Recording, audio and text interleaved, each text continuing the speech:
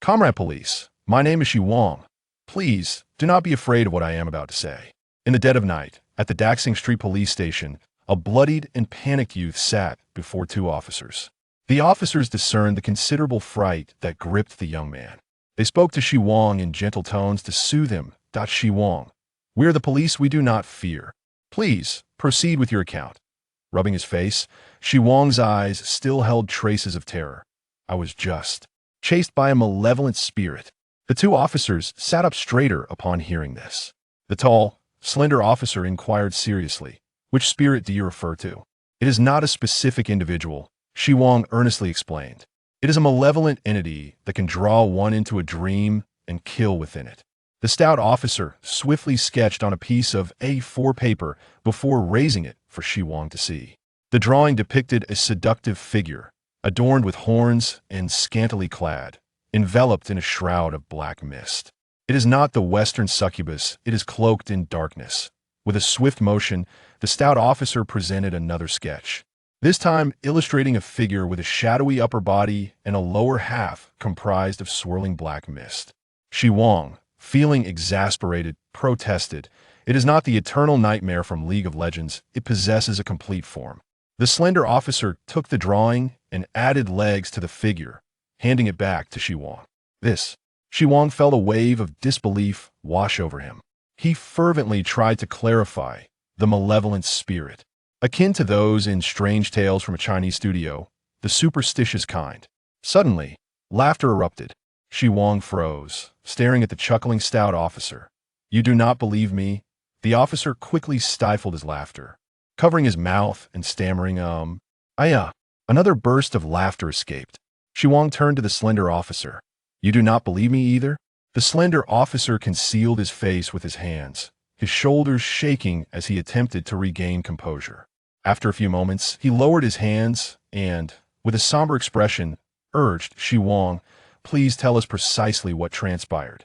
Observing their reactions, Xi Wang realized they did not believe he had encountered a spirit. Yet, he understood their perspective. For those who have never experienced the supernatural, who would believe in the existence of spirits? Xi Wang could only hope that the facts he was about to share would convince them. The events began this evening. In a newly developed area of Dahu City, construction workers continued their labor late into the night.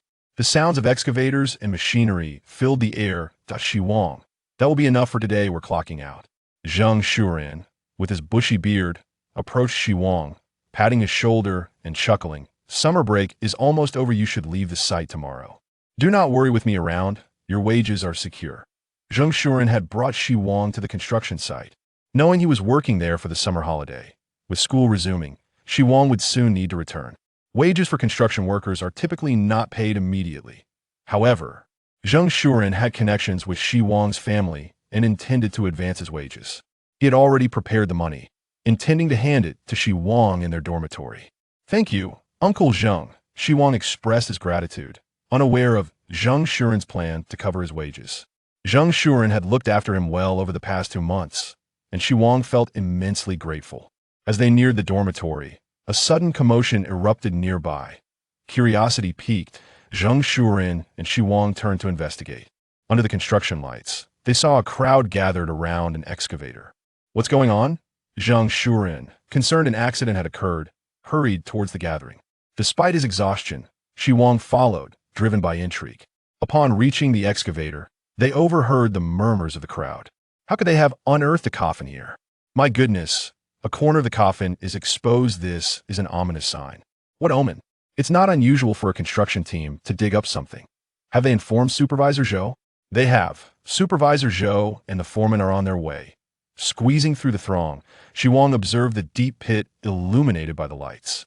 Beneath the excavator's arm lay a coffin, partially exposed due to the careless digging. A section of it was broken, clearly a mistake made by the operator. He likely did not realize it was a coffin until he unearthed it while clearing soil. Xi Wang, a firm materialist, did not believe in spirits. As the saying goes, every grave you dread is someone else's cherished memory. He felt no fear or dread toward the coffin, unlike the surrounding workers. "This is bizarre. How could a coffin be here?" Zhang Shuren furrowed his brow. Unlike Xi Wang, He approached such supernatural matters with a mindset of one may choose not to believe, but one must show respect. Just as he was about to suggest leaving, a worker spoke up, bewildered. Why can't the flashlight beam penetrate? This bold individual, amidst the chatter, had taken it upon himself to shine a flashlight into the coffin. Wu Laosi, what are you doing? Zhang Shuren's expression turned stern as he shouted at a middle-aged man across the pit. What business do you have shining a light into a coffin? Wu Laosi, unfazed by the reprimand, retorted, Why are you yelling? Just look for yourself. He directed his flashlight toward the damaged coffin. The light really can't get through. The crowd's attention shifted toward the coffin, drawn in by Wu Laosi's words. The coffin was less than 5 meters away, yet despite the strong beam, the hole appeared pitch black, revealing nothing within. It was as if an eerie force within the coffin devoured the light. Xi Wang scrutinized Wu Laosi's flashlight. It was a high-powered model capable of illuminating large areas, even at a distance of 10 or 20 meters. Moreover, the excavator's bright lights also failed to penetrate the coffin. This defies science, Xi Wang murmured to himself. As the crowd debated, the excavator's lights flickered and then extinguished. Just before the lights went out, Xi Wang, who had been fixated on the coffin, noticed a wisp of black mist wafting from the hole. As the mist spread, it engulfed the construction site in mere moments. All light sources began to flicker and ultimately went dark. Within seconds, the surroundings were shrouded in complete darkness. Only Wu Laos's flashlight remained lit, yet for some unknown reason, it could not illuminate beyond 5 meters. The sudden turn of events left all the workers near the pit in stunned silence. During this moment of confusion, Xi Wang faintly detected a putrid odor and a chilling breeze, as if a decaying corpse lingered nearby. Coupled with the last sight of the black mist, a shiver ran down Xi Wang's spine. Could it be that I have truly encountered ghosts? Chapter 2. The Haunted Wall. What on earth? Why have all the lights on the construction site gone out? Is there a power outage? This smell. Wait. What has my buddy eaten to produce such a foul odor? Oh, I can smell it too. It's absolutely dreadful. In the darkness, murmurs arose among the onlookers. Most were oblivious to any anomalies. Wu Laosi even took out his phone to call Zhou Gong, inquiring about the power situation. Strangely, why has my excavator stalled? Wang Jianmen, the excavator operator, cautiously climbed onto the machine in the dark. However, as he settled into his seat, preparing to restart the excavator and illuminate the surroundings, he felt as though he were sitting atop a person. The sensation beneath him was rigid and cold. Simultaneously, a pungent odor of decay and mildew invaded his nostrils. It was as if a cold, rotting corpse lay in the driver's seat. Wang Jianmen felt the corpse beneath him attempting to lift its arm, as if to embrace him. Wang Jianmen wanted to scream, but suddenly realized he could not open his mouth to utter a sound. His entire body was beyond his control. He wished to leap from the excavator, yet his body remained firmly seated. In sheer terror, Wang Jianmen's eyes widened. He could see Wu Laosi outside, still holding a flashlight and a small glimmer near the excavator. Yet, he could not call for help, and no one noticed his plight. A ghost. There's a ghost. Wang Jianmen felt icy dread wash over him, as if he had plunged into a frozen abyss. The only explanation for his predicament was that he had encountered a ghost. It must be that coffin. Wang Jianmen immediately connected his situation to the coffin he had unearthed. The coffin, intended for containing a corpse, was now the source of his terror, as he found himself seated atop a corpse that had presumably escaped its confines. Grandfather, please spare me. I did not mean to disturb your peace. Spare me, and I shall certainly offer incense and paper offerings in your honor. Wang Jianmen had unearthed the coffin and even damaged it, leading him to believe the spirit within sought him out. He wished to plead for mercy, yet found himself voiceless. Tears of fear streamed down his face. How he longed for someone to notice the oddity of his situation. But it was not until two cold, stiff hands grasped his, constricting around his throat, that anyone might have perceived his distress. Outside the excavator, Wu Laosi put down his phone, cursing, "Damn it, why is there no signal?" He shone his flashlight around, only to find that his once powerful beam now illuminated merely 10 meters. This was eerie. Wu Laosi removed his hard hat and scratched his bald head. The sudden darkness, the impenetrable blackness of his flashlight, the chilling winds, and the stench of decay combined with the recently unearthed coffin sent shivers down his spine. At this moment, whether superstitious or not, many felt a sense of unease. Several had already begun to navigate their way out in the dark. Xi Wang, where are you? The anxious call of Zheng Shuren echoed in Xi Wang's ears. The surrounding darkness was all-consuming. Zheng Shuren worried for Xi Wang's safety.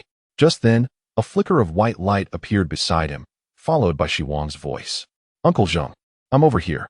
Relieved to see Xi Wang's terrified expression illuminated by the light, Zheng Shuren sighed. You clever lad. After Xi Wang turned on his phone's flashlight, Zheng Shuren followed suit, but the oppressive darkness rendered their lights ineffective, barely illuminating a 1-meter radius. What, are you scared? Zheng Shuren observed Xi Wang's pallid complexion and attempted to reassure him. It's just a power outage. It'll be over soon. Though he himself felt unnerved. Zheng Shuren aimed to calm Xi Wang down. However, Xi Wang's demeanor did not improve. He tugged at Zheng Shuren, cautiously distancing themselves from the pit containing the coffin and the excavator. Uncle Zheng, I think we might be dealing with something malevolent. Fear-laced Xi Wang's voice. When Uncle Wu shone his light on the coffin, I saw a wisp of black mist escape. Then everything went dark. Moreover, it seems to be inside the excavator now. I saw it. Zheng Shuren felt a chill run down his spine and slapped Xi Wang on the shoulder, saying, What nonsense are you spouting? You didn't see anything. Let us get back to the dorm. With that, Zheng Shuren pulled Xi Wang along, their footsteps quickening under the feeble glow of the flashlight. Xi Wang followed Zheng Shuren closely, glancing back frequently.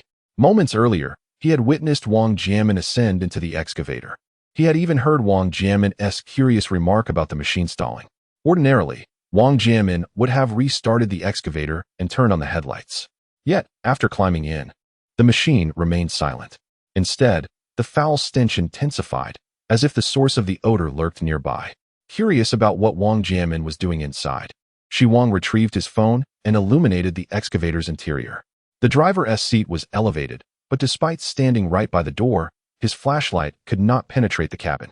Nonetheless, he discerned something unusual. 2 feet were visible inside the cab. One foot was clad in a cheap, filthy sneaker, motionless, while the other appeared to be composed of swirling black mist, seemingly formless and equally still. After confirming he was not mistaken, Xi Wang hurriedly distanced himself from the excavator and rejoined Zheng Shuren. He had no intention of assisting Wang Jianmin. If what he saw in the cabin was a figment of his imagination, then there was no need for help. Conversely, if a malevolent entity had indeed infiltrated the excavator, fleeing was the wisest course of action. Xi Wang recognized his limitations. He was no match for a ghost. There is a reason for everything. And since the spirit seemed to be targeting Uncle Wang first, it likely had to do with the damaged coffin. Perhaps resolving this matter would lift the impending crisis. This was Xi Wang's thought process. However, after a few minutes of hurried walking, Zheng Shuren finally sensed something amiss. Xi Wang, we can't be more than 100 meters from where the incident occurred, can we? Yes. Xi Wang nodded. Zheng Shuren continued, Am I being overly anxious? It feels like we've walked quite a distance. It's not just a feeling. We've covered at least 300 meters. Xi Wang illuminated the surroundings with his phone, assessing their situation as he spoke. I noted the problem earlier and started counting steps. We've taken 520 steps. Anxiety gripped both men as they quickened their pace, their strides measuring approximately 50 to 60 centimeters. 520 steps amounted to roughly 260 meters. But this count began only after Xi Wang sensed something was wrong. Adding the steps taken previously, they had traversed at least 300 meters in the dark. Zheng Shuren was astonished that Xi Wang maintained his composure enough to tally their steps. Could we have taken a wrong turn? He stuttered, his teeth chattering, mimicking Xi Wang. He directed his phone's light around them. After thorough inspection, they found no evidence of anything amiss or any sinister presence trailing them. Yet, Xi Wang's heart raced. He had heard of this phenomenon before. The haunted wall. Chapter 3. The ghost approaches Uncle Zheng. Are we experiencing the haunted wall phenomenon? Xi Wang halted. Continuing to walk seemed futile. They were lost in the darkness. Is it really? Zheng Shuren's heart raced in fear. In his 45 years of life, he had never encountered a ghost. If it were a mere thug, he would have bravely confronted them. But this was a ghost. Zheng Shuren was not paralyzed with fear on the ground, as he was accompanied by Xi Wang. Suddenly, the sharp notification sound from Xi Wang's phone startled both of them. Upon seeing the screen display battery remaining 10, a wave of apprehension washed over Xi Wang. In such a dire environment, the light from the phone had become their sole source of comfort. If they were to succumb to complete darkness, Even their own imaginations could drive them to madness. Xi Wang, turn off your phone's light, Zheng Shuren suggested. He noticed that Xi Wang's phone had received the same notification, while his own still had 30 battery left, sufficient to last a while longer. Xi Wang nodded in compliance. Once the light from Xi Wang's phone extinguished, their source of illumination was reduced to a single beam, diminishing their field of observation by half. In the pitch-black surroundings, even the shadows of the construction materials piled at their feet evoked a sense of unease. Zheng Shuren glanced at his phone, which remained devoid of signal, and took a deep breath to calm himself. Xi Wang, did you see where anyone else might have gone? We've been walking for a while now without encountering anyone, and it's strange that there are no sounds at all. Xi Wang sighed in response. Uncle, it seems we are caught in a ghostly maze. Even if a worker were to appear, would you dare approach him? Zheng Shuren was about to argue that he would not hesitate, but as he spoke, he suddenly grasped Xi Wang's implication. Are you suggesting that a ghost could be masquerading as a worker? The notion sent a shiver down Zheng Shuren's spine. You unfortunate child, my courage is limited. Please do not frighten me further. After saying this, Zheng Shuren scrutinized Xi Wang with a piercing gaze. Noticing Zheng Shuren's subtle actions, Xi Wang chuckled helplessly. Uncle Zheng, if I were a ghost, do you think you would still be alive? Zheng Shuren offered an awkward smile. Xi Wang, should we establish a secret signal? In case we accidentally get separated, we could confirm each other's identity. Xi Wang pondered for a moment before shaking his head. Perhaps it is best not to. I doubt ghosts are so easily dealt with. Instead of pondering such matters, we should focus on finding a way out of this ghostly maze. Being trapped in this place was untenable. Once their phones ran out of battery, they would be in even greater peril. It was indeed futile to remain passive.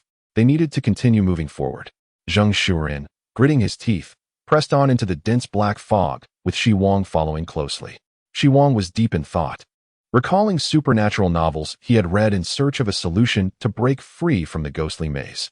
According to the stories, a ghostly maze was a phenomenon where a malevolent spirit distorted human perception, causing those trapped within to believe they were walking in a straight line while they merely circled in place.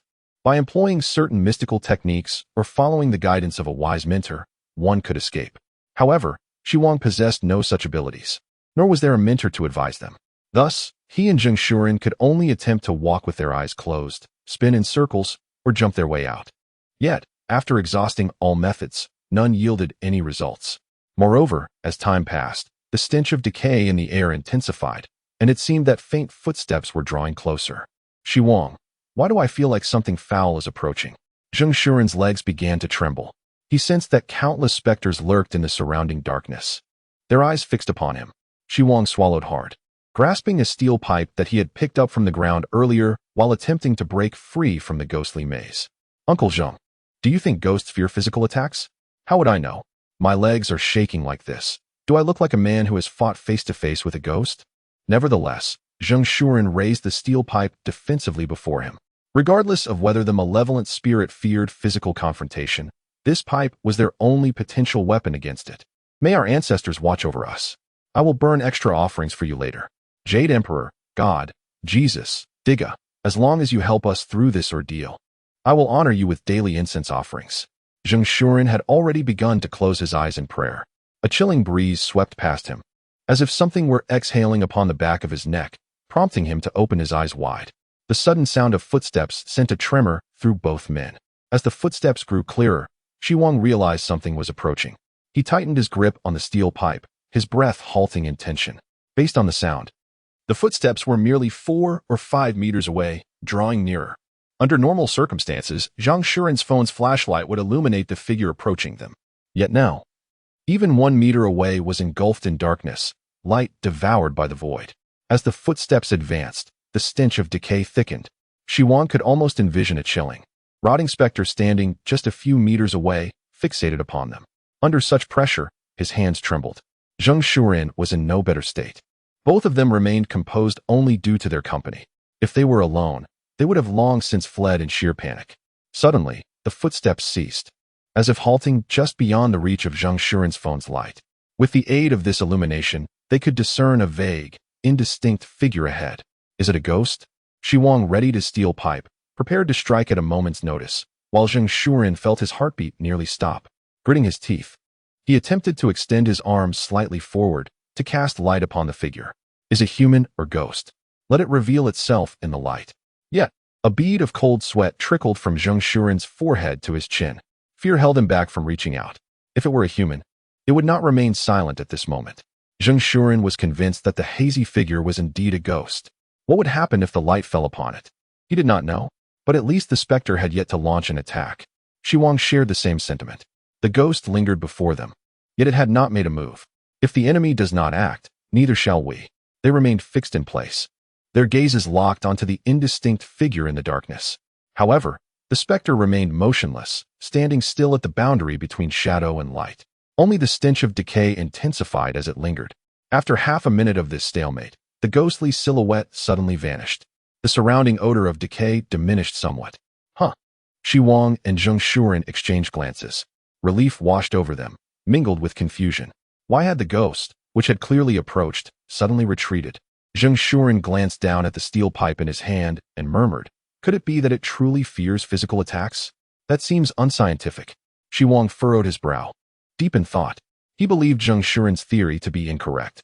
Yet, why had the ghost come so close only to depart without action? Xi Wang sensed that if he could unravel the mystery behind this occurrence, perhaps they could elude danger. But at that moment, footsteps echoed around them once more. This time, there were many, at least 4 or 5 individuals. Before Xi Wang and Zheng Shuren could react, something drew near within a meter's distance. Shadows remained concealed in the darkness. But under the beam of the phone's flashlight, several grayish-white arms extended from the surrounding gloom. These arms were mottled with the marks of decay, emanating a repulsive stench. Rigid, pallid hands reached toward Xi Wang's face. What the hell? Xi Wang transformed his shock into anger, channeling that fury into strength as he thrust the steel pipe forward into the darkness. Chapter 4. The Living. Xi Wang thrust the steel pipe into the encroaching darkness. A dull thud resonated. He felt a jolt in his hands, realizing that the pipe had seemingly hit a wall. Even as he gritted his teeth and exerted more force, the figure in the darkness remained unmoved. Meanwhile, the hand was already outstretched before Xi Wang. The hand was a ghastly gray-white, rigid and exuding a putrid stench, reminiscent of a corpse's hand. Horrified, Xi Wang's eyes widened, his pupils constricting. The being in the darkness possessed a tangible form, yet he had not anticipated its overwhelming strength. The foul odor had wafted up to his nostrils. In the next moment, he felt as though that dead hand would seize him. Although Xi Wang was uncertain of what lurked in the shadows, he understood that being captured was unequivocally a dire fate. At that critical juncture, Zheng Shuren yanked Xi Wang backward. The gray-white hand grasped at nothing, but continued to advance. More hands pressed in from the surrounding darkness. This was truly a nightmare. With a tingling sensation prickling his scalp, Zheng Shuren cursed under his breath while pulling Xi Wang away. Just before several arms could encircle them, the two fled into the void.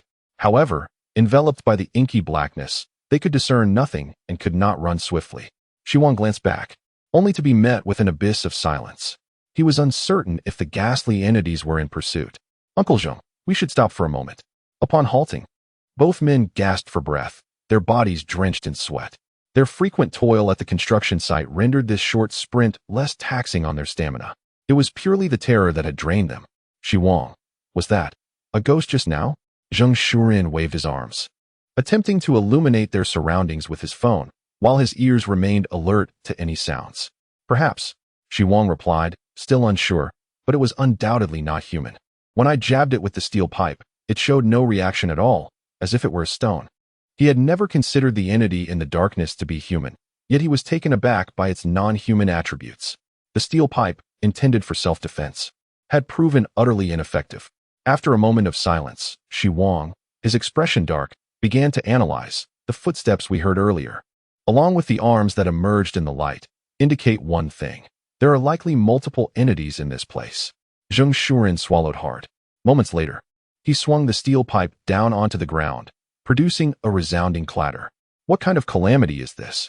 Just after Zheng Shuren's exclamation, a voice suddenly pierced the stillness. "Zheng Shuren?" The voice was laced with uncertainty. Both Xi Wang and Zheng Shuren were startled by the unexpected utterance. Zheng Shuren instinctively reached for Xi Wang, ready to flee. But Xi Wang felt the voice was familiar. "Uncle Wu, it sounds like Uncle Wu's voice." Before he could finish his thought, the darkness echoed once more with Wu Laoxi's cautious voice. "Zheng Shuren, it's me, Wu Laoxi. If it's you, just say something." Zheng Shuren hesitated to respond immediately, instead exchanging glances with Xi Wang, whispering, "Do you think this could be a ghost masquerading as Wu Laosi, trying to deceive us?" He recalled eerie tales of the past, warning that a living person's head and shoulders were surrounded by 3 flames, making them impervious to ghostly attacks. It was said that if one heard their name called from behind while walking at night, they must not turn around, lest they extinguish the flames and become vulnerable to an attack. Xi Wang pondered briefly before shaking his head. Based on our earlier experience, if a ghost were to strike, it would do so without hesitation. Moreover, the foul odor surrounding them was not as intense as before. It likely was indeed Wu Laosi.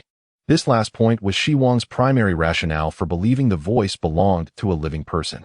Nevertheless, he deemed it best to avoid any contact with the figure. Zheng Shuren contemplated Xi Wang's words and found them reasonable. Having already encountered a ghost, he was inclined to trust only Xi Wang. However, while the 2 men chose to disregard Wu Laosi's presence, Wu Laosi was convinced that the voice he had heard belonged to Zheng Shuren. Just as Xi Wang and Zheng Shuren prepared to depart, a bright light suddenly pierced the darkness. The beam illuminated Zheng Shuren's face, causing him to squint, shielding his eyes with his hands. "Haha, Qian, see, I told you it was Zheng Shuren." Wu Laosi directed his powerful flashlight at Zheng Shuren, his laughter echoing through the night. Xi Wang also raised his arm to shield his eyes. Though he could not discern the situation around Wu Laosi, he could hear a multitude of footsteps approaching, suggesting that several people were nearby. "Wu Laosi, lower that flashlight." Zheng Shuren felt assured that they had encountered genuine living individuals. He shouted across the distance, prompting the light to finally shift downward.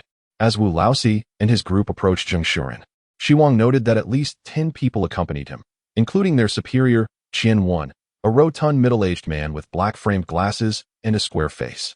"Qian?" Zheng Shuren regarded Qian Shuwen, then glanced at Wu Laosi, confusion etched on his face. "How did you all end up together?" Xi Wang was also scrutinizing the group. Apart from Wu Laosi and Qian Wan, he recognized Zhou Hua, known as Zhou Gong, along with a cadre of workers. Though the faces of the individuals were tense, they did not exhibit signs of terror.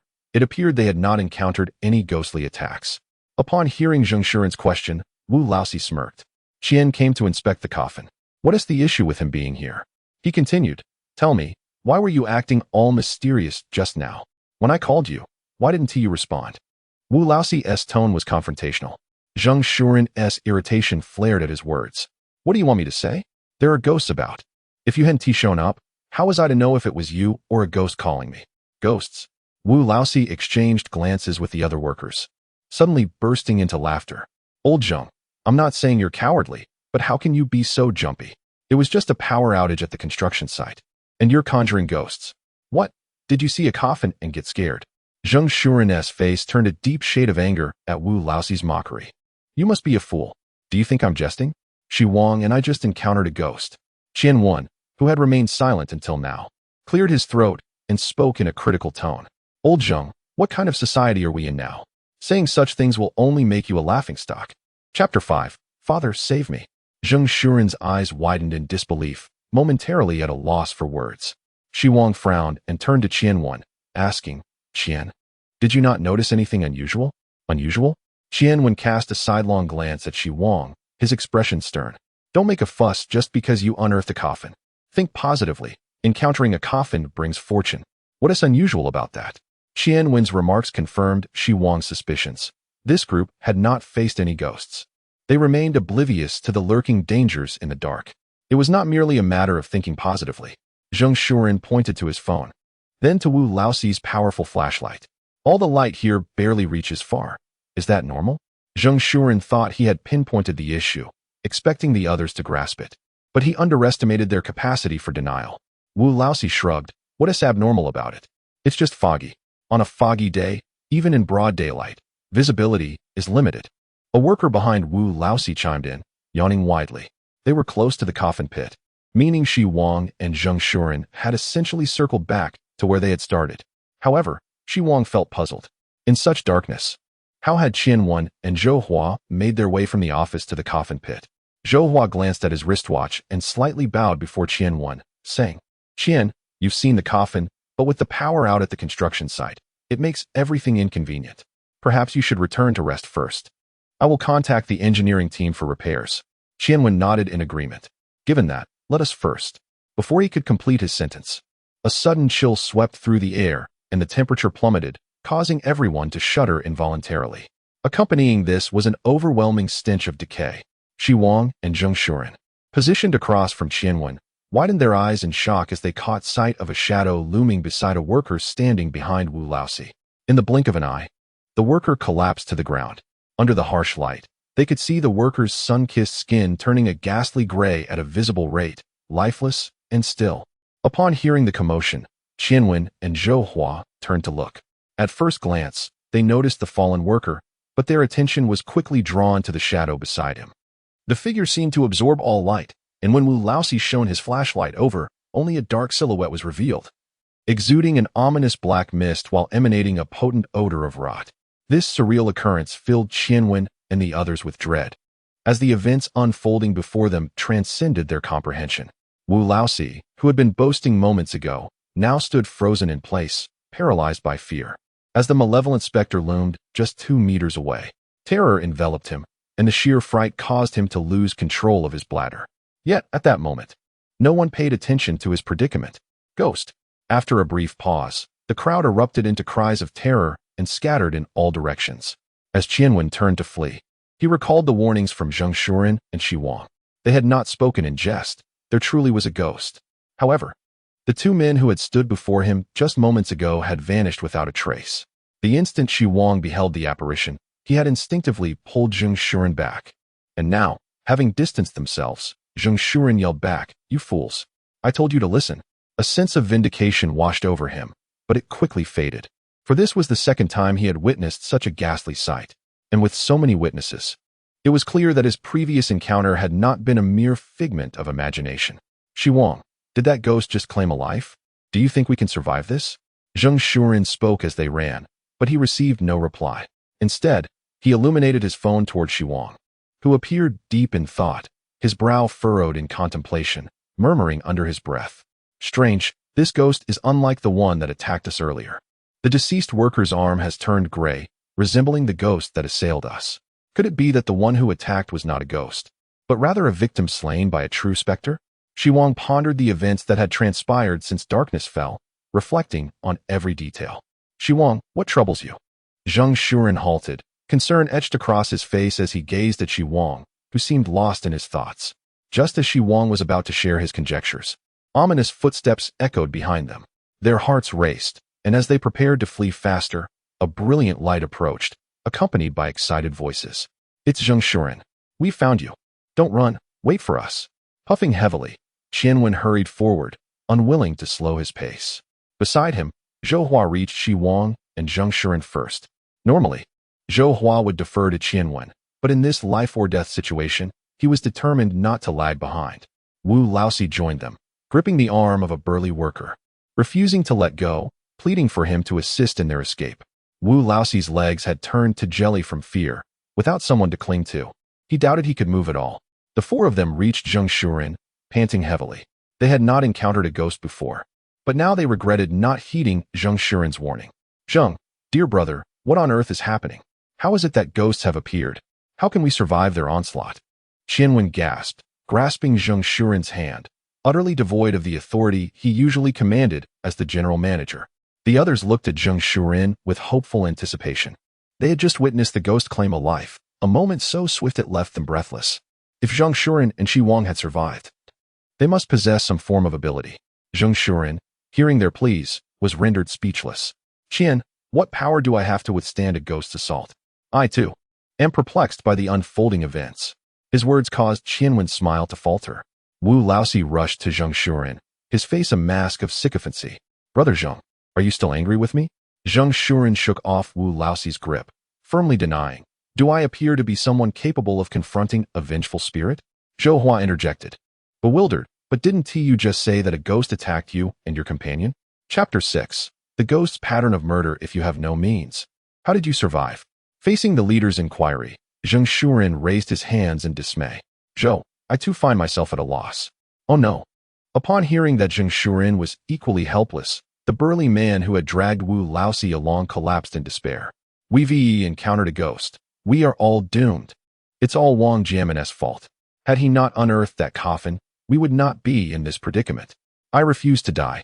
I cannot leave my 3-year-old son behind. Someone, please save me. The stout worker broke down, sobbing uncontrollably. Zheng Shuren intended to console him. But before he could take a step, calamity struck once more. Within the beam of Wu Laoxi's flashlight, a shadowy figure cloaked in black mist suddenly materialized before the burly worker. The group had not perceived its approach. It seemed as though it had always been there. A chilling, sinister aura enveloped them, rendering them momentarily breathless. The surrounding silence alerted the stout worker to the anomaly. Slowly he lifted his head, his tear-streaked eyes widening in horror as he beheld the indistinct form before him. The stench of decay invaded his nostrils, and before he could react, he collapsed to the ground, lifeless. Qianwen, witnessing the malevolent entity so near, stifled a scream, covering his mouth with trembling hands. The ghost, after claiming another victim, turned away slowly. For reasons inexplicable, Xi Wang, though unable to discern the ghost's features or perceive its gaze, felt a chilling certainty that it was observing him, or perhaps Zheng Shuren. Just when Xi Wang believed escape was impossible, the dark figure vanished once more. Thud! Wu Laoxi, paralyzed by terror, crumpled onto the ground, having lost all composure. The others felt their strength drain away, gazing at the body of the stout worker, whose skin had turned gray. A profound fear enveloped them. Against the vengeful spirit, they had no means of resistance. Each appearance of the ghost claimed a life. An inexplicable demise. Who would be next? Zhou Hua, drenched in cold sweat, trembled as he spoke. The ghost has taken 2 lives before us already, yet we remain ignorant of its methods. Both the previous worker and the stout man fell in an instant. If we cannot escape, we shall share their fate. As the group succumbed to panic, Xi Wang's gaze grew resolute, a flicker of understanding illuminating his mind regarding the ghost's selection of victims. But could he truly be certain? Staring at the lifeless body on the ground, despair seeped into Xi Wang's heart.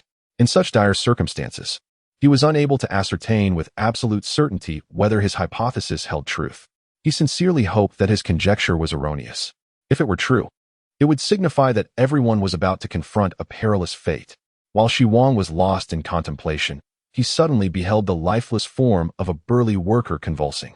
In the terrified gazes of the remaining few, the pallid corpse swiftly crawled to Zhou Hua's side, grasping the latter's ankle. Zhou Hua, belatedly realizing the danger, attempted to flee, yet the strength of the corpse was astonishing. Zhou Hua felt as though his ankle was on the verge of being crushed, rendering him utterly incapable of escape. Help! Caught by the corpse, Zhou Hua struggled, losing his balance and collapsing to the ground. The corpse seized the opportunity, swiftly climbing atop Zhou Hua. He felt as if the weight of the corpse was akin to that of a mountain, rendering him immobile. In sheer terror, he could only watch as the corpse loomed closer. When Zhou Hua was assaulted by the body, he did not succumb immediately. However, none of the others dared to rescue him. Wu Laoxi and Qianwen were the first to flee. As Wu Laoxi rushed past Xi Wang, he viciously yanked Xi Wang's shoulder, pulling him back. In the face of danger, one only needed to run faster than the others. This was Wu Laoxi's rationale. You despicable scoundrel! Zheng Shuren cursed at Wu Laoxi's retreating figure upon witnessing Xi Wang fall. Yet, the latter had already vanished into the darkness, leaving no trace. Xi Wang, are you all right? Seeing that the corpse was still entangled with Zhou Hua and had not attacked Xi Wang, Zheng Shuren breathed a sigh of relief. Xi Wang, gazing at the pallid corpse merely half a meter away, quickly rose to distance himself. Once the distance exceeded a meter, the corpse and Zhou Hua, trapped beneath it, were shrouded in oppressive darkness, with only the continuous cries for help reaching their ears. I'm fine. Xi Wang's tone was filled with despondency. Not because of Wu Laoxi's despicable act, but because he grasped the gravity of their situation. If you're fine, then let us hurry and leave. What are we still doing here? Zheng Shuren insisted as he pulled Xi Wang away. However, Xi Wang shook his head. Uncle Zhang, we cannot escape. Zheng Shuren, upon hearing this, forcefully dragged Xi Wang along, muttering curses as they walked. You little brat, what nonsense are you spouting? I brought you to the construction site. Even if it costs me my life, I cannot allow you to come to harm. Xi Wang felt a warmth in his heart. He neither resisted Zheng Shuren nor moved forward voluntarily, simply allowing himself to be dragged into the darkness. Uncle, this is not mere pessimism. You must listen to me. Observing Zheng Shuren using his phone's light to search for a path, Xi Wang sighed. We are trapped in a ghostly maze. It is easy to enter from the outside, but impossible to escape. Qian Shuwen and Zhou Hua came in from outside, yet they are likely unable to leave now. One of them is currently pinned down by a ghost. From my observations, two types of ghosts exist within this maze. Xi Wang raised two fingers to Zheng Shuren. One is the black mist ghost from the coffin. Its appearance before a person results in instant death. The other is the ghost transformed from those killed by the black mist ghost. We nearly fell victim to this group before. Though the second type of ghost does not cause instant death and is not particularly fast, it remains beyond our ability to combat. Zhou Hua, immobilized beneath the corpse, illustrated that conventional logic could not be applied to those eerie bodies. Furthermore, Uncle Zheng, I have noticed a pattern in how the black mist ghost kills. As Zheng Shuren searched for an escape route, he nodded in agreement with Xi Wang. There is a pattern to ghostly killings? Do enlighten me. It is when one closes their eyes. Xi Wang exhaled heavily. The moment one shuts their eyes, the ghost is drawn near, leading to instantaneous demise. Eventually, we will have to close our eyes. Our bodies grow weary, fatigued, and drowsy.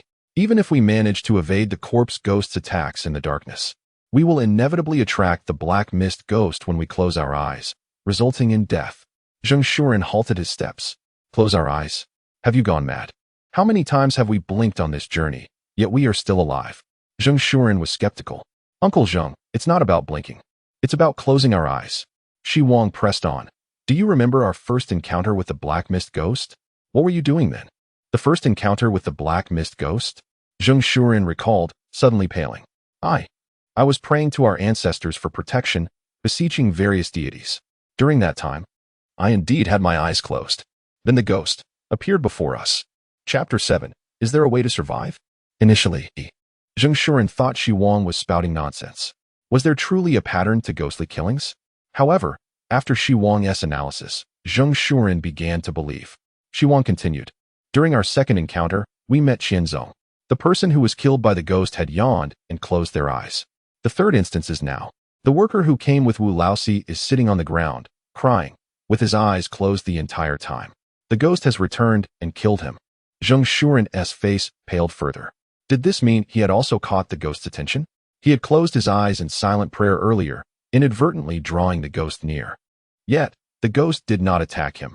Instead, the pallid corpses had launched their assault. Uncle Zheng, based on my deduction, you likely have not met the conditions for the ghost to strike. The only explanation is that your time with your eyes closed was insufficient. However, we are undoubtedly being targeted by the ghost. The second type of ghost is persistently pursuing us. As soon as Xi Wang finished speaking, footsteps suddenly echoed nearby. Zheng Shuren immediately tensed up, raising his phone towards the source of the noise. Moments later, a lifeless, pallid corpse appeared just a meter away from Zheng Shuren. When he noticed the ghostly hand reaching out, he felt his scalp prickle. This damned environment made it impossible to see anything beyond a meter. Yet by the time he realized it, there was little time left to react. Fortunately, Xi Wang remained vigilant, promptly yanking Zheng Shuren back. Zheng Shuren narrowly avoided the grasp of the corpse ghost. However, he caught sight of the face opposite him. It was Wang Jianmin. Xi Wang raised an eyebrow. Wang Jianmin was the excavator operator who had unearthed the coffin and subsequently shattered it. According to Xi Wang's deductions, he should have been the first worker to fall victim. As the black mist began to spread, Xi Wang had seen Wang Jianmin encounter the ghost while operating the excavator. Run. Zheng Shuren, of course, would not linger to reminisce with Wang Jianmin, pulling Xi Wang to the side as they dashed away. Just moments after they began to flee, they suddenly heard terrified screams from the darkness. Don't come here. Don't come here. Zheng Shuren's expression shifted. That voice sounded like Qianwen's. It seemed Qianzong had also encountered the corpse ghost. If it were the black mist ghost, he would not be able to scream at all. Yet if caught by the pallid corpse, escape was virtually impossible, and one would have to endure the horror. Far better to be killed by the black mist ghost outright. We cannot go this way. Let us change direction. Zheng Shuren resolved to steer clear of Qianwen's location. As time passed, cries for help echoed around them intermittently, indicating that without triggering the black mist ghost's killing conditions, more and more individuals were being ensnared by the corpse ghost. The number of corpse ghosts had likely reached a despairing level. There were not just a few dozen people gathered near the coffin pit. There were at least 300 to 400 individuals on the entire construction site. The more Xi Wang pondered this, the more despondent he became. for he could find no means to break the deadlock. After fleeing for a while, the duo realized they might be surrounded. Running forward, they soon heard movement up ahead. Running back, it wasn't too long before they heard footsteps behind them as well. Left, right. No matter which direction one turns, they are relentlessly forced to change course by the vengeful spirits. Those who do not respond to greetings in the darkness are deemed as the undead. After fleeing for nearly half an hour, Zheng Shuren was utterly breathless, yet the two had lost their way. After so many twists and turns, they found themselves once again beside the coffin pit. Next to the excavator, Xi Wang spotted Wu Laoxi, frantically pacing with a large flashlight. "You're here too." Zheng Shuren charged at Wu Laoxi, his face contorted with rage. The latter still appeared alive, his skin a normal hue. However, upon seeing the sharp steel rod in Wu Laoxi's hand, Xi Wang quickly restrained Zheng Shuren. Upon noticing Zheng Shuren, Wu Laoxi immediately pointed the steel rod at him, exclaiming, "Shut your mouth. You've attracted the ghosts. I'll deal with you first." Wu Laoxi exuded an abnormal hostility. Typically, ordinary people living in a modern city would not dare to kill. Yet, Wu Laoxi's demeanor suggested he had crossed that line. Xi Wang glanced at the sharp steel rod and warned Zheng Shuren, "Uncle Zheng, be cautious. This guy is not to be trifled with." Xi Wang was not afraid of Wu Laoxi. He still held a grudge from when Wu Laoxi's actions nearly cost him his life during their escape. But now, with a weapon in Wu Laoxi's hand, and both he and Zheng Shuren having discarded their steel pipes, they were at a disadvantage. "Damn it!" Zheng Shuren muttered under his breath, retreating beside the excavator. The beam from Wu Laoxi's flashlight was more expansive than that of a mobile phone. The two parties stood on either side of the light source, listening to the sounds around them while keeping an eye on each other. "That bastard is infuriating to look at." Zheng Shuren leaned against the excavator, gasping for breath, pulled out a cigarette, and took a deep drag. If Wu Laoxi were unarmed, he would have charged at him in a heartbeat. Xi Wang kept his head down, lost in thought. After another puff, Zheng Shuren exhaled through his nostrils. After a brief silence, he inquired, "Xi Wang, do we really have no way out?" Xi Wang shook his head. "You're sharp. If even you think there's no way, then there truly is none." Zheng Shuren sighed. Without Xi Wang, he would have perished long ago. The sound of footsteps echoed around them once more, dense enough to send shivers down their spines. There were at least 20 or 30 surrounding them. Xi Wang quickly assessed the number of spirits nearby. Zheng Shuren took a deep drag of his cigarette. He had considered how he might die countless times, but never imagined it would be at the hands of a ghost. "Honestly, I don't want to die. I still have so much life left to live. My daughter is about your age. I want to see her get married. If I die, and Wang will surely suffer greatly. And you, I owe you a debt. If I hadn't brought you to the construction site, you wouldn't be in this predicament. Now we are both to perish here. Damn it." Zheng Shuren cursed under his breath, tears brimming in his eyes as he flicked the remaining cigarette but into the dark coffin pit. "I came here begging you. This has nothing to do with Uncle Zheng." Xi Wang stared at the glowing red ember fading into the darkness, suddenly struck by a thought. Enough with the morose talk. "I refuse to die." On the other side, Wu Laoxi grew anxious. "I refuse to believe that in such a vast construction site, everyone has been taken by the ghosts. Someone in the company must have noticed something amiss. Perhaps the police are already outside preparing to rescue us." Zheng Shuren scoffed. "What good is the police? This is a ghost we're dealing with. You might as well call for a Taoist priest." Wu Laoxi hesitated for a moment before gritting his teeth. "Then there must be a Taoist outside trying to save us. Otherwise what? You plan to go out and bite them? Or curse the higher-ups of the company after you die?" Zheng Shuren's words instantly enraged the unstable Wu Laoxi. "Zheng Shuren, do you want to die?" Wu Laoxi gripped the steel rod tightly, glaring viciously at Zheng Shuren. He lacked the courage to confront the spirits, but was brimming with courage towards humans. And an abundance of it at that. Zheng Shuren, resigned to their fate, prepared to confront Wu Laoxi. But at that moment, Xi Wang suddenly spoke up. "I've thought of a way to survive." Chapter 8. 5 seconds the moment those words were uttered, both Zheng Shuren and Wu Laoxi became animated. "What is it? Speak quickly." Wu Laoxi lifted the flashlight from the excavator and, steel rod in hand, rushed over to Xi Wang. "Zhou Gong is dead. Qianzong is dead. Even now? You're still hiding something?" In a desperate bid for survival, Wu Laoxi aimed the steel rod at Xi Wang's head, seething. "Speak now. What do you intend to do, you bastard?" Zheng Shuren immediately stepped in front of Xi Wang, eyes wide with fury. "If you dare harm Xi Wang, I'll kill you." The sound of footsteps drew closer, intensifying Wu Laoxi's urgency. His eyes reddened as he snapped, "Whoever dies first will be the one to die. If you don't tell me how to survive, don't expect to leave." Wu Laozi was unwilling to wait alone for death at the hands of the spirits. Previously, when he encountered a corpse ghost, he had stabbed Qianwen's calf with the steel rod to buy himself time, leading to Qianwen being caught by the pursuing spirit. Now, having reached this point, Wu Laozi was resolute. If these two ignored him, he would ensure they did not survive either. No one wishes for death. Zheng Shuren felt the same, primarily worried for Xi Wang's safety. Wu Laozi, calm down. Zheng Shuren gestured to the surroundings, whispering, "Since Xi Wang claims there's a way, there must be one. Don't act foolishly now." The sound of footsteps had drawn perilously close. The beam of Wu Laozi's flashlight revealed flickering shadows at its edge. Zhou Hua, Qianwen, and Wang Jianmin were among them. But now, their expressions were vacant. Their eyes hollow. Their bodies were ashen, exuding an aura of decay and death. These were no longer the workers and bosses Xi Wang had known. They were spirits. Several corpse ghosts emerged under the light, but the illumination only graced them for a fleeting moment.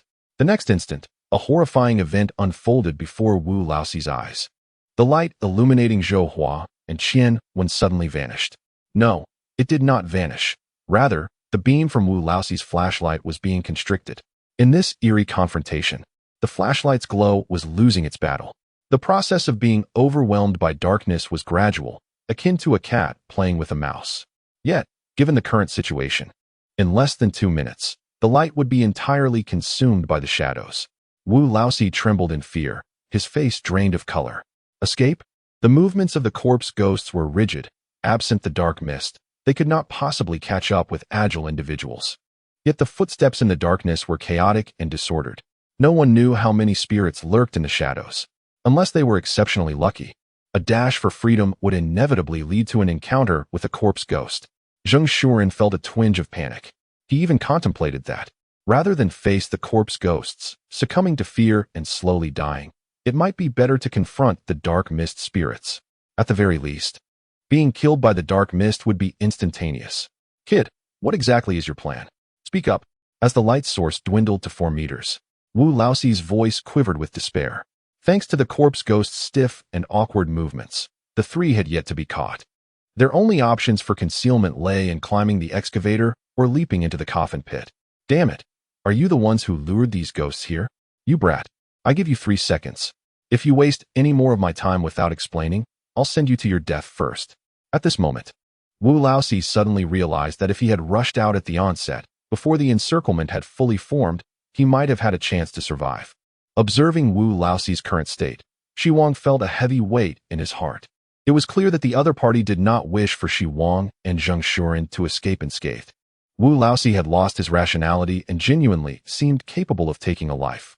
Having reached this point, Xi Wang was unwilling to forfeit his last opportunity due to Wu Laozi's reckless actions, not even at the cost of sustaining a minor injury. In the face of the bizarre, anything could be unstable. 3, 2, 1. As Wu Laozi appeared poised to thrust the sharp steel rod forward, Xi Wang hastily interjected, "Close your eyes or pray to your ancestors for protection." Zheng Shuren and Wu Laozi widened their eyes in unison. "Huh? Close my eyes?" Zheng Shuren recalled Xi Wang's earlier analysis that such an action might trigger the killing pattern of the black mist ghost. Yet now, Xi Wang claimed it was a means of survival. Could it be? Zheng Shuren immediately comprehended the implication. "You little rascal, are you trying to deceive me?" Wu Laozi was not so easily convinced by Xi Wang's assertion. Just as he was about to make his move, he heard Xi Wang say, "What benefit do I gain from deceiving you now? Remember our earlier conversation? Have you encountered the black mist ghost? You should know that its appearance inevitably heralds a death. Yet both Zheng Uncle and I remain unscathed." Wu Laozi's actions faltered. Zheng Shuren indeed mentioned this before, pressing the two for a method to survive the black mist ghost. "Didn't you say there was no way out?" Wu Laozi's voice was laced with skepticism. Xi Wang quickly clarified, "At that moment, there truly was no way, but I have just suddenly deduced something. The black mist ghost was merely 1 meter away from us, and I could smell its putrid stench. However, when Zheng Uncle closed his eyes and prayed to his ancestors, the black mist ghost did not attack us." The beam from Wu Laozi's flashlight illuminated the surroundings, but the features of Xi Wang remained obscured. Yet, from Wu Laozi's halted actions, Xi Wang discerned his lingering hesitation. Wu Laoxi was not easily swayed by such abstract reasoning. Nevertheless, Xi Wang continued to persuade him. Now that the ghost has manifested, praying to your ancestors for protection might indeed be effective. This is the only possibility I can conceive. Wu Laoxi's eyes lit up. Indeed, how did I not think of that? If the ghost has emerged, then why would it be impossible for my ancestors to offer protection? Yet he pondered. Could his ancestors truly safeguard him? Yes, they certainly can. Zheng Shuren nodded vigorously, affirming. When descendants encounter difficulties, how could our ancestors merely watch from below? During Qingming and the New Year, we burn so much paper. Surely it is not in vain. I can attest to its efficacy. As long as you close your eyes and sincerely pray for your ancestors' protection, you shall be saved. With our ancestors present, the black mist would not dare to attack.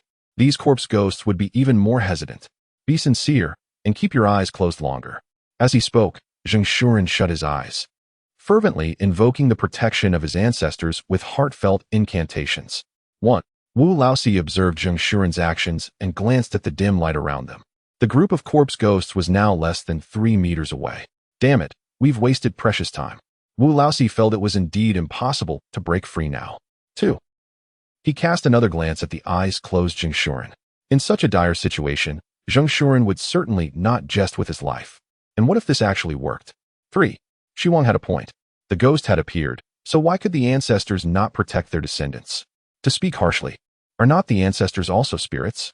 With resolve, Wu Laoxi quickly closed his eyes and softly murmured, O ancestors, I Wu Si. 4. Xi Wang counted silently for 4 seconds before hastily tapping Zheng Shuren, signaling him to open his eyes. Then he heard Wu Laoxi's murmur and began to count anew. 1, 2, 3, 4, 5. As the 5th second elapsed, a chill enveloped the surroundings. Xi Wang and Zheng Shuren gasped as the situation before them turned ominous. Before Wu Laoxi, the black mist ghost materialized, just as Xi Wang had surmised. Chapter 9, The Signal. Go. In the instant the black mist ghost appeared, Xi Wang wasted no time and leapt into the coffin pit beside the excavator, pulling Zheng Shuren along. Wu Laoxi was still with his eyes closed, praying fervently. When the temperature suddenly dropped and a bone-chilling sensation penetrated their very marrow, accompanied by a strong stench of decay, he immediately sensed something was amiss. Wu Laoxi opened his eyes. The black mist ghost loomed before him, causing him to gasp in disbelief. Why? Wu Laoxi could not comprehend. Zheng Shuren had done the same. Yet he faced no consequence. Why had the black mist ghost targeted him? Though Wu Laoxi's heart burned with a desire for retribution against Xi Wang, he found himself bereft of the opportunity. Upon witnessing the black mist ghost, Wu Laoxi's pupils lost focus, and he collapsed to the ground. He was dead. In the face of the uncanny, humans are so fragile. After claiming Wu Laoxi's life, the black mist ghost departed with a stiff gait. However, after taking a few steps, it abruptly halted, turning to gaze into the coffin pit. Suddenly, with a clatter, the recently deceased Wu Laoxi stood once more. Compared to before, his skin had turned a ghastly gray, reeking of the decay characteristic of long-dead corpses. The corpse ghost of Wu Laoxi arose, stiffly twisting its neck. Then, alongside the other corpse ghosts, it silently descended into the coffin pit. The pit housing the coffin was small and quickly filled with the corpse ghosts. If Xi Wang and Zheng Shuren were discovered, they would be instantly found and slain by these ghastly figures. Strangely, however, the corpse ghosts stood in the pit like lifeless mannequins, devoid of movement or sound. Xi Wang and Zheng Shuren seemed to have vanished from this world. Bang! Moments later, a dull thud echoed from within the damaged coffin. Hiss, where is this? Xi Wang rubbed his forehead, nervously surveying his surroundings. Unfortunately, darkness enveloped him. Zheng uncle. His voice echoed out, but received no reply. Xi Wang's expression shifted as he realized he had become separated from Zheng Shuren. How could this be? A sense of unease gripped Xi Wang. After witnessing Wu Laoxi summon the black mist ghost, he had immediately jumped into the coffin pit with Zheng Shuren. Xi Wang's earlier claim of having devised a method for survival was not a fabrication. He simply did not wish for Wu Laoxi to know. The latter had nearly betrayed Xi Wang in his desperation to survive, and Xi Wang could not afford to save him. It was only fitting for Wu Laoxi to face the corpse ghosts and experience ultimate terror before meeting his demise. Yet, Xi Wang feared that Wu Laoxi's continued existence could lead to further chaos. Thus, he had deceived Wu Laoxi into summoning the black mist ghost, resulting in his swift end. As for Xi Wang's actual plan, it revolved around the coffin.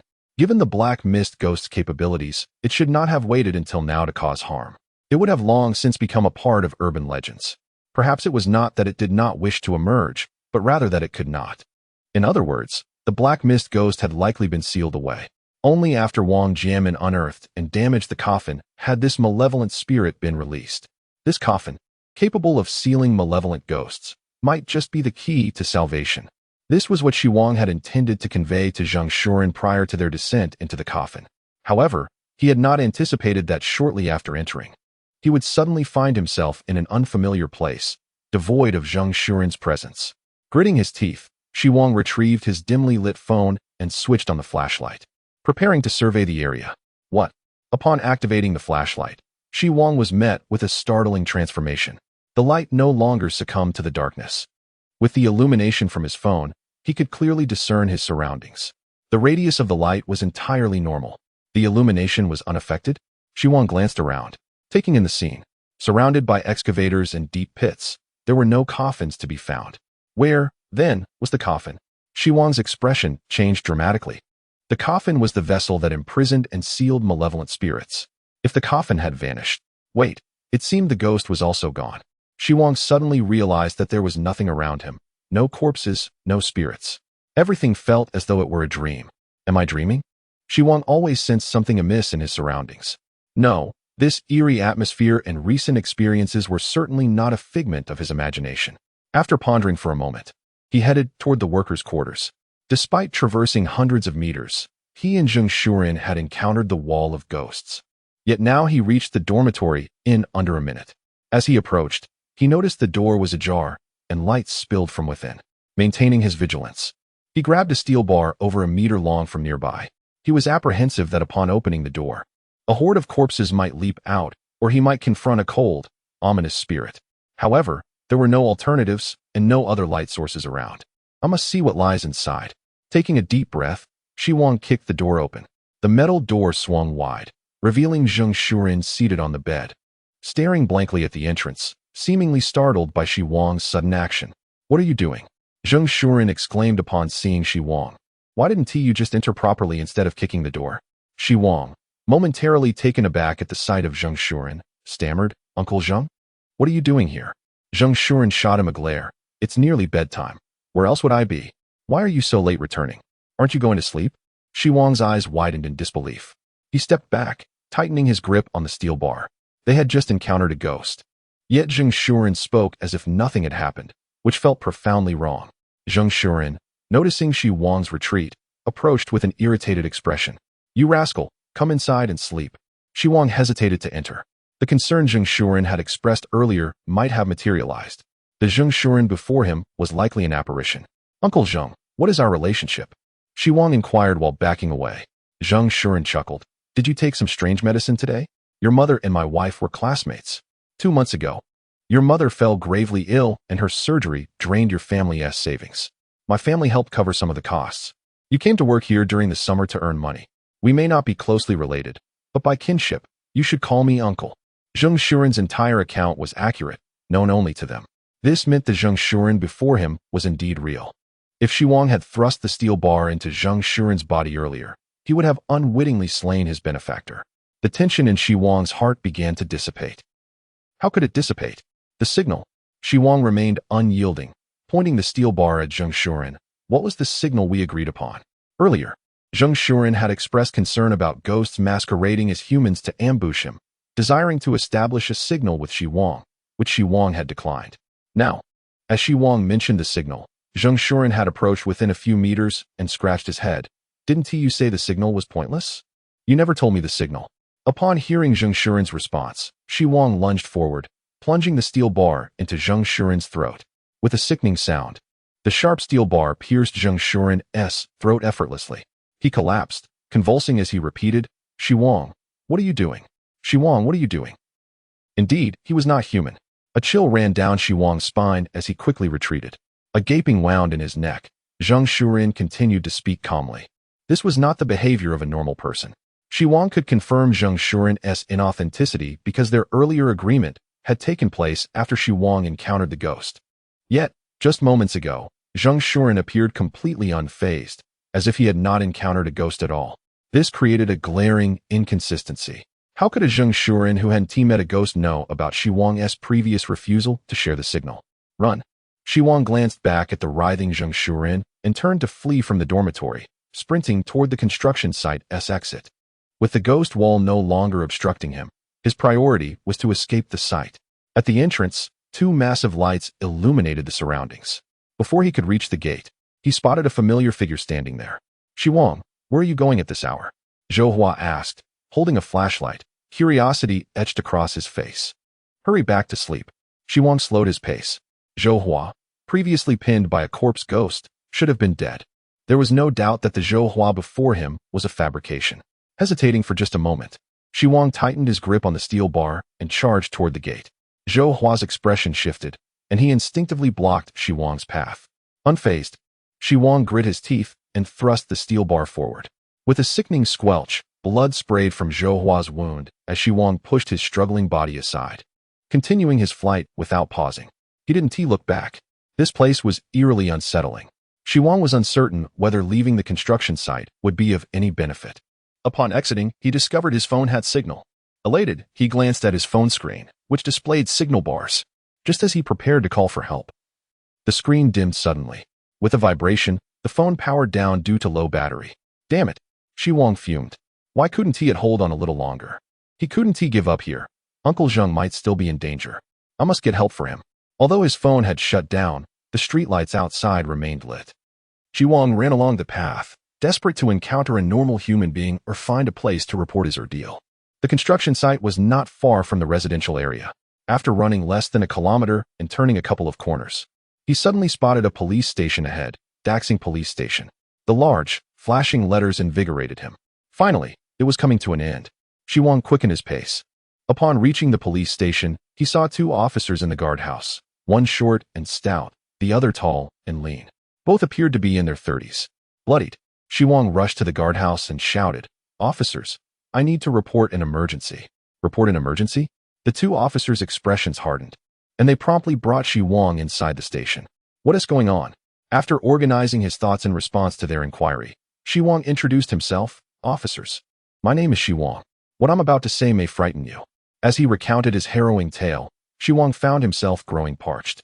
The officers poured him a glass of water, which Xi Wang took a sip from. However, as he set it down, he accidentally spilled some. Ignoring the water stains on the table, he urgently asked the tall officer, "Have you ever dealt with supernatural incidents? If not, I suggest you escalate this matter. If ghosts truly exist, I doubt I'm the first to encounter them. The authorities must have discovered them before. There might even be dedicated organizations to address this." With hopeful anticipation, Xi Wang awaited the officer's response. The tall, slender police officer furrowed his brow, seemingly contemplating the accuracy of the clues provided by Xi Wang. Meanwhile, the short, stout officer lifted a disposable cup in front of Xi Wang, pouring another cup of tea to offer him. Xi Wang instinctively murmured a thank you.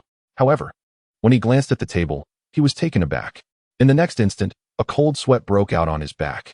The water that Xi Wang had spilled on the table moments ago had vanished without a trace. This was impossible. Xi Wang abruptly stood up. What kind of water dries so quickly? Moreover, there were no remnants of water on the floor, as if no liquid had ever been spilled on the table. Just then, the short, stout officer, while placing the cup down, reached for the blood-stained steel bar beside Xi Wang. "Let us handle this steel bar first." With a clatter, Xi Wang sprang from his seat, gripping the steel bar tightly, warily eyeing the nearby officer. "You are not police officers." Xi Wang quickly retreated, distancing himself from the two officers. He surveyed the police station and muttered to himself, "This cannot possibly be a police station. What on earth are you?" Earlier, his vigilance had waned upon seeing the police station, but having experienced being surrounded by malevolent spirits, he remained observant. Upon reflection, he realized that the two officers indeed had many discrepancies. In the dead of night, encountering a bloody individual wielding a steel bar, shouldn't their first reaction be to subdue Xi Wang? Yet, they had engaged him in conversation for quite some time, seemingly waiting for him to let his guard down. Unfortunately, the vanished water on the table had kept Xi Wang alert. The two officers appeared not to hear Xi Wang's question, repeatedly insisting, "Hand over the steel bar to us." During their speech, tendrils of dark mist emanated from their bodies. "Damn it, This place is still haunted. Xi Wang turned and bolted out of the police station. However, upon stepping outside, he was struck by the sight of a dense crowd gathering outside. Everyone was clad in work attire from the construction site. Among them were Zheng Shuren and Zhou Hua, both with blood pouring from their throats, Wu Laoxi holding a flashlight, Wang Jianmin with a stiff expression, and Qian Shuwen looking visibly displeased. Besides the dozen or so individuals in front of him, more figures were approaching from a distance. If Xi Wang remained inside for any longer, the outside would likely be filled with people. What on earth was happening? Xi Wang glanced back at the two officers who were slowly walking out, gritting his teeth as he charged outside. Wu Laoxi, attempting to block Xi Wang, was pierced through the eye by the steel bar. Yet, he continued to extend his hands toward Xi Wang, devoid of any sensation of pain. These spirits were not the black mist spirits, nor were they the corpse spirits. They belonged to a third category of spirits. This was the only type of spirit Xi Wang could confront. Although he could not kill them, he was not entirely powerless. With a forceful shove, he knocked Wu Laoxi down and broke free from the encirclement. Xi Wang noticed that their movements were sluggish, and they could not run. He quickly left the group of spirits behind. Yet, the more he escaped, the more despair engulfed him. In the course of his flight, he would inevitably exhaust his strength. Eventually, this group of spirits would leisurely pursue him and then end his life. Stay calm, stay calm. Xi Wang wiped the blood from his hands onto his clothing and patted his cheeks, speaking to himself. Had the influence of the spirits expanded? Or had he never truly escaped the haunted wall? He was now over 1,000 meters from the construction site. Could the spirits reach this far? If so, many residents must have been transformed into corpse spirits during the night while they slept due to the black mist spirits. Yet, there were none in sight. The spirits trailing behind Xi Wang were not corpse spirits. They were of the third kind. After pondering for a while, Xi Wang still found no way out. He was also unsure of Zheng Shuren's condition. Thinking of Zheng Shuren, Xi Wang's eyes suddenly widened. Something was amiss, a significant issue. In his near escape, he had almost forgotten.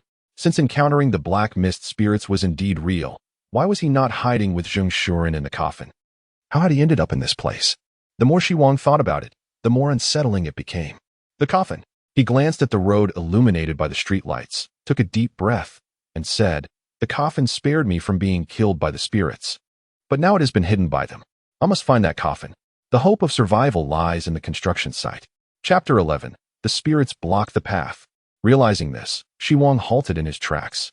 When he had fled the police station earlier, he had instinctively run away from the construction site. Now, he needed to turn back. However, the road behind him was likely teeming with the third type of spirits. The dense forest flanking the road was shrouded in darkness. With the aid of the streetlight, Xi Wang could see a blood-red mist enveloping the forest. Instincts warned Xi Wang that the blood mist within the forest was even more perilous.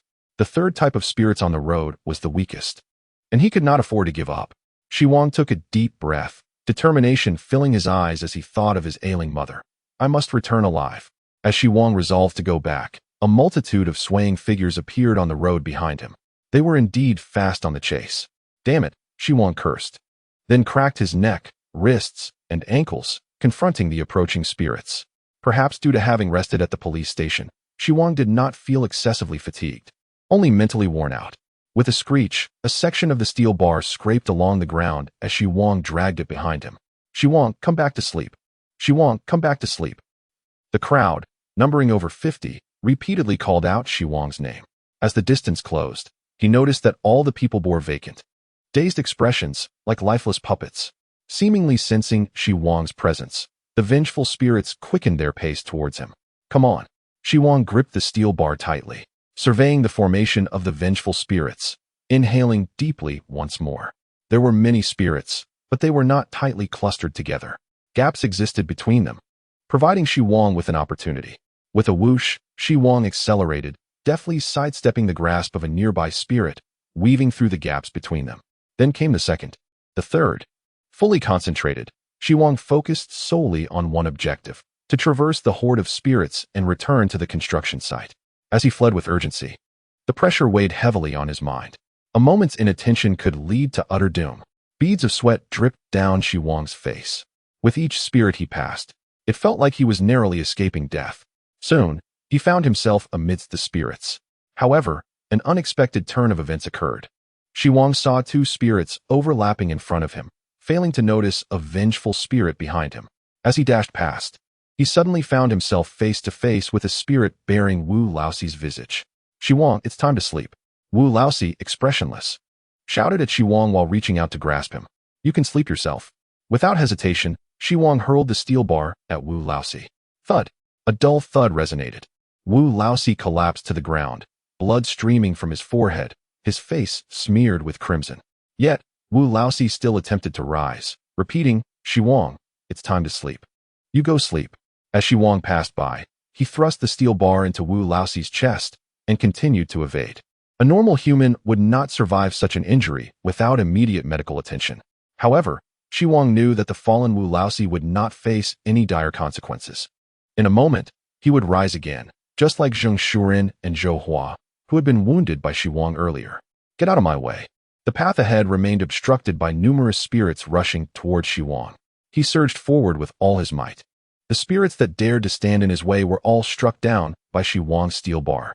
Their movements were somewhat stiff, granting Xi Wang a crucial opportunity. Thud. As the last ghost was sent flying by Xi Wang's kick, he finally broke free from the horde, his body drenched in blood. Xi Wang, it's time to sleep. The ghosts behind him had shifted their positions and continued their relentless pursuit. Glancing back at the malevolent spirits, Xi Wang gritted his teeth and sprinted toward the construction site. Had it not been for the physical conditioning he had undergone over the past 2 months, he doubted he would have made it out at all. The muscles on his sun-kissed arms were slightly defined, and he felt he was still in good shape, capable of enduring for a while longer. As these thoughts crossed his mind, his steps felt lighter. Before long, he arrived once more at the location of the police station. However, it was now barren, devoid of any trace of the station itself. Xi Wang double-checked, certain this was indeed the former site of the police station, easily identifiable by the nearby road's curve. Yet, now it stood empty. Taking a deep breath, his expression darkened. This place was fraught with danger. Had he not been vigilant enough to escape the police station in time, would he have vanished alongside it? Xi Wang, it's time to sleep. The chilling calls of the ghosts echoed behind him once more. He cast a final glance back, refusing to linger any longer. On the path ahead, he encountered a few scattered ghosts searching for him, but their numbers were sparse, allowing him to slip past them effortlessly. After approximately 10 minutes, he returned to the construction site, only to be met with a sight that widened his eyes in despair. The entrance was now tightly packed with a throng of people. No, a horde of ghosts, numbering in the hundreds. Previously, he had fled the site under the weight of fear. But now, attempting to re-enter meant confronting hundreds of spirits. The ghosts before him were likely the souls of workers who had perished on the site, each possessing the undying trait. How could he possibly breach the defenses of so many with merely a steel rod in hand? Xi Wang stood frozen for a moment, despair creeping into his heart. The ghosts were blocking his path, yet soon, he regained his composure, gripping the steel rod tightly. The more you resist my entry, the more it signifies that something of great importance lies within. Xi Wang did not charge toward the construction site entrance. Rationality dictated that an assault on the ghostly horde would be a certain death. However, the ghosts would not simply wait for him to dash inside. As he spotted them, they began to advance. Hundreds of malevolent spirits, their faces cold and expressionless, drew closer, chanting in unison, Xi Wang, it's time to sleep. A timid individual witnessing this scene would likely be paralyzed by fear. Though Xi Wang did not succumb to terror, his complexion was far from pleasant. With a horde of ghosts ahead and pursuers behind, he needed a plan. Otherwise, he would either be surrounded by the spirits, falling victim to their inexplicable attacks, or he would have to retreat from the construction site and confront the ghosts behind him once more. However, the second option was futile. His only chance of survival lay within the site. Xi Wang turned his gaze toward the dense mist of the surrounding forest. Perhaps he could navigate through the thicket and find a way to scale the wall and enter the construction site from the side. Yet, the blood-red mist exuded an ominous aura. As he approached within 5 or 6 meters of it, he caught a whiff of a strong metallic scent. A chilling sensation penetrated to the marrow of his bones. There were ghosts.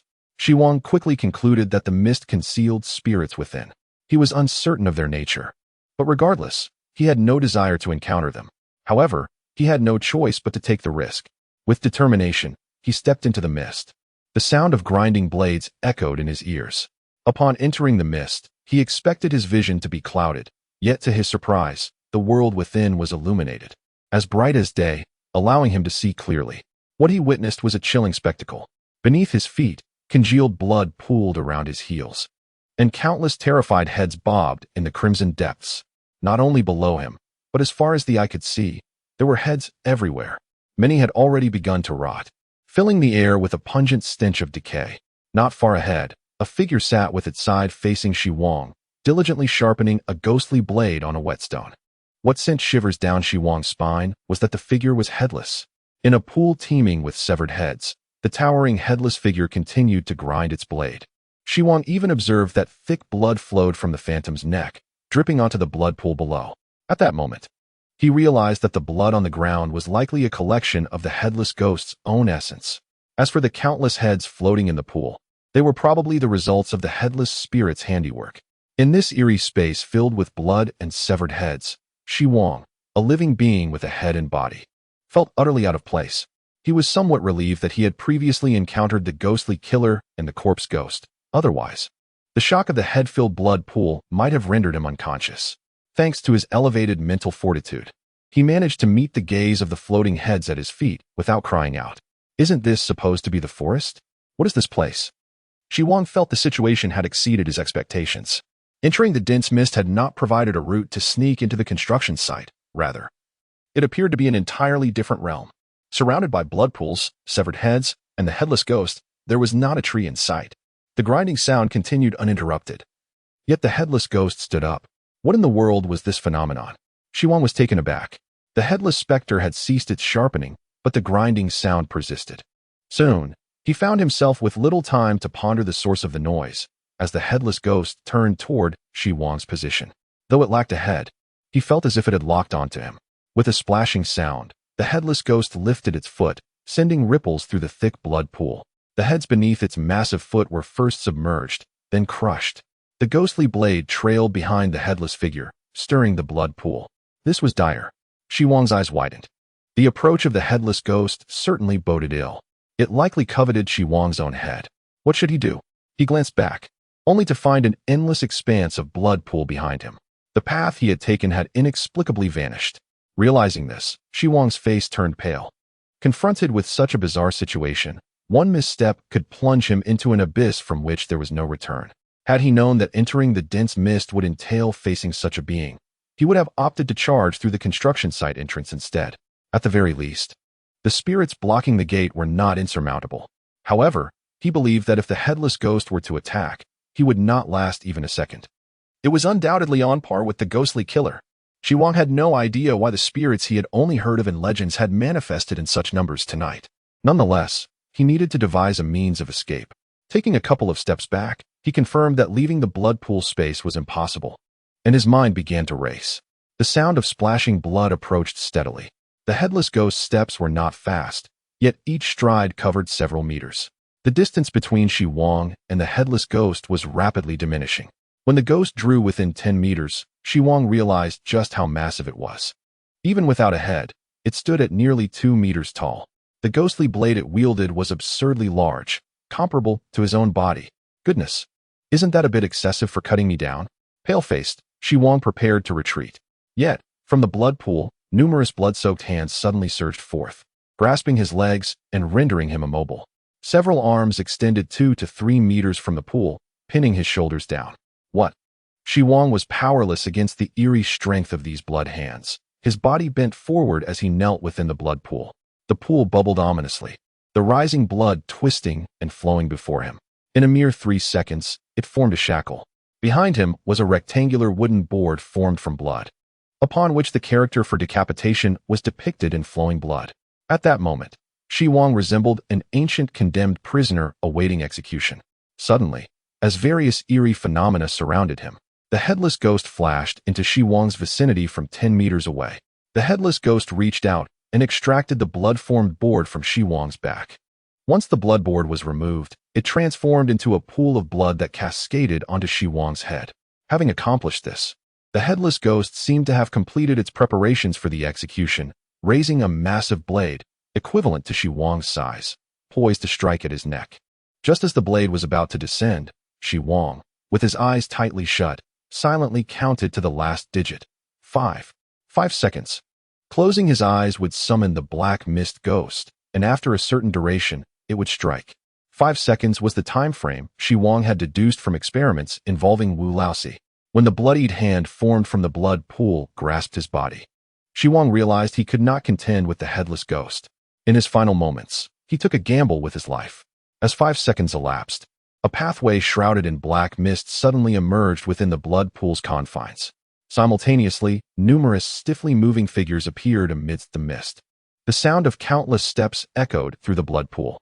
Xi Wang's ears perked up, sensing the commotion around him. At the same time, the bloodied hands gripping his legs and shoulders lost their strength. However, he did not open his eyes. Just moments ago, he had recalled another detail. Those who had been killed by the black mist ghost in front of him had first closed their eyes to attract it. Yet, they did not perish immediately. They died only after seeing the black mist ghost upon opening their eyes. At this moment, Xi Wang had neither been decapitated by the headless ghost nor slain by the black mist ghost. He did not wish to open his eyes and see the black mist ghost, only to meet his end in an instant. The fact that he had not died indicated something significant. Xi Wang's mind was exceptionally clear. The headless ghost and the black mist ghost were locked in combat, unable to spare a hand. In truth, the situation aligned closely with Xi Wang's assumptions. If he were to open his eyes, he would discover a shadow emanating black mist standing before him. As soon as he opened his eyes, he would behold the black mist ghost, while beside him, the headless ghost delivered a blow to the black mist ghost's head. It seemed that the black mist ghost had been injured by this strike, its black mist dissipating, rendering it motionless. However, the headless ghost was also ensnared by layers of ghosts that surged forth from the mist. As for Xi Wang, though he did not open his eyes, when his body regained its freedom from restraint, he crawled away. The sounds around him, aside from the sharpening of blades, included the footsteps of ghosts brought into the blood pool by the black mist ghost. The absence of obstacles indicated that the two ghosts were engaged in a struggle. This was a stroke of fortune amidst misfortune. He had to seize this opportunity to escape. Gritting his teeth, Xi Wang swiftly crawled through the blood pool, following the direction of the footsteps. In the process, he often brushed against floating heads and was occasionally kicked by the encroaching ghosts. A chill coursed through him, but he continuously reassured himself. Do not pay attention, do not pay attention. Soon, the sticky sensation on his hands vanished, replaced by the firmness of the ground. Moreover, the sounds of footsteps and blade sharpening ceased. Had he emerged? Xi Wang pondered for a few seconds before summoning the courage to open his eyes. When he beheld a road illuminated by streetlights, tears of excitement nearly spilled from his eyes. There was no time to waste. The coffin. He needed to rush to the construction site and locate the coffin. Without pausing, Xi Wang sprinted towards the site.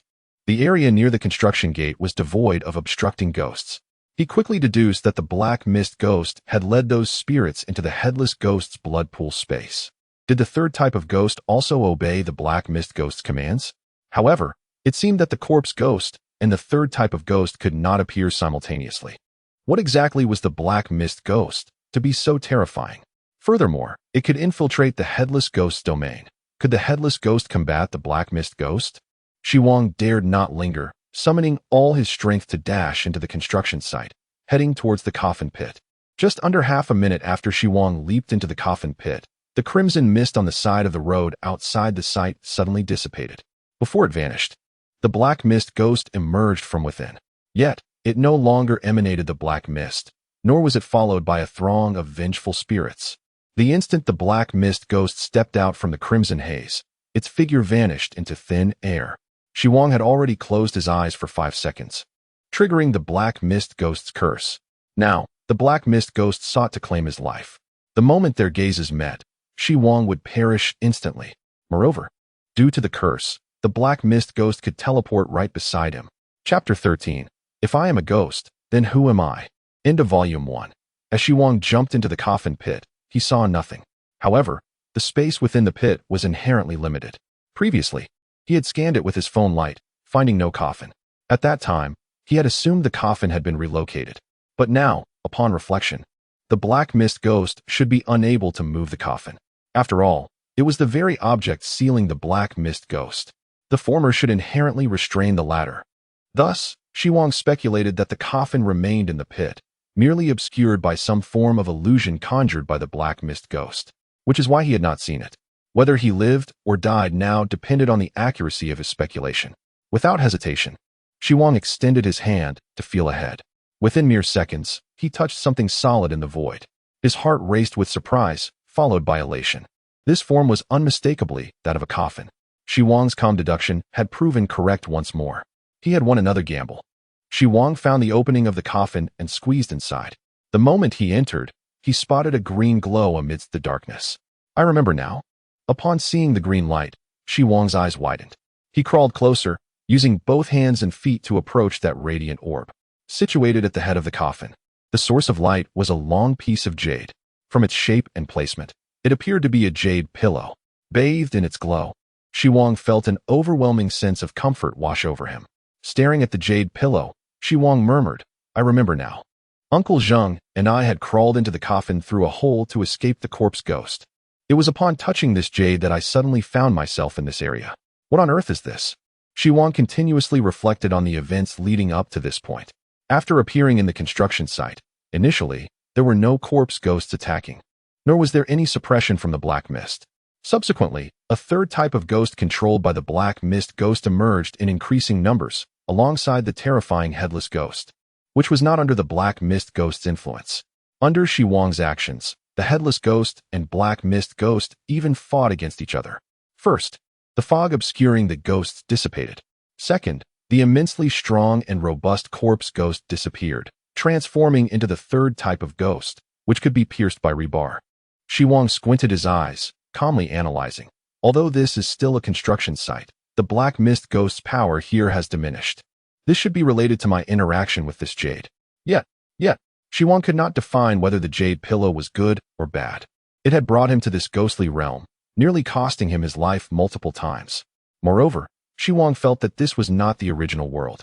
The construction site, police station, and woods he saw could all be illusory, akin to a nightmare experienced in slumber. Xi Wang gazed at the jade pillow, his brows furrowing tighter. Just as he was deep in thought, the temperature around him suddenly dropped. A chilling sensation enveloped him. This familiar feeling made Xi Wang realize that the black mist ghost was approaching. Hadn't he, the headless ghost, dealt with it? The instant this thought crossed Xi Wang's mind, a figure cloaked in darkness appeared before him, mere fists away. In such close proximity to the black mist ghost, Xi Wang nearly gasped in shock. The stench of decay invaded Xi Wang's nostrils. The cold, pallid, and lifeless face before him plunged Xi Wang into a state of shock. That visage bore a certain familiarity. His pupils constricted, as if he were gazing upon the inconceivable. This specter bears my face. In the radiance of the jade pillow, Xi Wang was certain he could not be mistaken. The black mist specter possessed his features. Am I a ghost? Xi Wang's mind teetered on the brink of collapse. If this ghost is me, then who am I? Before Xi Wang could ponder further, he observed the Xi Wang before him.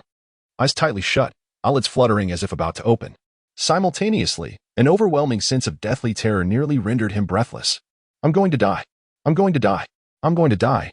There was no rationale for this knowledge, but Xi Wang understood instinctively. Once the Xi Wang before him opened his eyes, the true Xi Wang would perish. This entire sequence unfolded at a languid pace, yet in reality, it occurred in an instant. Due to the curse afflicting Xi Wang, the black mist specter emerged from the blood mist of the headless ghost and arrived before him in an instant, poised to open its eyes. Xi Wang conjectured that the specter's method of killing diverged from his previous assumptions. Anyone who kept their eyes closed for more than 5 seconds would become a target of the black mist specter. However, upon the specter's arrival before its target, it was not the target's awakening that triggered the killing instinct, but rather the specter's own opening of its eyes. In other words, when confronted by the black mist specter, merely closing one's eyes for 5 seconds meant virtually no chance of survival, unless one possessed the ability to prevent the specter from opening its eyes. Xi Wang, harnessing the power of the headless ghost, managed to achieve this. Yet now, he faced the specter's second attempt at murder. Just as the ghostly Xi Wang began to open its eyes, Xi Wang felt as if an invisible hand had seized his heart, as if he would die in the next moment. In that critical instant, his hand brushed against the jade pillow before him. Upon seeing the ghostly Xi Wang materialize before him, Xi Wang instinctively reached out to touch the jade pillow, a decision born from his subconscious in this dire moment. Faced with the imminent threat of death, with only the jade pillow at his side, he reasoned that no matter the outcome, he would not emerge empty-handed. And just as Xi Wang made contact with the jade pillow, a miracle transpired. The lifeless, cold visage of the ghostly Xi Wang fully opened its eyes. Yet, Xi Wang did not perish. A warm current surged through him, emanating from the jade pillow, enveloping his entire being. As for the ghostly Xi Wang, under the green light, it dissipated into wisps of black mist. The ghost has been vanquished? Xi Wang stared in astonishment at the jade pillow in his grasp. Before he could revel in his triumph, the surrounding strands of black mist suddenly appeared to come alive, invading his eyes, nostrils, mouth, and ears. In that fleeting moment, Xi Wang felt as if his head would explode, his eyes rolling back. The intense agony caused his entire body to ripple with tension. The veins on his face bulged grotesquely, resembling sinuous dragons. Xi Wang was compelled to slam his head against the coffin to distract himself. Countless incoherent murmurs echoed in his mind, resounding loudly, as if someone had introduced a writhing centipede into his thoughts. It felt as though someone were drilling into his brain, as if his skull had been pried open and a spoon were scooping out his thoughts for consumption. Amidst this torment, Xi Wang even contemplated surrendering to death, resigning himself to the end. Yet every time such thoughts emerged, memories of his family surged back. I cannot die. I must not die. Xi Wang emitted a primal roar. Regardless of the agony his body endured, his hands instinctively clutched the jade pillow glowing with green light before him. I must not die. Suddenly, Xi Wang opened his eyes wide, contorted and screaming. Zheng Shuren, curled in the corner of the coffin, shuddered at Xi Wang's commotion. Once he regained his composure, Zheng Shuren instinctively slapped Xi Wang on the back of the head. Why are you yelling so loudly? Chapter 14. Possession. Forward. Losing one person is not frightening. What is terrifying is the addition of another. Who is the extra one? Xi Wang's roar was silenced by the slap. He gasped for breath, his chest heaving, and turned to glance at Zheng Shuren, who was enveloped in a green light. What the hell? Are you human or ghost? Zheng Shuren's expression darkened at the question. What do you think I am? Large beads of sweat trickled down Xi Wang's face as he hurriedly wiped his brow. After a moment, he realized the green light on Zheng Shuren's face was merely the effect of the jade pillow beside them. However, upon Xi Wang's awakening, the jade pillow's glow began to diminish. Hey. Zheng Shuren's expression shifted to one of panic as he noticed the waning light of the jade pillow. Xi Wang, come look at what's happening. We are safe here because of this jade pillow. If it goes dim, is it broken? Can it be repaired? Xi Wang gazed at the dimming jade pillow, then at Zheng Shuren's distressed face, murmuring, what on earth is going on? He felt as if something had settled within his mind. A ghost. That ghost has entered my mind. A look of terror crossed Xi Wang's face. He sprang to his feet, only to collide with the coffin lid. My head. The pain compelled him to clutch his skull, gasping sharply. 1, 2, 3, 4, 5. Suddenly, a surge of black mist erupted from Xi Wang's body. The black mist quickly filled the coffin. With the jade pillow's glow extinguished, Zheng Shuren, who had turned on his phone flashlight, swiftly realized visibility was plummeting. This is it. Zheng Shuren had been focused on the jade pillow moments ago and had not noticed the black mist emanating from Xi Wang. He looked at the encroaching black mist in the coffin, believing it signaled the loss of the protective effect of the jade pillow. The black mist specter was about to invade. Was there truly no escape? Despair etched itself upon Zheng Shuren's face. Throughout the night, Xi Wang had repeatedly led him away from the clutches of vengeful spirits. A mere student, Xi Wang had deduced the patterns of the specter's murderous intent and had even discovered this safe haven within the coffin. Yet, the specter was far too terrifying. Now, their last refuge was gone. I'm sorry, my wife, my daughter. Xi Wang, I am sorry to you as well. If there is a next life, let me be your son. I will make amends. Zheng Shuren murmured, when suddenly, a resounding gong echoed in his ears. Boom. The protracted clang reverberated, causing Zheng Shuren to shudder. The sound seemed to emanate from right beside him, from Xi Wang's position. Yet in the pitch-black room, he could see nothing. Only curling into a ball in the corner of the coffin, trembling incessantly. After the gong, Zheng Shuren heard the sound of a flute. Although he had no musical talent, he could discern that the flute's melody was chaotic, devoid of rhythm, a cacophony of disarray. The third sound was the tapping of feet, as if 2 feet were performing a dance, producing a rapid tap-tap rhythm. However, the 3 sounds gradually faded, as if retreating. Zheng Shuren clamped his mouth shut, terrified to make a sound. In this haunted place, how could there be the sounds of gongs, flutes, and dancing? What else could it be but ghosts? He crawled through the darkness to Xi Wang's position, gently patting him to check on his condition. Xi Wang, clutching his head, opened his eyes and glanced behind him. Upon awakening, he found the black mist had returned. Instinctively, he feared the black mist specter had reappeared. But in the next moment, the surrounding black mist surged into Xi Wang's body. He felt the cold presence within him, as Xi Wang fully absorbed the black mist. The dark coffin was illuminated once more by Zheng Shuren's phone light, and they locked eyes. Gulp! Zheng Shuren's facial muscles trembled as he instinctively swallowed. His eyes wide with terror, he looked at Xi Wang and stammered, "Who are you?" "Uncle Zheng, it's me, Xi Wang." Xi Wang sensed something was amiss within his body, a growing unease.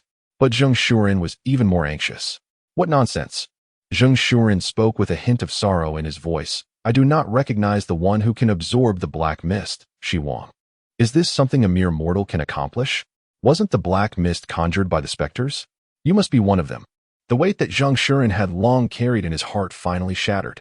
He suddenly elongated his tone and wept aloud. "Oh, my dear nephew. Why have you ventured ahead of your uncle? My, cough cough, nephew."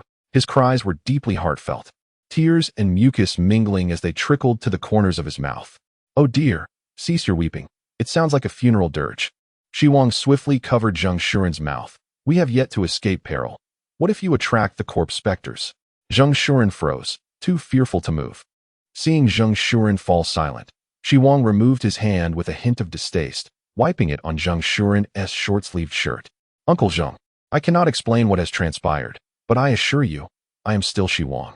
Xi Wang then recounted the events that had transpired since their separation. Initially, Zheng Shuren remained wary of Xi Wang, yet as the narrative unfolded, he gradually adopted Xi Wang's perspective. Upon learning that Xi Wang had discovered the police were merely specters in disguise, Zheng Shuren wiped the sweat from his brow, murmuring, "If it were me, I might have perished right then." When Xi Wang described the moment he was beheaded by a headless specter, only to encounter the black mist specter at a critical juncture and seize the opportunity to escape, Zheng Shuren wiped his brow again, muttering, "Had it been me, I would not have survived here either." Finally, when Xi Wang found the hidden coffin and, at the moment the black mist specter opened its eyes, touched the jade pillow, narrowly escaping death, Zheng Shuren exclaimed, "Goodness! Had it been me, I would likely have died of fright on the spot, never even thinking to touch the jade pillow." After such extensive discourse, Zheng Shuren began to believe that Xi Wang was not a specter. The specters they had encountered previously lacked Xi Wang's eloquence. Their movements were rigid, their expressions lifeless, intent solely on causing harm. If Xi Wang were indeed a specter, he would have acted by now. After they hid in the coffin, the corpse specters had lingered outside but never entered. Upon seeing the glowing jade pillow within the coffin, Zheng Shuren deduced that it was an object capable of restraining specters. Xi Wang then resolved to touch the jade pillow, instructing Zheng Shuren that regardless of what occurred, he should remain still as long as he drew breath. But who would have thought he would lie still for over 10 minutes? It was unexpected that he had been taken by a specter to another place. Zheng Shuren stroked his chin, nodding incessantly. "No wonder black mist was seeping from you just now. It seems you have been possessed by a specter. Once we exit, we must find a master to exorcise the evil." Xi Wang, who had been observing his hands, paused at Zheng Shuren's words. "Uncle Zheng, how long have I been lying here?" Zheng Shuren glanced at his phone, replying, "About 15 or 16 minutes." Xi Wang furrowed his brow immediately. It had been at least half an hour since he and Zheng Shuren had parted ways. How could it be only 15 or 16 minutes? After pondering for a moment, an idea struck Xi Wang. Could it be that I entered a dream? The flow of time within dreams differs from the outside world, hence the discrepancy. Xi Wang now comprehended what kind of specter resided within him. Close your eyes, sleep, open your eyes. No wonder the specters encountered urged me to sleep. A nightmare specter, perhaps. Another mystery remained regarding the jade pillow. He had not entered the dream through a specter, but through the jade pillow. Was it because the jade pillow had once sealed the nightmare specter? Moreover, the specters encountered in the dream were not limited to the nightmare specter. Excluding the third type controlled by the nightmare specter, there was also the terrifying headless specter. With so many trees around, there could be other specters lurking. When the black mist was released earlier, Xi Wang had also heard the sounds of gongs, flutes, and footsteps. Those sounds seemed to have emanated from his own body. To unravel this mystery, he needed to first understand the specter within him. At that moment, Xi Wang's thoughts mirrored those of Zheng Shuren. After exiting, They would seek out a true master to devise a way to resolve the specter haunting them. However, before they could leave, a flurry of footsteps approached the coffin, accompanied by a voice calling, "Why are you still inside? Come out." Chapter 15. Wang Gang, Xi Wang, and Zheng Shuren exchanged a glance, their eyes brimming with confusion and shock. There were people outside? Just as they hesitated over the identity of the voice, a blinding light suddenly pierced through the damaged section of the coffin. "We belong to a special forces unit under the state. Those inside, you are safe now. Please come out and cooperate with our work." The voice rang out again. Yet, after all they had endured, Zheng Shuren was reluctant to trust the voice outside, especially after hearing about the specter impersonating police officers. Though hiding in the coffin was uncomfortable, at least they had remained unharmed. "Xi Wang, do not be deceived by those outside," Zheng Shuren warned, his expression cautious. Xi Wang hesitated as well, especially after having expelled some unknown entities from his body. Who knew what kind of specters they were? However, looking at the light streaming in, the surrounding atmosphere no longer felt cold and eerie. "Uncle Zheng, there are no specters outside." Xi Wang was the first to emerge from the coffin. Upon doing so, he was met with a horrifying sight. The area surrounding the coffin pit was filled with corpses. Grayish-white bodies lay scattered about, the stench of decay wafting into Xi Wang's nostrils, nearly causing him to retch. His complexion paled as he quickly covered his nose. The lighting apparatus focused around the coffin pit was blinding, forcing him to shield his eyes with one hand. "Turn off the lights." At the command, Xi Wang felt the light in one direction extinguish. He lowered his hand and looked over. Above the coffin pit stood a row of soldiers, armed and equipped with precision. The insignia on their uniforms read PCSD. Among them stood a man in a long trench coat, wearing a cap, sunglasses, and a mask, even gloved hands. He was clad so thoroughly that it seemed quite out of place for the sweltering August heat. Just a moment, Xi Wang thought. Though he sensed an oddity in their demeanor, he did not perceive them as malevolent. Zheng Shuren followed suit, climbing out after Xi Wang. "My goodness," Zheng Shuren gasped, clutching Xi Wang upon seeing the corpses surrounding the coffin, nearly frightened to death. The bodies belonged to workers from the construction site. From their positions, it was evident they had congregated around the coffin for some time. Had it not been for the jade pillow within, they would surely have been seized by these corpse specters. The commander of the special forces, Wang Gang, scrutinized the pair through his sunglasses for a moment before signaling his subordinates to assist them.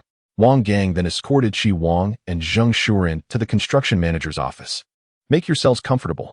Upon entering the room, Wang Gang still did not remove his hat or mask. "Allow me to introduce myself. I am Wang Gang. I understand you have experienced considerable fright, but please rest assured, those entities have departed. I merely wish to gather some information from you two." Wang Gang glanced between the visibly shaken Zheng Shuren and the composed Xi Wang, speaking gravely. "After all, this night, you two are the only living souls left at this construction site." "Only the two of us left?" Zheng Shuren was momentarily taken aback. Although he had anticipated that most would perish after encountering specters, the reality of being the last two survivors among hundreds was hard to fathom. It was a matter of countless lives. "Indeed, only the two of you remain." Xi Wang could not see Wang Gang's face, yet he sensed a grave tone in the latter's voice. Wang Gang was evidently concerned about the situation. "You should rest well after having narrowly escaped," he said. "However, I must understand what transpired here and take timely action." He clapped his hands, and a short-haired woman with an attractive demeanor promptly entered the room. She placed 2 servings of food before Zheng Shuren and Xi Wang, followed by pouring 2 cups of hot water from the nearby dispenser. The aroma of the dishes was irresistible to Xi Wang, who involuntarily licked his lips, while Zheng Shuren's stomach audibly protested. They had indeed exhausted a great deal of energy while evading the specter. "Let us eat and chat," Wang Gang suggested, prompting Xi Wang and Zheng Shuren to drop their reservations. As they dined, Xi Wang recounted the events of the night. Zheng Shuren merely nodded in agreement. However, Xi Wang did not disclose everything. He omitted details regarding Wu Laoxi's demise and only mentioned entering the coffin, leaving out further developments. He refrained from discussing the third type of ghost he encountered in the dream, the headless ghost, and the nightmare spirit now residing within him. He dared not speak of it. Throughout their conversation, Wang Gang had revealed his affiliation with a special department of the state, validating Xi Wang's suspicions. Ghosts were not a new phenomenon. They had claimed lives before, and the nation had established relevant departments to address the issue. Consequently, Xi Wang feared that disclosing his possession by a ghost might lead to his imprisonment or even execution. There remained a possibility of treatment. But Xi Wang was unwilling to gamble. If he were to perish, what would become of his mother, who had just undergone surgery? Zheng Shuren listened in silence as Xi Wang finished his account. Although timid, he recognized that Xi Wang had saved him multiple times that night. Their bond, originally one of uncle and nephew, had deepened into one forged by life and death. Zheng Shuren would never undermine Xi Wang at such a critical moment. Wang Gang rested his chin on his hand, his brow furrowed. You encountered an anomaly at 9 o'clock, and it is now just past midnight. In 3 hours, hundreds have perished. Furthermore, whenever a ghost appears before someone, that individual dies instantly. The level of terror is exceedingly high. The black mist appears to be the ghost's domain. A ghost with a territory capable of instantaneously appearing and killing, while also moving at will. Yet, it can only kill one person at a time, categorizing its threat as B-level. The exact classification should be determined by the command center. However, my impending troubles will be considerable. Wang Gang rubbed the back of his head irritably. The B-level classification indicated that the threat was not excessively high, but such categorizations were merely for differentiating the dangers posed by malevolent spirits. The black mist ghost's lethality was slow, hence its B-level designation. Yet, possessing a territory and a compulsion to kill upon sight, its killing pattern was inscrutable. Containment would be exceedingly challenging, and it could cost Wang Gang dearly. Listening to Wang Gang's musings, Xi Wang suddenly inquired, "Are there many ghosts?" He had discerned that the state had already classified ghosts into levels, with the black mist ghost designated as B-level. Wang Gang raised his head, suddenly intrigued by Xi Wang. This young man seemed remarkably composed. Based on his recounting of events, it was evident that seeking refuge in the coffin had been Xi Wang's idea. As for the jade pillow he mentioned, it had already been retrieved by soldiers. Possessing only a trace of supernatural aura, now merely an ordinary jade pillow, Wang Gang speculated that the coffin and jade pillow might have served as seals for the black mist ghost, inadvertently disturbed by the construction crew. No, the number of ghosts in this world is not great. Otherwise, chaos would have ensued long ago. Wang Gang shook his head, then shifted his tone, but for now, their numbers are limited. However, malevolent spirits around the globe are awakening continuously. As time progresses, their numbers will swell, making human survival increasingly difficult. Wang Gang's words sent a shiver through Xi Wang. Zheng Shuren, equally incredulous, exclaimed, "We must find a way to eradicate them. We cannot allow their numbers to grow. One ghost is already terrifying enough." Besides Xi Wang, Zheng Shuren could not fathom anyone surviving an encounter with 2 ghosts. "In light of your survival from this supernatural incident, I can share some information with you," Wang Gang expressed, intrigued by Xi Wang's calm demeanor, believing it suitable for PTSD. He raised a finger at Xi Wang. "First, ghosts cannot be killed." Upon hearing this, Xi Wang felt a chill run down his spine. He had experienced the terror of ghosts firsthand, having danced on the precipice of death numerous times. Such entities, if they could not be vanquished, would imply that encountering one was essentially a death sentence. Second, ghosts have different rules for killing. If one can evade their killing rules, survival is possible. At this, Zheng Shuren abruptly turned to Xi Wang, his eyes wide with disbelief. His mind buzzed with shock. Xi Wang's earlier hypothesis about the killing patterns of ghosts was indeed true. Remarkable. Third, only ghosts can deal with ghosts. Wang Gang continued. These are the 3 fundamental ghost laws discovered through the sacrifices of many of my colleagues. Xi Wang, luck has no bearing in the face of these ghost laws. Your survival from this supernatural event indicates your considerable potential. However, much of the information regarding ghosts is classified, and I cannot divulge more. Nevertheless, I can specially recruit you into a unique agency, granting you the authority to lead. Would you be willing? Enter a special agency? Xi Wang queried, puzzled. What would that entail? Wang Gang shrugged, gesturing towards the door, handling supernatural incidents and safeguarding the lives and property of citizens. In layman's terms, it involves dealing with malevolent spirits. As soon as Wang Gang finished speaking, Zheng Shuren urgently interjected, "No." Wang Gang turned to Zheng Shuren, visibly displeased. However, Zheng Shuren's subsequent remarks left Wang Gang momentarily speechless. School is starting soon. Xi Wang needs to return to his studies. Wang Gang tilted his head, scrutinizing Xi Wang, before finally asking, "How old are you?" "Just turned 18. "Wow." Wang Gang turned to his assistant, puzzled. "Is it common for 18-year-olds to work on construction sites now?" His assistant wore a look of incredulity. How was she to know? Though 18 is considered adulthood, it still seemed rather young. Wang Gang had initially assumed Xi Wang merely looked youthful, but it turned out he was genuinely so. Entrusting such a young individual with supernatural matters was indeed unreasonable. Yet, the very fact that he was so young underscored his immense potential. Let us leave it at that for today, Wang Gang sighed, feeling a twinge of regret, and instructed his assistant to arrange for Xi Wang and Zheng Shuren to rest. After they departed, Wang Gang stepped outside to observe the soldiers still collecting bodies, his expression darkening. Should I encounter the black mist ghost, would I be able to contend with it? A territory, instant death upon meeting. Should I inform the higher-ups and prepare a backup commander for Da City? What Wang Gang did not realize was that Xi Wang had not fully explained the killing pattern of the black mist ghost.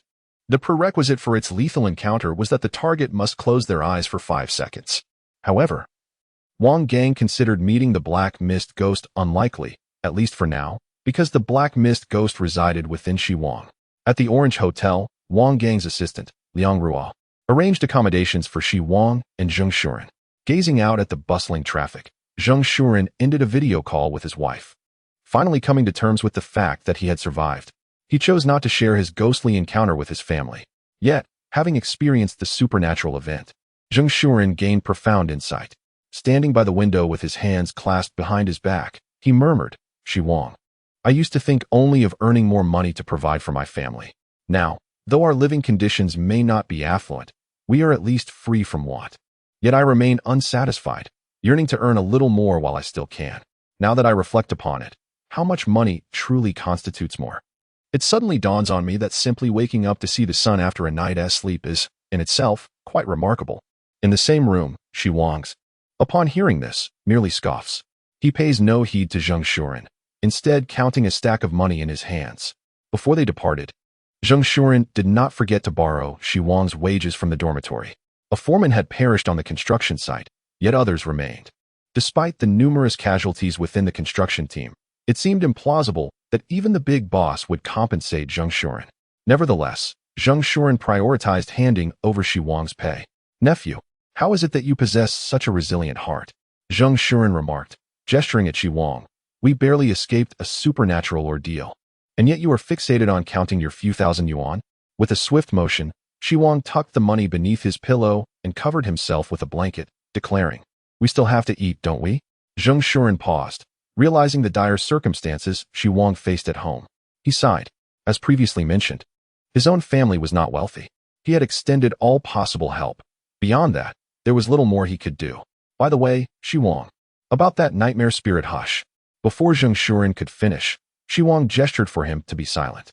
He then typed a message on his phone, not sending it to Zheng Shuren, but tossing the device over for him to read. "Beware of recording devices and cameras." Xi Wang's caution was well-founded. He feared that Wang Gang's people might have installed surveillance in the hotel to ascertain whether they were concealing anything. Xi Wang's vigilance was not unfounded, as he harbored the spirit of a nightmare that had claimed hundreds of lives within him. Upon receiving this reminder, Zheng Shuren too grasped the gravity of the situation. He deleted Xi Wang's message and typed a new one. "Zheng, we must handle this. Let us first rid ourselves of Wang Gang's people. Additionally, I will close my eyes for a moment. Check if I exhibit any unusual changes. If so, alert me immediately." Zheng Shuren understood Xi Wang's apprehension regarding potential dark mist manifesting upon closing his eyes. During their time in the coffin, Xi Wang had inadvertently knocked his head and closed his eyes for over 5 seconds, resulting in a surge of dark mist emerging from within him. Yet, after numerous experiments, they had encountered no anomalies. "Zheng, nephew, all appears well." I believe I can no longer sense the nightmare spirit within me. Could it truly be gone?" "Zheng, why not sleep first tonight? I will keep watch." Though Xi Wang wished to spare Zheng Shuren any undue fatigue, it seemed there were no alternatives. He needed to confirm his state upon falling asleep. Presently, Zheng Shuren was his sole source of support. "Then I shall trouble you, uncle. I am exceedingly tired. I will rest for 2 hours, and you can awaken me." Once reassured, fatigue enveloped him. Checking the time, it was nearly 2 in the morning. After placing his phone down, Xi Wang swiftly succumbed to slumber. Zheng Shuren sat cross-legged on another bed, illuminating the room by turning on all the lights. "Nephew, rest assured. Should anything arise, I will be the first to call upon you." Suddenly, the phone's alarm rang. Xi Wang instinctively opened his eyes, grasping the device to silence the alarm. Moments later, clarity returned to his consciousness. He gazed out the window at the bright sun and abruptly sat up. Have I really slept through the night? Xi Wang rubbed his eyes, casting a glance at Zheng Shuren sprawled on the bed, snoring loudly. Feeling a twinge of helplessness, Xi Wang thought, didn't we agree you would keep watch over me? Relieved that no issues had arisen during his sleep, Xi Wang realized that if anything had happened to Zheng Shuren, he would have had no idea how to explain it to Aunt Wang. Yet, it seemed that nothing was amiss within him. Unlike before, he could no longer distinctly feel the presence of the spirit within his body. Unable to rationalize this change, he perceived it as a positive development. He had no desire to engage with spirits. Xi Wang roused Zheng Shuren, preparing to wash up and have breakfast. Upon waking, Zheng Shuren insisted he had merely dozed off, not truly slept. As they exited the hotel, Wang Gang's people did not appear. They regarded the two merely as survivors of the supernatural incident. Xi Wang's cooperative demeanor ensured that Wang Gang had no reason to trouble them. Xi Wang, do come by my home sometime. I shall have Aunt prepare something delicious for you. Before parting, Zheng Shuren extended the invitation. Standing at the threshold of his home, Xi Wang took a moment to compose himself, smiling as he pushed open the door. I'm back. Grandson, you're back. An elderly voice echoed from within. A white-haired woman emerged from the master bedroom. Why have you become so tanned? Upon seeing Xi Wang, her smile faded, replaced by concern. The summer heat had rendered his once fair skin a golden hue, a testament to long hours spent on the construction site. Though laborious, the work had been rewarding, thanks to Zheng Shuren's guidance. Otherwise, earnings would have been scant. Grandma, Xi Wang rushed forward to embrace the elderly woman. His mother had recovered well post-surgery, so to save costs, they had moved back home. As Xi Wang needed to work at the construction site, he had brought his grandmother from the countryside to care for his mother. He then ventured to the bedroom to check on his mom. Mom, I missed you so much. Seeing her son, Xia Min smiled warmly. Good son, I missed you too. You've become quite tanned. Xiao Wang, wait a moment. I will prepare something delicious for you. Grandma chuckled as she headed into the kitchen. The family shared a happy meal, after which Xia Min urged Xi Wang to rest. Though he was about to enter his senior year of high school, she did not wish for him to feel overwhelmed. Son, just study normally. Do not overexert yourself. I understand. With less than 5 days until school commenced, time flew by. During this period, Xi Wang's health remained stable. However, he persistently scoured the internet for information regarding the supernatural. Most of what he found was mere fabrication. Even when genuine accounts surfaced, he found himself unable to discern the truth. Perhaps it was for the best to distance himself from the supernatural and lead an ordinary life, he mused. Yet, as Wang Gang had ominously stated, spirits across the land were awakening. Some matters would inevitably come knocking, and there was no escaping them. Chapter 17. No positive figures. Time passed swiftly, and soon it was the start of senior year. In experimental high school, class 16 of the third year. The first day was designated for registration. No classes were held during the day, but an evening meeting was required. Xi Wang, is this for real? How did your skin change so drastically? His deskmate, Zhu Xiaofu, had not ceased chattering since he laid eyes on Xi Wang. Compared to before the summer break, both Xi Wang's appearance and demeanor seemed to have transformed entirely. The tan was evident, yet what about his aura? The incident with the vengeful spirit was one that Xi Wang had directly dealt with. However, he felt no remorse or unease about it. After all, the spirit was bound to meet its end. Ultimately, he had taken a life and learned that spirits indeed existed in this world. Having undergone such experiences, Xi Wang had grown profoundly introspective. What happened to our agreement to be the pretty boys? You've turned into a dashing figure. Zhu Xiaofu lamented, feeling betrayed. Come on. Chubby, you hardly qualify as a pretty boy. A girl with long black hair seated behind them rolled her eyes, feigning nausea. Xi Wang was once a pretty boy. Now he resembles a dashing hero. You're more akin to a portly figure. After teasing Zhu Xiaofu, Su Yujin playfully patted Xi Wang's shoulder, slyly asking, What's this? Planning to adopt a rugged style? Pull up your sleeves. Let me see if you've got abs. The girls sharing a desk with Su Yujin perked up at this, stealing glances at Xi Wang. Can you please keep your mouth shut? Xi Wang replied exasperatedly, swatting the hand off his shoulder. He glanced at the girl behind him, long black hair, bright eyes, and a radiant smile. At first glance, she could easily be considered the school beauty, provided she kept her mouth shut.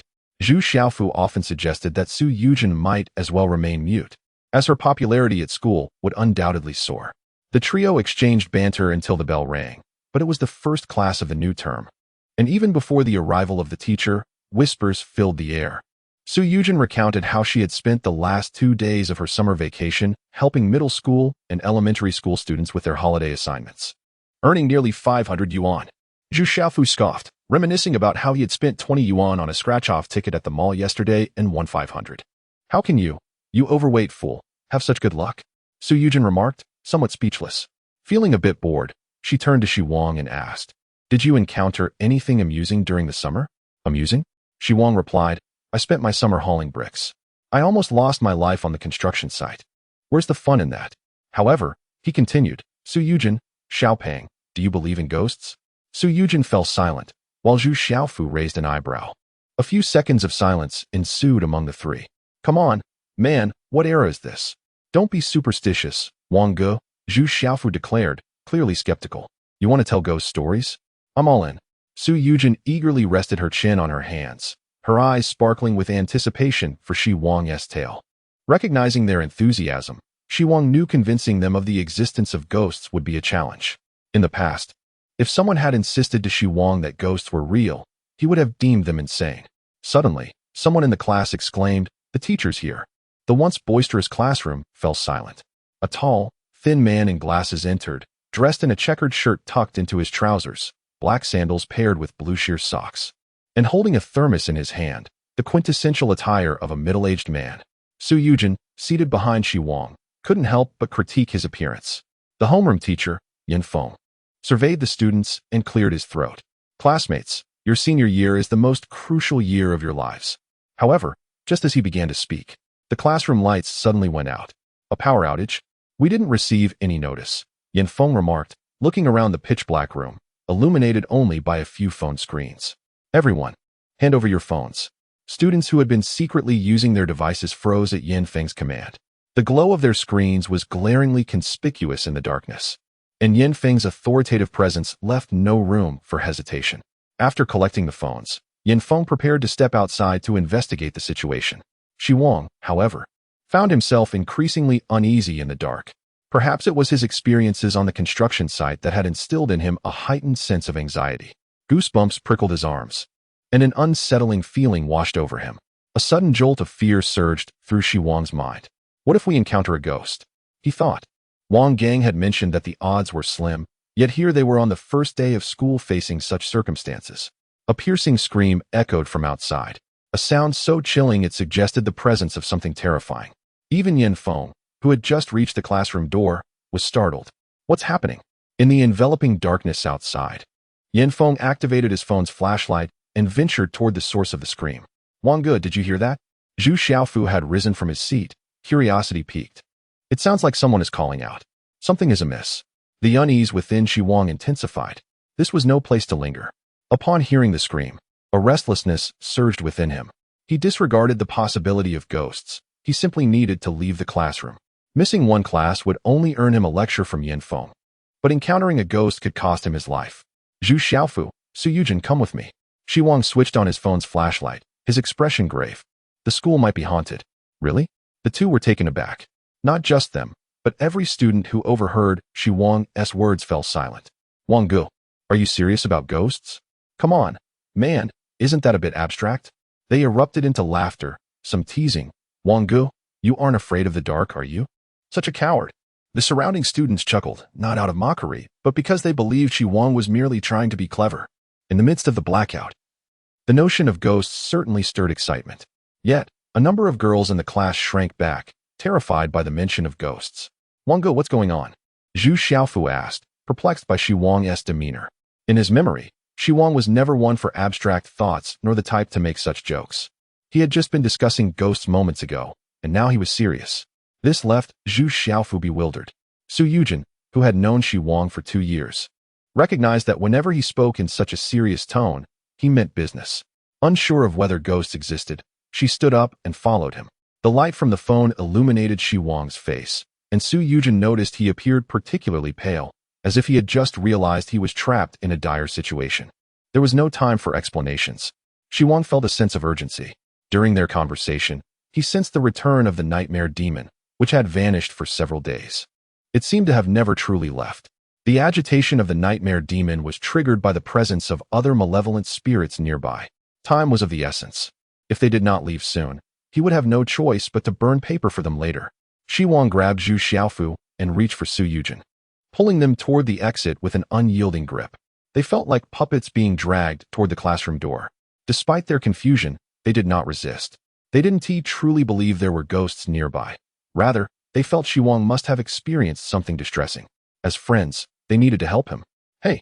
The other students gaped as they saw Xi Wang hurrying toward the door with his phone in hand. Is he really that into it?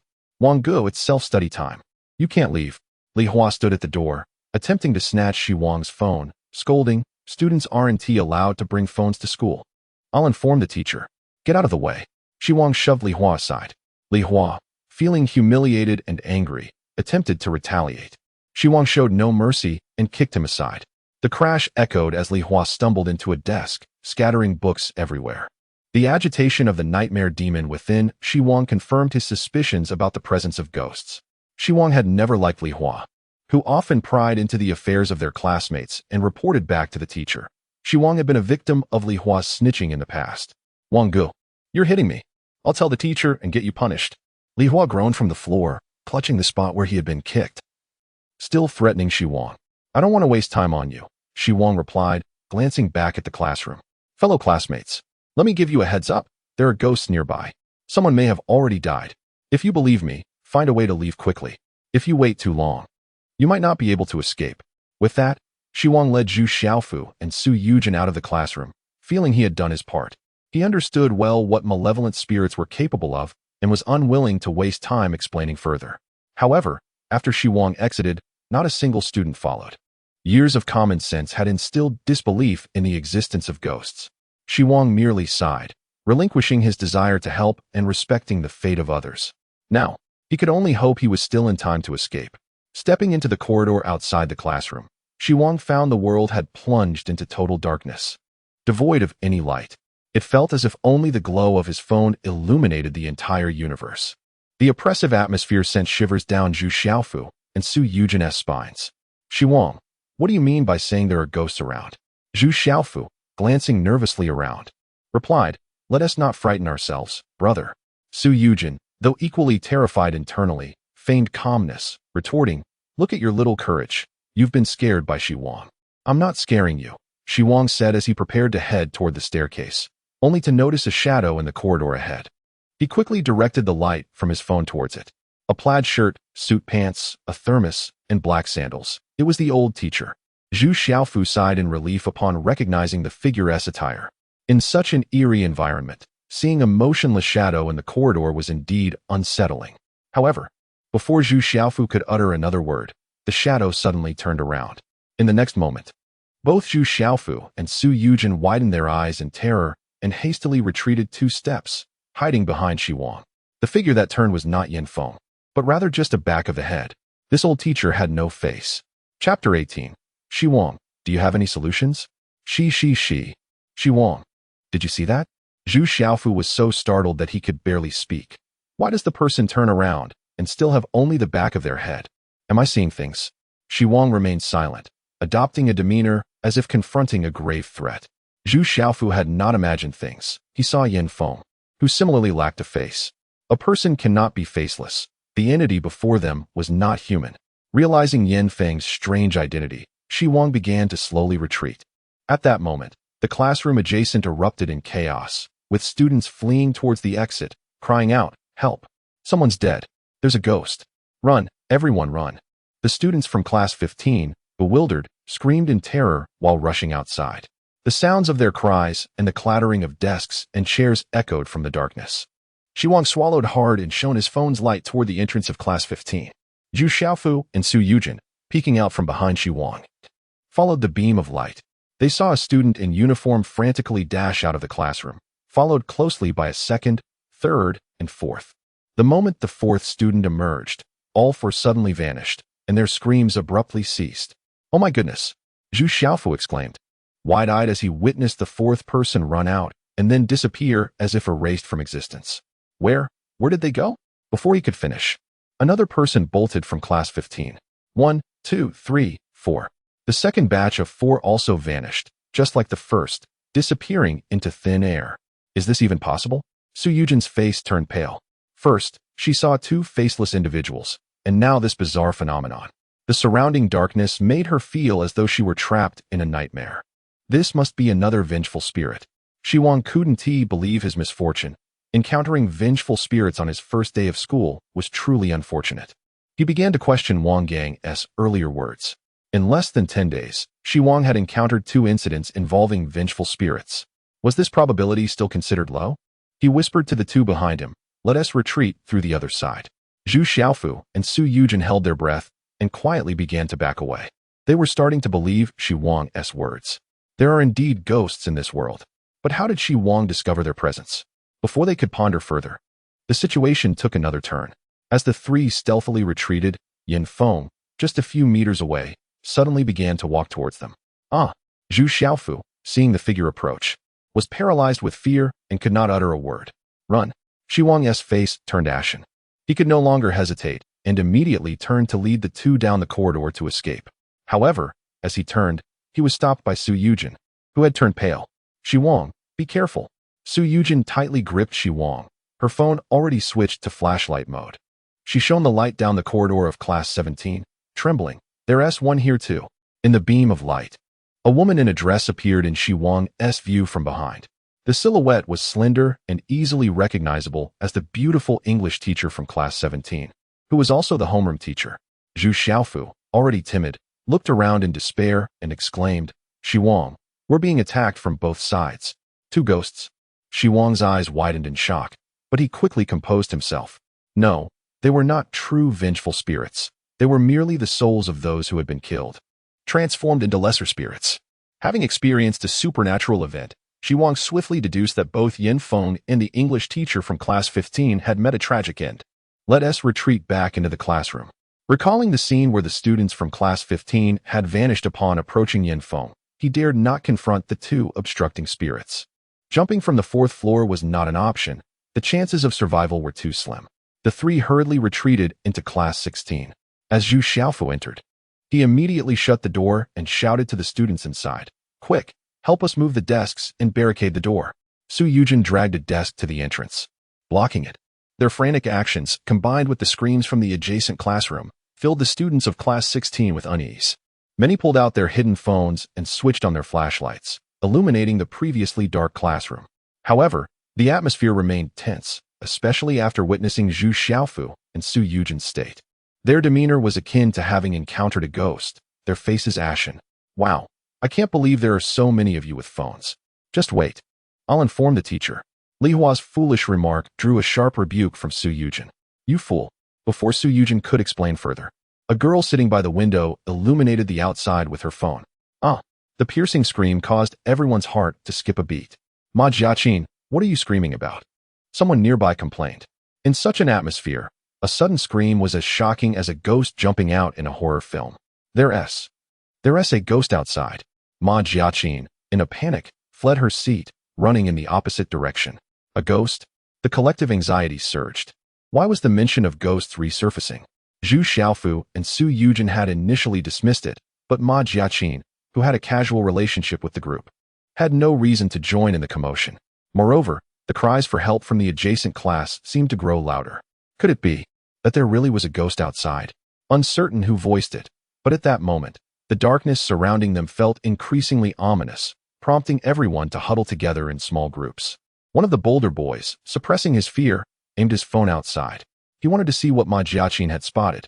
However, as soon as the light hit the window, he caught sight of a figure passing by. Several students witnessed it. The figure, resembling Yin Feng, had no face. Oh no, there's a ghost. Yin Feng had turned into a ghost, lurking in the corridor outside. This time, multiple individuals confirmed seeing the ghost, all screaming in horror. From Xi Wang to Ma Jiaqin, and several others, disbelief turned to fear. "Everyone, quiet down. Do you want the ghosts to know we're here?"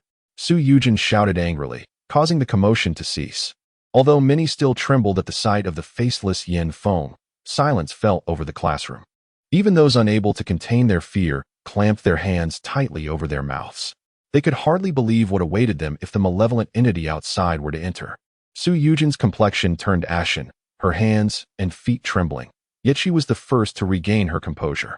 She gazed at Xi Wang, who was engrossed in his phone, and whispered, "Xi Wang, do you have any solutions?" Chapter 19. How do you know there is a ghost on me?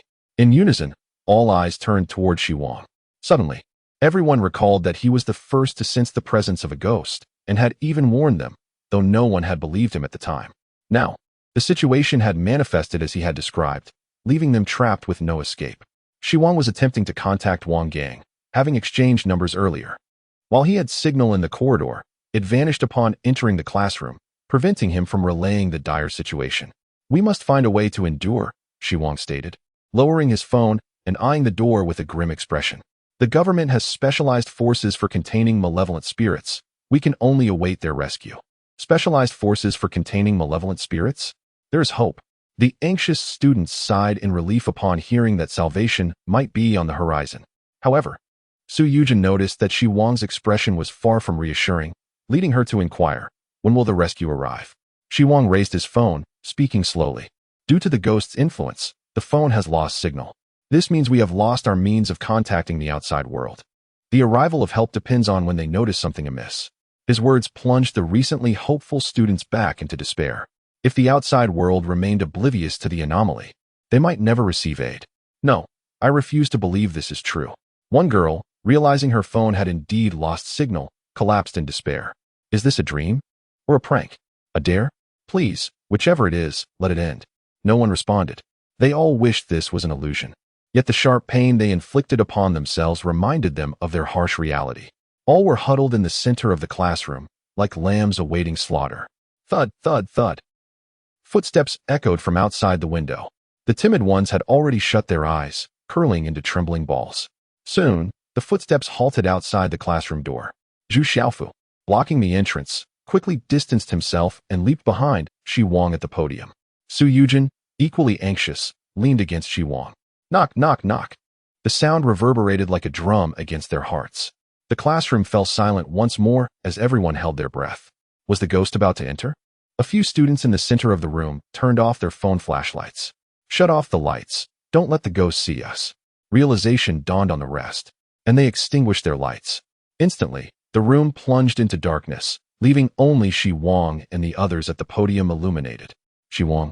Su Yujin tapped his shoulder. Before she could continue, Xi Wang shook his head. "Keep the lights on. Turning them off does not hinder the ghost's vision, but it severely impairs ours. Ghosts operate within specific patterns when they kill. If we violate these rules, it results in death, regardless of whether the lights are on or off. Conversely, in darkness, ordinary people become as blind as bats, easily succumbing to panic, thereby increasing the likelihood of breaching those deadly patterns." Knock, knock, knock. The voice from outside continued to demand entry. "I am Yin Feng, let me in." How polite. Xi Wang furrowed his brows. Having encountered a corpse ghost before, he knew their strength far surpassed that of humans. Even barricading the door with desks would not keep a ghost out. If he recalled correctly, there were two ghosts outside. Both subordinate spirits formed after death. The true malevolent entity was still unaccounted for. Knock, knock, knock. "I am Yin Feng, let me in." After a while, the subordinate spirit began to speak, its tone icy and mechanical, repeating the same phrase. The students inside trembled in fear. How could a faceless entity produce sound? Even more terrifying was when the voice suddenly shifted to a younger one. "I am Zheng Tao, let me in." "Zheng Tao?" Zhu Xiaofu exclaimed in surprise. Xi Wang quietly inquired, "Do you know him?" Zhu Xiaofu replied in a hushed tone, "There's a Zheng Tao in class 15. I'm not sure if it's the same one. However, among those who fled from class 15 earlier, one seemed to be Zheng Tao." Xi Wang's expression shifted dramatically. If the ghost was using Zheng Tao's identity, did that imply Zheng Tao was already dead? The outside spirit continued its insistence for a full 2 minutes, yet showed no intention of entering. The students from class 16 felt a slight easing of tension. Perhaps the ghost could not enter. Wonderful. We might not have to die after all. I thought ghosts were formidable, but it appears they are not so fearsome, one student remarked. Good, if they can't come in. We can just wait. Rescue will surely arrive. Despite the lingering tension, many began to relax. Initially terrified, they now felt reassured that the ghost could not breach their sanctuary. But was this truly the case? Xi Wang remained vigilant, contemplating the ghost's patterns of killing. The initial disturbances had begun with students from other classes. Yin Feng was the first to venture out upon hearing the screams, and by the time Xi Wang and his companions followed, Yin Feng was already dead. Meanwhile, fatalities had already occurred within Class 15. Those who fled had vanished in droves. If I were in the class where the supernatural first manifested, I might glean more information. He shook his head at this thought. Had he done so, he might have vanished like the silent students of Class 15. Xi Wang, how did you know there was a ghost? As the atmosphere lightened, Li Hua turned to Xi Wang, his tone accusatory. Did you bring the ghost here? Xi Wang shot him a glance, muttering under his breath, fool. Li Hua felt dismissed. As the class president, he sensed Xi Wang's disdain for his authority. With indignation, he proclaimed, you were the first to sense the ghost. If it weren't for you, how could you have known? Ordinary people do not believe in ghosts, he argued. I suspect you brought it to school. Before Xi Wang could respond, Su Yujin interjected, intelligence is a valuable asset, but not everyone possesses it. Clearly, the ghosts manifested from other classes. How could you possibly connect Xi Wang to it? Li Hua acknowledged the illogical nature of his reasoning, yet remained steadfast in his belief. Then how do you explain his knowledge of the ghost's existence? If he doesn't speak up, it suggests he harbors a secret. Several students in the class harbored disdain for Li Hua, yet they too found merit in his claims. How did Xi Wang know about the ghost? As Li Hua listened to the murmurs of speculation, he adjusted his glasses, convinced his deduction was sound. Shut up. Su Yujin was about to unleash a torrent of words when Xi Wang raised his hand to stop her, with the gaze of the class upon him. He suddenly uttered a chilling line that sent shivers down everyone's spines. How do you know there is a ghost on me? Chapter 20. I am Li Hua. Let me in. Silence ensued. Li Hua gazed at the peculiar smile playing at the corners of Xi Wang's mouth, an unsettling chill coursing through his entire being.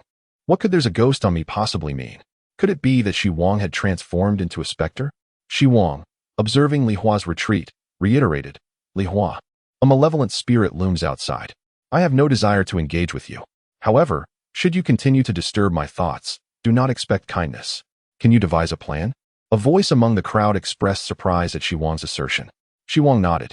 3 heads are better than 1, he contemplated, intending to share the 3 fundamental rules governing the deadly spirit. A group began speculating on the spirit's modus operandi, which seemed preferable to Xi Wang tackling the issue alone. To summarize, during my summer vacation, I encountered a supernatural event and came across a military unit tasked with addressing such matters. They imparted to me a behavioral pattern of ghosts. The crowd's eyes widened in astonishment. It became apparent why Xi Wang could sense the ghost's presence beforehand and maintain his composure upon encountering it. He had already endured a supernatural ordeal. If Xi Wang survived the encounter with the malevolent spirit, could it not imply that they too had a significant chance of survival? However, if they were aware that only 2 out of the hundreds on the construction site had survived, their perspective might differ. Xi Wang fixed his gaze on the crowd and spoke slowly. Ghosts kill in accordance with certain patterns. In other words, as long as we do not trigger these patterns, the ghost will not harm us. Among the crowd, an astute individual quickly grasped the situation. Our current safety indicates we have yet to provoke the ghost's killing pattern? Precisely. Xi Wang illuminated the speaker with his flashlight, revealing Wang Qian, the class representative for language studies. She possessed a sweet demeanor and was one of the few girls maintaining her composure amidst the chaos. Yet, their current safety was not guaranteed. Thus, they needed to deduce the ghost's killing patterns to survive. Otherwise, Xi Wang left his sentence unfinished, but the implication resonated with everyone present. Knock, knock, knock. I am Lu Chuang, let me in. I am Lu Chuang, let me in. The ghost outside continued to change names. Zhu Xiaofu, familiar with the others, turned pale and informed Xi Wang. Lu Chuang is from Class 17. Su Yujin, puzzled, remarked that he had previously been from Class 15. Why would the ghost outside persist in using students' names to deceive them? Xi Wang's brow furrowed, a shadow crossing his face. These individuals have most likely been killed by the ghost. Whether it was Zheng Tao before or Lu Chuang now, both had friends in Class 16. His words sent a shudder through the crowd. Wang Qian clenched her fists, the knocking of the malevolent spirit outside instilling terror within her. Yet, she recognized that fear would not aid their escape. The calm demeanor exhibited by Xi Wang was the example they should emulate. As a classmate, Wang Qian had some understanding of Xi Wang. He was charismatic, easygoing, composed, and academically proficient, forming a renowned trio with Zhu Xiaofu and Su Yujin in Class 16. Beyond that, Her interactions with Xi Wang were limited to nods of acknowledgement upon meeting. However, today's confrontation between Xi Wang and Li Hua revealed a strong-willed individual in Xi Wang. Xi Wang, since the ghost adheres to a killing pattern, our current safety implies we have not yet triggered it. Henceforth, we should remain still and maintain our current state for safety. Upon receiving a nod from Xi Wang, Wang Qian continued. However, to deduce the ghost's killing patterns, we must understand its movements. Currently, we lack any intelligence regarding the ghost. All we know is that there is a ghost outside continually changing names, presumably the old class teacher. With insufficient information, we cannot formulate any hypotheses. I do possess a fragment of intelligence.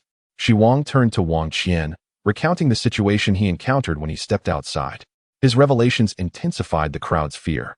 Not only had the old teacher transformed into a ghost, but the English teacher from class 17 had also become one. The students from class 15 had screamed and fled, only to have another batch suddenly vanish. Was it possible that the entire school had been left devoid of anyone but their class? After the initial panic, some began to contemplate the situation, searching for patterns.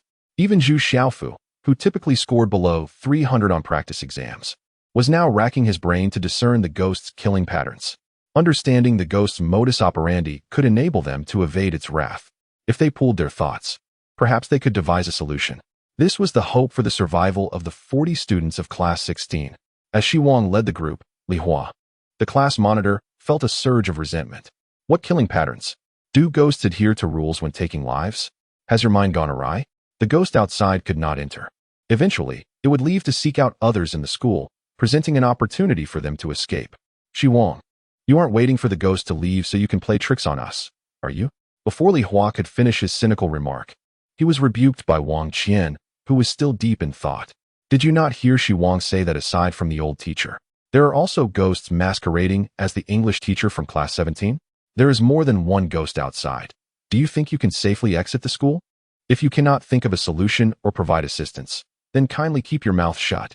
Xi Wang was the first to identify the malevolent spirit and had warned all the classmates. People were already weary of Li Hua, who frequently reported to the class teacher, sowing discord among students. Wang Qian, unwilling to succumb to death, did not intend to coddle him. On stage, Su Yujin scoffed. I finally understand why, in horror films, the protagonists often make foolish decisions. Art imitates reality, does it not? Li Hua, do you know what you are? Su Yujin pointed at Li Hua, unreserved in her disdain. You are nothing but a fool, a waste. If you utter one more word, do you believe I won't summon Lu Haizhu to deal with you? Li Hua trembled, his face ashen from Su Yujin's sharp retorts. He had always held the title of class monitor, supported by the teacher, placing him at the top of the social hierarchy. Now, however, he felt ostracized, his body shaking with indignation. Humph. Li Hua decided to distance himself from the collective, retreating to a corner while muttering, the ghost can't enter. You all can listen to Xi Wang's ramblings. I'll wait for the ghost to leave and then escape. As Wang Qian contemplated, she heard Li Hua's voice receding and quickly looked up. Noticing Li Hua heading to the corner of the classroom, she frowned and called out. Li Hua, stop. I just said to remain still. Wang Qian's words trailed off as she covered her mouth. Her face filled with terror as she gazed at the shadow cast by Li Hua under the light. The others followed her gaze, all left speechless. Presently, the group had placed their trust in Xi Wang. Xi Wang switched on his phone's flashlight, prompting the others to do the same. For light could dispel the fear within their hearts. At that moment, as Li Hua reached the corner, illuminated by the beams of their phones, he exhibited no signs of abnormality. However, the shadow on the wall revealed something lurking behind him, something resembling a person clinging to Li Hua's back. Li Hua, you. Someone nearby called out, but Wang Qian swiftly silenced them. The ghost has appeared. This was the collective thought echoing within everyone's minds, while Li Hua remained blissfully unaware of the unfolding horror. Foolish, if you wish to follow Xi Wang, then do so. I refuse to be with you. I wouldn't want your pig brains to influence me. Li Hua scoffed, dismissing the gravity of the situation. As Li Hua spoke, he had already made his way to the far corner of the classroom, away from the door. The other students in the room gazed in terror at the shadow behind Li Hua, which extended its hands to embrace his head. With a clatter, Li Hua kicked a chair and turned to sit down. However, at that very moment, the shadow cast on the wall did not follow his movement. Thus, as Li Hua turned, he found himself facing a shadow that could only be seen in the light. The others could not perceive the ghostly entity. What horrified everyone was that, after Li Hua turned around, they did not see his front, but rather his back. In the corner, Li Hua stood frozen. All the students in the class stared wide-eyed, and an unpleasant odor permeated the air. Xi Wang at the podium also turned pale. Though he did not comprehend what was happening, it was clear that Li Hua had triggered the ghost's murderous pattern. The balance had been disrupted. Thud, thud, thud. Outside, Yin Feng continued to knock on the door, but his words had changed. I am Li Hua. I have entered. I am Li Hua. I have entered. After hearing this, everyone felt their blood run cold. It was as though an invisible hand gripped their hearts. Chapter 21. There are ghosts inside. Never look back. I am Li Hua. I have entered. This single phrase sent chills down everyone's spines. Previously, the ghost outside had changed names, but always said, let me in. Now it had transformed to I have entered.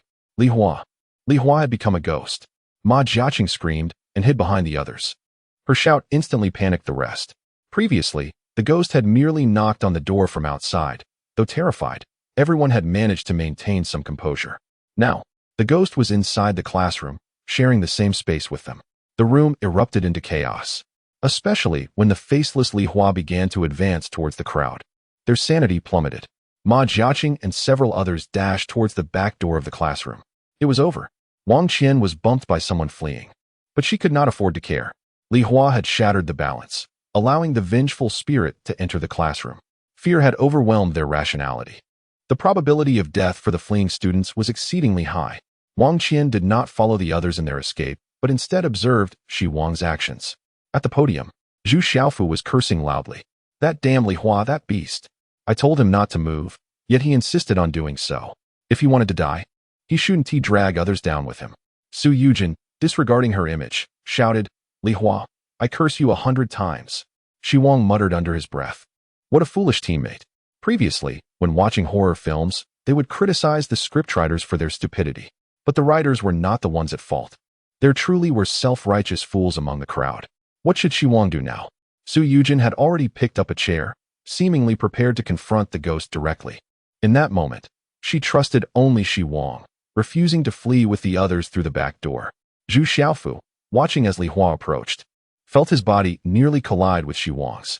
Xi Wang, say something. In their trio, Xi Wang typically devised the plan, Zhu Xiaofu executed it, and Su Yujin took action. Xi Wang first glanced at the shadows of the three, confirming there was no anomaly, then his mind began to race. As Li Hua moved towards the corner, his shadow exhibited strange behavior.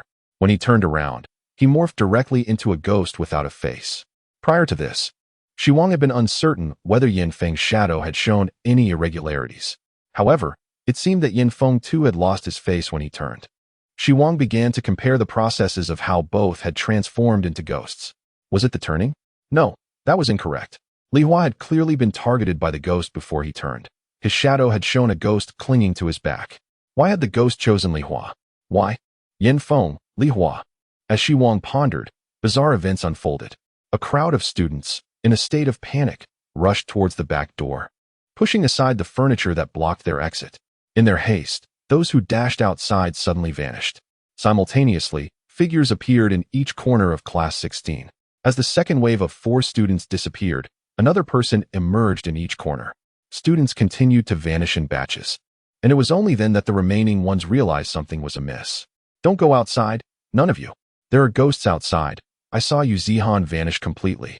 With several classmates urging caution, the remaining students finally ceased their reckless escape towards the classroom door. Once the group quieted, they realized that people were indeed present in each corner of the classroom. However, where's this? How did I end up here? Mommy, I want to go home. I want to go home. Grandpa Ghost, spare me. I'm not tasty, please let me go. Xi Wang, where are you? Save me. In each corner stood 6 individuals, all wailing and begging for mercy. This scene appeared exceedingly bizarre to Xi Wang and his friends, especially the male student pleading for Xi Wang's help. Standing just 2 meters from the podium, Xi Wang could see the student clearly. Even in the dim light of their phones, the boy seemed completely unaware of Xi Wang's presence, his hands flailing around aimlessly. What was happening? Su Yujin took a step back, frightened by the strange sight before her. We are right in front of you. Why can't you see or hear us? Moreover, hadn't they just run out of the classroom? How had they suddenly reappeared in the corners? The others, too, dared not make any sudden movements. What seemed like an escape route now resembled a gateway to hell. The students who had rushed out were now trapped in the corners, deprived of their vision. However, the group's attention quickly shifted from the students in the corners to Li Hua. There was still a ghost in the classroom. The remaining 16 individuals all fixated on Li Hua.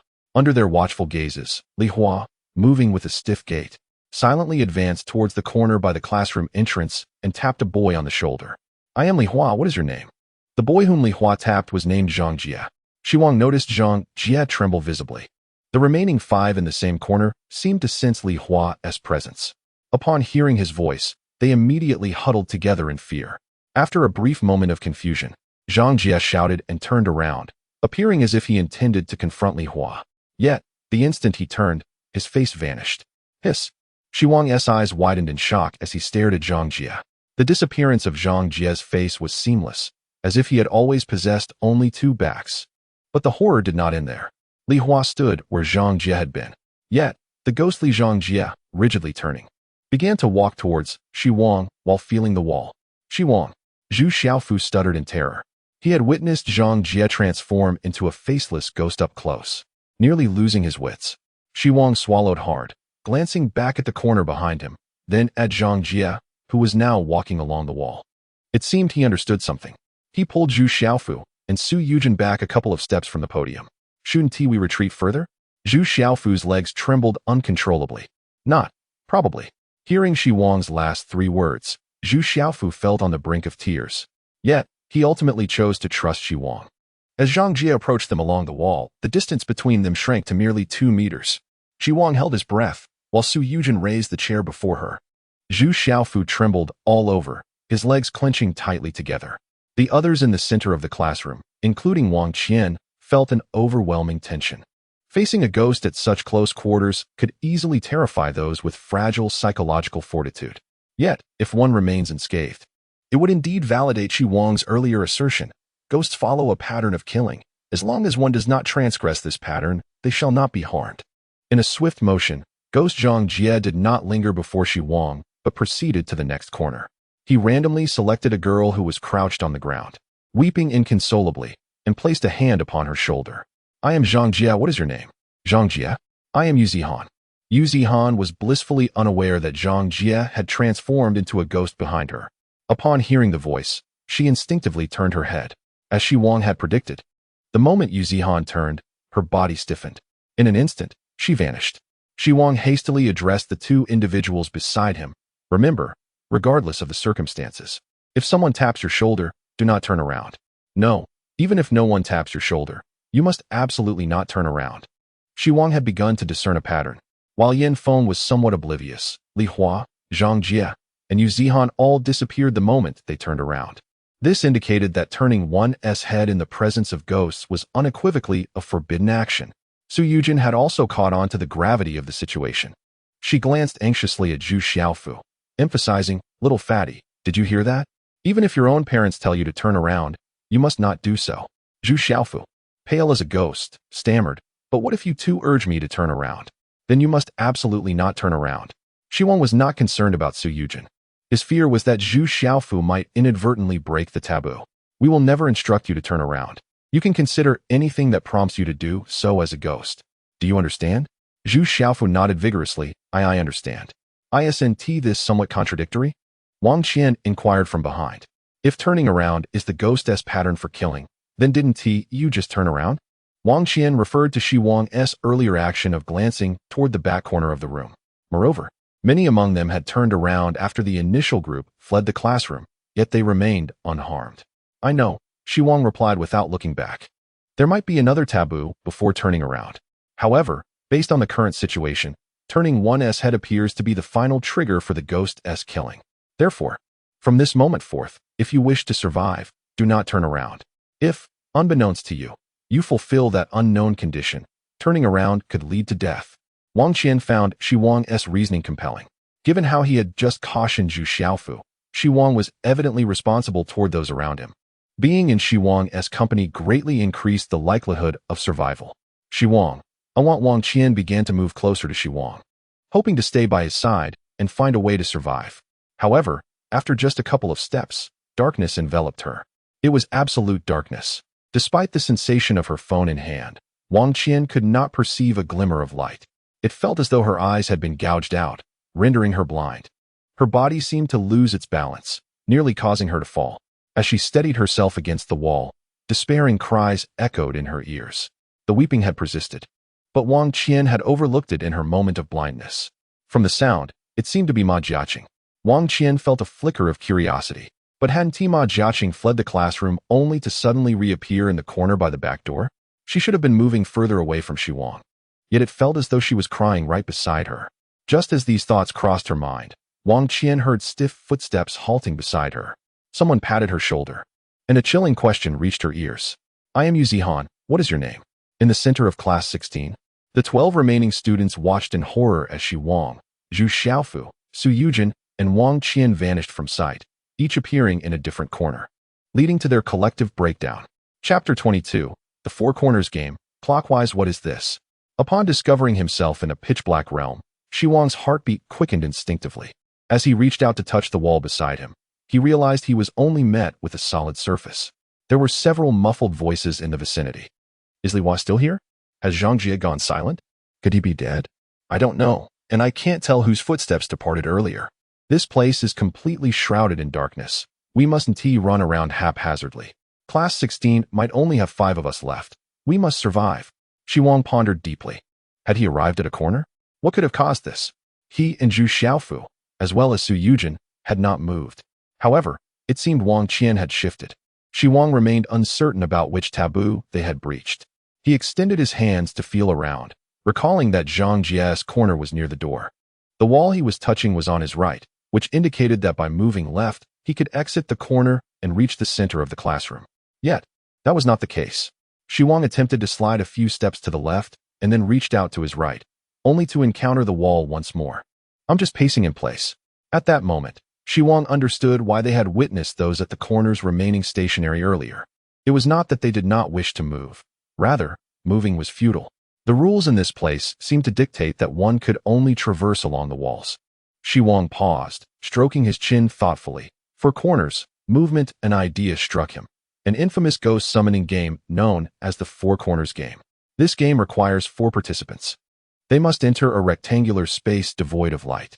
Each person stands in one of the 4 corners. When the game commences, A feels their way along the wall to B's position and taps B's shoulder. B then moves towards C, repeating A's action, since A has already reached B. By the time D arrives at A's original position, it is unoccupied. D must then cough to indicate the absence of a person before proceeding toward A's current position, continuing the shoulder tapping. The Four Corners game involves 4 participants. As one must move, only 3 corners will be occupied. However, at a certain moment in the game, the coughing will cease. This signifies that each corner is now occupied by a person, while another is in motion. Before a 5th individual appears, participants may choose to exit if they feel fear. Yet, should the 5th person materialize, the game will perpetually continue. If anyone halts their movement, something truly terrifying will occur. Could this ghost have been summoned through the Four Corners game? Xi Wang believed he might have grasped the ghostess rules.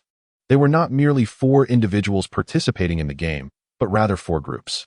Zhang Jie and Yu Zihan were transformed into ghosts upon turning after being tapped on the shoulder. The correct course of action was to continue walking along the wall after being tapped and seek out the next person. To be prudent, one should also respond to the questions posed by the individual behind them, stating their name. "Can you all hear me?" Xi Wang called out, gauging his position relative to the others. "It's Xi Wang." Upon hearing his voice, the 5 individuals became agitated. "If we want to survive, we must heed my instructions." Without further ado, Xi Wang declared, "Everyone must remember, regardless of what transpires, do not turn around. Turning around is certain death. Secondly, if someone taps your shoulder, do not turn around. After responding, proceed forward along the wall like a relay baton until you encounter the next person, then tap their shoulder." In the darkness, several voices responded in unison. "Xi Wang, we trust you." Others echoed, "I believe in you too." "Xi Wang, how can we escape? I'm scared." "Xi Wang, please help me." Ignoring the anxious voices trailing behind him, Xi Wang resolutely pressed on. He himself might not even survive to escape. How could one expect to continue living while relying on others? Xi Wang is not their parent. After a period of silent waiting, The sound of stiff footsteps echoed once again. The atmosphere around seemed to grow considerably colder. Xi Wang held his breath, listening intently to the sounds surrounding him. Suddenly, a hand clapped on someone's shoulder. "I am Lu Yang, what is your name?" The voice was rigid, emanating a cold breath. Undoubtedly, Lu Yang was dead. What had come was a ghost. I am Lu Ping." Following Xi Wang's instructions, Lu Ping responded and proceeded along the wall ahead. Remarkably, nothing untoward occurred. As he passed by others, he managed to navigate around them. When Lu Peng reached Xi Wang's side, he joyfully called out to the darkness, "Xi Wang, I made it." Ah! Before he could finish his sentence, a sudden, short scream escaped his lips. A second later, Xi Wang sensed another icy presence beside him. Dead. Xi Wang was momentarily stunned. This sensation was akin to the chilling aura emanating from Li Hua nearby. Xi Wang called out Lu Peng's name, but received no reply. With a darkened expression, Xi Wang turned to the others and insisted, "Remember, once you enter the loop, do not speak during any time except the beginning and the end." Lu Peng spoke once and then perished. Clearly, speaking during the game was a taboo. Although Lu Peng was dead, his fate confirmed Xi Wang's suspicions. The ghost's rules indeed aligned with the game's regulations. As long as one adhered to the rules, nothing would occur. However, before Xi Wang could contemplate how to break free from the game, he felt a sudden tap on his shoulder. "I am Li Hua. What is your name?" In that instant, a bead of sweat formed on Xi Wang's forehead. It was not merely the shoulder tap that alarmed him, but the realization that Li Hua had approached from the front, just as Xi Wang had been tapped on the shoulder. What was happening? Did it mean 2 rounds of the game were to commence simultaneously? Why was it not from behind, but rather in front? Instinctively, Xi Wang lifted his foot but hesitated to place it down. After a moment of rapid contemplation, Xi Wang decided against retracing the counterclockwise path of the first round, opting instead to move in a clockwise direction. "I am Xi Wang." Step by step, Xi Wang did not look back, but continued to retreat. 1 step. 2 steps. Nothing happened. The tension in Xi Wang's chest eased. He had not died, thus his deduction was correct. Retreating was indeed the correct path. Advancing would lead him to collide with Li Hua before him. The consequences of encountering a ghost were uncertain, and Xi Wang was unwilling to test fate. Those who lacked composure would likely have transformed into new specters by now. "Xi Wang, what is wrong?" As he continued to backtrack past the others, Xi Wang heard their perplexed voices. A frown creased Xi Wang's face. He had already declared, "I am Xi Wang," which signified his entry into the loop. At this juncture, for them to still question him felt like an invitation for his demise. Xi Wang chose to ignore them, believing that their lack of intelligence would not allow them to survive many more rounds. He sighed and retreated further, only to find the sounds around him abruptly vanish, leaving behind an eerie silence. He wondered where Zhu Xiaofu and Su Yujin might be. He hoped they were safe. Xi Wang felt a twinge of concern for the two. If they encountered a ghost tapping their shoulder from the front, would they recognize the righteous rules? While Xi Wang maneuvered through the clockwise loop, the ghost of Lu Peng had already reached the next corner. Zhu Xiaofu, cowering against the wall, trembled uncontrollably. At Wang Qian's corner, someone, paralyzed by fear, forgot the admonition against turning around and silently transformed into a ghost. Meanwhile, Su Yujin was in search of a weapon. Life and death, she believed, were trivial. If one did not comply, they must fight back. No matter how skilled, a knife was still fearsome. Lacking a knife, a stool would suffice. Li Hua, I curse you 100 times. Chapter 23. The Nightmare Ghost's Betrayal in the pitch-black environment. Xi Wang was retreating cautiously. He felt as if the 4 corners belonged to a peculiar space. Otherwise, how could he take merely 2 steps and hear no chatter from others? The classroom was not vast, and under normal circumstances, even if he left one corner, he should still be able to hear the others speaking. Yet, an oppressive silence enveloped him. In such a terrifying setting, he had to walk backward. Even Xi Wang hesitated to quicken his pace, feeling the weight of pressure increasing. No, something was amiss. Xi Wang suddenly realized that walking had become increasingly exhausting. It felt as though something had latched onto him, growing heavier by the second. The pressure he felt was not merely psychological, it was tangible.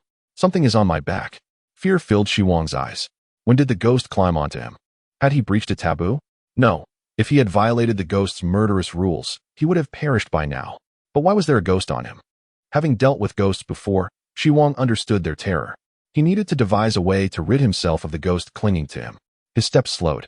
Yet the ghost's weight increased at an alarming rate. From a few kilograms, it escalated to 30 or 40. In mere seconds, Xi Wang was bent over in agony. In desperation, he hastened his pace. Did the ghost stop growing heavier? Realizing this, Xi Wang suddenly comprehended that his slowing speed might have been a taboo, drawing the ghost to cling to him.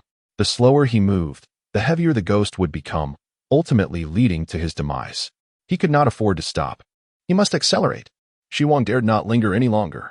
Moments later, he heard the faint sound of a woman sobbing, accompanied by a familiar voice scolding. What good is crying? Can't you think of a solution? Guidan, aren't you the class monitor? Do you have any new conclusions? Su Yujin's voice was unmistakable. The girl named Guidan replied in the darkness, her voice tinged with distress. I'm not Xi Wang. I can't think of anything. Xi Wang's ears perked up. Guidan seemed to be just 2 or 3 meters behind him. He raised his left hand from below to reach back, continuing to retreat. Soon, he felt something soft. Instinctively, he squeezed it, immediately realizing what he had touched. In that pitch-black space, Guidan could not fathom that she would be suddenly assaulted. Throughout this period, the few people in the corner had been engaged in discussion. Guidan recalled that there was no one in front of her. Suddenly, the sound of footsteps and a hand approached. Heaven knows what Guidan's feelings were at that moment. She clasped her mouth tightly, terrified to make a sound, feeling the hand creep ever upward against her chest. Just as Guidan was on the brink of panic, Xi Wang finally grasped her shoulder in an awkward manner. I am Xi Wang, what is your name? Xi Wang. Guidan did not respond, but soon Su Yujin's voice of confusion pierced the darkness. Quickly, Su Yujin reacted, urging, hurry, respond. I am Guidan. The moment Guidan replied, Xi Wang had completed his task within the loop.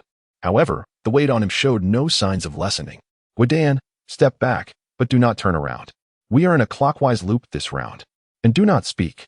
Moving to the next corner and speaking before the transition will trigger the ghost's murderous rules. Xi Wang spoke rapidly, fearful that Guidan might not comprehend. He repeated himself, knowing that failure to comply could lead to her demise. Fortunately, Guidan was not slow-witted. She swiftly redirected her raised right foot from forward to backward and silently began to step away from the corner. Xi Wang, how did you end up here? How did we come to be in this place? Su Yujin's tone was filled with surprise. Xi Wang did not lean towards Su Yujin, concerned that the malevolent entity he bore might adversely affect her. The weight upon his back remained unchanged, neither increasing nor decreasing, still pressing down on him.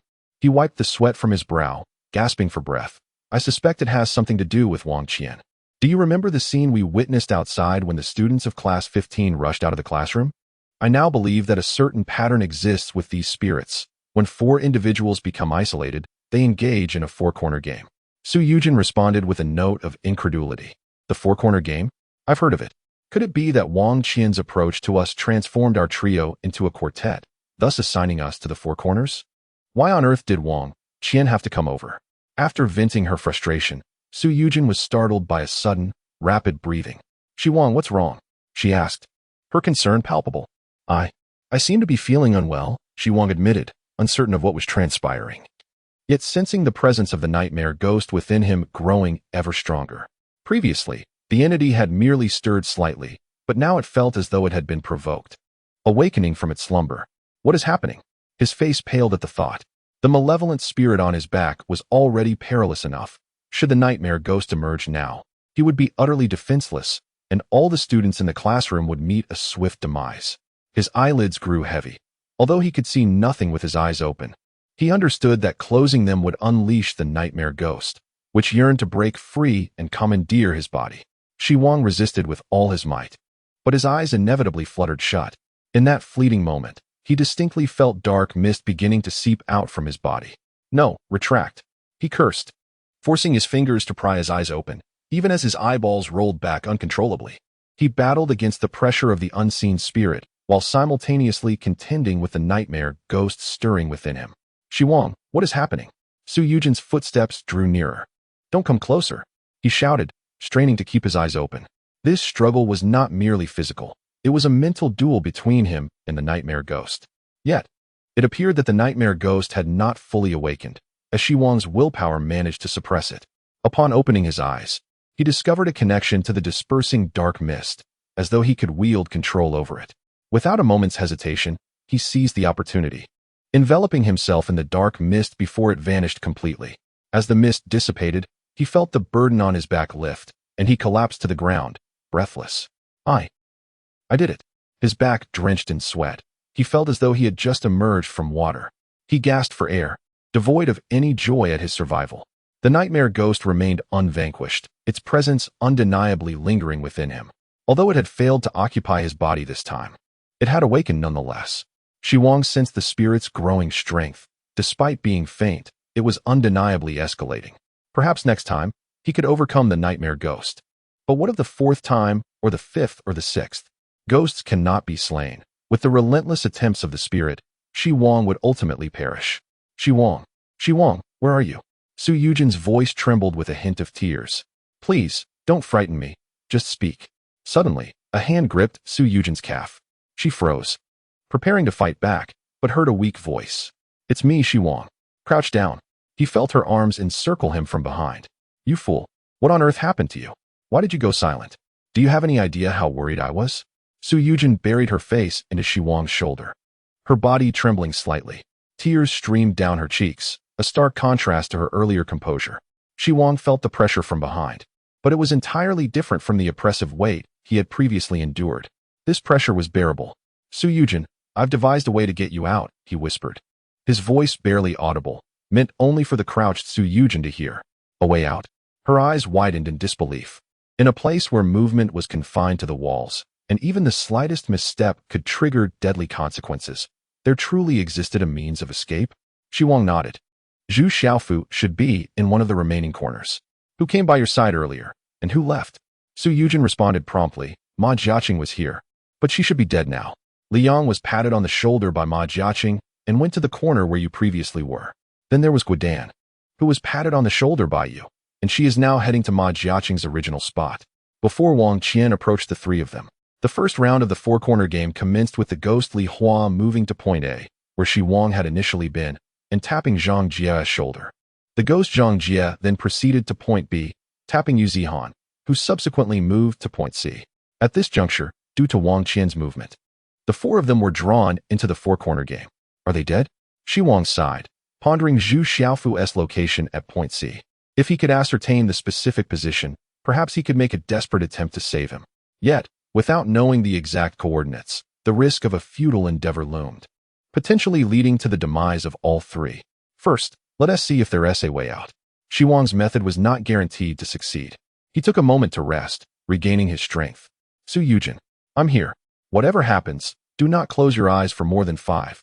No, 3 seconds. Do you understand? I understand. Grab my hand. All right. Su Yujin grasped Xi Wang's hand, but the next moment, the warmth she had felt turned icy and chilling. She realized that the hand she held felt eerily lifeless. Worry crept into her heart. What had happened to Xi Wang? At that moment, Xi Wang had closed his eyes, the nightmare ghost within him stirring once more. Dark mist billowed from his body, enveloping both him and Su Yujin. Simultaneously, he sensed the nightmare ghost's desire to seize control of his body. If he continued to allow the mist to expand, he risked succumbing to the spirit's backlash. I do not know why you are trapped within me, but I am not so easily vanquished. With a roar, Xi Wang took a step forward, the swirling mist following his lead as he navigated the shadowy environment. During his initial confrontation with the nightmare ghost, he had used the dark mist to ensnare the spirit behind him. Once the mist had dissipated, the entity had been subdued. An idea struck him. If the nightmare ghost's mist was so potent, perhaps he could harness its power to escape the classroom and the school. However, this method was fraught with peril. The nightmare ghost lay dormant within him, awakening steadily.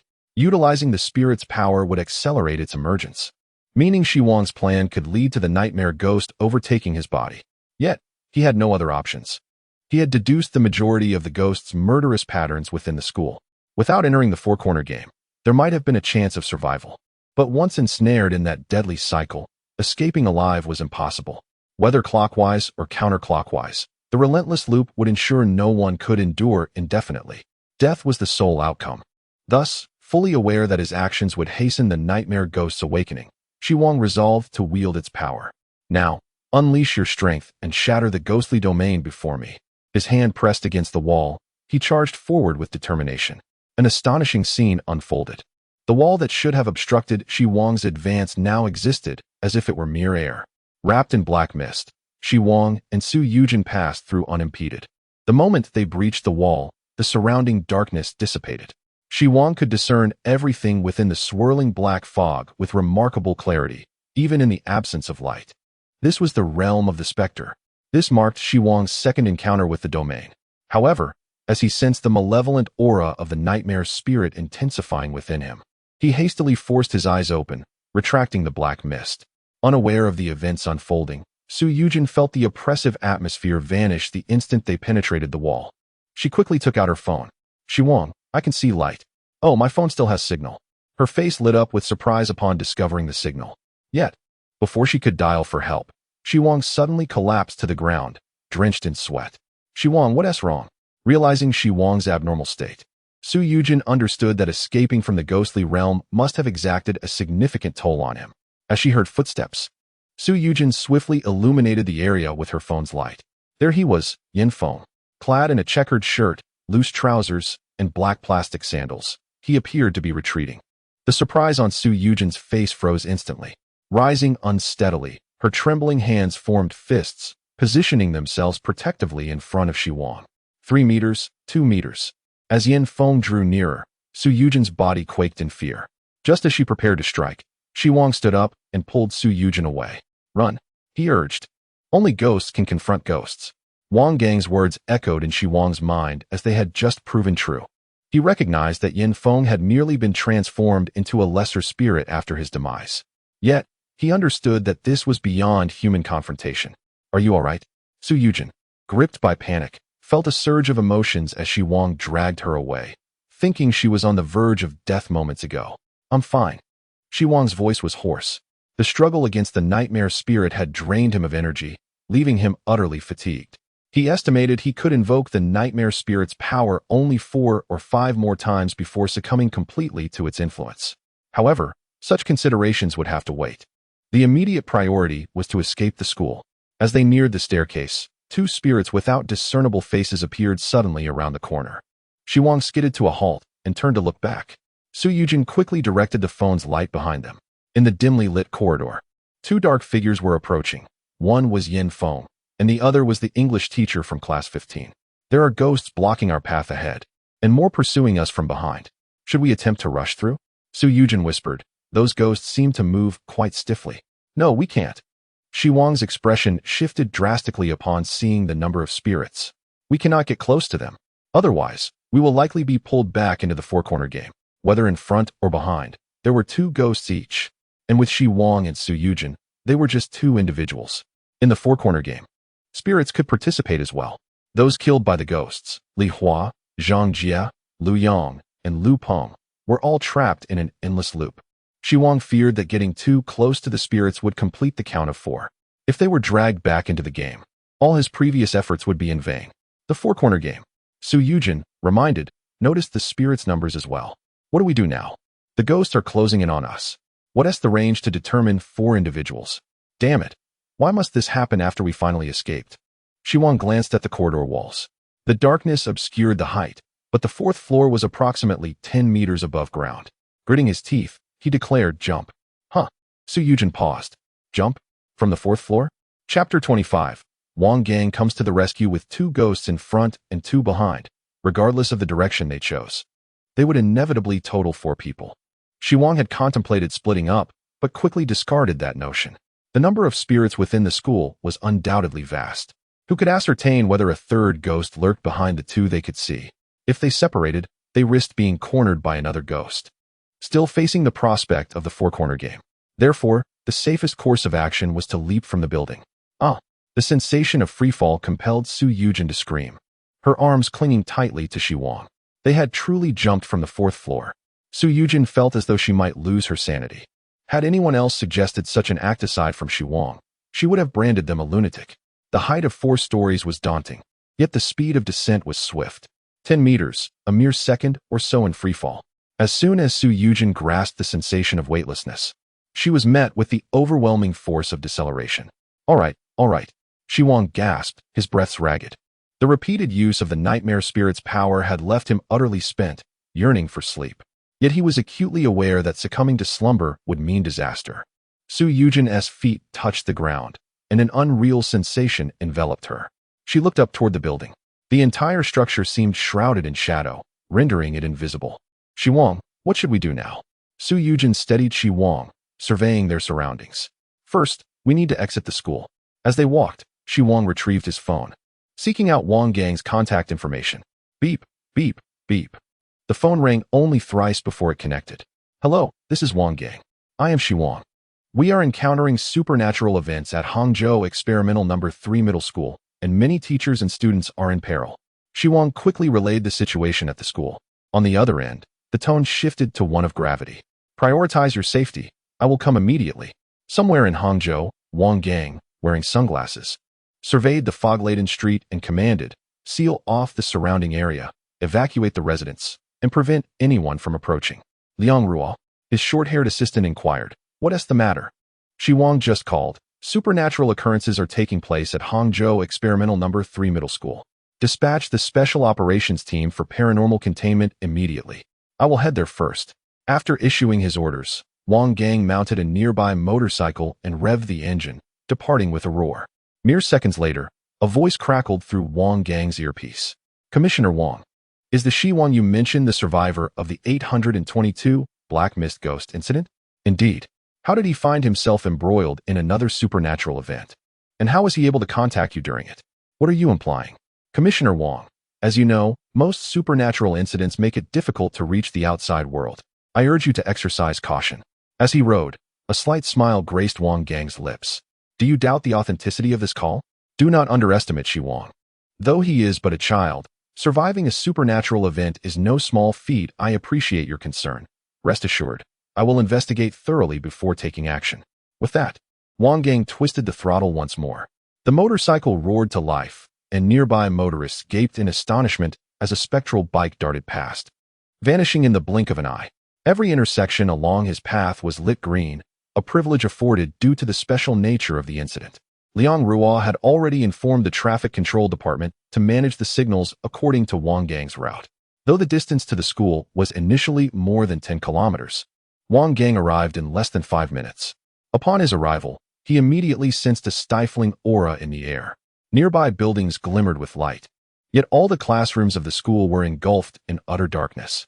From a distance, it appeared as if entire segments of space had been erased, revealing a backdrop of inky blackness, striking and eerie. Upon observing the unsettling commotion caused by the entity before him, Wang Gang quickly discerned that he was confronted with a formidable ghost, one whose terror rivaled that of the Black Mist Ghost. At the very least, this apparition could be classified as B-grade. Retracting his gaze, he focused on the two figures stationed at the entrance of the third high school. Xi Wang, could you possibly check the almanac before venturing out in the future? It seems you always attract the larger entities. Just as he arrived at the school's gate, Wang Gang spotted Xi Wang and Su Yujin. To alleviate Xi Wang's palpable fear, he attempted to lighten the mood with a jest. Witnessing Wang Gang's prompt arrival, Xi Wang marveled at his efficiency. Commander, the ghost at the third high is exceptionally powerful. To which Wang Gang retorted, which ghost is not formidable? Approaching Xi Wang, Wang Gang scrutinized his demeanor before speaking earnestly. This is precisely my line of work. Su Yujin regarded the peculiar figure enveloped in layers of clothing before her with a sense of bewilderment. Xi Wang had mentioned contacting a special national department, leading her to expect a team clad in military uniforms equipped with specialized instruments. Instead, she was met with this eccentric individual, who would dress so heavily on a summer night. At that moment, Wang Gang suddenly seized Xi Wang by the throat. What are you doing? Su Yujin exclaimed in alarm, swinging her fist at Wang Gang. However, he effortlessly blocked her strike with his other hand. Why? Xi Wang gasped, feeling a wave of suffocation and confusion. Wang Gang smirked. Two ghostly minions, you thought you could deceive me? I have dealt with 2 B-grade supernatural incidents. My observational skills are quite keen. Your disguises are insufficient. With that, he prepared to vanquish the 2 ghostly minions before him. Ghosts cannot be killed. When a person succumbs to a ghost's attack, they become tainted by supernatural forces and transform into ghostly minions. Such entities, upon the removal of their supernatural residue, revert to ordinary corpses, much like the workers slain during the Black Mist incident. Xi Wang had referred to them as formidable corpse ghosts, yet without the spectral remnants. They would merely be regular bodies. However, just as Wang Gang was about to eliminate the ghostly minions, a surge of black mist erupted from Xi Wang. The moment the mist appeared, a chill ran down Wang Gang's spine, sensing something immensely powerful within it. He quickly released his grip and retreated. Cough, cough. After breaking free, Xi Wang hastily caught Su Yujin, who nearly stumbled. Wang Gang, we are not ghosts. Xi Wang's voice brimmed with indignation. He had finally managed to escape the classroom and relay the message to Wang Gang, only to find himself nearly at the mercy of the very person he sought help from. Wang Gang observed Xi Wang's reaction with a hint of astonishment. Just moments ago, Xi Wang had seemingly harnessed the power of a vengeful spirit, yet he was not purely a vengeful spirit. Have you become a ghost tamer? A ghost tamer? Xi Wang did not grasp the meaning of Wang Gang's words, his anger still simmering. So that's it. Wang Gang appeared to comprehend something. Shaking his head, he offered an apology. Apologies. Had you informed me earlier that you were a ghost tamer, this misunderstanding could have been avoided. Nevertheless, I must say, you are indeed unfortunate. Xi Wang, do not be quick to anger. Observe your shadows first. Xi Wang, puzzled, glanced back due to the streetlight illuminating the area ahead, casting his shadow behind him. Upon doing so, his pupils dilated in shock. No wonder Wang Gang mistook them for ghostly minions.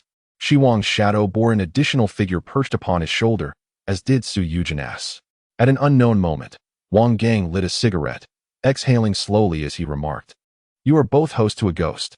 Chapter 26. Ghost Tamer. Xi Wang fell into deep contemplation. If his ghostly presence stemmed from being clutched by a spirit during its clockwise cycle, and the subsequent black mist from the nightmare ghost had not been entirely dispelled, what of the ghost on Su Yujin? How could it be eradicated? Xi Wang pointed to his shadow and inquired of Wang Gang. Wang Gang, biting his cigarette, shrugged. I have yet to encounter that ghost. How could I know how to deal with it? However, even if it is not a ghost, it is a curse of sorts. You both have attracted the attention of a ghost. It will eventually seek you out. The only solution is to eradicate the source of the problem. Seeing Xi Wang's somber expression, Wang Gang exhaled a plume of smoke. I will go contain that ghost. Given that you managed to escape, you should have gleaned the killing patterns of the vengeful spirits. Share with me the conditions inside. He added, this information is vital to me. Even a matter of life and death. Please do not withhold any details. Xi Wang had initially thought that fleeing the school with Su Yujin meant they were safe. However, he was shocked to learn that a ghost had placed a curse upon him. Yet, Wang Gang's intent to confront the ghost piqued his curiosity. You intend to face the ghost alone? Wang Gang chuckled lightly at this, discarding his nearly burnt-out cigarette onto the ground. He crushed it beneath his shoe and extended his right hand toward Xi Wang. Allow me to reintroduce myself. I am Wang Gang, an officer of the Paranormal Containment Special Operations Team, Hang City Division. Everyone calls me the Ghost Tailor, Wang Gang. Xi Wang gazed at Wang Gang's outstretched hand, momentarily rooted in place. When he had been attacked by Xi Wang's black mist, Wang Gang's glove had been torn, revealing the hand beneath. What kind of hand was it? It was riddled with stitching scars, each patch of skin a different hue, appearing as though hastily sewn together, emanating a foul odor. You. Xi Wang instinctively pulled Su Yujin several paces back, eyeing Wang Gang with caution. What exactly are you? Human or ghost? Wang Gang remained unperturbed by Xi Wang's retreat. Patiently, he elucidated, at the very least, I am still human. Didn't I mention before that only ghosts can combat ghosts? Naturally, ghosts will not assist humans in confronting their kind. Fortunately, there are individuals like us. Wang Gang pointed at Xi Wang, speaking gravely. Those who survive encounters with vengeful spirits and have learned to wield their power are known as ghost tamers. From your earlier display, it is evident that you have harnessed the black mist ghost, while I command a stitching ghost. Command a vengeful spirit? Xi Wang was taken aback, realizing that Wang Gang, too, possessed the power of a vengeful spirit. Coupled with the mention of the Paranormal Containment Special Operations Team, it suggested a broader community of ghost tamers. Do not dwell on it too much. Individuals like us are exceedingly rare. Wang Gang seemed to sense Xi Wang's inner turmoil and clarified, the number of those who survive encounters with vengeful spirits is minuscule. Even those who gain control over them face the risk of the spirits reawakening within them. For individuals like me, tasked with resolving supernatural incidents and confronting various ghosts, the danger is even greater. Thus, this line of work is perpetually in need of more personnel. I am delighted to see you become a ghost tamer. After all, you are also from Hang City. Now, please share with me the details regarding the ghost situation within the school. The longer we delay, the greater the peril for the survivors inside. As Wang Gang finished speaking, Military vehicles began to arrive, and groups of soldiers disembarked, surrounding the entire school and establishing a perimeter. Xi Wang, though still filled with questions, understood that time was of the essence and promptly relayed all the information he possessed. If those killed by ghosts became ghostly minions, then there must be many such entities within the school, characterized by their inability to turn around. Turning around meant certain death. A four-corner game, where the presence of 4 individuals within a designated area would compel them to participate in the game. Entering the game is almost certain death. Its rules are. Furthermore, I am not entirely certain, but the possibility is quite high. Images of Li Hua's demise flashed through Xi Wang's mind as he recalled the scene, cautioning, if there is only one person within the ghost judgment zone, death is inevitable. At that moment, when Li Hua stood with others, everything seemed normal. However, when Li Hua moved alone to the corner, his shadow exhibited anomalies. Xi Wang's shadow was strange, yet it remained motionless. Conversely, the ghostly entity within Li Hua's shadow made a gesture as if to embrace him. Perhaps, even if Li Hua had not turned around, he would have met his end at the hands of the malevolent spirit. After hearing Xi Wang's account, Wang Gang's breath grew heavy. If what you say holds true, the terror of this ghost surpasses my expectations, particularly the last point. The ghost's rules are absolute. Death is death. Even as a ghost-taming expert, I cannot withstand the murderous laws of the ghost. The other members of the special forces are merely ordinary individuals, relegated to tasks of containment and support. When faced with a vengeful spirit, they are no different from the general populace. If I enter alone, I risk isolation and the likelihood of being killed by the ghost. At that point, there would be 2 spirits within the school. Wang Gang did not conceal his apprehension regarding the malevolent spirit haunting the school. Just as Xi Wang assumed Wang Gang might abandon the mission, he unexpectedly pulled him aside to avoid Su Yujin and issued an invitation. Xi Wang, I require your assistance. The chances of us, as ghost tamers, successfully containing the vengeful spirit within the school would increase significantly. Xi Wang's eyes widened in astonishment. Pointing at himself with his index finger, me? Yes. Wang Gang nodded. If you are unwilling, I shall report the situation here and request reinforcements from above. However, the number of specialists is limited, and there may not be anyone available. This ghost may take considerable time to handle. Wang Gang was not being dishonest. In the face of an unassailable vengeful spirit, ghost tamers cannot simply charge in with fervor. Should a ghost tamer be killed, the spirit within them could awaken, resulting in 2 vengeful entities. The dilemma would not only remain unresolved, but would become even more complex. Xi Wang fell silent. He had barely escaped the school. Now, being asked to return, his heart was undoubtedly resistant. Yet, Wang Gang sought to eliminate the malevolent spirit, and the probability of succeeding alone was exceedingly slim. He had also stated that he could not defy the ghost's murderous laws. Xi Wang was not one to meddle in affairs. However, the ghost had already placed a curse on him and Su Yujin's shadows. The fact that they had not perished upon turning around might be attributed to their not being isolated. Perhaps this curse was merely a mark, but sooner or later, that ghost would find them. If the spirit within the school remained uncontained, Xi Wang would perpetually be in danger.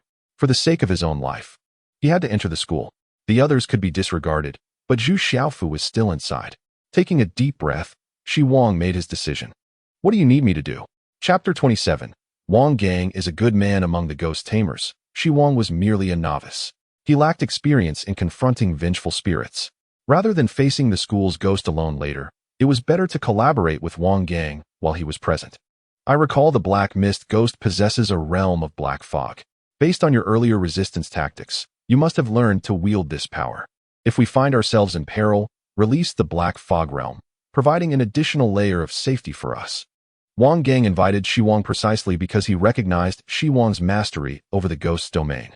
Otherwise, he would not have extended an invitation to an ordinary ghost tamer. He would have preferred to wait for higher-ups to dispatch other specialists. I understand. Xi Wang nodded. Wang Gang merely wanted him to ensure safety. It seemed he would be responsible for the combat. This must reflect Wang Gang's consideration for him. After 2 encounters, Xi Wang sensed that Wang Gang was indeed a good person. That must be your classmate. Go bid her farewell first. I will arrange for someone to accompany her. Upon finishing, Wang Gang approached nearby soldiers to organize matters. Xi Wang walked over to Su Yujin, who appeared extremely anxious. What did that tailor summon you for? What exactly is a ghost tamer? Is your body all right? Su Yujin seemed unconcerned about the abnormality of the shadows, focusing solely on Xi Wang's well-being. Xi Wang patted Su Yujin's shoulder, smiling. I am fine for now. However, this issue must be resolved. So I plan to enter the school with Wang Gang to contain that ghost. Su Yujin's eyes widened in immediate opposition. No, it's far too terrifying inside. We just escaped from there. You cannot go back in. Didn't you say the country has a specialized department for handling supernatural events? They have experience. Let them handle it. I want to allow you to go. Su Yujin bit her lip, gripping Xi Wang tightly with both hands, fearing he would leave the moment she loosened her hold. You know how horrifying vengeful spirits are. Containing one requires immense effort. We cannot sacrifice our lives while watching others perish. Moreover, Xiao Peng is still trapped in the school. Xi Wang reassured Su Yujin. Rest assured, you know my capabilities. If danger arises, I will undoubtedly escape at the first opportunity. Even with Xi Wang saying this, Su Yujin remained worried. Can you please not go? Upon hearing this, Xi Wang furrowed his brow. Su Yujin, do not be stubborn. Seeing Xi Wang's anger, Su Yujin nervously released her grip. Yet, she repeatedly urged, you must be cautious. If the chance arises, bring Xiao Peng out. If not, he won't blame you for not rescuing him. If danger arises, you must flee at the first opportunity. If time is pressing, do not concern yourself with that tailor. Your life is paramount. Having arranged matters, Wang Gang, who awaited Xi Wang nearby, remarked with a frown. Could you please refrain from discussing such matters in front of me? The party involved? Upon hearing this, Su Yujin stormed toward Wang Gang. What is your badge number? If anything happens to Xi Wang, I will certainly lodge a complaint against you. If I find out you used Xi Wang as cannon fodder, I will not spare you even in death. Wang Gang, witnessing Su Yujin confront him like a battle rooster, couldn't help but inhale sharply. When Xi Wang approached again, Wang Gang chuckled teasingly. She cares about you. Is she your girlfriend? Xi Wang shook his head. She is my friend. He added, a close friend. Wang Gang shrugged. Nevertheless, I must remind you to have your close friend temper her temper. Not all ghost tamers are as easy to talk to as I am. As I mentioned, ghost tamers face the risk of vengeful spirits awakening. Many ghost tamers have been tormented by these spirits during this process, their minds twisted long ago. There are those who, without provocation, unleash a deadly rampage, and many of them exist. Xi Wang understood Wang Gang's words were well-intentioned and promptly expressed his gratitude. Thank you for your understanding. I will ensure she moderates her temperament. Wang Gang nodded. The two stood at the entrance of the school, gazing up at the teaching building shrouded in darkness. Clad in a black trench coat, entirely enveloping himself, Wang Gang spoke in a deep voice. Are you prepared? Ready. With such resolve, let us proceed. As the two crossed the threshold of the school, the soldiers outside grew increasingly vigilant. Wang Gang's assistant, Liang Ruo, also arrived on the scene, taking over command from Wang Gang. The third middle school is a fine institution. Those who can attend are promising students. How unfortunate. So many of the nation's flowers have encountered supernatural events. Standing before the teaching building, Wang Gang raised his head and inquired, is this the building from which you fled? Xi Wang nodded. Many buildings in the school were shrouded in darkness. Wang Gang was uncertain where the true specter lay hidden, so he chose to explore the teaching building that Xi Wang was familiar with. Can you shoot? Wang Gang retrieved a golden small pistol from his waist and handed it to Xi Wang, saying, Here, as a fine gift for you. I've never fired a gun before. Xi Wang replied as he took the weapon, feeling its substantial weight. Upon closer inspection, could this possibly be made entirely of gold? A pistol forged from gold is rather extravagant. The nature of these specters remained an enigma. Humanity's most advanced firearms were utterly ineffective against them. The Paranormal Research Institute had studied various elements on Earth, ultimately discovering that specters could not affect substances with an atomic number of 79, which is gold. Furthermore, they found that ultraviolet light also inhibited the supernatural, though not to the extent of gold. If you encounter a ghost or a ghost servant's attack, you can retaliate with the golden pistol, Wang Gang explained. While a ghost master can harness the power of malevolent spirits, it is advisable to refrain from doing so unless absolutely necessary, as each use risks hastening the revival of the vengeful spirit. Remember, this is merely a loan for your current mission and must be returned. Upon hearing Wang Gang's explanation, Xi Wang realized the significance of the golden pistol in this moment. It allowed ordinary individuals to confront supernatural forces. Wang Gang was indeed a commendable officer. Xi Wang considered discussing his concerns with him. Officer Wang Gang, I've always felt that the dark mist within me was on the verge of emerging. Is that what you refer to as the revival of a vengeful spirit? Xi Wang did not correct the terminology of nightmare ghost. Wang Gang frowned and replied, "Has it been less than 2 weeks since you experienced the incident with the vengeful spirit? Is there already a sign of revival? Have you utilized the power of the vengeful spirit multiple times during this period?"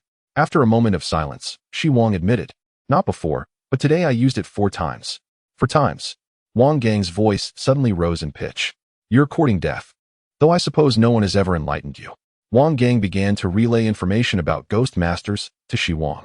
Remember, a ghost master is not a powerful hero.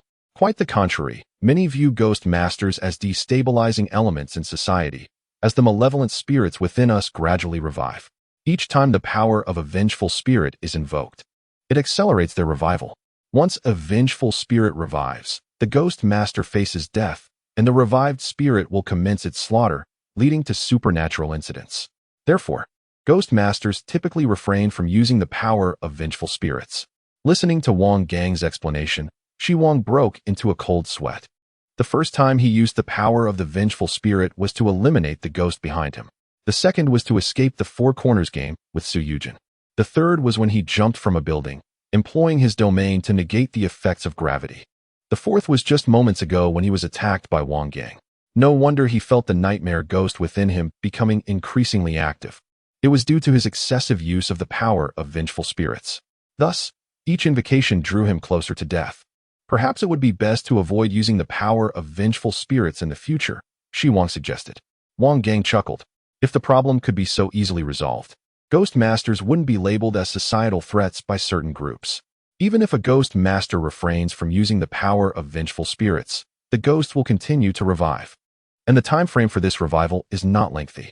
Supernatural incidents began only 6 months ago, and I've heard that many in the first batch of ghost masters have already experienced the revival of vengeful spirits, including those who have never invoked their power.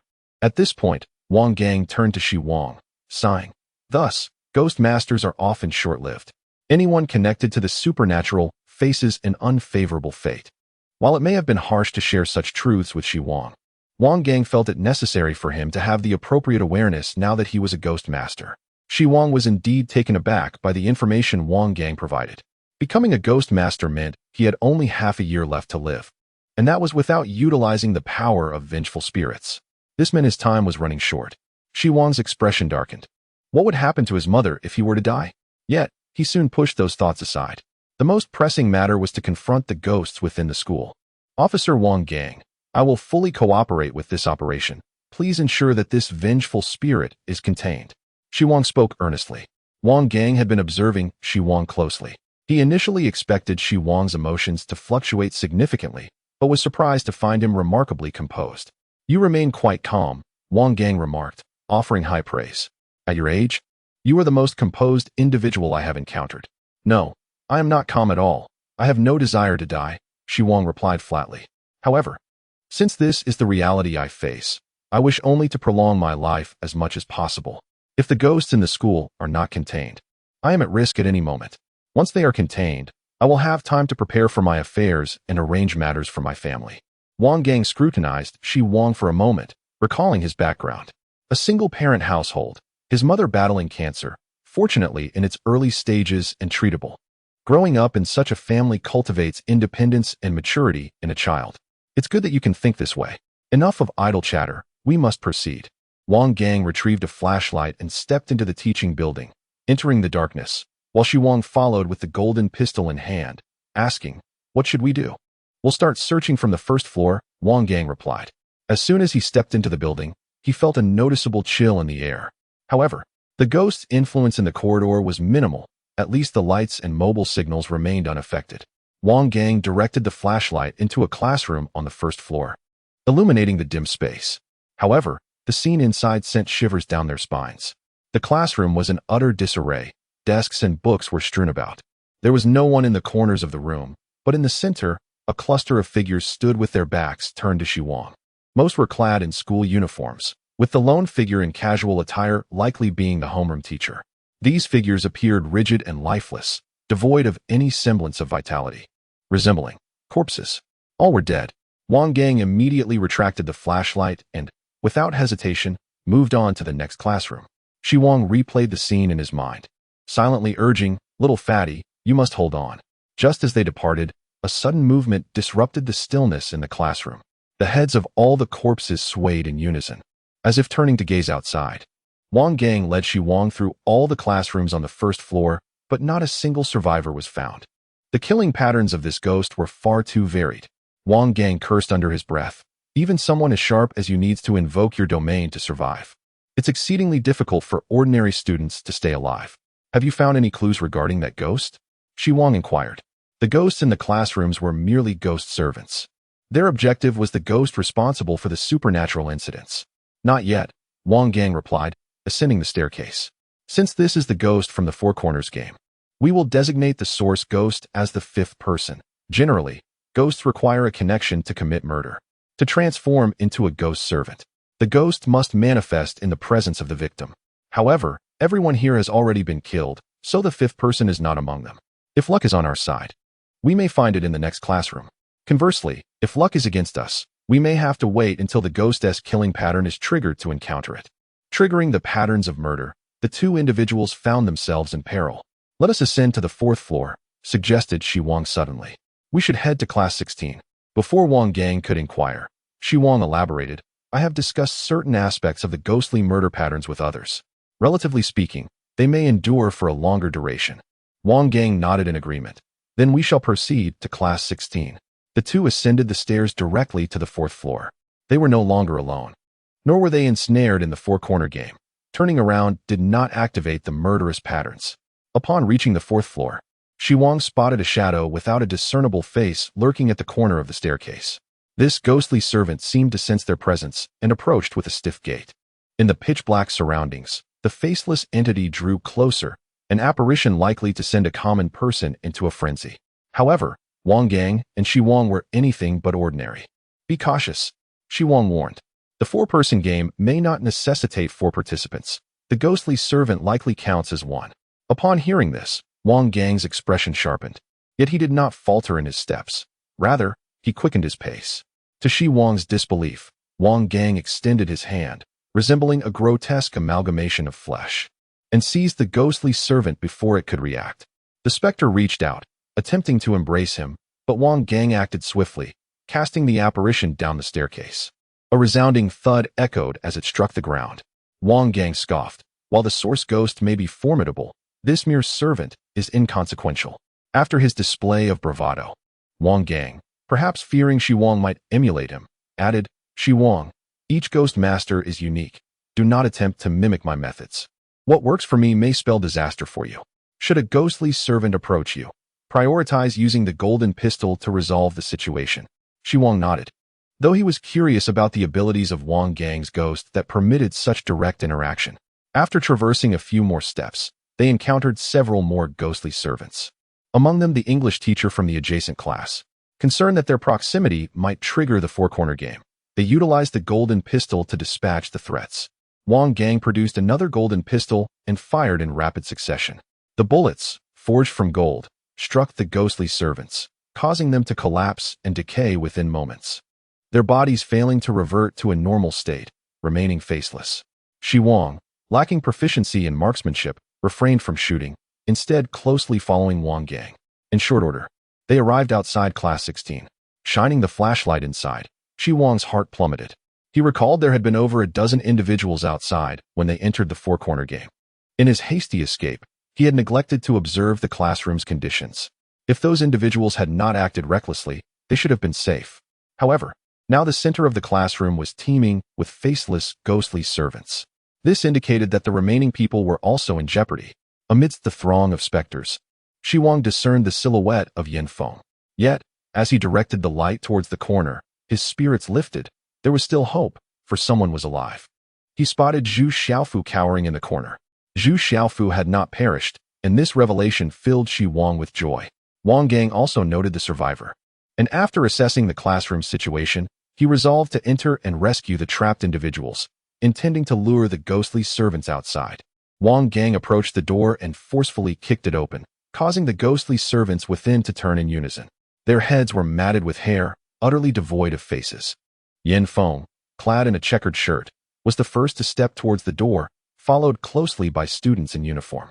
Wang Gang quickly scanned the classroom and realized that the ongoing four-corner game was unaffected by the classroom's obstacles. For instance, when he had kicked open the door, there were individuals hiding in the corner, their bodies unsettlingly overlapping with the door, as if split in two. It appeared as though the humans and the door occupied the same space. Yet in reality, those engaged in the four-corner game existed in an entirely different realm. Did this ghost possess a territory of its own? Wang Gang found himself in a precarious situation, faced with the advancing ghostly servants. He and Xi Wang swiftly retreated from the classroom. Step back a bit, Wang Gang instructed. Once Xi Wang had distanced himself by 2 paces, Wang Gang seized 2 oncoming ghostly servants and hurled them off the balcony. The dull thuds of their descent soon followed. Wang Gang proceeded to replicate this action, throwing every ghostly servant that emerged from the classroom down below. Xi Wang watched in awe, astonished by Wang Gang's prowess. This was the true essence of a ghost master, immensely powerful. The ghostly servants in his grasp resembled mere toys. In less than a minute, all the ghostly servants that had rushed out from Class 16 were dispatched. Quickly, enter and rescue them, Wang Gang urged, slightly out of breath after his exertions. Engaging with the ghostly servants was not as simple as he had implied. However, Wang Gang remained silent and led Xi Wang into the classroom. Xi Wang, vigilant of his surroundings, followed closely behind. The classroom had been devoid of light, shrouded in darkness, but upon their entrance, the beam from their flashlight illuminated the interior. Those participating in the four-corner game were oblivious to the outside world. Yet, from within the classroom, one could observe the unfolding events of the game. When Xi Wang finally grasped the situation inside, he noted that very few living souls remained in the corners. Zhu Xiaofu, huddled against the wall, counted as 1. Wang Qian was moving, and another classmate was present as well. The student, Guidan, who had previously interacted with Xi Wang, had likely transformed into a faceless entity. However, all the ghostly servants donned uniforms and lacked faces, their backs facing forward, rendering them indistinguishable from one another. Was this the nature of the four-corner game? Wang Gang surveyed the scene and promptly informed Xi Wang. Xi Wang, the four-corner game operates within the ghost's domain. I cannot extract them. Since you were able to exit the four-corner game using your domain, you should now be able to enter and rescue them. Of course, we have yet to encounter the 5th person. You may choose to decline the rescue to conserve your strength. Wang Gang's final remark was not mere politeness. The life of a ghost master held far greater significance than that of an ordinary person. Sacrificing 3 living souls to save many more was a prudent choice. Although Wang Gang yearned to save them, he remained acutely aware of the situation.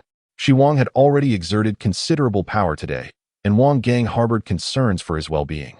Should Xi Wang's powerful ghost awaken before they encountered the 5th person, Wang Gang might also become ensnared, leaving no one to rescue anyone.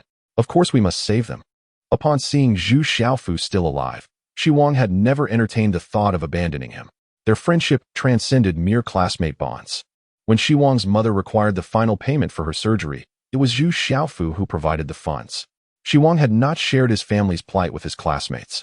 Yet somehow, Zhu Xiaofu had learned of it. One Saturday, Zhu Xiaofu approached Xi Wang and presented him with 100,000 yuan. He claimed it was a prize from a scratch-off lottery, stating that as a high school student, he had no use for such a sum, and it was perfect for Xi Wang to cover the surgery costs. Zhu Xiaofu was indeed fortunate, but Xi Wang remained skeptical that his friend could win such a large sum from a lottery. Nevertheless, he was in dire need of the money. In the realm of the four-corner game, Zhu Xiaofu felt he was on the brink of death. Initially, there had been voices surrounding him, but as the game progressed through its rounds, the number of voices dwindled. He could no longer discern when it had begun. His ears had grown deaf to the sounds of conversation. Am I deaf? He wondered. Why has everyone fallen silent? Zhu Xiaofu pressed his back against the wall, trembling in fear. The individuals who had once stood nearby might have transformed into ghosts, perhaps encircling him, fixated on his every move. Zhu Xiaofu's anxiety deepened with each passing moment, spiraling into an abyss of fear. He dreaded the next instant when someone might lay a hand on his shoulder and utter, "My name is Li Hua, what is yours?" Curse that Li Hua. Having languished in darkness for so long, Zhu Xiaofu felt his sanity teetering on the brink of collapse. You fool, do not let me see you again. He seethed. Why did Wang Gun not end your life from the very beginning? A mere kick was too lenient. I warned you not to provoke me, but you insisted on testing my patience. The absurdity of it all, A single page in the household registration book had led to such calamity. As his curses faded into a whisper, Zhu Xiaofu murmured, "Wang Gu, where are you? If you do not come to rescue me soon, I shall truly perish before your eyes. Even in death, I refuse to become like that wretched thing." With that, he reached for his own throat, but after a moment of suffocating despair, he relinquished his grip. I will bite my tongue to end it." He attempted but recoiled from the pain. Overwhelmed by fear, Zhu Xiaofu surrendered to his fate, weeping, "Wang Gu, if you escape, do not come looking for me. I simply hope that once this mess is resolved, you can find my phone and erase my browsing history. And while you're at it, please change my underwear. If I must go, let me depart with dignity." A chilling thought crossed his mind.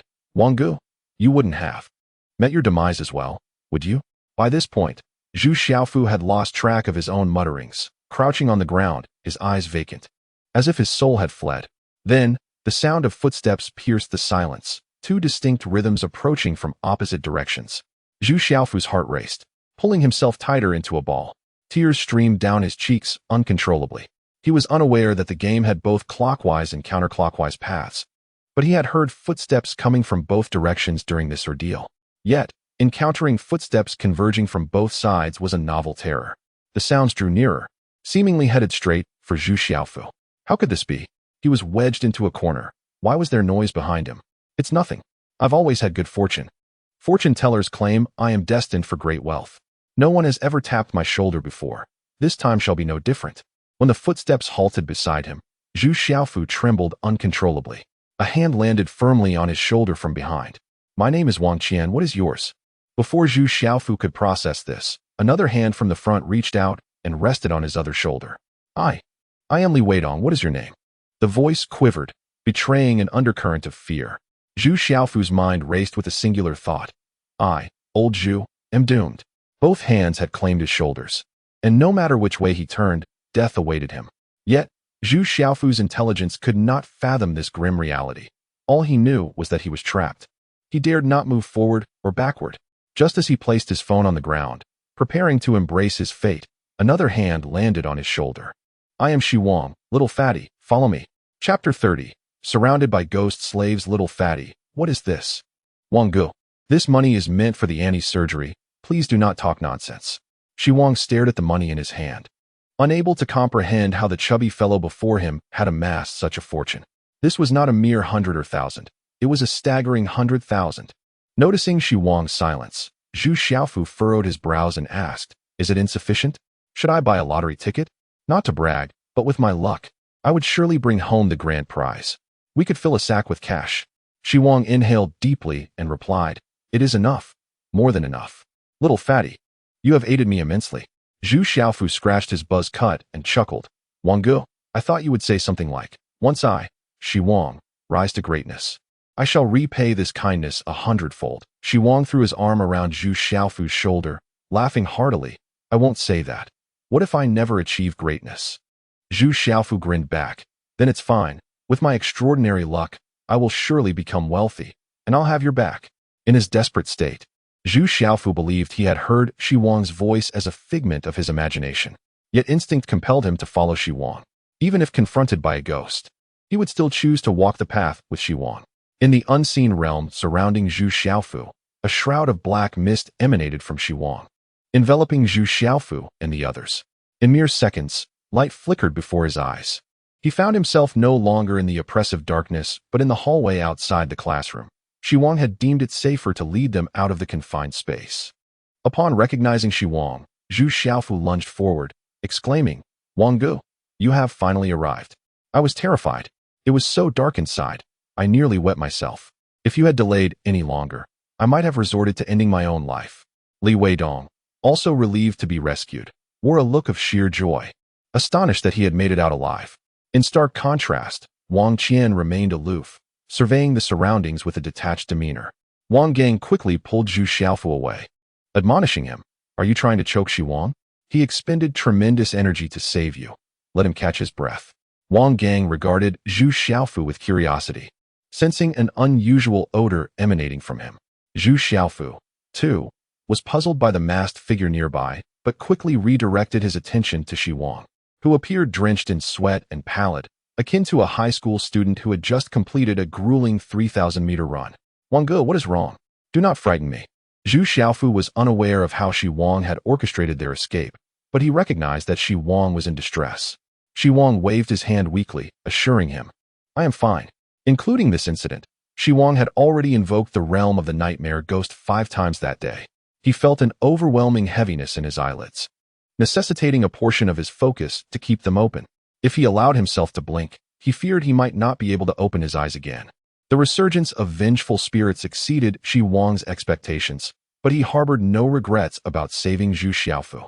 The latter was someone who could care for his mother after Xi Wang was gone. As for Li Weidong and Wang Qian, they were merely collateral. Had they not been in the same corner as Zhu Xiaofu, Xi Wang would never have risked confronting the awakening of vengeful spirits to save them. Wang Gang, before we proceed, let us escort them outside. Xi Wang intended to confront the 5th person alongside Wang Gang and did not wish Zhu Xiaofu to accompany them. Wang Gang scrutinized Xi Wang for several seconds before silently nodding his agreement. But first, we must find a way downstairs. He directed the flashlight ahead into the corridor, illuminating a throng of swaying figures. These apparitions moved with a stiff gait, their backs turned to the onlookers, appearing to walk in reverse. However, a closer inspection of their feet revealed they were moving forward. Such a multitude of ghosts. Zhu Xiaofu's face paled at the sight of the spectral horde blocking the corridor ahead, with more ghostly figures advancing from behind, extending toward the staircases on either side. They were thickly packed, numbering at least in the hundreds. At that moment, the entire teaching building was inundated with ghostly slaves, rushing forth like a tidal wave. Xi Wang, witnessing the scene, felt a surge of panic. Could Wang Gang handle such a vast number of ghostly entities? What if he resorted to using his domain? No. That would be unfeasible, as the area of effect would be too expansive. The use of the domain would significantly accelerate the revival of the malevolent spirits. Moreover, having just utilized it once, he had yet to recuperate. Employing the domain now posed a considerable risk. Most critically, he still needed to contend with the 5th person. Wang Gang surmised that Xi Wang's condition was dire. Xi Wang, do not act just yet. Allow me to handle this. With that, Wang Gang removed his trench coat, hat, and mask. Oh my goodness. Upon seeing Wang Gang's appearance, Zhu Xiaofu instinctively took 2 steps back, pulling Xi Wang away. If it weren't for the fact that Li Weidong noticed Wang Qian remained still beside him, he would have turned to flee. The reason was simple. Wang Gang bore no resemblance to a human. Even Xi Wang stared at him in horror. Beneath his clothing, Wang Gang's physique was gaunt, his face marred by numerous stitch scars. His head resembled a grotesque amalgamation of dismembered flesh. The hues of the flesh varied, some dark, others light, with certain areas still rotting. Even more unsettling was the condition of Wang Gang's neck, which extended down to the concealed areas beneath his long sleeves. If one were to speculate, his body beneath the garments was likely in a similar state. He appeared to be a grotesque creation, stitched together by a tailor using pieces of flesh. It was unfathomable that he could still converse with others in such a condition. No wonder he wrapped himself so tightly every day. Were his true visage to be revealed, it would not only hinder his ability to deal with supernatural occurrences and save lives, but those he intended to rescue might very well perish from fright at the sight of him. Little fatty, do not be alarmed. I shall forge the path ahead. Support Xi Wang and follow closely behind me. While speaking, Wang Gang reached into the gaping stitches of his chest. With a squelching sound, he seemingly retrieved an object. Yanking it out with force, a splatter of darkened blood sprayed onto the ground, exuding a putrid stench. In his hand, he held a rib bone, measuring over 20 centimeters. Under Xi Wang's incredulous gaze, Wang Gang ran his other hand along the rib from end to end. The rib transformed into a needle-like bone, thicker at one end and tapering to a point. Are you ready? Without granting the onlookers a moment to absorb the shock, Wang Gang strode ahead. Charge with me. Chapter 31. The Ghost Tailor Wang Gang. Is this the battle style of a ghost master? Xi Wang gawked at Wang Gang ahead, but soon realized this was not the method of a ghost master, but rather the unique combat approach of the ghost tailor, Wang Gang. He handed a flashlight to Zhu Xiaofu and proceeded forward. Despite his apprehension towards Wang Gang, Zhu Xiaofu recognized that both Xi Wang and Wang Gang were allies in rescuing the others, so he assisted Xi Wang and followed closely, illuminating the path for Wang Gang. Li Weidong and Wang Qian quickly joined them. Wang Gang gripped the bone needle in his right hand and advanced boldly. The approaching ghost slaves reached out with stiff arms to grasp at him. Wang Gang effortlessly seized one of their hands with his left and hurled it off the balcony. After discarding several ghost slaves, more pressed forward, overwhelming Wang Gang's defenses in the narrow 2-meter corridor. However, when Wang Gang began wielding the bone needle in his right hand, the tide turned dramatically. With each strike of the bone needle, the faceless ghost slaves lost their strength, their bodies swiftly deteriorating. As though the supernatural energy sustaining their movement had been siphoned away, Wang Gang moved with remarkable speed, his right hand leaving behind a blur of motion. The ghostly assailants fell in droves around him. "Do not linger, hurry past." Xi Wang urged Zhu Xiaofu to keep pace with Wang Gang. He too remained vigilant, continuously scanning for the potential ambush from the fifth person. Suppressing his fear, Zhu Xiaofu helped Xi Wang step over the decaying corpses, following Wang Gang closely. Li Weidong and Wang Qian also pressed on, aware of the dense horde of ghost slaves pursuing them. Wang Gang led the charge, and soon they reached the staircase. However, at the stairwell, they faced ghost slaves surging from both the third and fifth floors. The corner served as a convergence point, with threats looming from two directions. Wang Gang, at the forefront, remained unperturbed, but for those trailing behind, any misstep could result in capture by the ghost slaves. "Big brother, no sir. You must think of a solution." Zhu Xiaofu, watching the ghost slaves swarm from above and below, nearly begged Wang Gang for guidance. Li Weidong was equally frantic. The ghost slaves advancing with their stiff, relentless steps, now only 5 or 6 meters away. He was nearly pressed against Wang Gang's back. Fearing the approaching spirits would seize him, Wang Gang took a moment to catch his breath, gritted his teeth, and withdrew another rib from his chest, channeling ghostly energy to transform it into a needle. After extracting 2 ribs, a noticeable indentation formed in his chest, and his aura diminished. He held a bone needle in each hand, signaling to those behind, "Stay close." With renewed determination, Wang Gang quickened his pace, wielding the bone needles with fervor, creating 2 swift arcs that cut through the ghost slaves. As the ghostly foes fell one by one, he seized the opportunity to descend towards the 3rd floor before the ghost slaves from the 5th could fill the void. Li Weidong was the first to follow, and Zhu Xiaofu, still supporting Xi Wang, trailed behind, remarking, "Wang Qian is quite considerate, always ensuring our rear is covered." Xi Wang acknowledged Wang Qian's presence, but was in no condition to engage in conversation. As Wang Gang forged ahead, his breathing grew heavier, though his body, having become a patchwork of flesh, would not tire easily. The reason for his labored breaths lay in his effort to suppress the malevolent spirit within. As a ghost master, Wang Gang too faced the risk of spirit revival. Currently, he was harnessing the power of the very spirits he battled. Despite ridding himself of many ghost slaves, this would only hasten the resurgence of the malevolent spirit. Damn it, it is hard to fathom that I have yet to confront a true malevolent spirit. Just a horde of ghost slaves, and I find myself in such a predicament. The overwhelming number of ghost slaves, coupled with his lack of large-scale extermination methods, rendered Wang Gang fatigued after prolonged combat. Yet, in the depths of his mind, he felt a sense of relief. He was fortunate to have discovered the situation in time. Had the 5th person conducted several more rounds of their 4-corner games in Hangzhou, the number of ghost slaves could have swelled to thousands, if not something more terrifying. Who could have stood against such a force? The entire city of Hangzhou might fall victim to the malevolent spirits. Wang Gang's apprehension regarding the terrifying nature of this spirit had escalated beyond the initial B-level assessment, reaching an apocalyptic A-level. It was imperative to contain it before the 5th person could grow in strength. Unbeknownst to Wang Gang, who was focused on the path ahead, Xi Wang, though a novice ghost master, exhibited great potential. With a calm mind, quick judgment, and a domain to command, Wang Gang felt assured leaving the rear in Xi Wang's capable hands. Under Wang Gang's lead, the group descended more swiftly. The ghost slaves, moving with mechanical rigidity, began to lag behind. However, Xi Wang's heart raced with anxiety. He clutched the golden pistol lent to him by Wang Gang tightly. "Xi Wang, we are almost at the 1st floor," Wang Gang called out. The expressions on Li Weidong and Zhu Xiaofu's faces lit up with excitement and joy. "We are close to escaping." Who could have imagined that a mere trip to a dilapidated school would nearly cost them their lives? Who could fathom that this world truly harbored ghosts, along with beings that were neither human nor spirit, battling these apparitions? They reached the final flight of stairs, where the number of ghost slaves below had dwindled. Above, the remaining ghost slaves had yet to catch up. Just then, Wang Qian, who had remained silent since being rescued, suddenly quickened her pace and reached out to tap Xi Wang on the shoulder. With a firm grip on Xi Wang, Zhu Xiaofu was completely oblivious to the unsettling occurrences behind them. The imminent joy of escaping had dulled his senses to the dangers lurking nearby. Closer, even closer.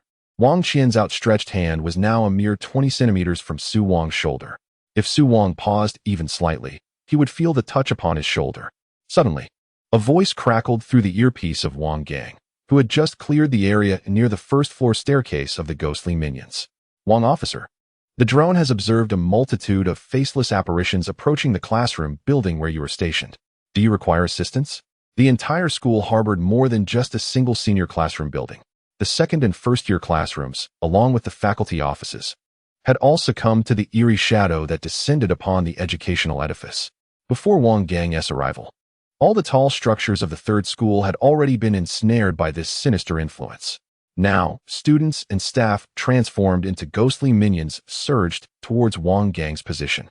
Do not approach. The terror of these specters exceeds your imagination. Those who enter may never return. Wang Gang promptly declined Liang Ruo's request for assistance. Upon hearing his response, Liang Ruo's expression shifted dramatically. She was acutely aware of the dire situation within the third school without Wang Gang's confirmation. The sheer number of ghostly minions was overwhelming. Moreover, the specters that commanded these minions possessed realms of influence. Ordinary individuals faced with such entities would suffer grievously. The more they entered, the more would perish. What manner of malevolence lurked within the third school? Liang Ruo dared not delay and swiftly dialed another number. Hello, this is Liang Ruo, assistant to the Hangzhou City Paranormal Containment Special Forces. We are experiencing a suspected A-grade malevolent spirit incident and require immediate assistance. After hanging up the phone, Liang Ruo raised her gaze towards the campus, directing soldiers to expand their perimeter. She harbored an ominous premonition. If this incident were mishandled, the entire city of Hangzhou might be engulfed by the resurgence of malevolent spirits. In comparison to such malevolence, humanity's strength felt woefully inadequate. Chapter 32. The Time Bomb. As Wang Gang rushed downstairs, Wang Qian, who had remained silent until then, suddenly engaged in an inexplicable action. She reached out to pat Xu Wang's shoulder. Yet, in their current environment, such a gesture was characteristic of the fifth man or the ghostly minions. Typically, the survivors would refrain from executing this taboo action. A keen observer would notice that Wang Qian's beautiful visage bore a stiff expression, her eyes devoid of life, resembling a mere puppet. Just as Wang Qian was about to make contact with Xu Wang, he abruptly turned, raising his hand to strike. Bang! Her outstretched arm was swiftly deflected. I've noticed your peculiar behavior. You couldn't restrain yourself any longer. Xu Wang brandished his golden handgun, aiming forward. Previously, he had used it like a brick to hit Wang Qian's hand. Wang Qian appeared oblivious to Xu Wang's words, reaching out once more. Bang! The gunshot startled Zhu Xiaofu and Li Weidong, nearly causing them to leap in fright. They struggled to comprehend why Xu Wang had suddenly turned hostile towards Wang Qian. Only after firing did Xu Wang feel the recoil of the handgun. However, he was well prepared. The weapon remained firmly in his grasp. The distance between Xu Wang and Wang Qian was nearly negligible. Under such circumstances, even if it were Xu Wang's first time firing a gun, the chances of missing were virtually non-existent. The golden bullet, propelled by formidable kinetic energy, penetrated Wang Qian's shoulder. Her body quivered before she collapsed to the ground, her face vanishing, replaced by a cascade of long, flowing hair. The once voluptuous form deflated in an instant. A faceless ghost. Seeing Wang Qian transform into a ghostly minion, Zhu Xiaofu leapt into action, urging Xu Wang to flee down the staircase. Xu Wang, how did you realize there was something amiss with Wang Qian? Once they reached the lower level, Li Weidong, still shaken, remarked that the ghostly minions in the classroom were all faceless apparitions. Who would have thought that Wang Qian, maintaining a normal appearance, was also a minion? Had Xu Wang not detected the anomaly in time, any other would likely have met their demise at the hands of the specters just as they were about to escape. I discovered it while rescuing you, Xu Wang briefly explained. Previously, he had utilized his realm to extract Zhu Xiaofu, Li Weidong, and Wang Qian from the Four Corners game space. However, once he enveloped the three in the realm, he sensed something was off with Wang Qian. Within the realm, Xu Wang's control was extraordinarily potent. After entering the realm, Wang Qian, as a specter, exhibited a stark contrast to ordinary individuals. Initially, Xi Wang hesitated to confirm his suspicions. Yet, when he released the trio into the corridor, Wang Gang, shining a flashlight upon them, noted that Wang Qian's shadow was distinctly different from the others. Her head region cast an unusually large shadow, as if something were perched upon her shoulder, enveloping her head. Wang Gang had observed this peculiarity as well and had even prepared to act. Such an abnormal minion could very well be the ghost from the Four Corners game, the fifth man. Upon sensing Wang Gang's intentions, Xi Wang quickly interjected, "Officer Wang," before proceeding. "Let's first escort them outside." Though they had only met twice, an unspoken understanding blossomed between them in that moment.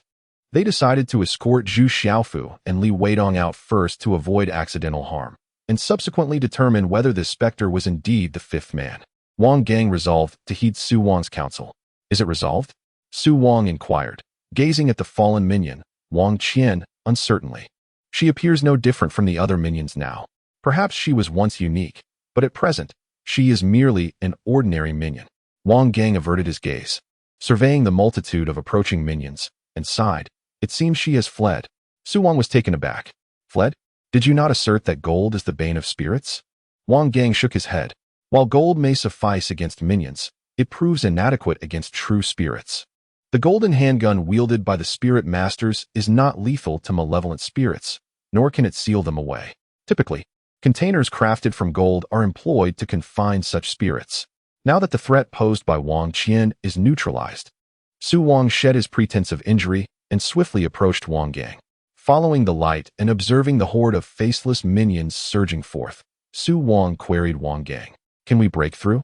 "It is not impossible with desperate measures." However, Wang Gang glanced at the two bone needles in his hand and spoke slowly. "If we do not take this opportunity to eliminate the fifth man, Hangzhou will effectively have a time bomb planted within its midst. Once it detonates, the impact on the entire city will be catastrophic.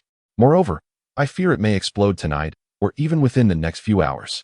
The Four Corners game could unfold across several classroom buildings and countless rooms. This meant that as long as they were within the influence of the fifth man and fulfilled certain conditions, anyone present would simultaneously engage in the game. The encroaching darkness within the campus signified the expansion of the fifth man's supernatural influence. Even if they were to leave now, Wang Gang would not find peace that night. As for Xi Wang, marked by the malevolent spirits, he would be equally restless. He and Su Yujin could be targeted by the spirits at any moment, potentially facing demise before the night concluded. Yet, the number of minions within the campus had already surpassed 1,000.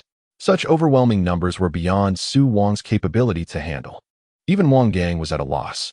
Unless they could accurately pinpoint the fifth man hidden among the minions and seal it away, the situation appeared dire. Given Wang Qian's condition, it seemed the fifth man could inhabit any minion and detach at will. With over 1,000 minions, that translated to over 1,000 opportunities for the fifth man. As Wang Gang articulated this, he too felt a twinge of uncertainty. Rationality urged him to retreat, yet responsibility compelled him to seize this final opportunity to seal the fifth man. Should it gain more minions, even the dispatch of special agents from headquarters may prove insufficient to contain it. As Wang Gang wrestled with his thoughts, Xi Wang was also deep in contemplation. Among those present, aside from Wang Gang, he alone recognized the terrifying nature of the fifth person. "Wang Gang, if you discover the fifth person, do you have a means to contain it?" Upon hearing this, Wang Gang confidently replied, "Of course, that is my line of work. The prerequisite is that I must see its true form."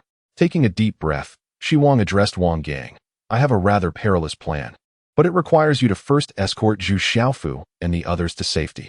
Thud, thud, thud. The sound of hurried footsteps echoed across the campus. Numerous faceless ghostly servants, seemingly sensing the presence of the living, advanced towards Xi Wang and his companions. They moved in silence, their bodies swaying as they hurried forward. Outside the campus, Liang Ruo fixated on the images relayed back by the drone, depicting Wang Gang leading individuals out of the ghostly servants' encirclement, his expression a mask of terror.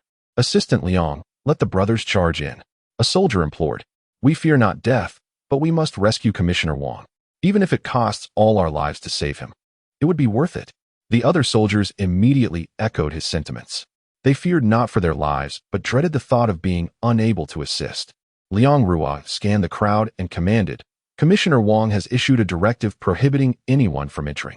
With so many ghostly servants, the paranormal containment special forces cannot breach the perimeter.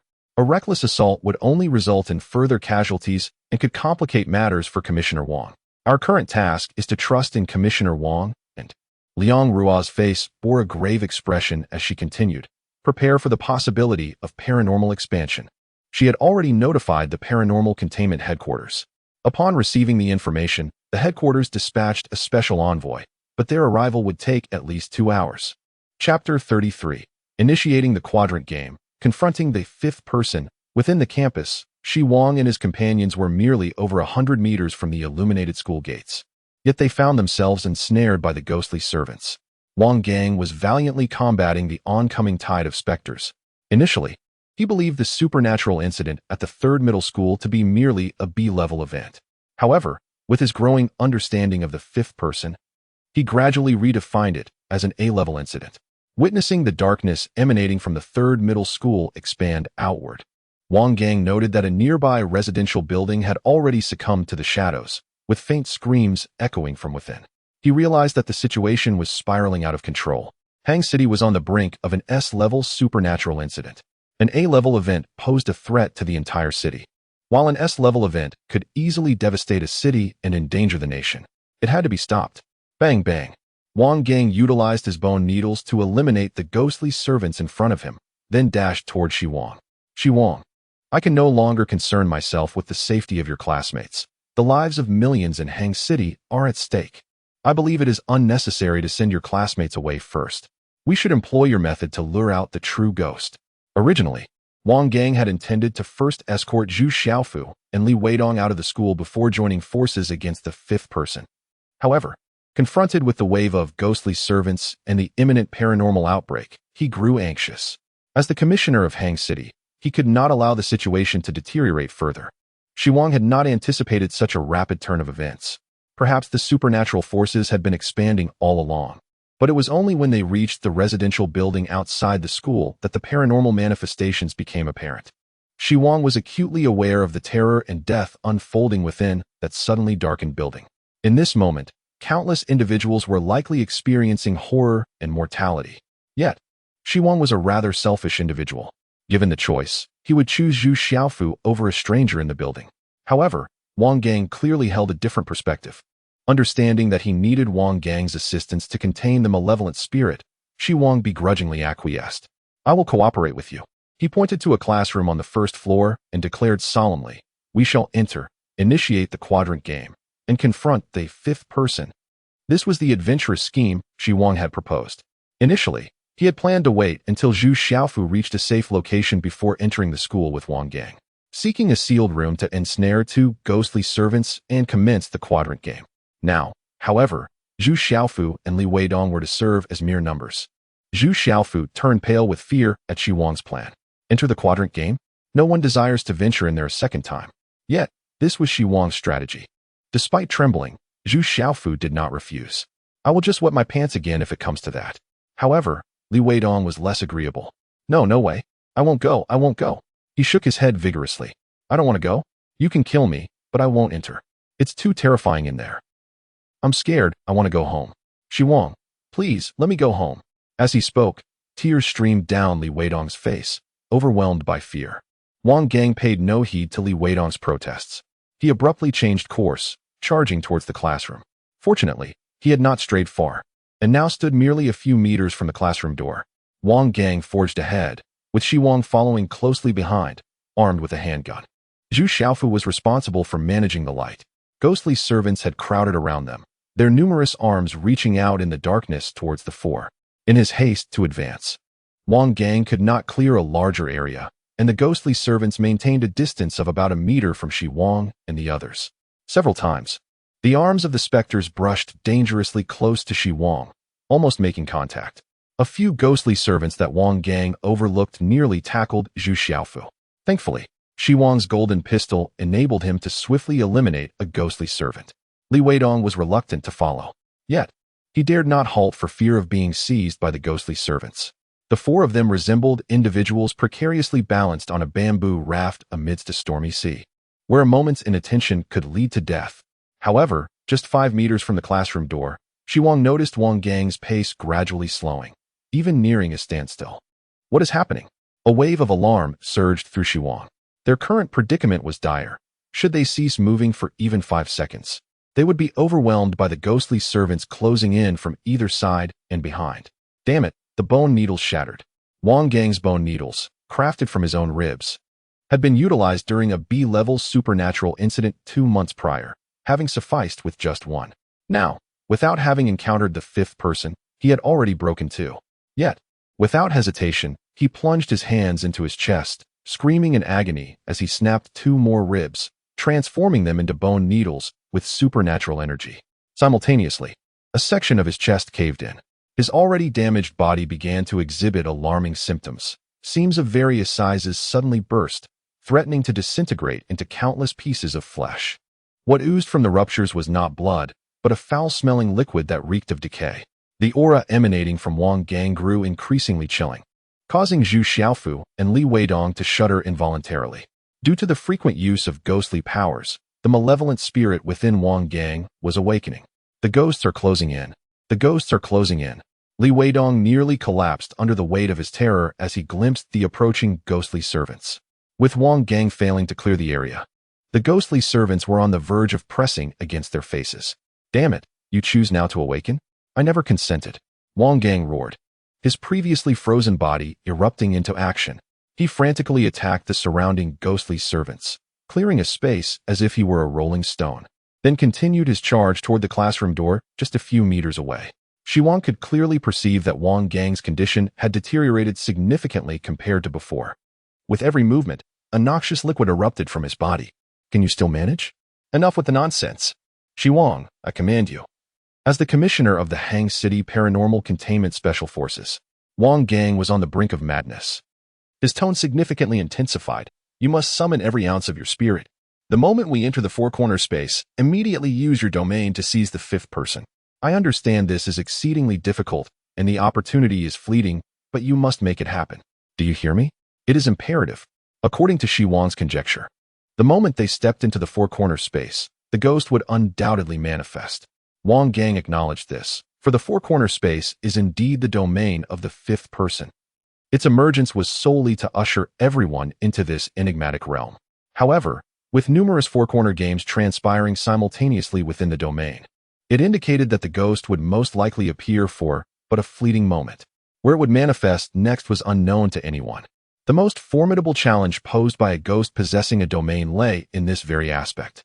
If the opportunity was missed, encountering the fifth person after entering the four-corner space would hinge upon sheer luck. After all, ghost servants could also participate in the four-corner games. Should the fifth person send a ghost servant to accompany Xi Wang and the others, this plan would be doomed to failure. Furthermore, the likelihood of such an occurrence was alarmingly high, given the multitude of ghost servants surrounding Xi Wang and his companions. As for the fifth person, it was highly probable that they were currently within a newly affected residential building, free from ghost servants, preparing to initiate the first four-corner game. Chapter 34, The Fifth Person. Xi Wang refrained from responding to Wang Gang's command, yet he was acutely aware that the situation had escalated to a dire level.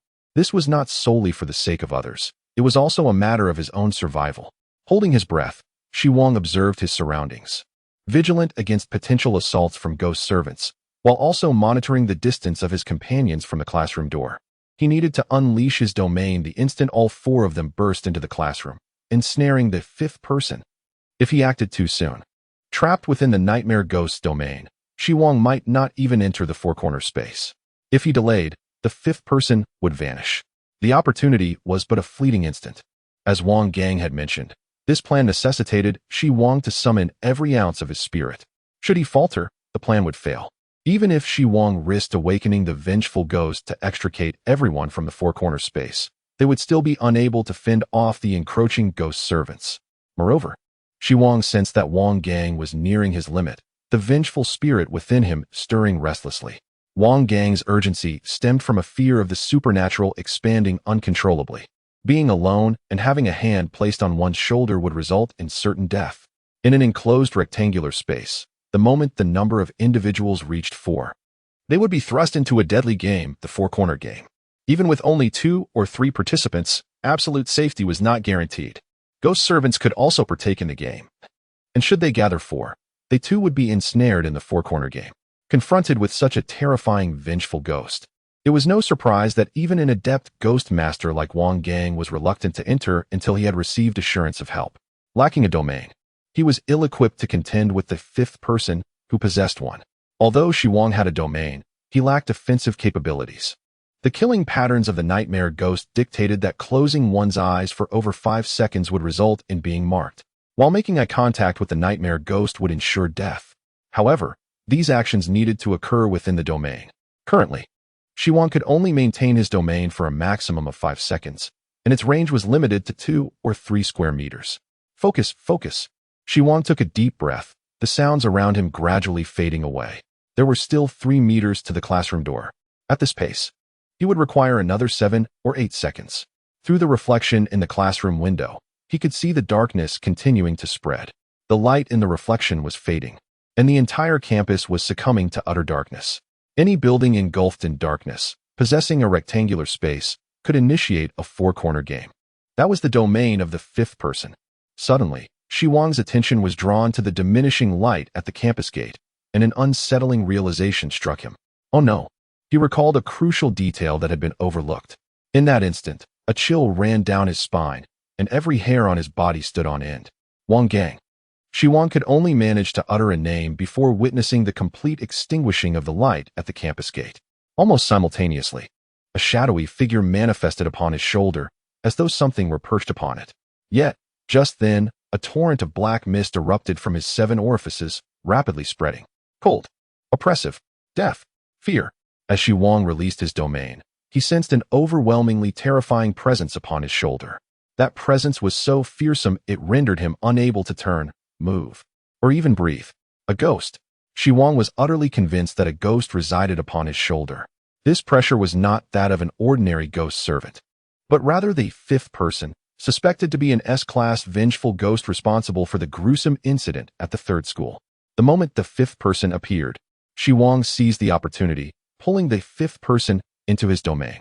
However, upon entry, Xi Wang felt himself being suppressed in turn. With his domain, he could even phase through walls and leap from heights. Yet now, his body felt utterly immobilized. He sensed a precarious balance of confrontation between his domain and that of the 5th person. The moment he moved, the 5th person would regain the upper hand, very likely resulting in his demise.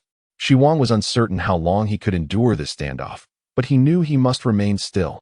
Yet fate had other plans. During this tense confrontation, Xi Wang's body suddenly became uncontrollably rigid, and his eyelids closed involuntarily. The nightmare ghost was awakening. As Xi Wang and the 5th person exerted pressure on one another, the nightmare ghost within him seemed to have found its opportunity.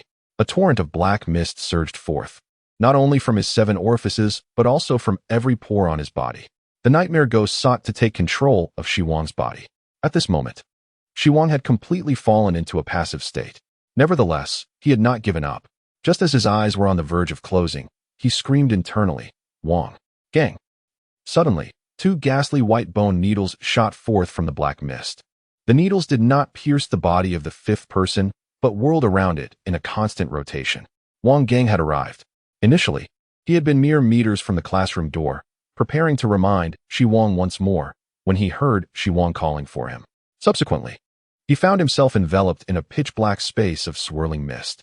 The surroundings were eerily silent, devoid of any glimmer of light. Yet Wang Gang sensed a terrifying presence behind him. Before he could react, another terrifying aura began to intensify. It was Xi Wang. This was Xi Wang's domain. Wang Gang instantly grasped the gravity of the situation. For reasons unknown, Xi Wang had activated his domain prematurely, seemingly trapping the 5th person. He quickly approached the source of the terrifying aura, wielding the 2 bone needles in the darkness. Simultaneously, he gritted his teeth and tore away 2 finger-thick, 30-centimeter-long strips of flesh from his back, blood gushing forth. The flesh he tore from his back was among the few remaining healthy portions of his body, not mere rotting scraps. The excruciating pain caused beads of sweat to form on Wang Gang's forehead, yet he gritted his teeth and persevered. He placed the torn flesh upon the bone needles. The flesh seemed to come alive, seamlessly threading itself through the needles. Moreover, the ends of the flesh on the two needles entwined, as if the two needles were connected by a flesh thread. Xi Wang, I am coming. Wang Gang knew Xi Wang was in a perilous situation. The other intensifying, terrifying aura must be the nightmare ghost within Xi Wang. Wang Gang maneuvered the two bone needles closer to Xi Wang, continuously weaving them around the source of the terrifying presence, the fifth person. As Wang Gang moved, the flesh between the bone needles elongated like rubber bands, wrapping around the fifth person as if encasing them in a chrysalis. As the fifth person was enveloped, it seemed to be suppressed, and the terrifying aura emanating from it gradually waned. Below, Xi Wang felt a sudden lightness throughout his body. He no longer needed to confront the fifth person and regained his ability to move. The moment Xi Wang regained consciousness, he tore open his closed eyelids with his hands, forcefully retracting the surrounding black mist. Once the black mist receded and the domain dissipated, Xi Wang and Wang Gang reappeared in the campus. Beside them were Zhu Xiaofu and Li Weidong, who had also emerged from the black mist domain. Fear and confusion still lingered on their faces. They were unaware of what had transpired. Puff! Wang Gang removed the mass of flesh threads that had coiled around Xi Wang's shoulder and directly plunged the stark white bone needles into the fifth person's body. Thud, thud. The gathered ghostly servants, stripped of their supernatural powers, collapsed like a line of dominoes before the four of them. The surrounding lights were also unaffected by the supernatural. Suddenly, the entire campus became brightly illuminated. Liang Ruo, the capture of the vengeful spirit is successful. Come in and provide support. Remember to bring the containment devices. After issuing the command to Liang Ruo, Wang Gang immediately turned to Xi Wang. Wang Gang's condition was dire. The battle had left him feeling on the brink of the vengeful spirit's resurrection. However, he suspected Xi Wang was not in a much better state. Xi Wang, how are you? Bang! Just as Wang Gang finished speaking, a gunshot rang out. Zhu Xiaofu, who was about to assist Xi Wang, stared blankly at him. Brother Wang, you. Chapter 35, The Seamstress Ghost Stitching TikTok. Blood dripped from Xi Wang's palm. Everyone looked on in shock as Xi Wang trembled from the pain. Just moments ago, he had shot himself in the palm. Brother Wang, what's wrong? Don't scare me. Zhu Xiaofu rushed forward, snatching the golden handgun from Xi Wang and tossing it aside, while frantically cradling Xi Wang's bleeding hand. He turned to Wang Gang, pleading, Big brother, please come help me. What happened to Brother Wang? Is it because the ghost hasn't been eliminated yet? Does it want to control him into suicide? Before Wang Gang could respond, Zhu Xiaofu heard Xi Wang's pained voice. I'm fine, just earlier. I was so tired, I almost fell asleep. Huh? Zhu Xiaofu was dumbfounded. Big brother, you shot yourself because you were too tired? Oh no, Brother Wang must be under the ghost's control. He's speaking nonsense. Wang Gang observed Xi Wang's condition and instantly understood. Is the vengeful spirit within you out of control? Xi Wang nodded. It has awakened. If I fall asleep, it will emerge. Wang Gang furrowed his brow. If it emerges upon sleeping, then the vengeful spirit inside Xi Wang is indeed troublesome. This means Xi Wang must remain awake in the days to come. Currently, he is using physical pain to stay alert, but how will he maintain consciousness in the future? Moreover, Xi Wang's condition is far from good. Having repeatedly utilized the power of the vengeful spirit, and even confronted the fifth person, has significantly accelerated the resurgence of the spirit within him. Based on Wang Gang's experience, Xi Wang has no more than 6 months left, at best, 1 or 2 months, or even less. After all, Xi Wang's physical state has reached a point where he cannot afford to sleep or rest. I'm sorry, this time I misjudged. Wang Gang looked remorseful. My error in estimating the terror level of the fifth person almost cost us all our lives. However, we successfully contained the fifth person, which can be said to have saved countless lives. I will report your contributions truthfully. The Special Operations Headquarters will surely seek solutions for your issues. At the very least. Wang Gang lowered his head, pondering for a moment, then spoke slowly. At least they will arrange for your family after you depart. Xi Wang fell silent. Zhu Xiaofu was once again taken aback. He could not comprehend the notions of waking, sleeping, or emerging. However, he sensed that Wang Gang's words were not reassuring. Big brother, don't think that just because you saved us today, you can speak carelessly. If you keep cursing Brother Wang, don't blame me for being rude. Li Weidong, standing nearby, cast a furtive glance, but silently positioned himself beside Zhu Xiaofu. Compared to Wang Gang, Xi Wang was a familiar face. Although Xi Wang's condition was somewhat off, Wang Gang appeared more inhuman. Who else would be covered in shredded flesh and oozing foul fluid? Seeing their reactions, Wang Gang shook his head helplessly. Zhu Xiaofu's response was quite similar to Su Yujin's. No wonder you would take the risk to save him. It seems you have excellent friends. As Wang Gang finished speaking, a throng of soldiers rushed over. Liang Ruo led 2 soldiers carrying boxes to the forefront. Upon reaching the group, Liang Ruo surveyed the scene and was taken aback by Wang Gang's ghastly appearance. Although everyone had been concerned for Xi Wang, Wang Gang's condition was the most dire. In this supernatural incident, Wang Gang had lost 4 ribs and significant muscle tissue from his back. Like Xi Wang, the seamstress ghost within Wang Gang was also stirring. Once the last remnants of flesh and blood were depleted, the seamstress ghost would fully awaken. Wang Gang's current state was perilously close to that of a vengeful spirit's resurgence. He might even awaken before Xi Wang. Commissioner Wang, how are you feeling now? Can you hold on? Liang Ruo approached Wang Gang, her face etched with concern. Wang Gang gasped for breath, pointing at the 5th person, which had coiled into a half-meter-high sphere. My methods cannot suppress the ghost for long. Immediately contain it in the containment device. Also, tend to Xi Wang's wounds. The accompanying military medic hurried to Xi Wang's side and began to administer basic treatment for the gunshot wound in his palm. Xi Wang grimaced in pain, but he needed this pain to keep himself alert and stave off drowsiness. He watched as 2 soldiers opened a box and carefully retrieved a golden bag. They then meticulously placed the 5th person inside the bag. It seemed they were quite experienced, as they managed to avoid touching the flesh threads entirely. Although the bone needles and flesh threads restrained the 5th person, they were also remnants of the vengeful spirit. Ordinary people touching such things would incur harm without benefit. Once the flesh sphere was secured, someone nearby produced a device that utilized high temperature to seal the bag's opening. The containment bag was specially crafted from gold. Other materials could not contain ghosts. I previously mentioned that only gold is unaffected by the supernatural influence of vengeful spirits and can permanently contain them. Wang Gang clarified to Xi Wang. Now it made sense. Xi Wang's expression shifted to one of realization. The golden handgun and the golden containment bag were indeed substantial resources for dealing with vengeful spirits. Just as Wang Gang was about to ask Xi Wang a question, his expression suddenly changed, and he let out a chilling scream. As if suffering immense torment, Wang Gang pushed Liang Ruo away, rolling on the ground. To everyone's horror, the rotting flesh on his chest began to swell, forming the outline of a pair of hands. As if a hand was preparing to emerge from his chest cavity. Back away, Liang Ruo shouted, quickly organizing the surrounding soldiers to retreat. Xi Wang and the others were also pulled back by the soldiers. The golden containment bag for the 5th person was swiftly moved to the alley and locked away. What is happening? Xi Wang gazed at Liang Ruo, who was biting her lip in distress, puzzled. Is it the vengeful spirit awakening? Liang Ruo shook her head, tears brimming in her eyes. Commissioner Wang is injured. The seamstress ghost is going to stitch him up.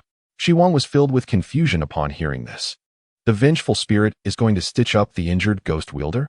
Before long, Xi Wang comprehended what the ghost seamstress's stitching entailed. Wang Gang, who was howling in agony, scratched the ground with his fingers, leaving trails of blood. The ghostly hand inside him was pushing against his chest, extending nearly half a meter. The flesh threads binding the stitched flesh were taut, and Xi Wang could even glimpse a few of Wang Gang's internal organs through the gaps in the stitching. The sight was truly one that would leave an indelible shadow on one's memory. Beside them, Zhu Xiaofu and Li Weidong had shut their eyes in terror. However, the seamstress ghost had only just begun its work. Its ghastly hands, emerging from beneath the skin, swiftly maneuvered Wang Gang's body next to a faceless ghost slave's corpse. Like a marionette, Wang Gang helplessly watched the seamstress ghost in action.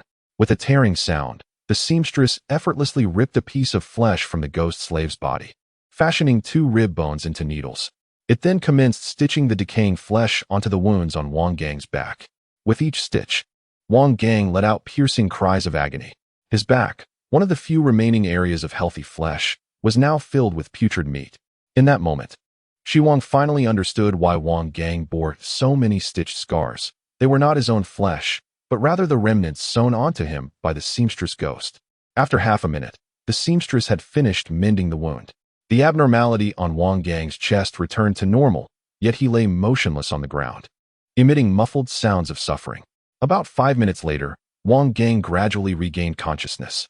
Supported by Liang Ruo, he sat on the ground facing Xi Wang, calmly stating, "The pain is unbearable. At times, I even contemplate simply letting go of life." Hearing these words, Liang Ruo turned away, covering her mouth as tears streamed down her face. Many soldiers from the Special Operations Team, who were busy moving corpses, also shed tears.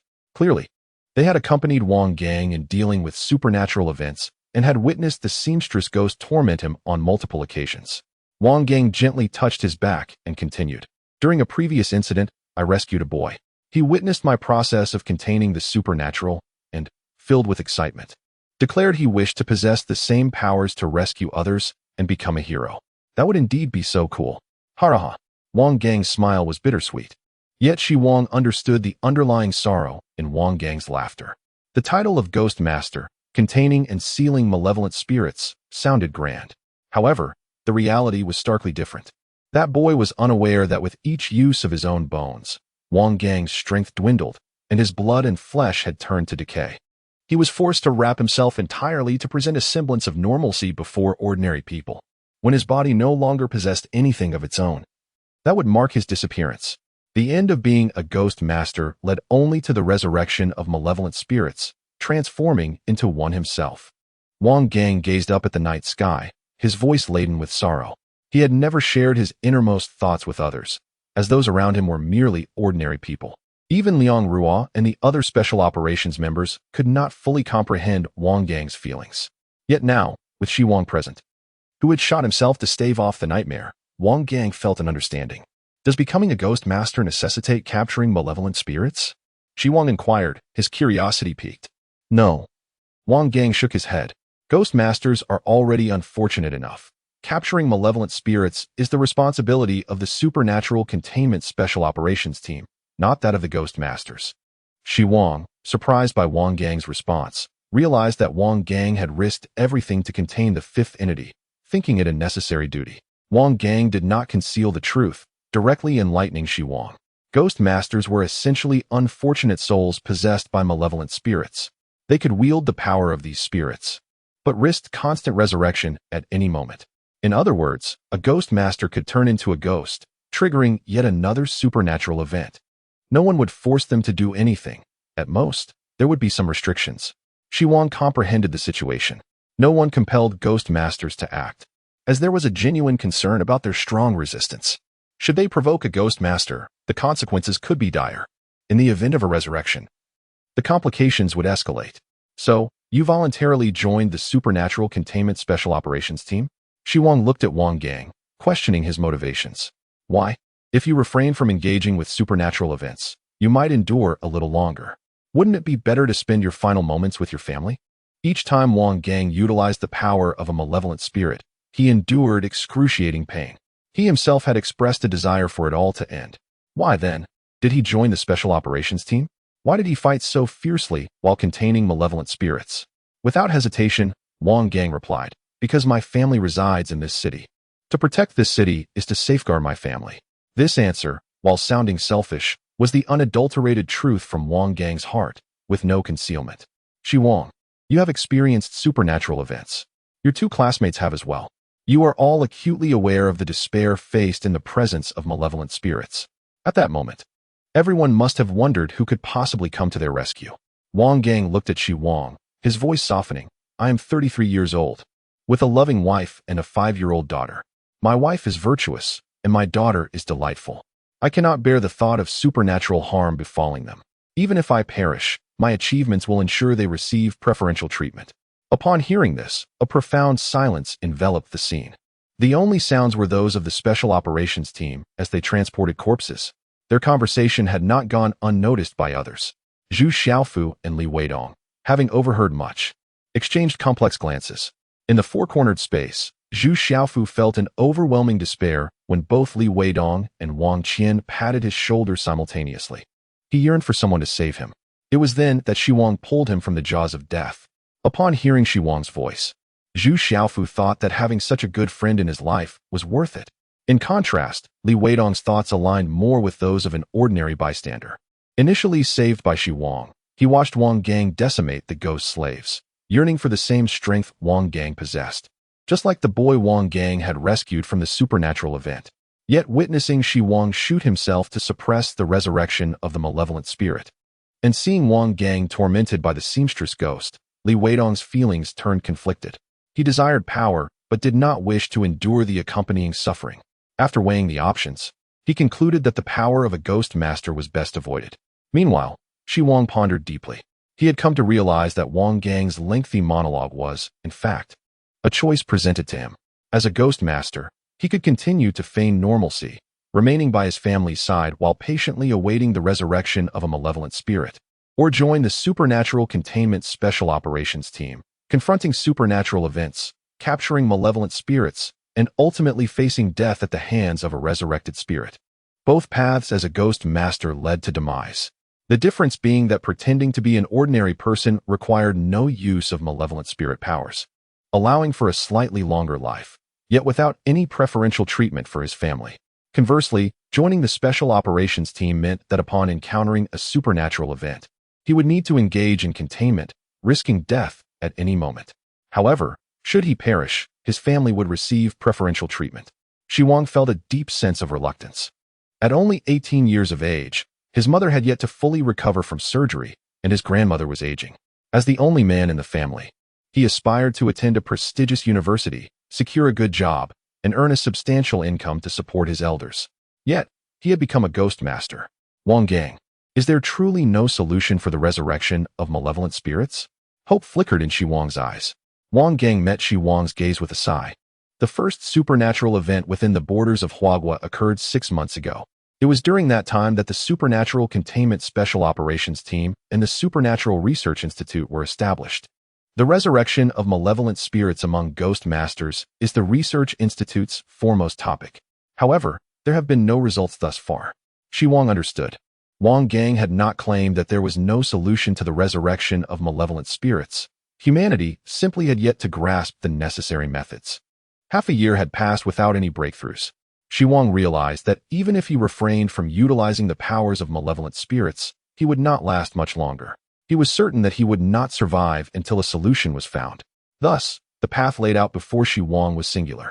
Taking a deep breath, he turned to Wang Gang. Commissioner Wang, how is the remuneration for the Paranormal Containment Special Forces? Chapter 37, True Brothers, September 1st, 2025. A supernatural incident erupted during Experiment 3, affecting an apartment building outside the school. Number of survivors, 4. On the return journey, Liang Ruo caught a glimpse of Wang Gang in the passenger seat. Commissioner Wang, how are you faring? Wang Gang, now wrapped up again, replied with a heavy heart. Not well. I sense the Taylor Ghost's desire to emerge is intensifying. Perhaps in a month, perhaps in a fortnight, or even a week. It will come forth to shatter the remaining bones of my body and tear the flesh from my back, sewing it with decaying meat. The Taylor Ghost does not wait solely for Wang Gang to be injured to stitch.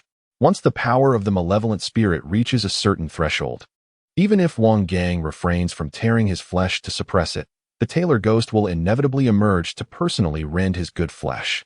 Wang Gang felt that his end was imminent. Yet, he harbored other concerns.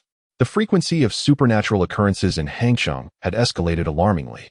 Just 2 or 3 months prior, they had dealt with a case, but now the incidents of the Black Mist Ghost and Fifth Person were merely 10 days apart. Moreover, before addressing the Fifth Person incident, another supernatural phenomenon had arisen in Hangzhou. A misty street had appeared adjacent to a residential complex. Anyone who entered the misty street never returned. Wang Gang observed the area near the misty street for a while, faintly hearing the sound of a gong from within. Since the misty street had not yet expanded, he ordered the special forces to seal off the nearby area and evacuate residents to minimize danger. However, supernatural phenomena cannot be neglected. What appears to be harmless now may transform drastically after an outbreak. After all, Wang Gang had initially regarded the Fifth Person incident as a Class B event, not foreseeing its near escalation to a Class A event, with potential to become Class S. The Misty Street was undoubtedly a realm of spirits. Confronting a ghost with its own domain placed me at a disadvantage. Given my current condition, if I were to tackle the Misty Street, there was a 90% chance I would awaken a vengeful spirit within. Wang Gang did not overestimate his abilities. Nevertheless, he held high hopes for Xi Wang. Yet, Xi Wang's ghost possessed its own domain. Perhaps he had the capacity to handle the Misty Street. Liang Ruo questioned, even if he is a spirit master, he is merely a newly adult high school student. Does he possess the ability to contain malevolent spirits? Wang Gang corrected her. He is far more than just a newly adult high school student. He survived the Black Mist Ghost incident and has become a spirit master. In today's fifth-person incident, not only did he escape with others, but he also conveyed a significant amount of intelligence to me. Do you recall my earlier question to Xi Wang? His response. Liang Ruo furrowed her brow, recalling, you asked why Xi Wang activated his domain early against the fifth person and successfully suppressed it? Exactly. Wang Gang recounted the circumstances and the strategy to Liang Ruo, adding, at that moment, I was merely considering entering the classroom to initiate the Four Corners game. Yet Xi Wang discerned the extinguishing of the school gate lights, deducing the ghost's influence was expanding. In such a scenario, he was still able to conceptualize the entire school as a rectangle. Wang Gang felt a shiver of fear. Had it not been for Xi Wang's insight, both he and Xi Wang would likely be dead now, and 3 ghosts would have materialized nearby. The fifth person could have escalated into an A-level city-destroying incident, hastening the catastrophe. Upon hearing Wang Gang's analysis, Liang Ruo could not help but feel a chill. She had initially believed Wang Gang utilized the Taylor Ghost's abilities to capture the fifth person. However, it now seemed the pivotal figure was Xi Wang. This child remained remarkably composed at all times. His potential was immense. Wang Gang praised Xi Wang effusively. Liang Ruo sighed, lamenting, unfortunately, he chose not to join the special forces. Wang Gang echoed her sentiment with a sigh. In truth, Xi Wang had little time left to live. Wang Gang hinted that joining the special forces was Xi Wang's best option at this juncture. Yet, he had not anticipated that Xi Wang's classmate, Zhu Xiaofu, would ultimately sway Xi Wang's decision. It was surprising that Zhu Xiaofu would propose treating Xi Wang's family as his own, encouraging Xi Wang to set aside worries and spend his remaining days with his family. Liang Ruo shook her head. I never imagined Xi Wang would believe that. Wang Gang, appearing fatigued, yawned. Let the brothers watching over Xi Wang remain vigilant. If Xi Wang shows any signs of revival, report to me immediately. Furthermore, you will handle the subsequent matters concerning the 3rd middle school. Brother Wang, it's quite late. I shall return home now. Tomorrow, I will come to find you, and we shall go to your house together. I will recognize Annie as my godmother. Zhu Xiaofu declared with earnestness on his round face. Had it not been for Xi Wang's life-saving act, he would have perished at school. Now, with Xi Wang facing the threat of a vengeful spirit's resurgence, he could die at any moment. As Xi Wang's brother, Zhu Xiaofu felt it was his duty to look after Xi Wang's family. Xi Wang believed that rather than having his family receive special treatment, it would be better for Zhu Xiaofu to take care of them, trusting in the latter's character.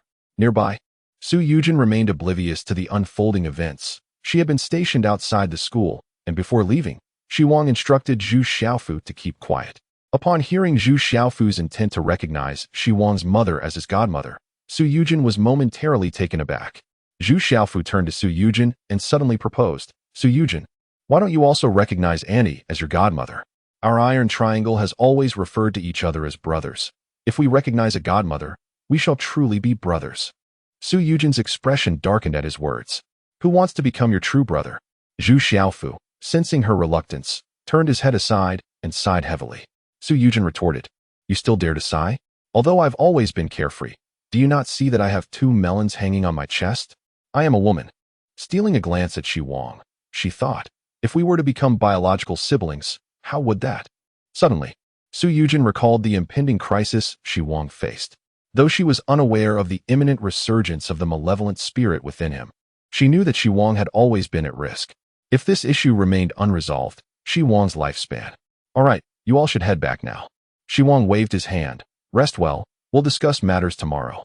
He watched as the group boarded the military vehicle, escorted home by the special forces. He then joined several soldiers in another vehicle, heading to the Special Forces Division. This was a suggestion made by Xi Wang himself. Had he not proposed it, Wang Gang would have. The agitation of the vengeful spirit's resurgence was too potent. Xi Wang feared that returning home might endanger his family. He preferred to observe the situation at the division overnight. If all was well, he would then emerge. With a mind burdened with worries, Xi Wang sat in the vehicle, staring blankly out the window. It was not until they reached the Special Forces Division and entered the isolation chamber that he exhaled a sigh of relief. Was there truly no solution to the resurgence of the vengeful spirit? Xi Wang did not share that belief. If malevolent spirits could be sealed, why could their revival not be stifled? Chapter 38. Su Yujin, you have become unfamiliar to me. Slap, slap. Inside the isolation chamber, a young man intermittently slapped his thighs. As the night wore on, Xi Wang's fatigue grew more pronounced. Today's containment of the fifth person had drained an excessive amount of his energy. Once his mind relaxed, even though the gunshot wound in his left hand still throbbed, sleepiness began to envelop him. He could not allow himself to succumb. Xi Wang shook his head. He must not sleep. Once asleep, it is highly likely that one may not awaken again. Xi Wang stood up and took a deep breath, a movement that startled the guard soldiers nearby. The soldiers were well aware of the identity of the youth before them. He appeared to be merely a high school student, yet in reality, he was a ghost master. Are you feeling drowsy? One soldier inquired, observing Xi Wang. Shall I have someone bring you something to invigorate you? Wang Gang had previously instructed them not to allow Xi Wang to sleep. This was neither punishment nor mistreatment. Rather, it was crucial that Xi Wang remain awake. The likelihood of the sinister spirit's resurgence was at its peak this night, as he had utilized the powers of the malevolent spirits far too many times. After this night, the probability would diminish. To prevent significant casualties from Xi Wang's potential spirit revival, Wang Gang had opted to rest at the substation. Troublesome. Xi Wang indeed needed to stay alert. Shortly after, a soldier entered carrying a large bag filled with various items: Red Bull, cigarettes, betel nuts, and even some medications. They would first employ ordinary stimulants. If that proved ineffective, then they would resort to drugs for stimulation. Hearing the soldier's explanation, Xi Wang silently gazed at the items before him, picking up a can of Red Bull, a pack of cigarettes, and a lighter. He had never smoked before, finding it rather irritating. However, it could serve as a means to stay awake. Staying up all night was not uncommon for Xi Wang, especially during gaming sessions with Zhu Xiaofu that lasted until dawn. The challenge lay in the aftermath. Clumsily exhaling a puff of smoke, Xi Wang began to ponder how he might maintain his alertness. What must one do to stay awake? First and foremost, he needed to remain active, particularly keeping his mind engaged in thought.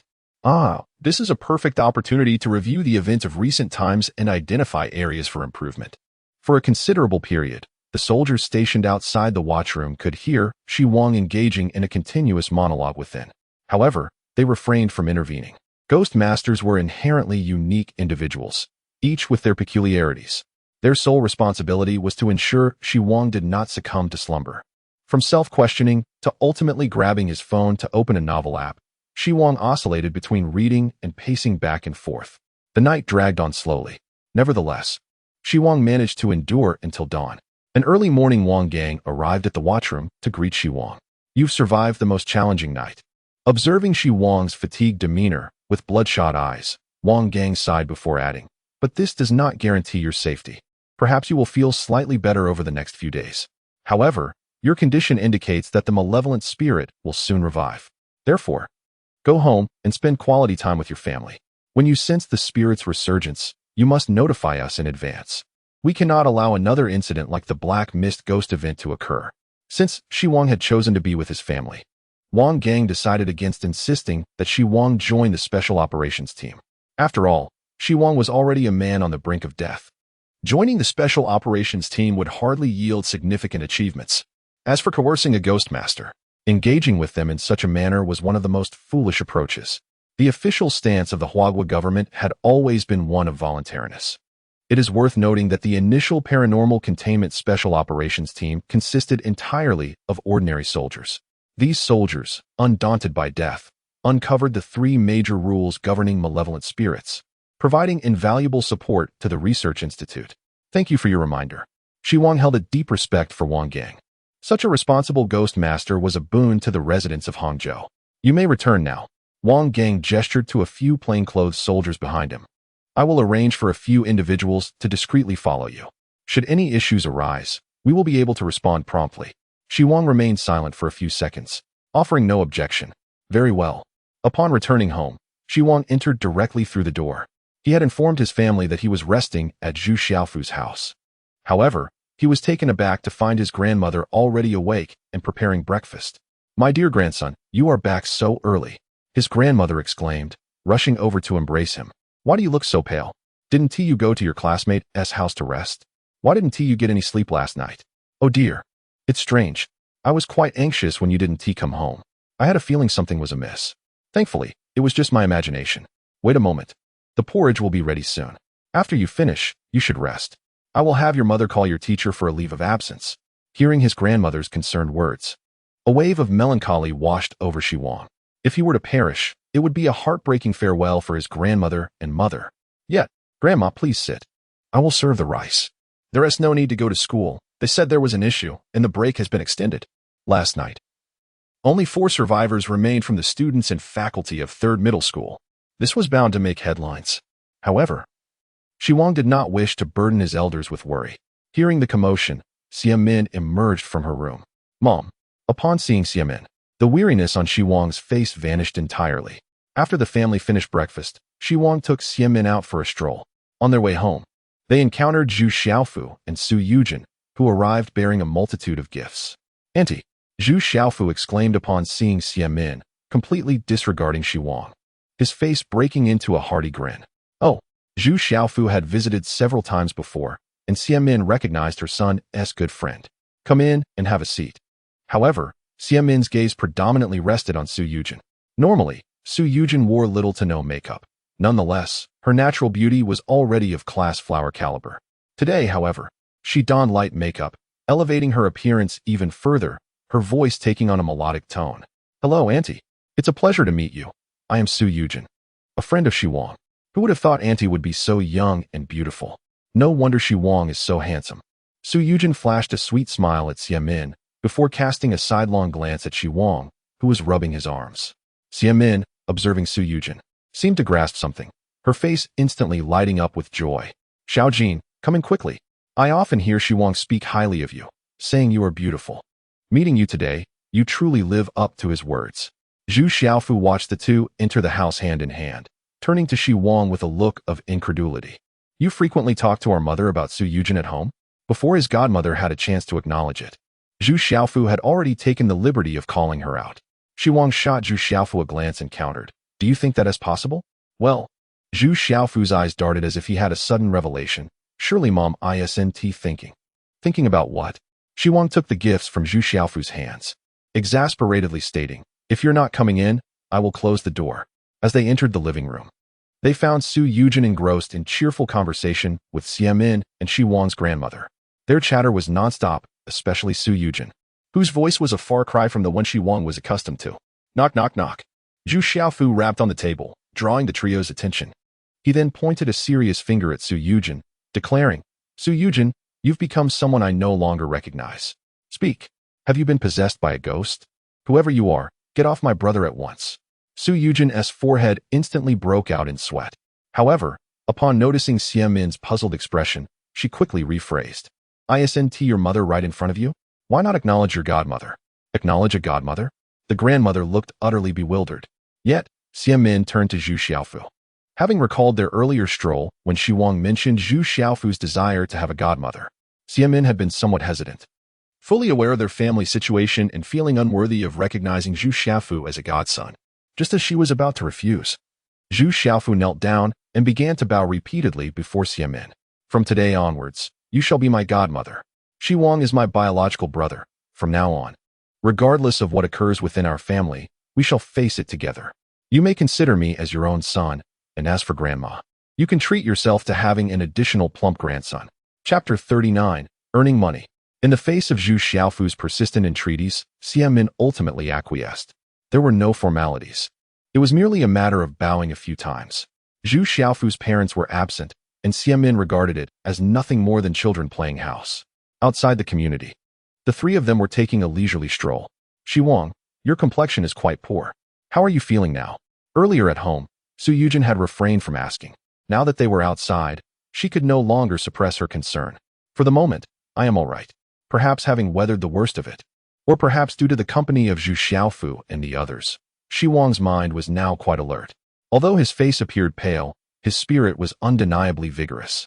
"Wanggu, I began investigating the supernatural occurrences and the art of spirit taming right after I got home last night," Zhu Xiaofu stated earnestly.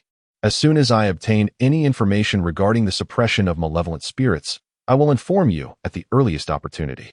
Upon hearing this, Xi Wang chuckled and shook his head.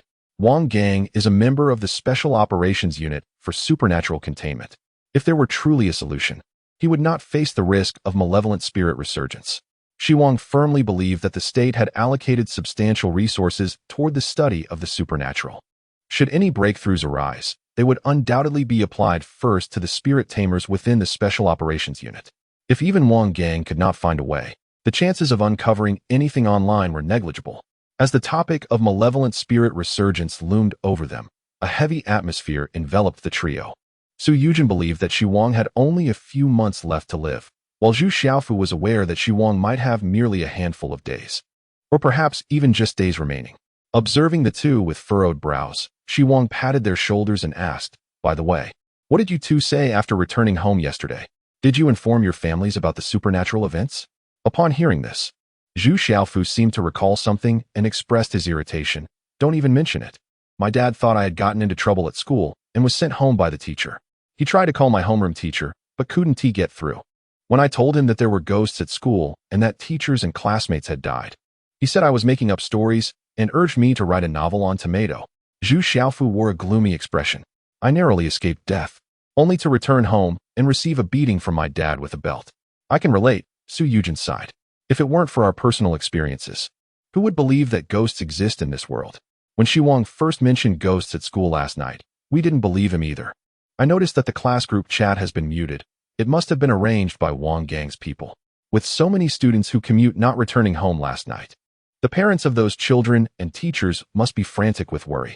I wonder how Wang Gang plans to handle this to keep it under wraps." Regarding the supernatural events, the prevailing thought was to keep the information private for now, whether through scholarly discussions or AI model calculations. A consensus emerged. If news of the existence of ghosts were to be disclosed, it would likely incite societal unrest. There could be apocalyptic rhetoric and a surge in various criminal activities. The consequences could be far worse than the resurgence of malevolent spirits. As individuals who had encountered supernatural events, both Zhu Xiaofu and Su Yujin naturally wished for their families to be prepared. However, the crux of the matter was that no one would believe them. "My dad still wants me to attend class today. It's laughable. The school is gone. And he expects me to go to class?" Zhu Xiaofu lamented before turning to Xi Wang. "What are your plans moving forward, Wang Gu?" Su Yujin also looked at Xi Wang, who lifted his head and gazed at the sky, exhaling deeply. "I want to earn money. I wish to make as much as I can before I die, to buy more gold for my mother." "Gold?" Su Yujin queried, somewhat puzzled. "The price of gold has surged dramatically. Buying it now would be at a high point. Why would you want to purchase it?" As Su Yujin had not returned to school, she had not witnessed the soldiers using gold bags to contain malevolent spirits. However, Zhu Xiaofu quickly understood. "I see. Gold can harm spirits, yet spirits cannot affect gold. You want to prepare more gold for your godmother's protection. But what could you possibly do with it? Are you thinking of crafting a gold handgun? Even if you give it to your godmother, she wouldn't know how to use it." Xi Wang clarified. "Last night, I conversed with the soldiers from the Special Operations Unit and gained a wealth of information. The room I stayed in last night actually had a thin layer of gold sandwiched within the walls. It was slight, but when the door was closed, it formed a cohesive unit. This is precisely why Wang Gang assigned ordinary soldiers to guard me. In that setting, even if malevolent spirits were to awaken, they couldn't cause too much chaos. Therefore, I wish to use gold to create a simple refuge for my mother." "A refuge?" Zhu Xiaofu's eyes lit up. But he soon shook his head. "But Wang Gu, gold is exceedingly expensive. How much gold would it take to construct a refuge?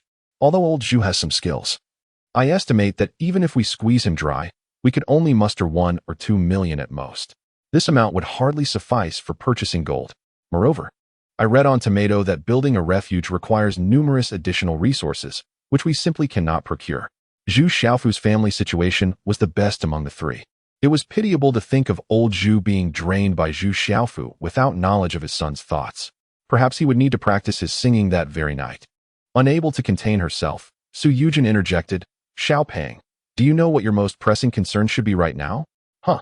Zhu Xiaofu wore an expression of feigned wisdom, awaiting Su Yujin's next words. "First, uninstall the Tomato app." Xi Wang coughed awkwardly upon hearing this. "Let us put that aside for now. The refuge is merely an ideal concept. We must first earn some money. However, you might also consider acquiring gold. In the event of another supernatural occurrence, it could very well save your lives. Furthermore, even if it goes unused, with the resurgence of malevolent spirits, this unique material will undoubtedly continue to appreciate in value. It could serve as a sound investment." Su Yujin furrowed her brow. She was aware that Xi Wang would not speak without preparation. But how could a student possibly earn a substantial sum of money in a short time? Do you have any ideas? Indeed, Xi Wang nodded.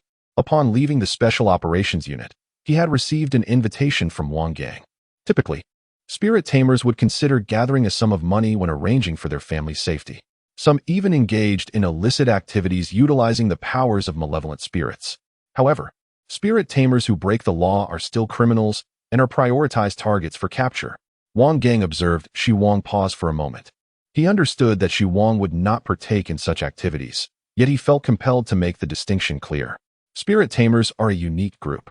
No one could predict their actions before the resurgence of malevolent spirits. Seeing that Xi Wang's expression remained unchanged, Wang Gang could not discern his true thoughts. He decided to share some good news with Xi Wang. Wang, I have accurately reported your achievements from last night, and the higher-ups have awarded you a commendation for assisting the Special Operations Unit in containing malevolent spirits, along with a monetary reward. Based on the terror level of the fifth entity, I estimate that this sum will not be less than 5 million.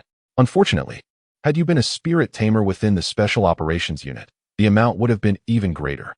Wang Gang felt a pang of regret that Xi Wang had not joined the Special Operations Unit. If you find that this amount is insufficient to ensure a comfortable life for your family, I have another opportunity for you. There is a supernatural phenomenon in Hang City. Although malevolent spirits have yet to manifest, it remains a potential risk. Once, a special envoy arrived in Hangzhou, but upon hearing that the issues in the city had been resolved, he returned to his original post, where supernatural phenomena had arisen. You have experienced 2 paranormal events, which have endowed you with profound expertise and exceptional discernment.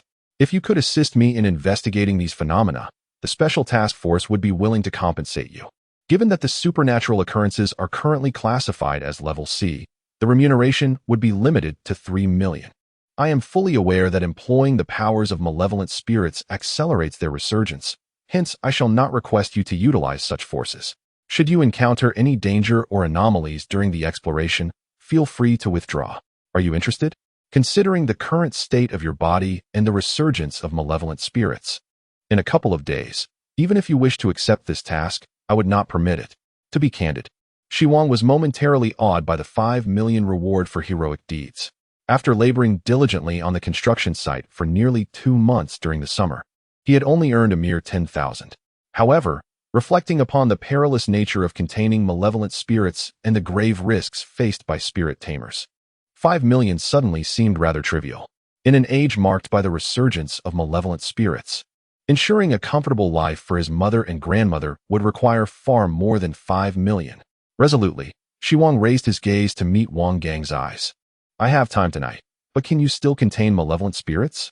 A smile crept across Wang Gang's lips. Chapter 40. In the domain of the nightmare ghost. There are more spirits. Mother, I am heading out. That evening, after dining with his family, Xi Wang stepped outside. Xiamin wished to say something, but ultimately advised, don't play too much, and rest early. His grandmother sighed. What is wrong with Xi Wang today? He seems rather peculiar. Besides, isn't school starting today? Why are he and those 2 children not attending? Min, why not ask their teacher? Xiamin nodded, yet remained silent, her gaze vacant as she stared at the closed door. Beep. Just as Xi Wang exited the neighborhood, he heard a car horn nearby. How are you? He inquired as he entered Wang Gang's vehicle. How are you holding up? Last night, while confronting the 5th individual, Wang Gang had suffered immensely at the hands of the seamstress ghost. Although he appeared emotionally stable, upon entering the car, Xi Wang was met with a pungent stench of decay.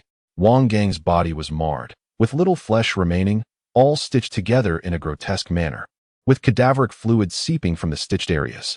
Had Xi Wang not experienced the supernatural event alongside Wang Gang the previous day, he might have mistaken him for a ghost. Do not worry. If I refrain from utilizing the powers of malevolent spirits, I can survive for a while longer. Despite my appearance, sleeping is not an issue. Wang Gang quipped as he drove. After several explanations, they had become somewhat familiar with each other. I received the bonus. Thank you. Xi Wang had received the 5 million reward that very afternoon, a speed that exceeded his expectations. Wang Gang chuckled heartily. Though 5 million is a substantial sum, for the Supernatural Containment Special Task Force, it is but a modest amount. I applied for a special channel to expedite your payment today, to ease your concerns.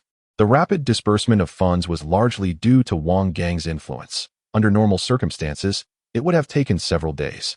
Should tonight's operation prove successful, another reward awaits you. 8 million is a sum that most ordinary individuals could scarcely earn in a lifetime. It would suffice for your family to live comfortably after your passing. Xi Wang recognized the truth in Wang Gang's words. Prior to understanding the resurgence of malevolent spirits, he would have felt secure leaving 8 million for his family. However, he was no longer content with that amount. After a brief pause, Xi Wang gravely stated, "Let us discuss today's objective." Wang Gang, perceiving Xi Wang's seriousness, immediately shifted into a professional demeanor.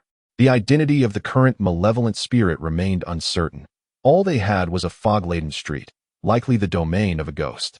"I initially intended to handle this particular spirit yesterday, but the threat on your end was far greater, so I had the misty street cordoned off. Fortunately, it has not moved since." However, Wang Gang paused for a moment.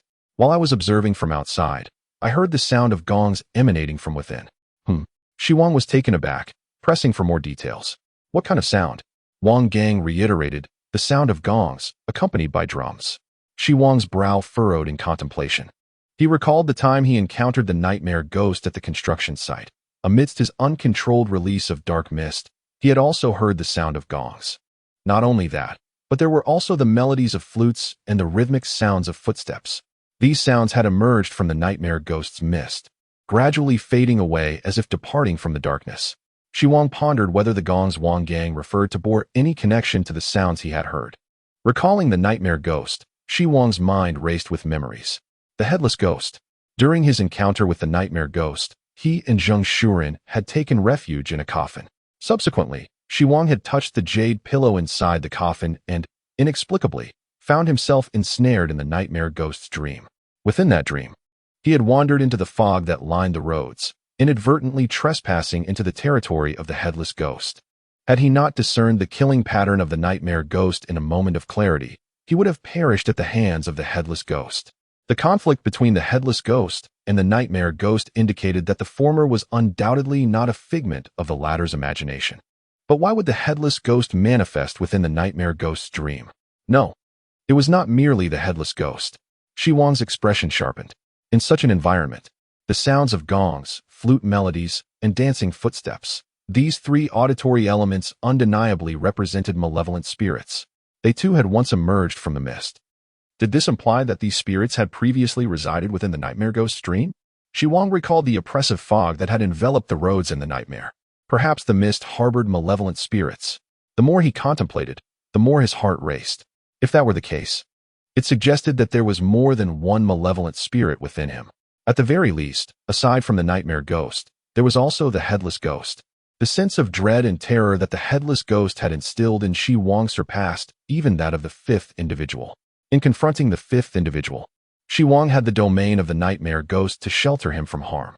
Yet, when he found himself submerged in the blood pool of the headless ghost, awaiting the descent of its blade, he was met only with terror and helplessness. The nightmare constituted the realm of the nightmare ghost. The headless ghost was unlikely to have willingly remained within that domain. However, the mere fact that such a terrifying entity as the headless ghost had been ensnared by the nightmare ghost implied that the latter was far more complex than Xi Wang currently understood. Moreover, it was possible that other malevolent spirits were also trapped within its nightmare. Should the malevolent spirits within him awaken, it would certainly not be just one spirit. Xi Wang's deductions remained mere conjectures. No wonder the resurgence of malevolent spirits within him progressed at such an alarming pace. While others experienced this phenomenon over several months, or even half a year, he had approached the brink of resurgence within merely a fortnight. Even with his repeated use of malevolent powers yesterday, the speed was still astounding. However, to verify whether there were additional malevolent spirits lurking within the nightmare ghost's domain, Xi Wang might have to succumb to slumber and enter the nightmare itself. Yet, given his current state, such an action would undoubtedly be suicidal. Xi Wang raised his gaze to Wang Gang, who was driving. "Commissioner Wang Gang, I have a question I wish to pose." Wang Gang smiled. "Speak freely. I am open to all inquiries." If two malevolent spirits were to encounter one another, what would that scene entail? Would they join forces? Or would they harbor animosity towards each other? If one ghost triggers the killing pattern of another ghost, will it take action? However, ghosts cannot die. So what transpires between the two under such circumstances? Xi Wang posed a question, but followed it with a series of inquiries. Upon hearing this, Wang Gang felt a shiver run down his spine. You are indeed quite composed. I did not expect you to notice this issue so swiftly. Chapter 41. A Misguided Direction? First, let me explain what occurs when two ghosts meet. Wang Gang did not conceal anything from Xi Wang. Before that, it is crucial to understand that ghosts can be perceived as machines governed by predetermined rules. Having experienced two supernatural events, you should have realized that malevolent spirits lack emotions. Their sole principle of action is to eliminate the individual who triggers their killing pattern. In this scenario, when two ghosts encounter each other, as long as they do not infringe upon the other's killing pattern, they will pass by without confrontation. If one party does trigger the ghost's killing pattern, it will indeed take action. Yet, since a ghost cannot die, the one being struck will not perish. It will merely be subdued temporarily and will revive after a certain period. Xi Wang nodded in agreement. Wang Gang's explanation aligned closely with his own previous experiences. At that time, the nightmare ghost had been struck by the headless ghost, appearing to be injured and refraining from attacking Xi Wang. Meanwhile, the headless ghost seemed to be restrained by the nightmare ghost, similarly choosing not to engage Xi Wang. Taking advantage of this moment, Xi Wang escaped the headless ghost's territory. Wang Gang continued, stating that there is no inherent hierarchy among ghosts. If you regard the ghost tamer as a ghost as well, everything becomes clear. When confronting the fifth individual, we were always cautious not to violate their killing pattern. However, once the fifth individual made an appearance, my tailor ghost could suppress the opponent for a limited time. The fear associated with ghosts depends on whether you trigger their killing pattern. After Wang Gang concluded, Xi Wang suddenly inquired, have you ever encountered a ghost tamer with two ghosts? Huh. Wang Gang cast a sidelong glance at Xi Wang. One malevolent spirit reviving can drive a person to madness. Who would dare to wield two ghosts? That would be akin to an old man hanging himself, clearly tired of living. From Wang Gang's tone, Xi Wang discerned that controlling two ghosts seemed an impossible endeavor. But is it truly infeasible? Observing Xi Wang's relentless pursuit of the answer, Wang Gang affirmed, no. Although I have only interacted with other ghost tamers briefly during training, I am certain such individuals do not exist. Xi Wang, undeterred, muttered, just because you haven't seen them does not mean they do not exist. Wang Gang sensed that Xi Wang was overly fixated on this issue and questioned, Xi Wang, what exactly are you thinking? Commissioner Wang, I am contemplating whether the revival of a malevolent spirit by a ghost tamer could be effectively controlled by harnessing a second malevolent spirit. Xi Wang articulated his hypothesis. If two malevolent spirits would engage in combat upon meeting, could they not restrain each other? This could potentially halt the revival of the malevolent spirits. The car skidded across the road, leaving behind tire marks. Startled by Wang Gang's sudden braking, Xi Wang turned to him, who looked at the co-pilot seat with a glimmer of excitement in his eyes. What is it? Xi Wang was taken aback by Wang Gang's abrupt stop. The latter, brimming with enthusiasm, responded, what you said seems to hold some merit. If one could control two malevolent spirits, allowing them to counterbalance each other, the revival of the malevolent spirit might indeed be postponed. This audacious speculation invigorated Wang Gang, who was on the verge of a malevolent spirit's revival. If this were truly feasible, he might yet extend his life a little longer. Xi Wang, wait a moment. Wang Gang retrieved his phone and dialed a number. Shortly after, a gentle and melodious female voice answered on the other end. Wang Gang, what prompted you to call me? I heard you dealt with an A-level supernatural incident yesterday. The word is out in the community. How did you manage that? By exerting every effort, Wang Gang replied dismissively, then got straight to the point. Feng Rou, I recall you have connections with the Supernatural Research Institute. Could you assist me in contacting someone there? The institute? Feng Rou furrowed her brows. What do you need to contact them for? Those individuals are not easy to deal with. If you are not facing an exceptionally challenging issue, I would advise against reaching out to them. It is urgent, exceedingly urgent, Wang Gang exclaimed, striking the steering wheel in excitement. I have conceived a potential method to counter the revival of malevolent spirits. Feng Rou. You? Wang Gang's expression darkened. What is wrong with that? I have contained an A-level malevolent spirit, albeit with Xi Wang's assistance, but he contributed significantly. Ahem. It is indeed not solely my idea. Wang Gang cleared his throat, and then conveyed Xi Wang's suggestion of controlling two ghosts. Controlling two ghosts? The voice on the phone conveyed disbelief. Everyone typically avoids malevolent spirits. You are considering controlling a second one? However, I advise you not to waste your efforts. If a malevolent spirit revives, you should promptly deal with the aftermath. Ah, why is that? Wang Gang questioned, puzzled. Because this path is unworkable. Feng Rou explained. A friend of mine at the Research Institute mentioned this matter. The control of two malevolent spirits has long been under investigation. Yet no successful cases have been reported. Feng Rou reiterated Wang Gang's earlier statement. One malevolent spirit reviving is already too much for a ghost tamer to endure. How could one possibly manage two? If you recklessly pursue this, you might endanger your own life. Do not say, I did not warn you. In a high-rise office in Jin City, a curvaceous woman dressed in a fitted skirt sat in her executive chair, having just hung up the phone. Xi Wang.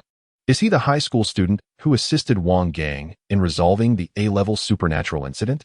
How long has he been in the ghost tamer circle to have already contemplated this? Quite impressive. Feng Rou promptly instructed her assistant to gather information on Xi Wang. Having experienced two supernatural events and performed exceptionally well, Xi Wang piqued her interest. However, she soon came across the danger rating associated with Xi Wang, on the verge of malevolent spirit revival. What? Is he about to revive already? Could it be from exerting himself too much during the fifth individual incident? Feng Rou, somewhat disheartened, tossed Xi Wang's file onto her desk. Such a pity. She had initially considered recruiting Xi Wang to work in Jin City. Now, it seems unfeasible. Feng Rou turned her executive chair to face the floor-to-ceiling window, gazing at the nightscape outside. Beneath the pitch-black sky, the oblivious populace continued to strive for a better life. Inside the car, Wang Gang turned to Xi Wang. It appears this avenue is not viable. It was a fleeting moment of hope. Wang Gang and Feng Rou were part of the same cohort of trainees and shared a relatively good rapport. Since she asserted it was unfeasible, he believed she was not deceiving him. Have all experiments failed? Xi Wang was not surprised to learn that the Research Institute had already been investigating this topic. The Supernatural Research Institute, formed from the nation's pooled resources, surely housed countless brilliant minds. It was entirely normal for someone to have contemplated this. Yet, Xi Wang's resolve did not waver. Perhaps the direction was correct. It was merely a matter of finding the right approach. Xi Wang felt a vague intuition that if he could contain Misty Street, he might uncover a clue. As time grew late, it was best to head to Misty Street. Wang Gang shrugged and pressed the accelerator, driving Xi Wang straight to the blockade at Misty Street.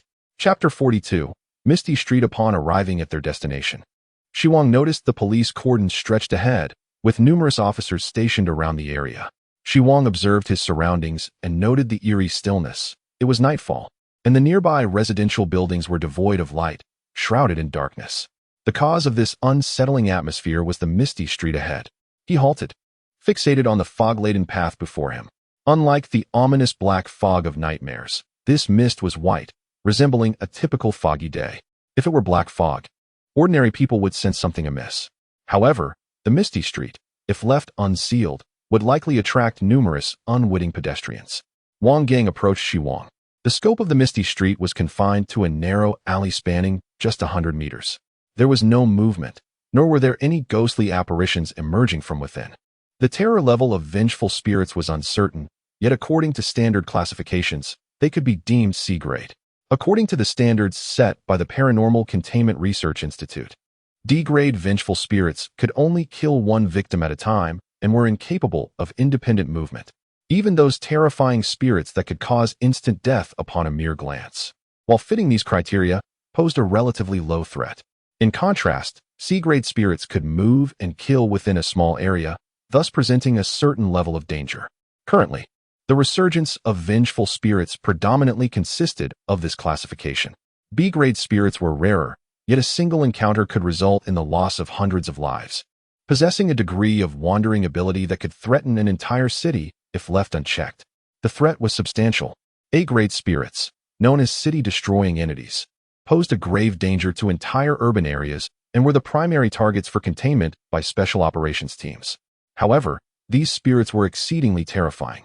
Presently, there were 2 A-grade spirit dossiers in Huagua, and agents like Wang Gang were not authorized to access them. Had it not been for Wang Gang and Xi Wang's timely containment of the fifth-person incident, Huagua might have faced a 3rd A-grade spirit dossier. Are there spirits beyond A-grade? Xi Wang inquired, curiosity piqued. There are, Wang Gang nodded. S-grade spirits are the epitome of terror. Their emergence heralds human nightmares. Even the spirit tamers are no match for them. S-grade spirits are deemed uncontainable horrors. Wang Gang exhaled heavily, a smile creeping onto his face. Fortunately, S-grade spirits have manifested in the Federal Empire rather than Huagua. I've heard they nearly obliterated an entire state. This was the first time Xi Wang had heard such information. Vengeful spirits were categorized into S, A, B, C, and D grades. Within Huagua's Paranormal Containment Special Operations Team, there were also ranks.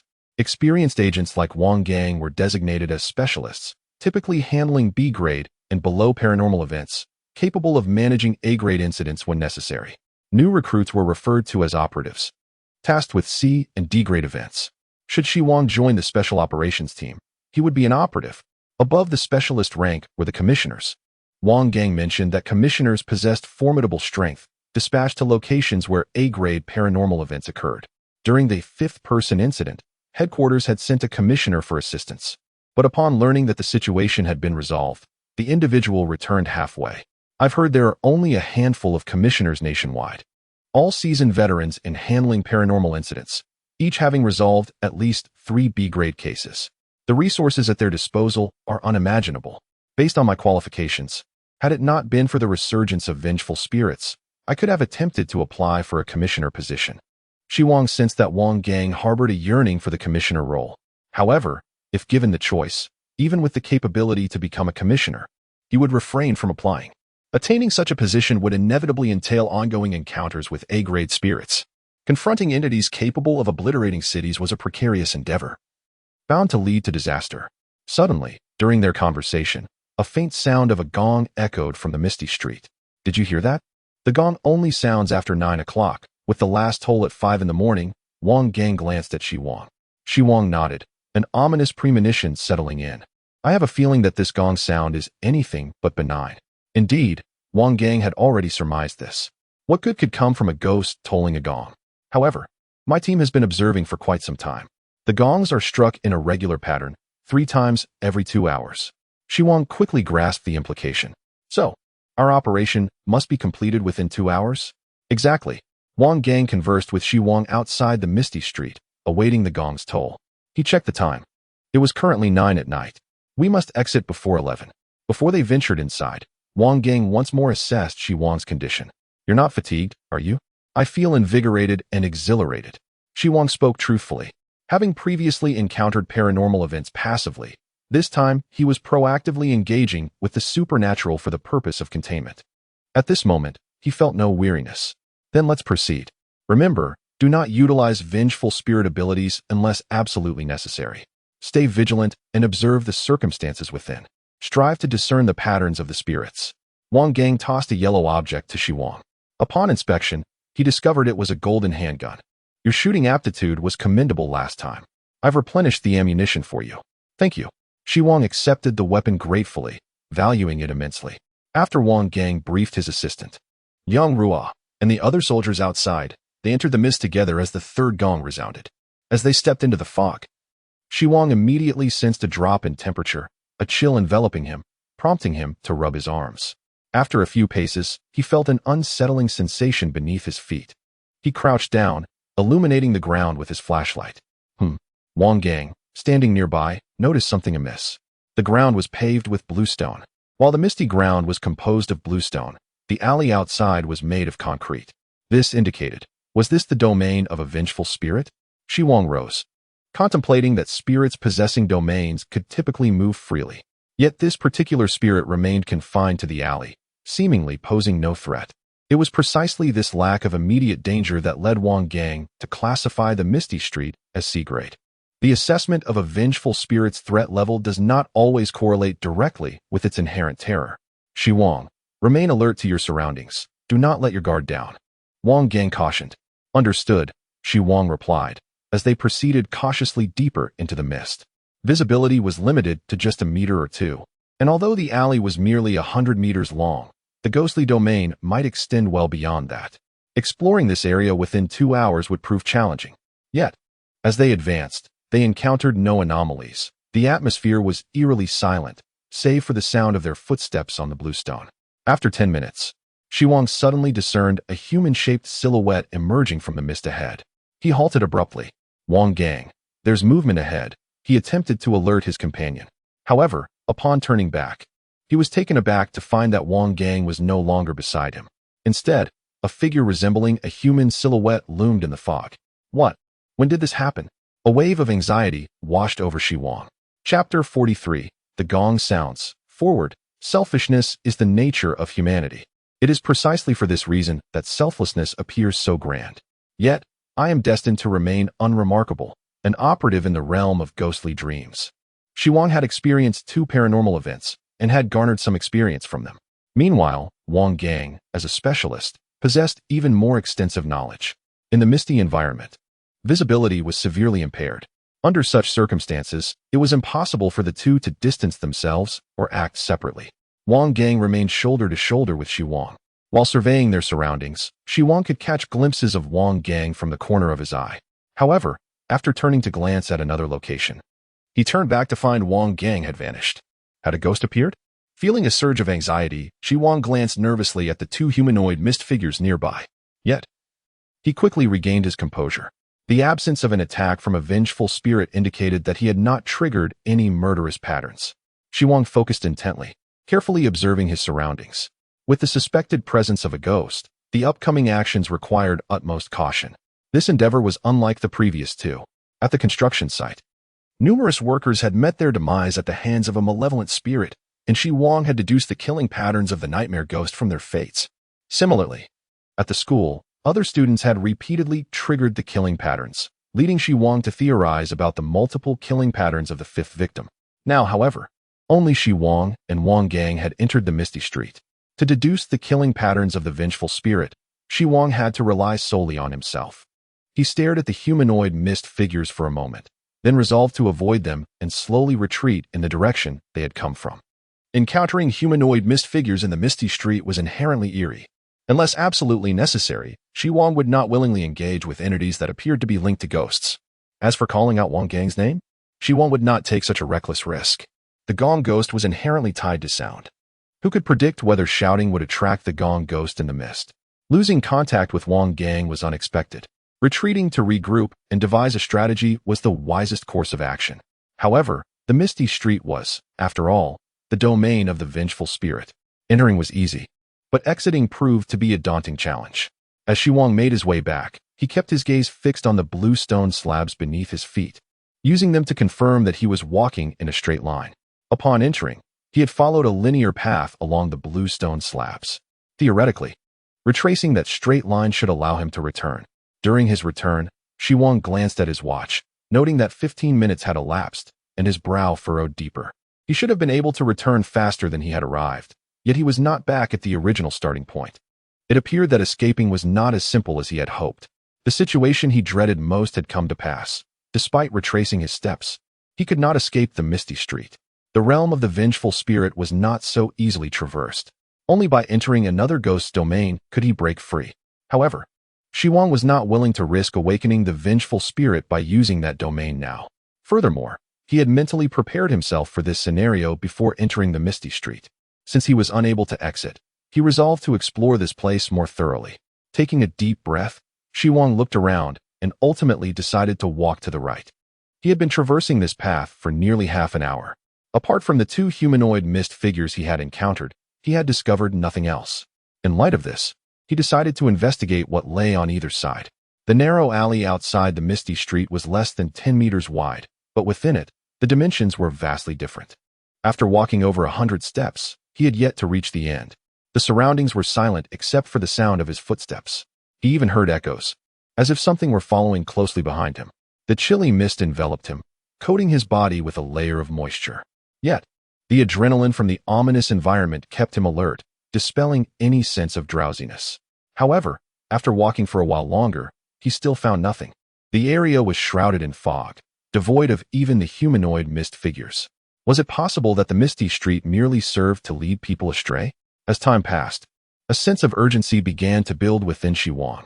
Outside, he could hear the gong sound echoing every 2 hours. He speculated that when the gong sounded, there would surely be changes within the mist. The gongs might very well indicate the spirit's killing patterns. Xi Wang quickened his pace through the mist. He chose to walk in a straight line, avoiding any turns. If the 2-hour mark arrived without finding a way out, he would have no choice but to resort to using the domain.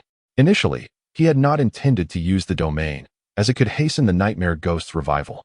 Yet, he found himself with little choice. After walking for several more minutes, Xi Wang's expression grew increasingly grim. Entering at 9 o'clock. It was now 10 and still no sign of an exit.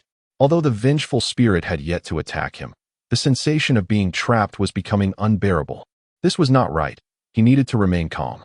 Stopping in his tracks, Xi Wang began to reflect. From the beginning until now, the environment of the misty street had remained largely unchanged.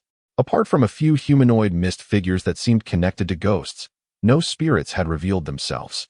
It felt as if he were ensnared in a void. Was it possible that simply stepping into the misty street meant falling victim to the ghost's killing patterns? And the method of killing was to ensnare individuals within the mist? Xi Wang stroked his chin, slowly shaking his head. A ghost's domain could be vast, but it could not be limitless. The misty street seemed to possess the ability to disorient, hence his feeling of being unable to escape. But if that were the case, had the ordinary people who had previously wandered into the misty street met their demise? Could the humanoid mist figures be the transformed souls of the deceased? The mist. The gongs, the humanoid mist figures. Xi Wang muttered to himself. Suddenly, he looked up sharply, his bloodshot eyes fixed on the mist ahead. He was at a loss. The information was too scant. He would have to rely on the domain to leave the misty street. Yet, if he had resolved to use the domain, why not seize the opportunity to depart when the gong ghost struck the gong? Xi Wang had allowed a day to pass, and the nightmare ghost's restlessness had somewhat subsided, but it was still steadily reviving.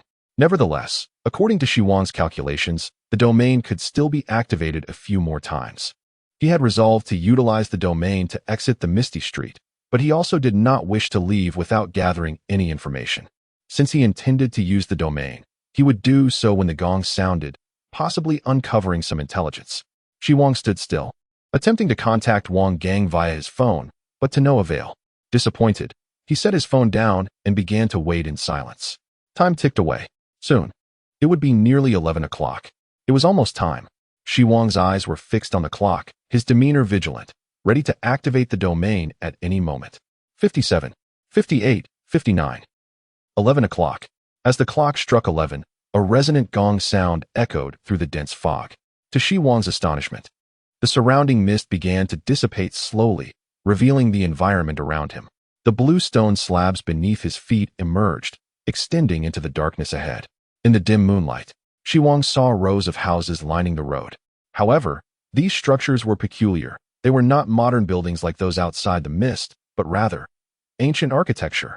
Xi Wang now found himself in what seemed to be an ancient city, his modern attire starkly contrasting with the surrounding environment, as if he had traversed back in time. Even after the mist cleared, he had not returned to the normal world. Xi Wang's expression shifted. Where had the gong sent him?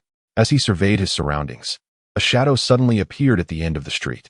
The figure walked down the center of the road, seemingly holding something in both hands. The ghost has appeared. The instant Xi Wang laid eyes on it, an involuntary shiver coursed through his body. He felt his eyelids grow heavy, as if the nightmare within him sensed something and its awakening intensified. Damn, what connection does this ghost have with the nightmare? Xi Wang drew his golden pistol, biting down on his tongue to stay alert. In moments like this, he could not allow the nightmare to gain the upper hand.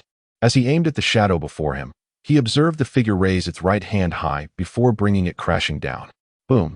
The sound of a gong reverberated, striking Xi Wang's heart and sending a tremor through his body. In that moment, he realized that the entity held a gong. The gong beater. With the second clang of the gong, Xi Wang was horrified to witness a dramatic transformation in his surroundings. The once orderly ancient architecture seemed to have weathered decades, if not centuries, of decay, with most structures having collapsed significantly. To Xi Wang's dismay, he felt his own strength draining away. Under the light, he noticed spots emerging on his body, accompanied by a putrid odor. Could it be corpse spots? Xi Wang's expression shifted dramatically. The sound of the gong seemed intent on sealing his fate. A profound fear of death enveloped him. He sensed that if the gong beater struck a third time, it would be the end. The gong beater did not remain stationary. It had been gradually advancing towards Xi Wang since its appearance. He could not allow it to sound the third gong. Gritting his teeth, Xi Wang did not retreat. Instead, he moved closer to the gong beater. He did not see Wang Gang. Perhaps his battered body could not withstand even the second sound of the gong and had already succumbed to some vengeful spirit. Xi Wang had no intention of relying on anyone else. The interval between the gong strikes was approximately half a minute. Xi Wang was acutely aware of this timing. He needed to reach the gong beater before it could sound the third strike. Time ticked away, and Xi Wang drew nearer to the gong beater. As the figure's right hand rose once more, Xi Wang dashed forward, closing the distance. At such proximity, he finally glimpsed the gong beater's visage. Clad in ancient garb, its body was smeared with blood. Its face was a grotesque sight, completely decomposed, with a bloodied eyeball dangling, tethered only by a thin strand of flesh. The chin was devoid of flesh, revealing a chilling display of bone. Its rotting left hand gripped a rope, from which a blood-soaked gong dangled, while the skeletal right hand clutched a darkened bone. This terrifying apparition, playing a gong on an empty street, was enough to drive any sane person mad. Xi Wang understood that should the bone strike the bloodied gong, madness would be the least of his worries. He could very well lose his life. Faced with an unknown terror of a ghost, Xi Wang quickly assessed his options. Shooting? No. He had no confidence in his marksmanship, especially given his current weakened state. Bang! Xi Wang grasped the barrel of his golden pistol and swung it directly at the gong beater's raised right hand. Rather than shooting, he believed in the efficacy of a straightforward physical attack. Contact with the ghost would surely affect him, so he chose the golden pistol, impervious to such supernatural influences. As his weapon, the strike sent the bone flying from the gong beater's grasp. The figure staggered momentarily. Xi Wang could not discern any expression on its decayed face. However, based on his experience, ghosts were instinctual creatures devoid of emotion. It likely bore no expression at all. Success. Xi Wang felt a surge of relief upon seeing the bone land on the cobblestone path. The third gong would not sound. Yet, just as this thought crossed his mind, the gong beater continued to lower its right hand, as if the bone, now dislodged, held no significance. Damn it, could it strike the gong with that bony hand?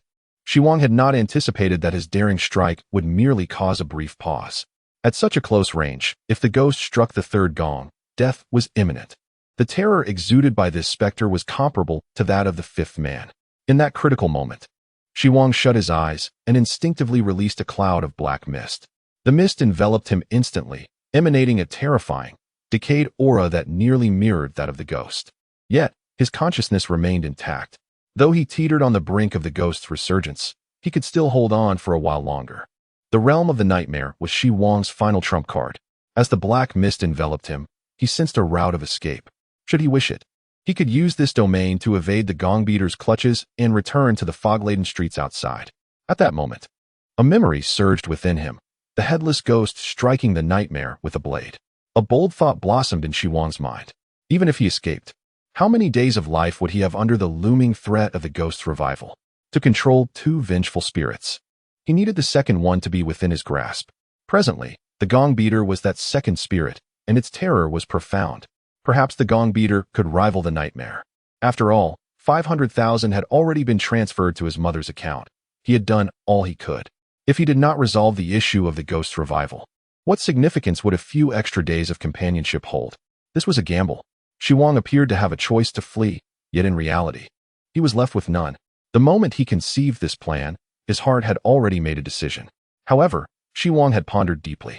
The gong beater had likely been trapped within the nightmare's domain. After the headless ghost dealt a blow to the nightmare, its revival had weakened somewhat. When Xi Wang became a ghost master, he inadvertently released the domain. The gong beater and the two other spirits seized the opportunity to escape the nightmare's realm. Though the nightmare had begun to revive within Xi Wang over the past 2 days, this territory now belonged to the gong beater. Moreover, the gong beater was on the verge of sounding the third gong. The terror of the third gong's echo might surpass that of the nightmare. Let it be done. The black mist emanating from Xi Wang thickened. The area covered by the mist expanded exponentially, dwarfing any prior release.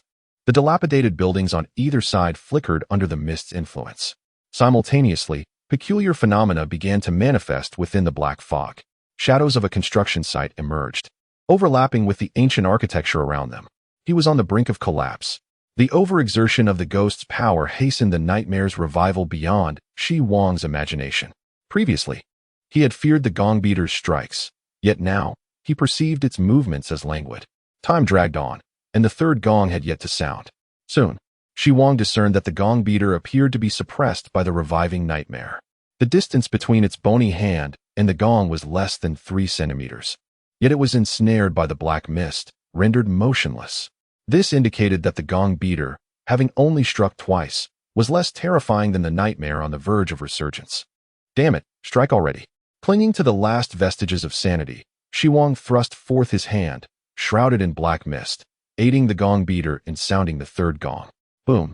The instant the third clang resonated, the roiling black mist surrounding Xi Wang began to swirl violently. Chapter 45. You are a ghost. I am not human either. Boom. The gong's sound crashed upon Xi Wang's ears like summer thunder. The encroaching fog, belonging to the nightmare's realm, could not withstand the force, shattering like glass.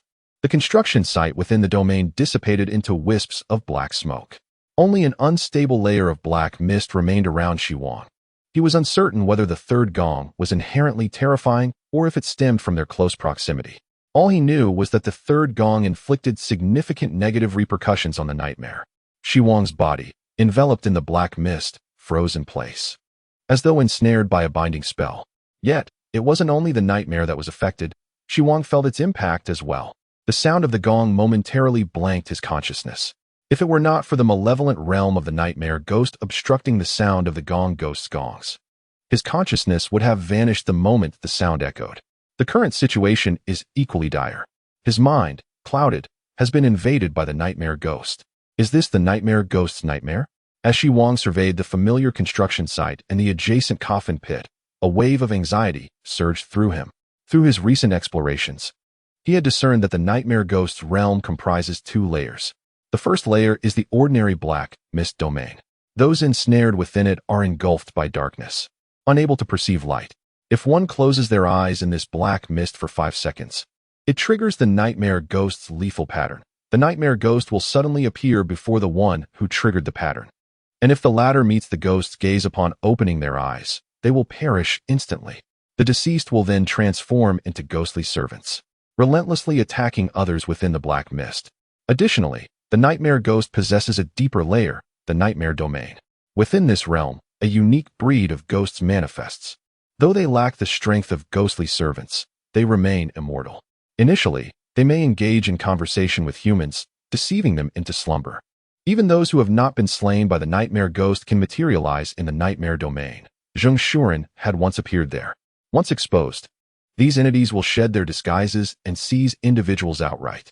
As for what happens to those captured, Xi Wang remained uncertain. Furthermore, the nightmare domain serves as a prison for headless ghosts and the gong ghost. Previously, when Xi Wang arrived here, he had utilized the jade pillow that sealed the nightmare ghost. It was also with that jade pillow that he had exited the nightmare domain. However, now that the jade pillow had lost its supernatural essence, Xi Wang was unsure if it still resided within the nightmare domain. He promptly leaped into the deep pit, rummaging through the coffin. To his dismay, the jade pillow was no longer there. How can he escape? Xi Wang understood he must not linger in this place. Otherwise, more and more ghosts would emerge. Just as this thought crossed his mind, a familiar voice resonated from above the pit. Xi Wang, what are you doing here? He looked up to find Zheng Shuren standing not far away. The latter jumped down while saying, Didn't I tell you we'd leave the construction site tomorrow? You should rest well tonight. Why are you still standing here? Hurry back to your dormitory. Zheng Shuren's tone and expression were identical to Xi Wang's recollections of him. For a fleeting moment, Xi Wang believed he had become so engrossed in work that he was hallucinating the events that followed. The nightmare was terrifyingly authentic. Those with wavering minds would likely be deceived by these ghosts and lost here until death. Xi Wang's expression hardened. He deftly evaded Zheng Shuren and scrambled upward, making for the exit of the construction site. Xi Wang, where are you going? Come back and sleep. Zheng Shuren followed him up, rushing toward Xi Wang. This sudden turn of events sent shivers down Xi Wang's spine. Can he run? The previous movements of these ghosts had been rigid. Is it due to the nightmare ghost's awakening? Xi Wang hastened toward the entrance of the construction site. It seemed that his plan to have the nightmare and gong ghost influence each other, thereby attempting to control the second ghost, had failed. He needed to devise a way to escape the nightmare domain. Had Xi Wang's plan succeeded, it might have alleviated his own awakening as a vengeful spirit. However, the terror of the gong ghost's third gong was exponentially escalating. Xi Wang had failed. The nightmare ghost had been affected. Xi Wang, too, was under its influence. Now that he had returned to the nightmare domain, If he did not swiftly locate the headless ghost, he could very well perish at the hands of the nightmare ghost. Externally, it appeared as though Xi Wang was succumbing to his awakening as a vengeful spirit. Compared to the first time, he now lacked a clear path to escape. Yet, Xi Wang remained resolute, for the fact that he still had consciousness indicated that the nightmare ghost had not fully awakened. As long as he was not dead, there remained a chance. He had a clear goal this time, to once again harness the power of the headless ghost to weaken the nightmare ghost. Xi Wang, where are you going? It's time to go to sleep. The voice behind him grew nearer. Zheng Shuren was closing the distance rapidly. Xi Wang glanced back. Damn. Upon realizing Zheng Shuren was less than 3 meters away, he could not help but curse. No, calm down. This is not the time to panic. Xi Wang accelerated, carefully observing his path while contemplating strategies in his mind. The Zheng Shuren pursuing him was a creation of the nightmare ghost. This was the ghost's supernatural power, indestructible. Moreover, as time passed, the number of these ghosts would only increase. Being chased by a multitude of ghosts felt like a living nightmare. Supernatural power, multiplying, creating nightmares. Suddenly, Xi Wang had an epiphany. The nightmare ghost, as a ghost, wielded supernatural power. But I am no longer human either. I, too, possess supernatural abilities. The pressure exerted by the nightmare ghost weighed heavily on Xi Wang. Upon arriving here, he had forgotten that he was a ghost master. He had been controlling the nightmare ghost, but now, the roles were about to reverse. If the nightmare ghost could create ghosts here, then surely I can too. Xi Wang began to allocate a portion of his energy to various endeavors. Zheng Shuren was closing in fast. In just a few seconds, he had reduced the gap to about 1 meter behind Xi Wang. If Xi Wang slowed even slightly, he would be caught by Zheng Shuren. Xi Wang, it's time to go to sleep. Zheng Shuren's voice now brimmed with fury, clearly displeased with Xi Wang's disobedience. As Xi Wang neared the construction site entrance, Zheng Shuren's speed surged once more. Xi Wang was overtaken. Zheng Shuren's hand was about to make contact with Xi Wang's body. However, at that moment, a shadow formed from black mist suddenly surged beside Xi Wang, tackling Zheng Shuren. As the black mist churned, the figure became increasingly distinct. Soon, a figure clad in a trench coat, entirely concealed, emerged. Wang Gang. Chapter 46. The Nightmare Ghost Sleeps. Success. Xi Wang noticed the situation behind him and felt an overwhelming surge of joy. After numerous attempts, he had indeed created a manifestation of Wang Gang within the nightmare domain. Even those who had not been killed could still appear here. A nightmare is still a dream. In dreams, whatever I desire can come to fruition.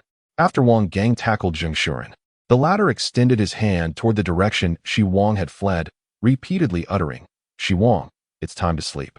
Meanwhile, Wang Gang firmly pinned down Zheng Shuren, incessantly proclaiming, not sleeping. It's time to sleep. Not sleeping. Xi Wang felt he had uncovered another ability of the nightmare ghost. Yet before he could revel in this discovery, a dozen shadows of black mist suddenly appeared at the construction site entrance. Zhu Xiaofu. What the hell, Brother Wang? Why aren't you sleeping so late? Su Yujin. Xi Wang, it's time to go home and sleep. Liang Ruo. Xi Wang, return to sleep immediately. Xian Min. Son, it's time to rest. After waking, a new beginning awaits. As Xi Wang witnessed so many familiar faces, his pupils dilated in shock. I utilized the nightmare ghost's power to create Wang Gang in this dream. And in the next moment, the nightmare ghost conjured forth so many ghosts. The awakening of the nightmare ghost had intensified. Xi Wang's complexion darkened. This was not mere speculation.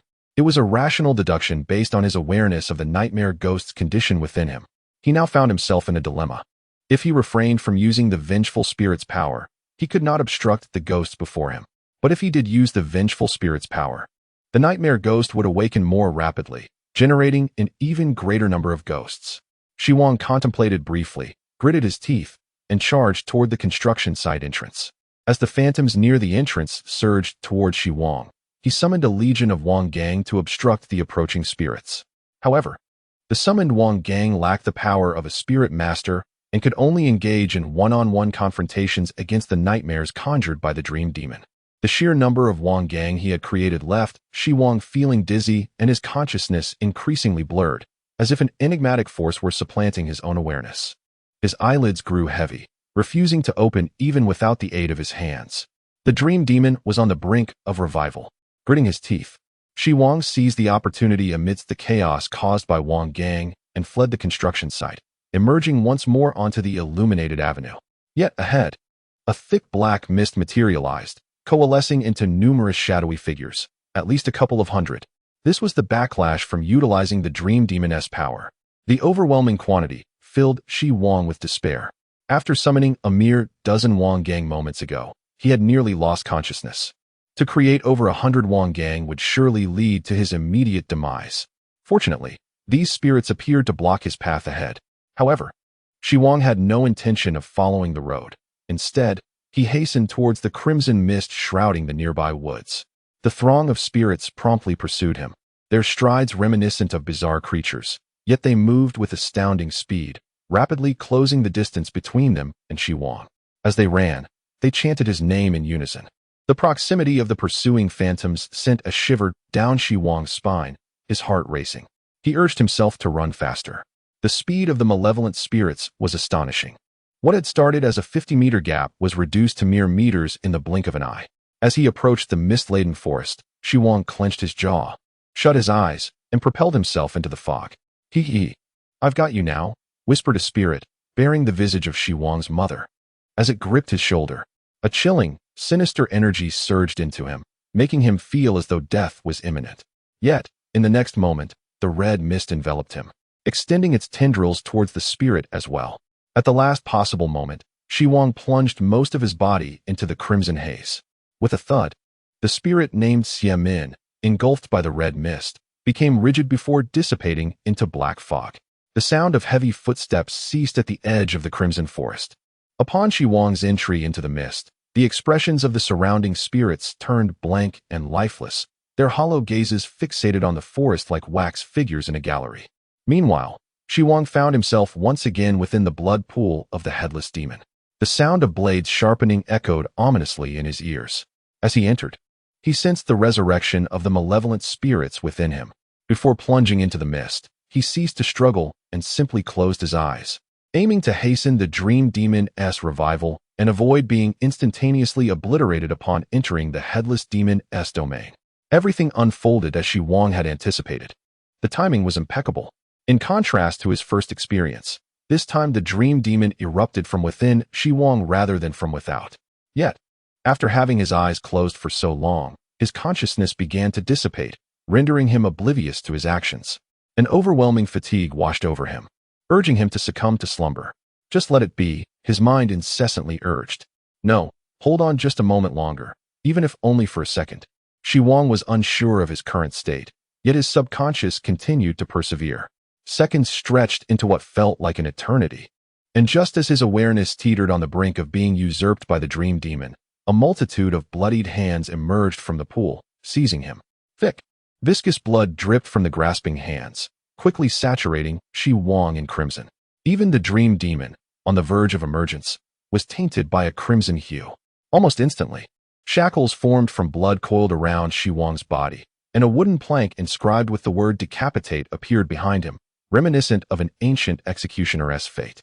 The sound of footsteps echoed in the blood pool as the headless demon approached Xi Wang, now transformed into a nightmarish figure cloaked in darkness, raising its enormous blade to strike. In a moment of disorientation, Xi Wang felt a crushing blow to his neck, his body collapsing into the blood pool, where the stench mingled with the decaying remnants of severed heads, burying him in the depths of the foul liquid. A violent jolt awakened him from his stupor, and he struggled to comprehend the situation. What's happening? What was that? Xi Wang felt as though he had been forcibly roused from slumber, completely bewildered. He plunged his hands into the blood pool for support and thrust his head upward.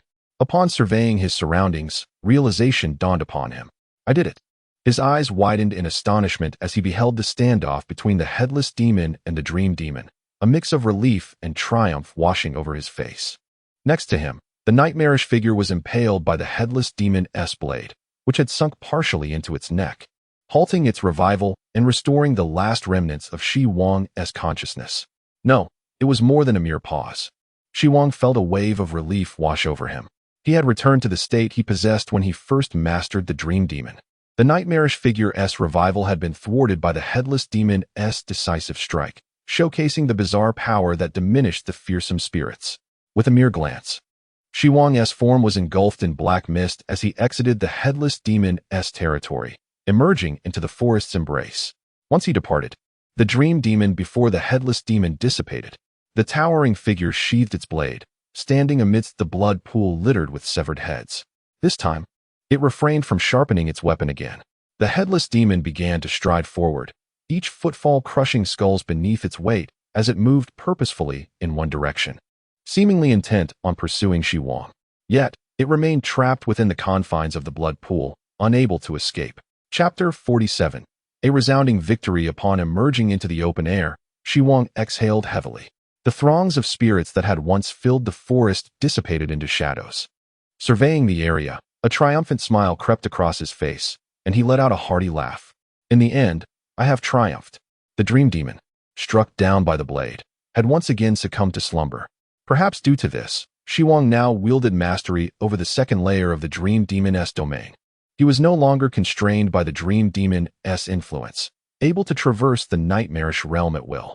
Xi Wang had also discerned the characteristics of this realm. Anyone who fell asleep within the shrouded mist would find their consciousness transported into a far more terrifying dimension. The longer one lingered in the nightmarish realm, the more horrifying the illusory dreams became, with the spirits conjured by supernatural forces relentlessly pursuing their targets. Even spirit masters entering this realm would find themselves powerless, subject to Xi Wang's whims. Should one perish within, their physical form would meet the same fate. However, wielding such formidable supernatural powers came at a cost. Employing the dream realm would exponentially hasten the revival of the malevolent spirits.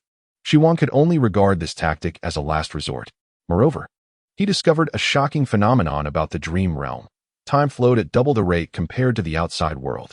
For every minute spent in the external world, 2 minutes were experienced within the nightmarish domain. Upon his emergence from the dream realm and subsequent conversation with Zheng Shuren, he had sensed the discrepancy in time. And now he finally understood the cause. If this knowledge were leveraged effectively, it could yield unexpected advantages. While the dream demon was momentarily subdued, Xi Wang knew better than to celebrate prematurely. He suppressed his smile and murmured to himself, "Spirits cannot be vanquished.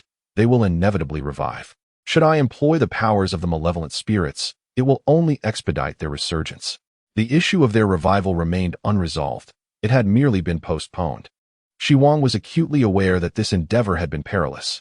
However, the resurgence of malevolent spirits had reached a perilous level, leaving him with little time to survive. Thus, Xi Wang resolved to take a desperate gamble. Unfortunately, in his confrontation with the Gongguai, he was defeated. Fortunately, just as the malevolent spirits were about to awaken, Xi Wang encountered the headless ghost. With a single strike, the headless ghost could plunge the impending nightmare ghost back into slumber, its terror likely exceeding my imagination. The Gongguai was equally fearsome. It seemed no spirit master could withstand the sound of its third gong. Remarkably, these formidable malevolent spirits had once been ensnared in the nightmare ghost's dream domain. Xi Wang understood that the Gongguai was not the only spirit to escape from this realm. Were the other spirits equally terrifying? Yet, despite their prolonged absence, no disturbances had occurred.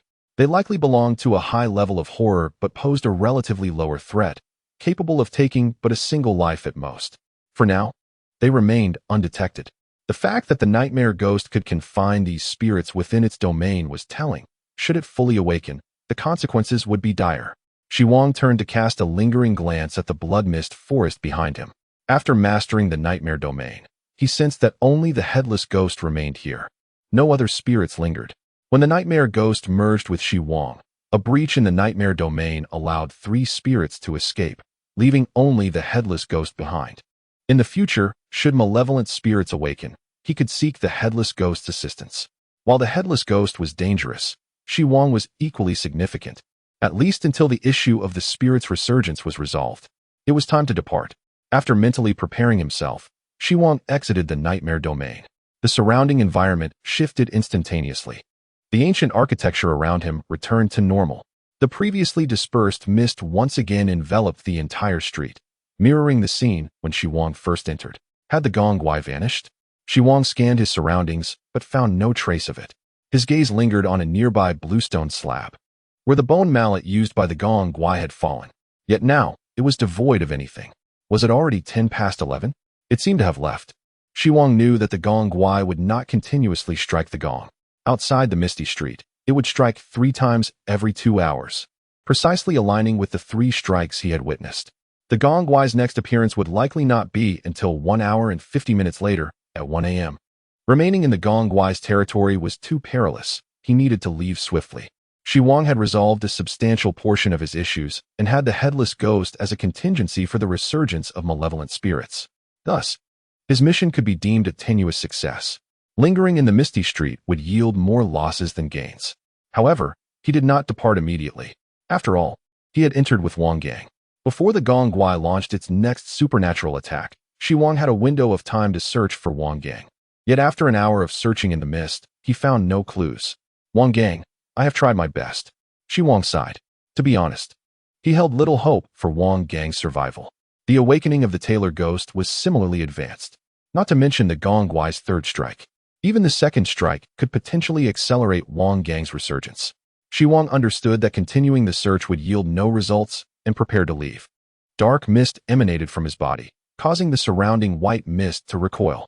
The bluestone slab beneath his feet vanished, replaced by a concrete road.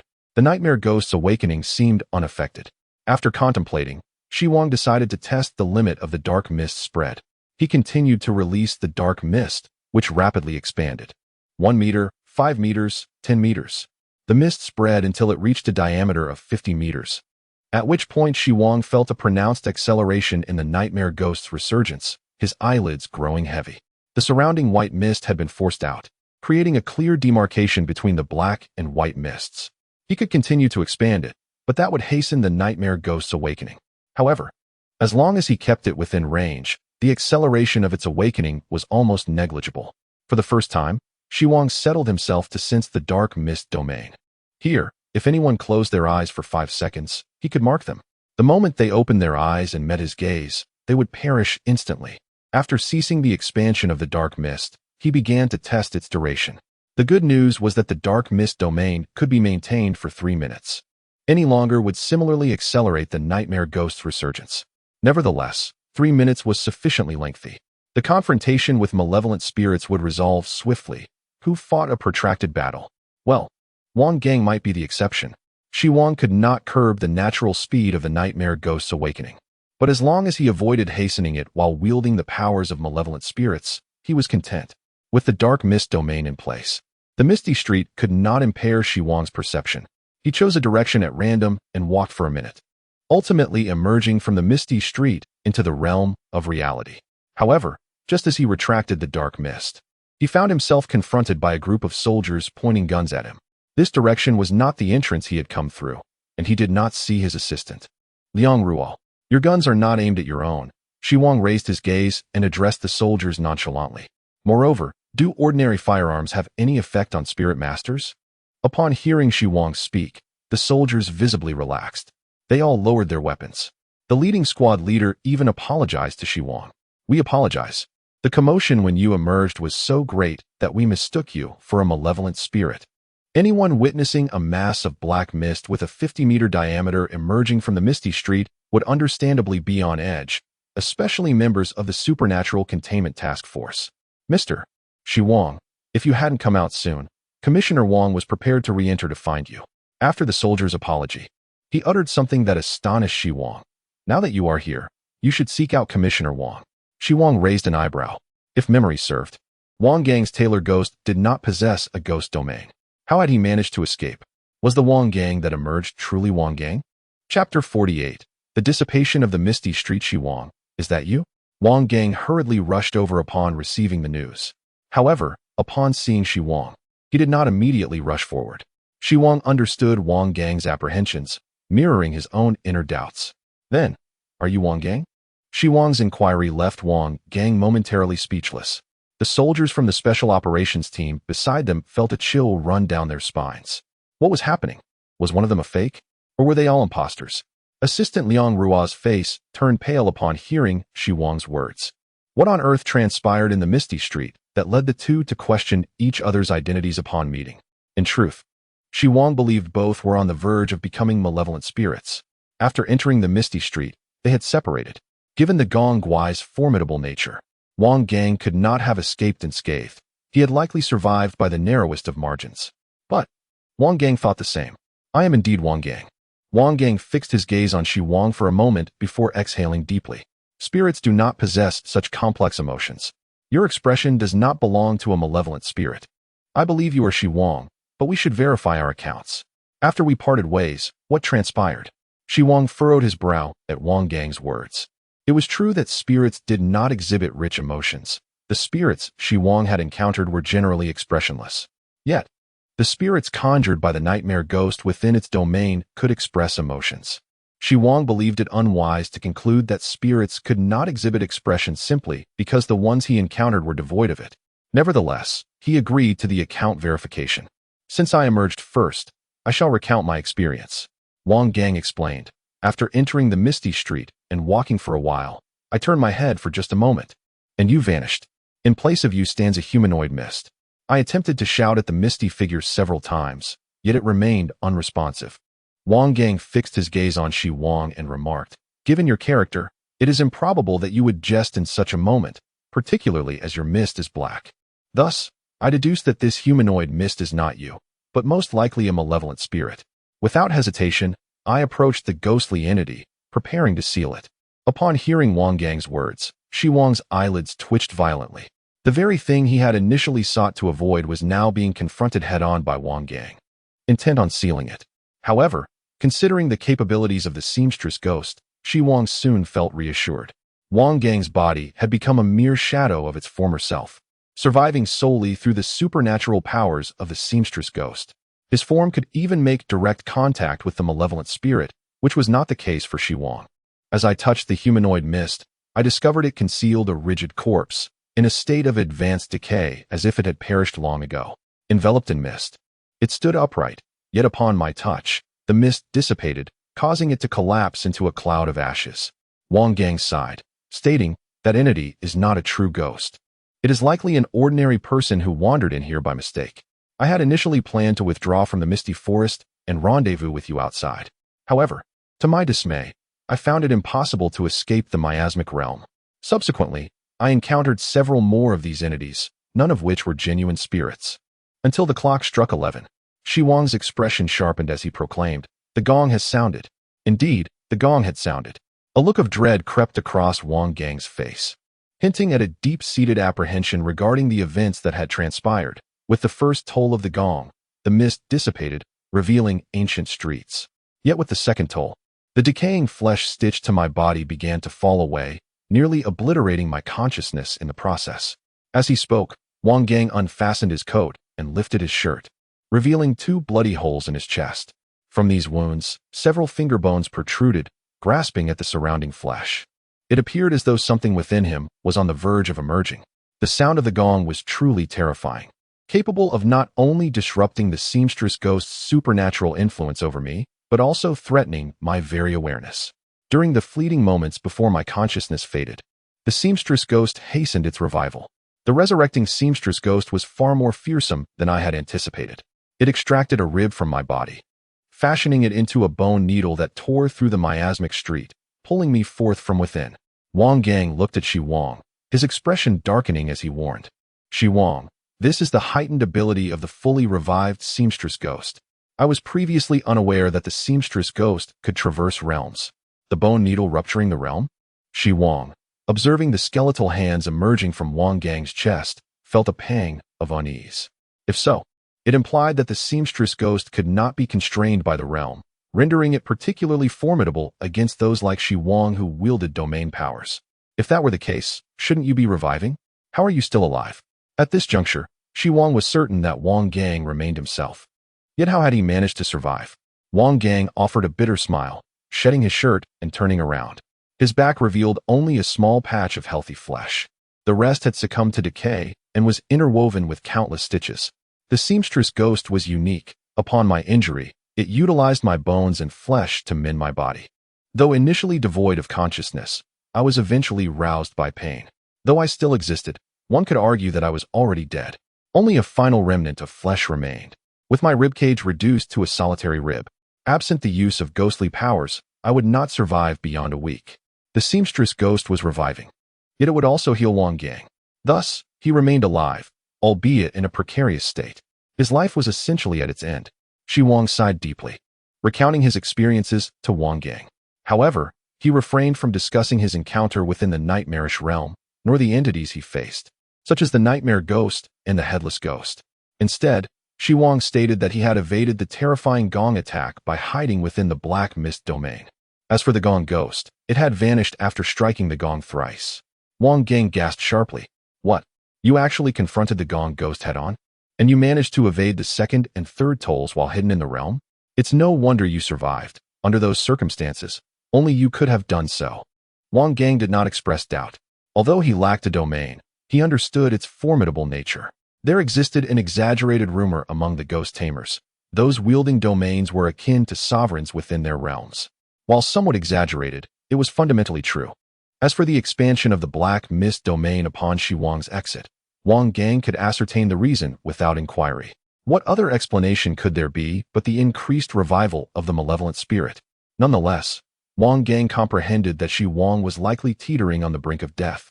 Much like himself, encountering the gong ghost and emerging alive was already a stroke of fortune. Wang Gang turned to the mist, exhaling a resigned sigh. However, I doubt I can contend with the gong ghost. I must await the arrival of the next official to handle it. Xi Wang raised an eyebrow, preparing to inquire further when he noticed Wang Gang suddenly pointing behind him. Xi Wang swiftly turned and retreated. Yet, there was no danger lurking behind him. Instead, the misty street dissipated. Had the gong ghost departed? Chapter 49. The Gong Keeper, raided of the misty street faded. Liang Ruo and the surrounding special forces soldiers displayed faint expressions of joy. Wang Gang regarded Xi Wang with an odd gaze. Xi Wang understood what he was pondering. It's not my concern. I too nearly perished beneath the third toll of the gong ghost. He was indeed oblivious to the events that had unfolded within. However, the departure of the gong ghost was not what Xi Wang had hoped for. In light of both his and Wang Gang's experiences, the killing patterns of the gong ghost might intertwine with those of the nightmare ghost. The first toll of the gong merely illuminated the surroundings for those trapped within. Yet, the second toll plunged Wang Gang into a slumber. However, the ghost tamers were an assortment of beings with various peculiar abilities, neither wholly human nor entirely ghostly. While the second toll could spell instant death for an ordinary person, it would not necessarily claim the lives of ghost tamers. Wang Gang had survived, albeit with his consciousness diminished, as had Xi Wang at that moment. However, if the second toll were employed in conjunction with the nightmare ghost's black mist domain, even a slumbering Wang Gang would be ensnared within the nightmare realm. The seamstress ghost could not save him. Once outside, he would instantly revive as a malevolent spirit. According to Xi Wang's conjecture, if the second toll of the gong were struck within the black mist domain, those ensnared by Xi Wang would surely perish. Hence, the nightmare ghost's prior attempts to trap the gong ghost within its nightmarish realm may have aimed to integrate the latter's lethal patterns. Xi Wang had long contemplated mastering the powers of the nightmare ghost to subsequently control the revival of malevolent spirits. The gong ghost was a most fitting candidate. Xi Wang intended to deepen his mastery over the nightmare ghost before seeking out the gong ghost again. However, he was taken aback by the sudden dissolution of the extensive misty street, leaving behind a dilapidated concrete surface, eroded by time. Upon the concrete, 7 dark humanoid imprints remained, suggesting the presence of the mobile gong ghost. Wang Gang's tone grew urgent as he instructed Liang Ruo beside him. Immediately contact headquarters and report on the capabilities of the gong ghost. It kills with the toll of the gong, possesses a domain, and can move. Recommend an A-level hazard classification. Codename: The Gong Keeper. Upon hearing Wang Gang bestow the title of The Gong Keeper upon the gong ghost, Xi Wang mused inwardly. Has he also made the connection? The gong ghost strikes its gong at night, tolling thrice every 2 hours, specifically at 9 p.m., 11 p.m., 1 a.m., 3 a.m., and 5 a.m. These times correspond to the hours of the Chinese zodiac. Much like the ancient timekeepers, it is no longer a person reporting the time, but a ghost. Xi Wang initially believed that Wang Gang was contemplating the matter of the night watchman ghost. However, in reality, it was the analysts from the Special Operations Team who had deduced this from their base. The Special Operations Team did not merely follow Wang Gang to seal off paranormal locations. They also analyzed the intelligence of malevolent spirits from the rear to assist the ghost tamers. After a moment of contemplation, Xi Wang resolved to enlist Wang Gang's help. He pulled Wang Gang aside and spoke earnestly. Commissioner Wang Gang, if you come across any intelligence regarding the night watchman ghost, I implore you to inform me. At present, Xi Wang lacked the power to investigate the whereabouts of the night watchman ghost. However, Wang Gang was backed by the Special Operations Team for Paranormal Containment. You seek intelligence on the night watchman ghost? Wang Gang regarded Xi Wang with a perplexed expression. What do you intend to do? You who are on the brink of death? Do you wish to control a second ghost? It was no surprise that Wang Gang could surmise Xi Wang's intentions. He was not a fool. Xi Wang had previously mentioned the idea of controlling a second ghost to combat the resurgence of malevolent spirits. Generally, those who conceive such ideas do not easily abandon them, especially someone like Xi Wang, who was facing imminent demise. Xi Wang's silence prompted Wang Gang to fall silent as well. The latter produced a cigarette, handed it to Xi Wang, and lit it for him before igniting one for himself. The Tailor Ghost is on the verge of revival. I am no longer suited to be the commissioner of Hangzhou, Wang Gang remarked, his gaze clouded. No one knew what thoughts occupied the mind of this man who had exerted himself to eradicate paranormal phenomena in Hangzhou. As smoke escaped from the gaping wound in his chest, he glanced down and couldn't help but curse. How can I breathe with this? Pathetic. With that, he flicked the cigarette to the ground, only to retrieve it moments later, lighting it anew and inhaling deeply. Headquarters will likely dispatch a new commissioner to oversee Hangzhou. As for me, I shall return to headquarters, await the revival of the malevolent spirit, and then be contained. Xi Wang, I can assist you, but on the condition that I remain the commissioner of Hangzhou. My current state is highly unstable, and I could be recalled to headquarters at any moment. Xi Wang, having listened to Wang Gang's lengthy exposition, initially assumed that the latter would refuse. To his surprise, Wang Gang ultimately acquiesced. Thank you. Xi Wang could not restrain his curiosity. But why? I previously declined to join the Special Operations Team. Why the change of heart? Wang Gang surveyed his surroundings, observing the distant twinkling lights of the city, and murmured, Indeed, why? I have a family and children. Yet you, my young friend, have only just reached adulthood.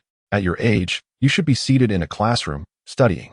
But now, if you truly succeed, it would be a testament to divine favor.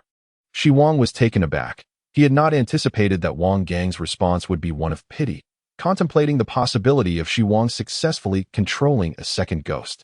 Commissioner Wang Gang, you are a good man. This was not the first time Xi Wang had entertained such a thought, but it was the first time he articulated it to Wang Gang. The latter burst into hearty laughter, taking a deep drag from his cigarette and exhaling through his nostrils. It feels invigorating. In the dead of night, the file on the night watchman ghost was established. Headquarters accepted the recommendations, categorized it as an A-level threat, and disseminated the intelligence of the night watchman ghost to ghost tamers across various regions. In Zheng City, a muscular man wearing sunglasses stood atop a high-rise, surveying the city below with his arms crossed. Another A-level malevolent spirit dossier. The situation grows increasingly dire. I must find a breakthrough. In Wu City, a commissioner awakened by his assistant listened to the report and immediately ordered the Special Operations Team soldiers to remain vigilant regarding paranormal phenomena in the city. A-level malevolent spirit. The night watchman, A-level malevolent spirit, the fifth person. The commissioner of Hangzhou is indeed difficult to eliminate. In Jin City, Feng Rou, clad in silk pajamas, sat on her bed, perusing intelligence reports. After a lengthy pause, she set down her tablet, rubbed her temples, and sighed. That fellow Wang Gang must be nearing his limit. Another peer was about to be lost. In a dark alley of a certain city, a man in a hooded sweatshirt lowered his head and stated, Hangzhou has already encountered 2 A-level malevolent spirits. The fifth person has been contained, while the night watchman has vanished. A man squatting at the corner of the alley scoffed. Hangzhou has only one commissioner. How terrifying can an A-level malevolent spirit be if it can be contained by a commissioner? It was likely just a stroke of luck to encounter a high-hazard but low-terror spirit. The fifth person sounds unimpressive. As soon as he finished speaking, a raspy voice echoed from above. We cannot ascertain the details of the malevolent spirit dossier. We do not know how formidable it is. However, an A-level classification is certainly no trivial matter. I have called you here because I have received word that the Special Operations Team for Paranormal Containment is preparing to dispatch a new commissioner to Hangzhou. Upon hearing this, both the man in the corner and the hooded figure revealed faint smiles. Understood, Wang Gang is nearing his end. It's a prime opportunity to strike in Hangzhou. Chapter 50. Surviving another day, Xi Wang did not return home. Although the revival of the nightmare ghost had diminished, Wang Gang's revival had escalated. The tailor ghost's hand was already emerging from Wang Gang's chest. Concerned that Wang Gang could revive at any moment, Xi Wang had also returned to the Special Operations Team for paranormal containment. To be frank, had it not been for Wang Gang's heartfelt remarks at the end, Xi Wang would not have cared for him. Even though Wang Gang had previously assisted Xi Wang would have merely reflected on it after Wang Gang's malevolent spirit revival. However, now, Xi Wang sensed that Wang Gang would not wish for his revival to wreak havoc on the city he had sworn to protect. Before the next commissioner dispatched by headquarters arrived, he intended to keep a watchful eye on Wang Gang. Of course, Xi Wang did not explicitly state this. After all, to Wang Gang, he appeared to be another individual on the verge of malevolent spirit revival. Wang Gang even believed that Xi Wang's revival was progressing more rapidly than his own. Wang Gang had intended for Xi Wang to reside within the Special Operations Team. He did not want Xi Wang to return home and endanger his family upon the revival of a malevolent spirit. The containment room was not spacious, measuring only about 6 square meters and standing 2 meters tall. All right, let us both sleep in this containment room tonight. Just as Wang Gang lay down on the cot, he abruptly sat up, fixing his gaze on Xi Wang. No, you cannot sleep. Anyone else can sleep, but you cannot. If Xi Wang were to fall asleep, Wang Gang feared that he too would meet his demise. Upon reflection, was it not somewhat perilous for him to share a room with Xi Wang? Unfortunately, the Special Operations Team's containment rooms were limited to one. The golden containment bag for malevolent spirits was available, but Wang Gang could hardly crawl into it to sleep. Fear not, I shall not sleep. Xi Wang pointed to the various stimulating items prepared nearby. I am not particularly drowsy. Despite Xi Wang's significant reduction in the risk of malevolent spirit revival, sleeping still posed a considerable danger. Prolonged closure of his eyes allowed Xi Wang to sense that the nightmare ghost would accelerate its revival.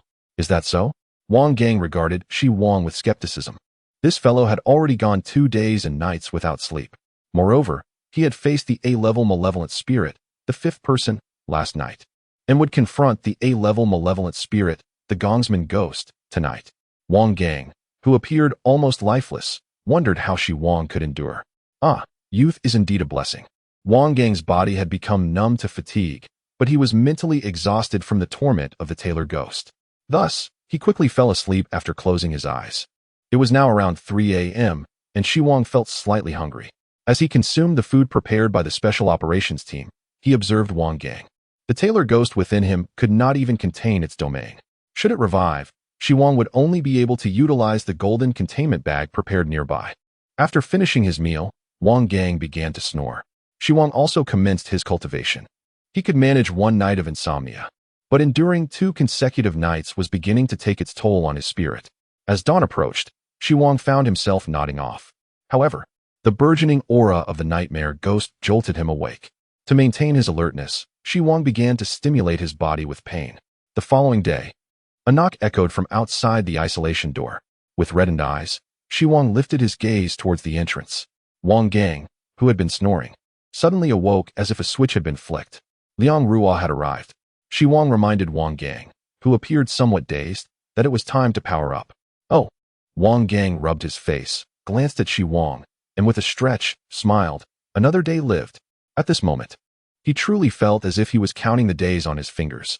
After they stepped outside, they shared a breakfast together. In the absence of supernatural occurrences, Wang Gang found himself quite idle. He thought it prudent to broaden Xi Wang's horizons before his demise. So he guided him through some non-classified areas of the Paranormal Special Operations Team.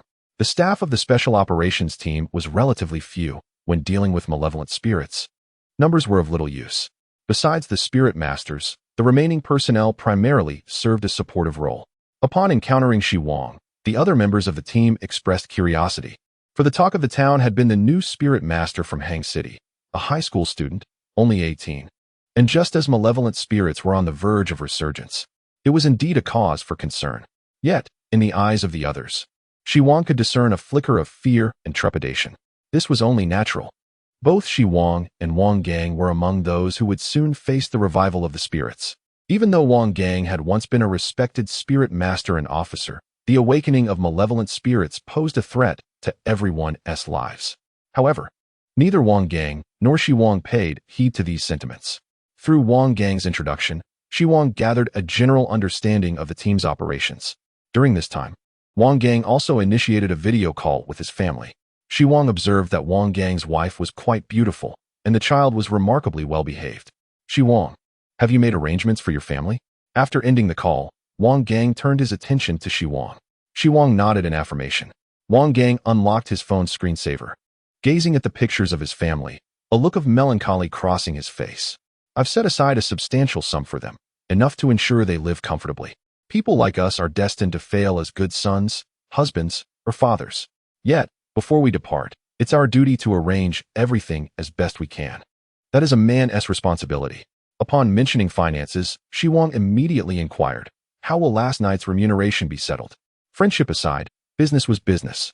He too needed to prepare a sum for his family. Wang Gang rolled his eyes in exasperation. Don't worry, you won't miss out. There are procedures to follow. Although spirits are uncontained, we gathered ample intelligence. The higher-ups, even if only to placate you, withhold this payment. Otherwise, what if a spirit master were to be angered and awakened amidst a crowd? I've been here quite a while, so I'll head back now.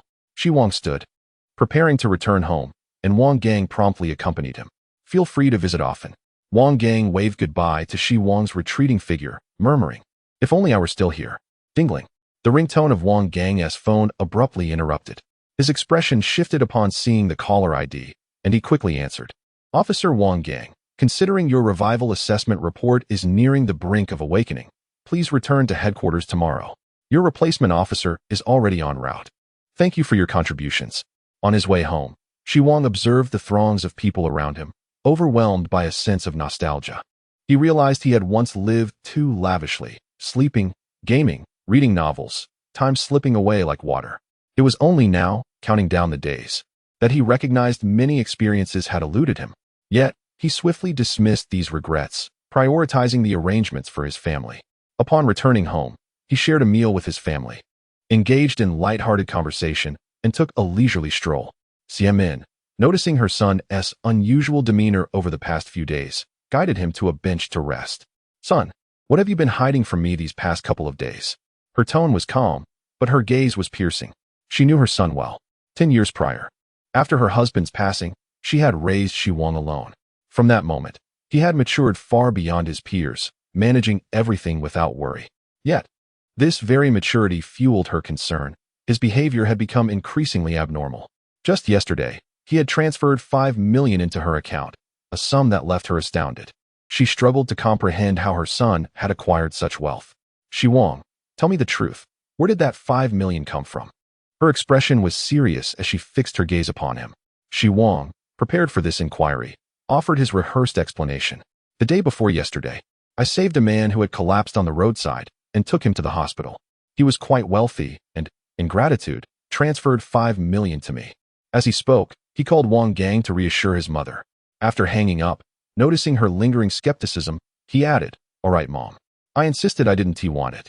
But Wang Gang insisted on transferring the money, even offering to bring cash to our home. 5 million was a substantial amount for them, but for others, it was merely a drop in the bucket. Xiamen pondered for a moment, shaking her head in resignation. If 5 million is just a drop in the bucket, how wealthy must he be? Xi Wang nodded. Indeed, I believe he is a good person. Sensing her doubts dissipate, Xi Wang sighed in relief. His prior concern over the ghostly encounter with Wang Gang had prompted him to transfer the funds to Xiamen for safety, leading to the current need for explanation. Thankfully, he had communicated with Wang Gang beforehand. Buzz. A message from WeChat pinged on Xi Wang's phone. He glanced down to see it was from Wang Gang. I'll be returning to headquarters tomorrow. The newly assigned officer is named Xiao Junjia and is expected to arrive by noon. Given your revival situation, he may seek you out. Xi Wang stared at the chat window, uncertain of how to respond.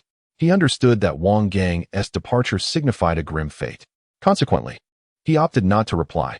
Mom, it's getting late. Let us head home.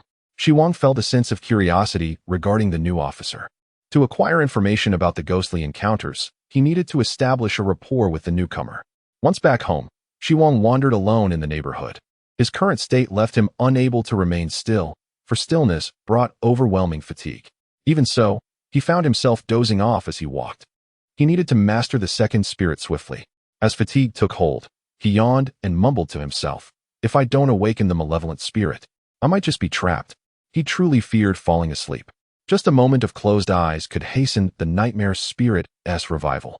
A few hours of slumber might render him unable to awaken. Are you Xi Wang? A voice suddenly called out to him. Initially, he thought he misheard. When the voice called again, he turned to see a hooded man with his hands in his pockets, head bowed, obscuring his features. The individual did not seem familiar to Xi Wang. He furrowed his brow and responded without hesitation. I am Wang Gang. You must have mistaken me. The hooded man hesitated. His next words caught in his throat, unsure of how to proceed. After a few moments of silence, he finally spoke.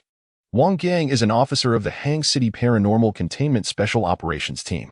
You are not Wang Gang. You are Xi Wang. You are a senior student from the 3rd high school, one of the survivors of the 5th-person supernatural incident, and also a spirit master. Xi Wang halted, his yawning ceased, and his bloodshot eyes locked onto the hooded man as he inquired in a low voice, Who are you? The man had evidently done his research, and it was clear he belonged to the circle of spirit masters. Xi Wang initially thought that the newcomer was the new Commissioner Xiao Junjie from Hangzhou.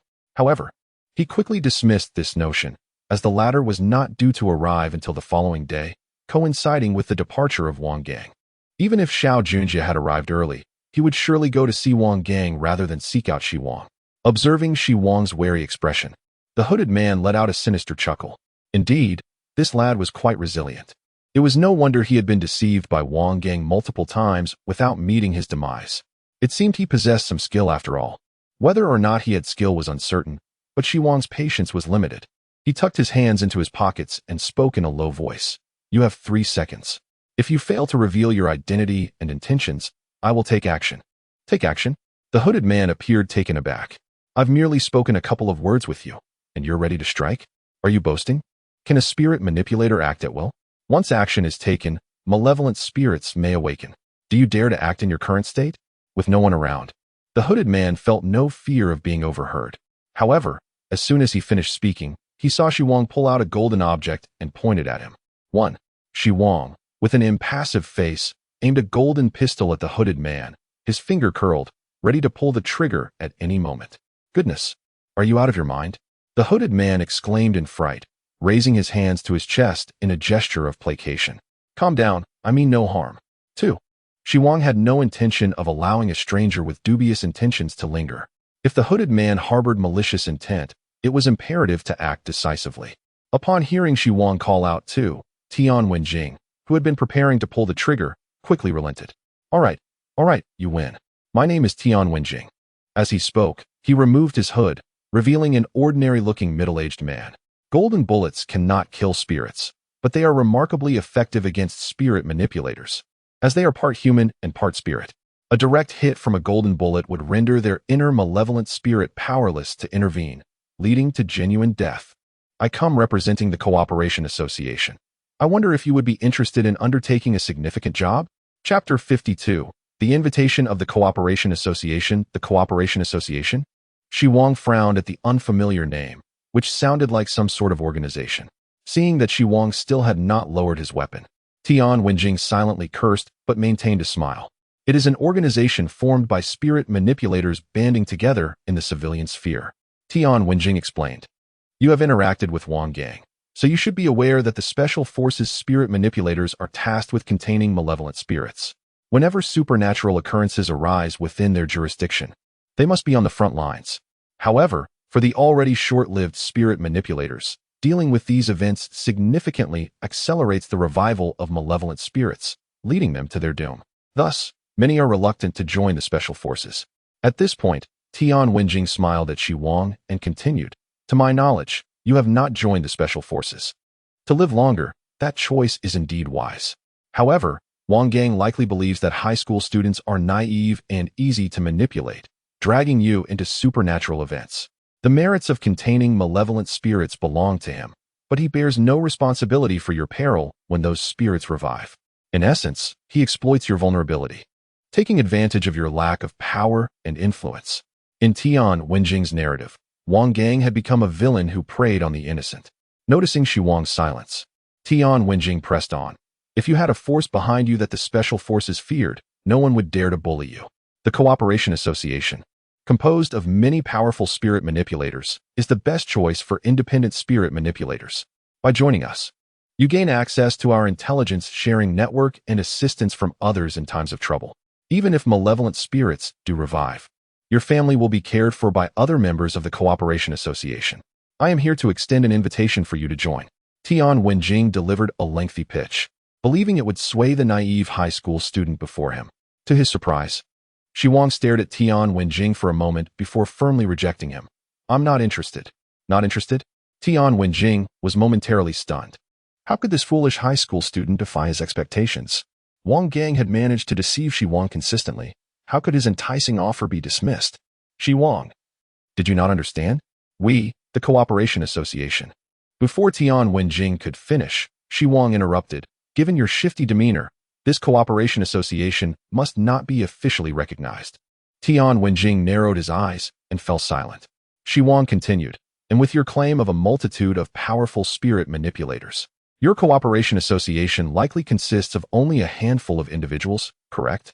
I suspect it's merely a group of a few people engaging in self-congratulation. And as for your assertion that others will care for my family should malevolent spirits revive, how can you ensure that with mere empty promises? Tian Wenjing's expression darkened. He could hardly believe Xi Wang's revelations. How do you know our organization comprises only a few individuals? Have you heard of the Cooperation Association? Xi Wang rubbed his forehead and responded slowly. What was once speculation is now confirmed. Tian Wenjing was left speechless, his forehead throbbing with anger. This brat had managed to outsmart him. Embarrassment washed over him, but he quickly regained his composure. After all, he was still at gunpoint, wasn't he? Xi Wang, it seems we underestimated you. However, the more intelligent you are, the better. I extend a sincere invitation from the Cooperation Association. If you agree to join us and complete our tasks, you could earn at least tens of millions as a reward, enough to secure your future. Tian Wenjing believed that the allure of such wealth would be irresistible. Yet, what sort of tasks could a group of unofficial spirit manipulators undertake to earn such exorbitant rewards? Xi Wang calmly analyzed the situation and shook his head. I cannot fathom it. I will reiterate, I will not join. With that, Xi Wang prepared to leave. He had little understanding of civilian spirit manipulator organizations and was not inclined to join one, especially when the other party had concealed their identity from the outset, appearing far from trustworthy. Seeing Xi Wang holster his weapon, Tian Wenjing secretly sighed with relief. Yet he still sought to persuade Xi Wang to participate in the Cooperation Association's tasks. Xi Wang, I've heard that you are on the brink of malevolent spirit revival. This could happen any day now. Don't you want to earn some extra money to provide your family with a stable life? Xi Wang turned back, puzzled, and asked, Who told you I am about to experience malevolent spirit revival? Humph. Tian Wenjing sneered. Are you trying to trick me? Anyone who has been confined in the special forces for 2 consecutive days would surely be on the verge of revival. Wang Gang has been quite active lately, and everyone has noticed you around him. So stop pretending in front of me. You must be close to malevolent spirit revival, right? Join the Cooperation Association, complete the tasks, and we'll guarantee you. No, 2 million. Xi Wang regarded Tian Wenjing with curiosity. What tasks? That is something I will reveal once you join the Cooperation Association and work with us. Tian Wenjing assumed Xi Wang was intrigued, but before his smile could fully blossom, he saw Xi Wang turn to leave. I'm not interested anymore. You may leave. If you bother me again, I will interpret it as an attempt on my part, and I will have no choice but to act. Tian Wenjing watched Xi Wang's retreating figure, his smile fading and his expression growing increasingly malevolent. This little brat is quite audacious. Clearly, he has never faced the harsh realities of society. Understood. Please wait for us to complete our tasks, and then I will teach you a lesson. Tian Wenjing donned her hood and turned to leave. Meanwhile, Xi Wang had already dialed Wang Gang's number. A self-proclaimed member of the Gongshui just came to see me. What exactly is the Gongshui? Upon hearing Xi Wang's inquiry, Wang Gang pondered for a moment. The Gongshui? I haven't heard of it. The number of demon tamers is already quite limited, with most having joined the special operations team, leaving only a few in the civilian sector. However, this Gongshui is a first for me. What did they want from you? Xi Wang recounted Tian Wenjing's earlier words. I sensed he was not a good person, so I refused. However, their mentioned task may warrant attention. Wang Gang immediately took it seriously. I understand. I will have Liang Ruo investigate this individual right away. Additionally, I will inform Xiao Junjie about this matter. After a moment's thought, Wang Gang added, you must avoid any confrontation with them. Although civilian demon tamers are generally honest, there are still some malevolent individuals among them. Many of these people are on the verge of awakening vengeful spirits, acting without regard for the consequences. Be cautious in the coming days. Stay safe. I will send someone to act as a lookout around your home, screening any suspicious individuals in your vicinity. Chapter 53. The Commissioner is dead. Tian Wenjing was the first unofficial demon tamer Xi Wang had encountered, yet she left a poor impression on him. There was an unmistakable air of lawlessness about her. Who approaches someone with a gun drawn from the outset? Perhaps he should consider joining the Special Operations Team. Xi Wang had always placed more trust in official organizations. His previous refusal of Wang Gang's invitation stemmed from an impending spirit awakening. But now the Nightmare Spirit's revival had been postponed. By joining the Special Operations Team, he could leverage their resources to swiftly obtain information regarding the Night Watcher. Wang Gang was scheduled to return to headquarters tomorrow, and the newly arrived demon tamers might not be easy to deal with. Xi Wang continued to wander outside for a while and received a call from Zheng Shuren during this time. Xi Wang, how are you feeling now? I'm fine. Nothing serious for the moment. That's good to hear. Zheng Shuren breathed a sigh of relief. I just heard something happened at the third high school.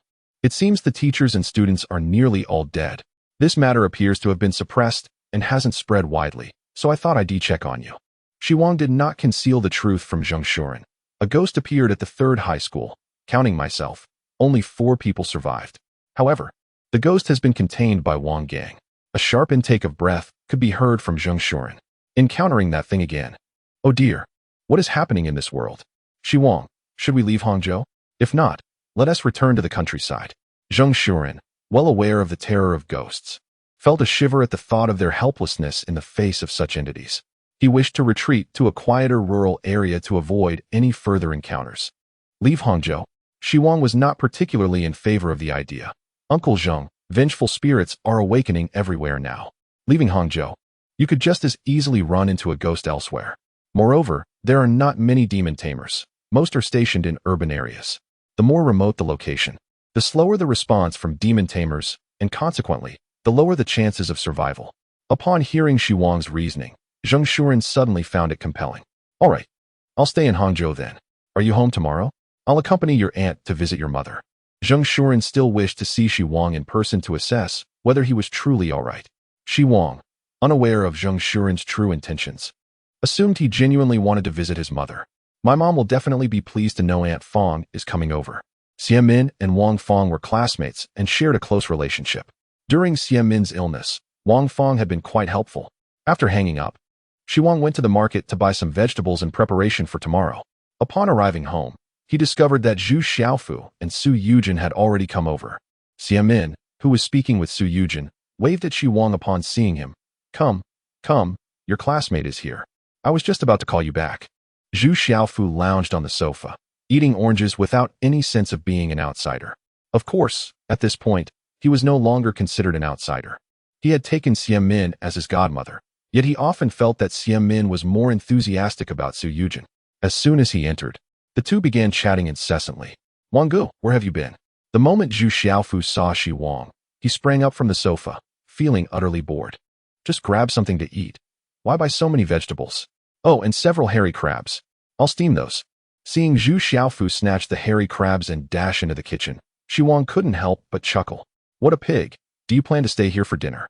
Of course not. Zhu Xiaofu called back from the kitchen. My dad seems to have found out something bad happened at school, but doesn't know the specifics. When I explained that a ghost was causing chaos and people nearly died, he didn't believe me and suggested transferring me to another school. Wanggu, I'm really terrified of school now. What if I encounter a ghost again and you're not around? Wouldn't I just be waiting to die? He felt that the world would only become more chaotic from here on out.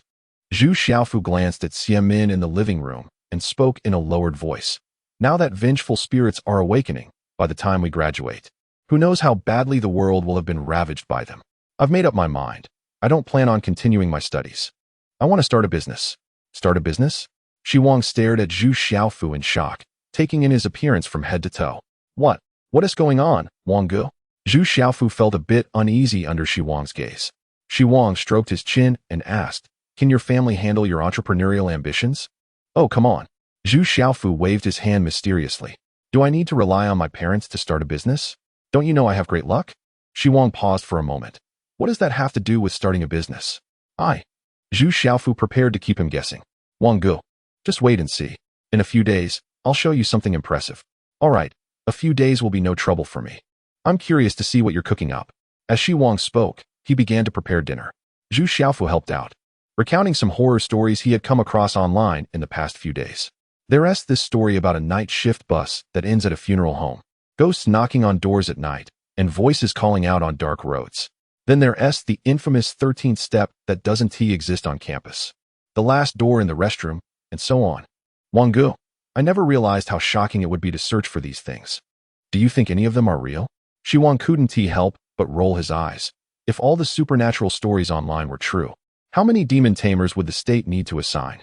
Besides, the resurgence of the supernatural has only begun in the last 6 months, right? Many of the things you mentioned have been circulating for quite some time. Zhu Xiaofu proclaimed earnestly. Wang Gu, I now believe they are all real. Once I succeed in my business venture, I'll buy gold, lots of gold.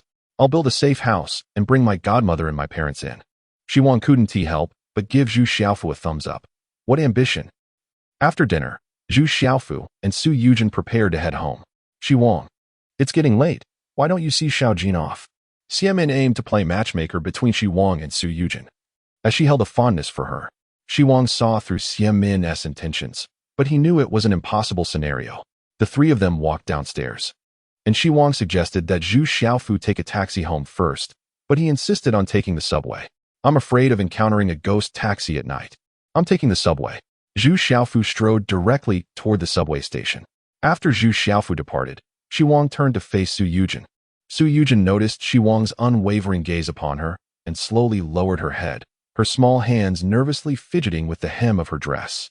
In the past few days, whenever Su Yujin met with Xiamin, she presented herself as a model student, her voice tinged with timidity, a stark contrast to the fiery girl she had been at school. Truth be told, she found herself nostalgic for their school days, when the three of them would surf the internet, engage in fights, and revel in carefree fun together. Xi Wang wore a reminiscent expression, yet swiftly shifted the tone of the conversation. But now I am plagued by malevolent spirits, and my days are numbered. Do you understand my meaning?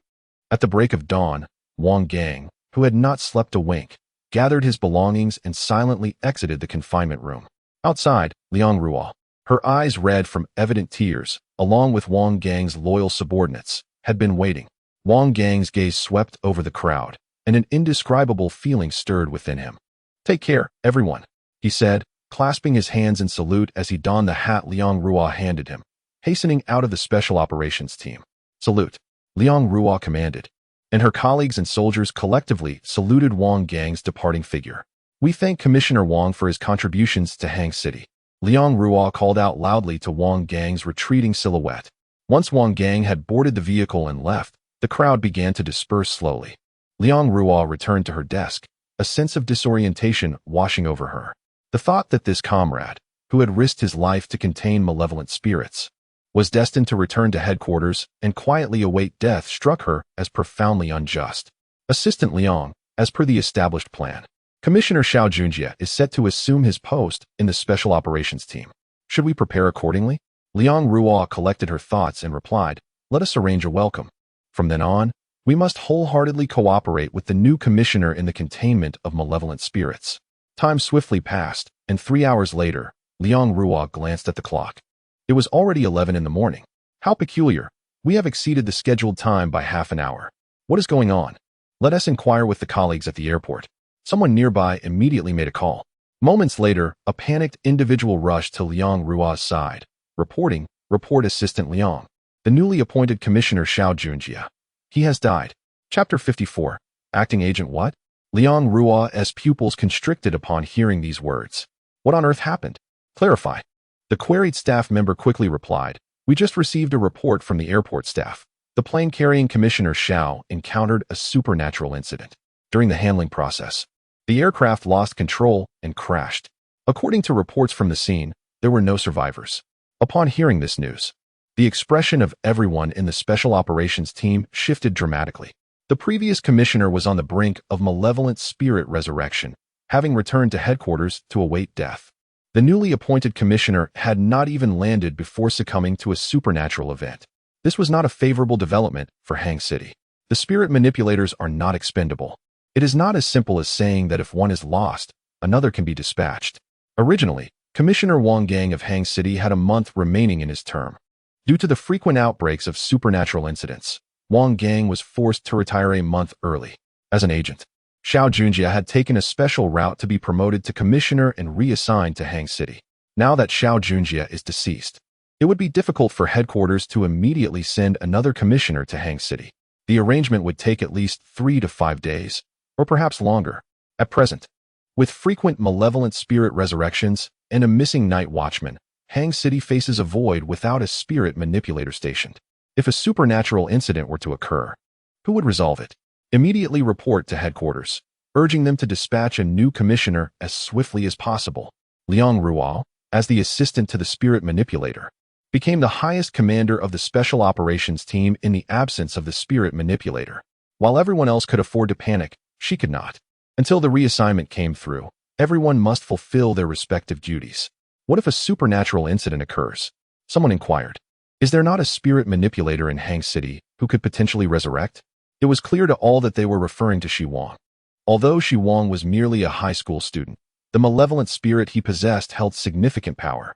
According to the Special Operations Team's evaluation of the 822 Black Fog incident, if Xi Wang's malevolent spirit were to resurrect, it would pose a considerable threat.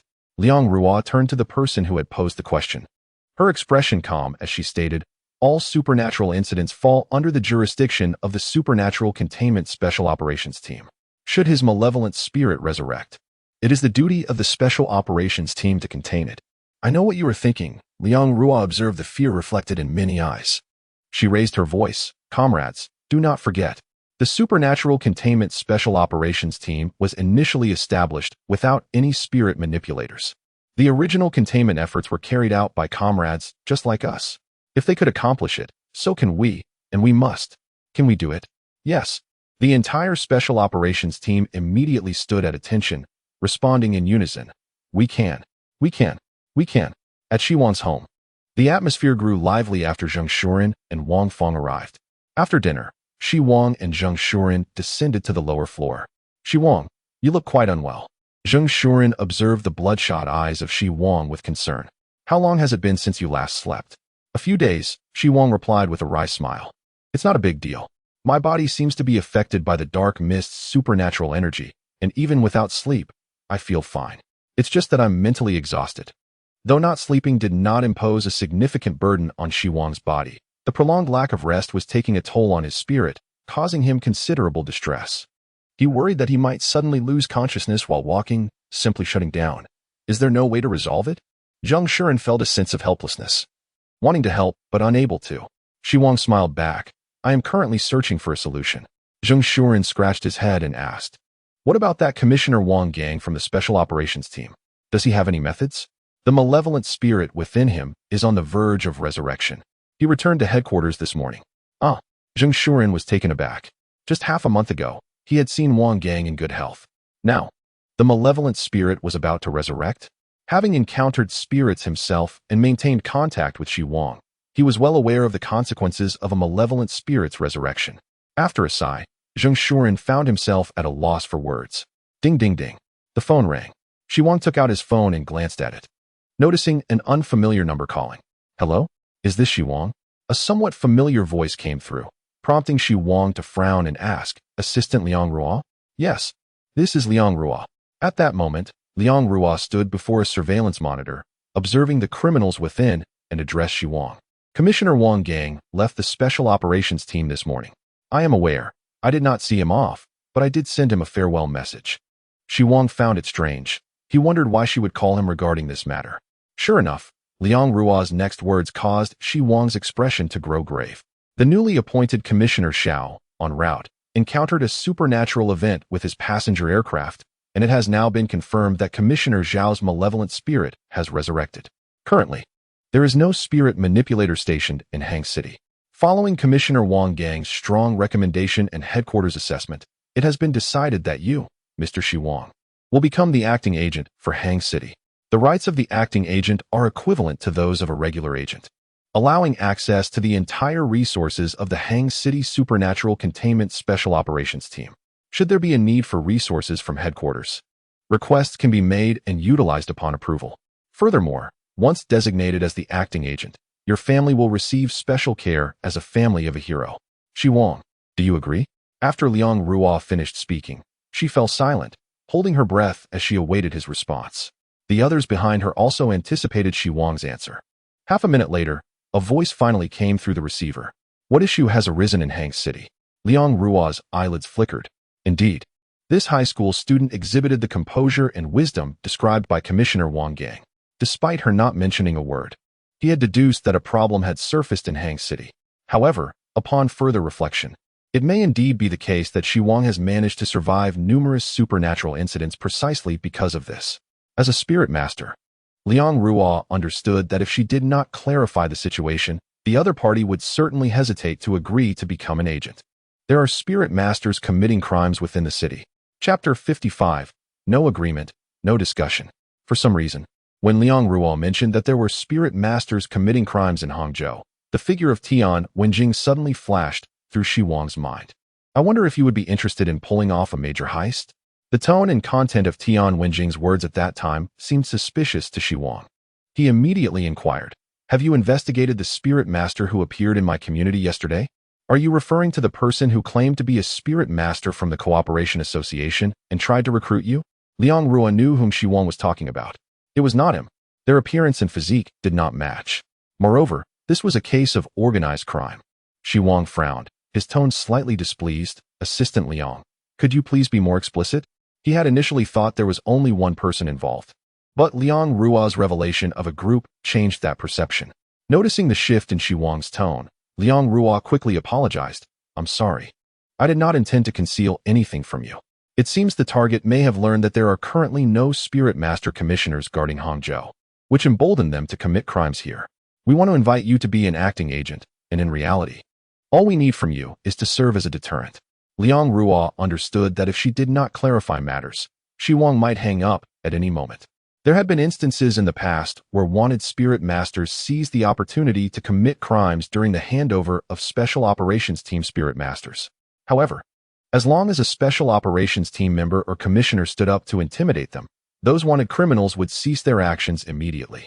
Even wanted spirit masters are reluctant to engage in combat with Special Operations Team members. They too fear the resurgence of malevolent spirits. I understand. Xi Wang gathered his thoughts, then asked gravely, if that is the case, why don't your Special Operations Team members directly confront them? Since those spirit masters fear the resurgence of malevolent spirits, wouldn't you be equally at risk? Liang Ruo sighed. Although they fear the resurgence of malevolent spirits, they are spirit masters, and dealing with ordinary people is quite simple for them. Even if the Special Operations Team were to mobilize, the losses would be substantial. If we recklessly allow those spirit masters to cause a resurgence, managing the aftermath would be even more challenging. If you were to become the acting agent for the Hangzhou Special Operations Team, we could avoid the aforementioned issues. Xi Wang was a spirit master on the brink of a resurgence. Thus, his deterrent effect on other spirit masters would be notably greater. Knowing that his time was limited, other spirit masters would likely hesitate to fight him to the death. After Liang Ruo finished speaking, there was a lengthy silence on the line. Xi Wang weighed the pros and cons. His current condition was not as dire as others might think. He was not on the verge of a resurgence. After the headless spirit struck the nightmare spirit, the degree of its resurgence had significantly diminished. As long as Xi Wang avoided sleeping and did not excessively utilize the nightmare spirit's abilities beyond a diameter of 50 meters, he could sustain himself for another month or two without issue. However, engaging other spirit masters could introduce too many variables. Xi Wang would not underestimate any spirit master. Regardless of their mental state, the murderous instincts of the malevolent spirits within them were far from foolish. He did not wish to fall victim to another spirit master. Nonetheless, the benefits of becoming an acting agent were considerable. He would have access to the entire Hangzhou Supernatural Containment Special Operations Team's resources. Should he require resources from headquarters, he could submit requests for assessment and approval. Not to mention, the authority granted by the Hangzhou Supernatural Containment Special Operations Team was astonishing. All departments were obligated to cooperate unconditionally with the actions of the Special Operations Team. When Wang Gang requested the lockdown of the area surrounding Miss Street and the evacuation of civilians, the Special Operations Team promptly contacted various government departments. In reality, it was other departments that executed the lockdown. The Special Operations Team merely observed the situation from the front lines nearest to the mist. I want to know what I gained from risking resurgence while confronting enemies? Xi Wang was not like Wang Gang. He belonged to the type who required tangible benefits to act. He needed concrete gains. The usage rights to 50 kilograms of gold. Liang Ruo took a deep breath and continued. In the event of special circumstances, we can increase the amount. Due to the impending resurgence of malevolent spirits, the price of gold had skyrocketed. Xi Wang checked the current bank price for gold bars, which hovered around 694 yuan per gram. 50 kilograms would amount to 34,700,000. Is this the treatment afforded to an official spirit master? Xi Wang pulled his phone away, taking a deep breath under Zheng Shuren's puzzled gaze. He then composed himself, placing the phone back to his ear and asking solemnly, I have a question. How long do I need to hold the position of acting agent? If he guessed correctly, Liang Ruo was pushing him forward as a stopgap. Until the next agent or commissioner was appointed in Hangzhou, he would serve to deter any malevolent spirit masters. This 34 million would essentially be the Special Operations Team's payment for Xi Wang's life. Based on the Special Operations Team's assessment of Xi Wang's impending resurgence, they believed it would occur within the next 3 to 5 days. However, Xi Wang disagreed. If he were to become an agent, he could not be someone who could be dismissed at any moment. Liang Ruo, with a serious expression, stated, although the acting agent is a temporary position, the actual authority is equivalent to that of a full agent. Spirit masters are already in short supply, and we naturally hope you can continue in this role. While she said this, Liang Ruo was acutely aware that Xi Wang's tenure was likely to last only a few days before he would succumb to the resurgence.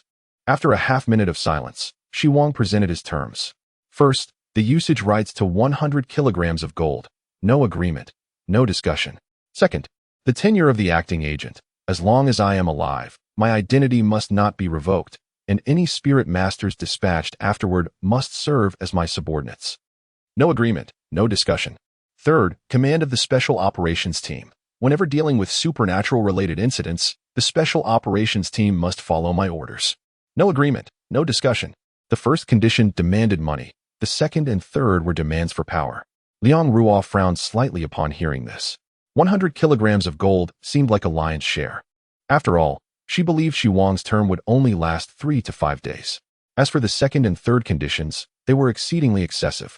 If a commissioner or even a special commissioner were to arrive in Hangzhou, would they truly have to serve as Xi Wang's subordinate?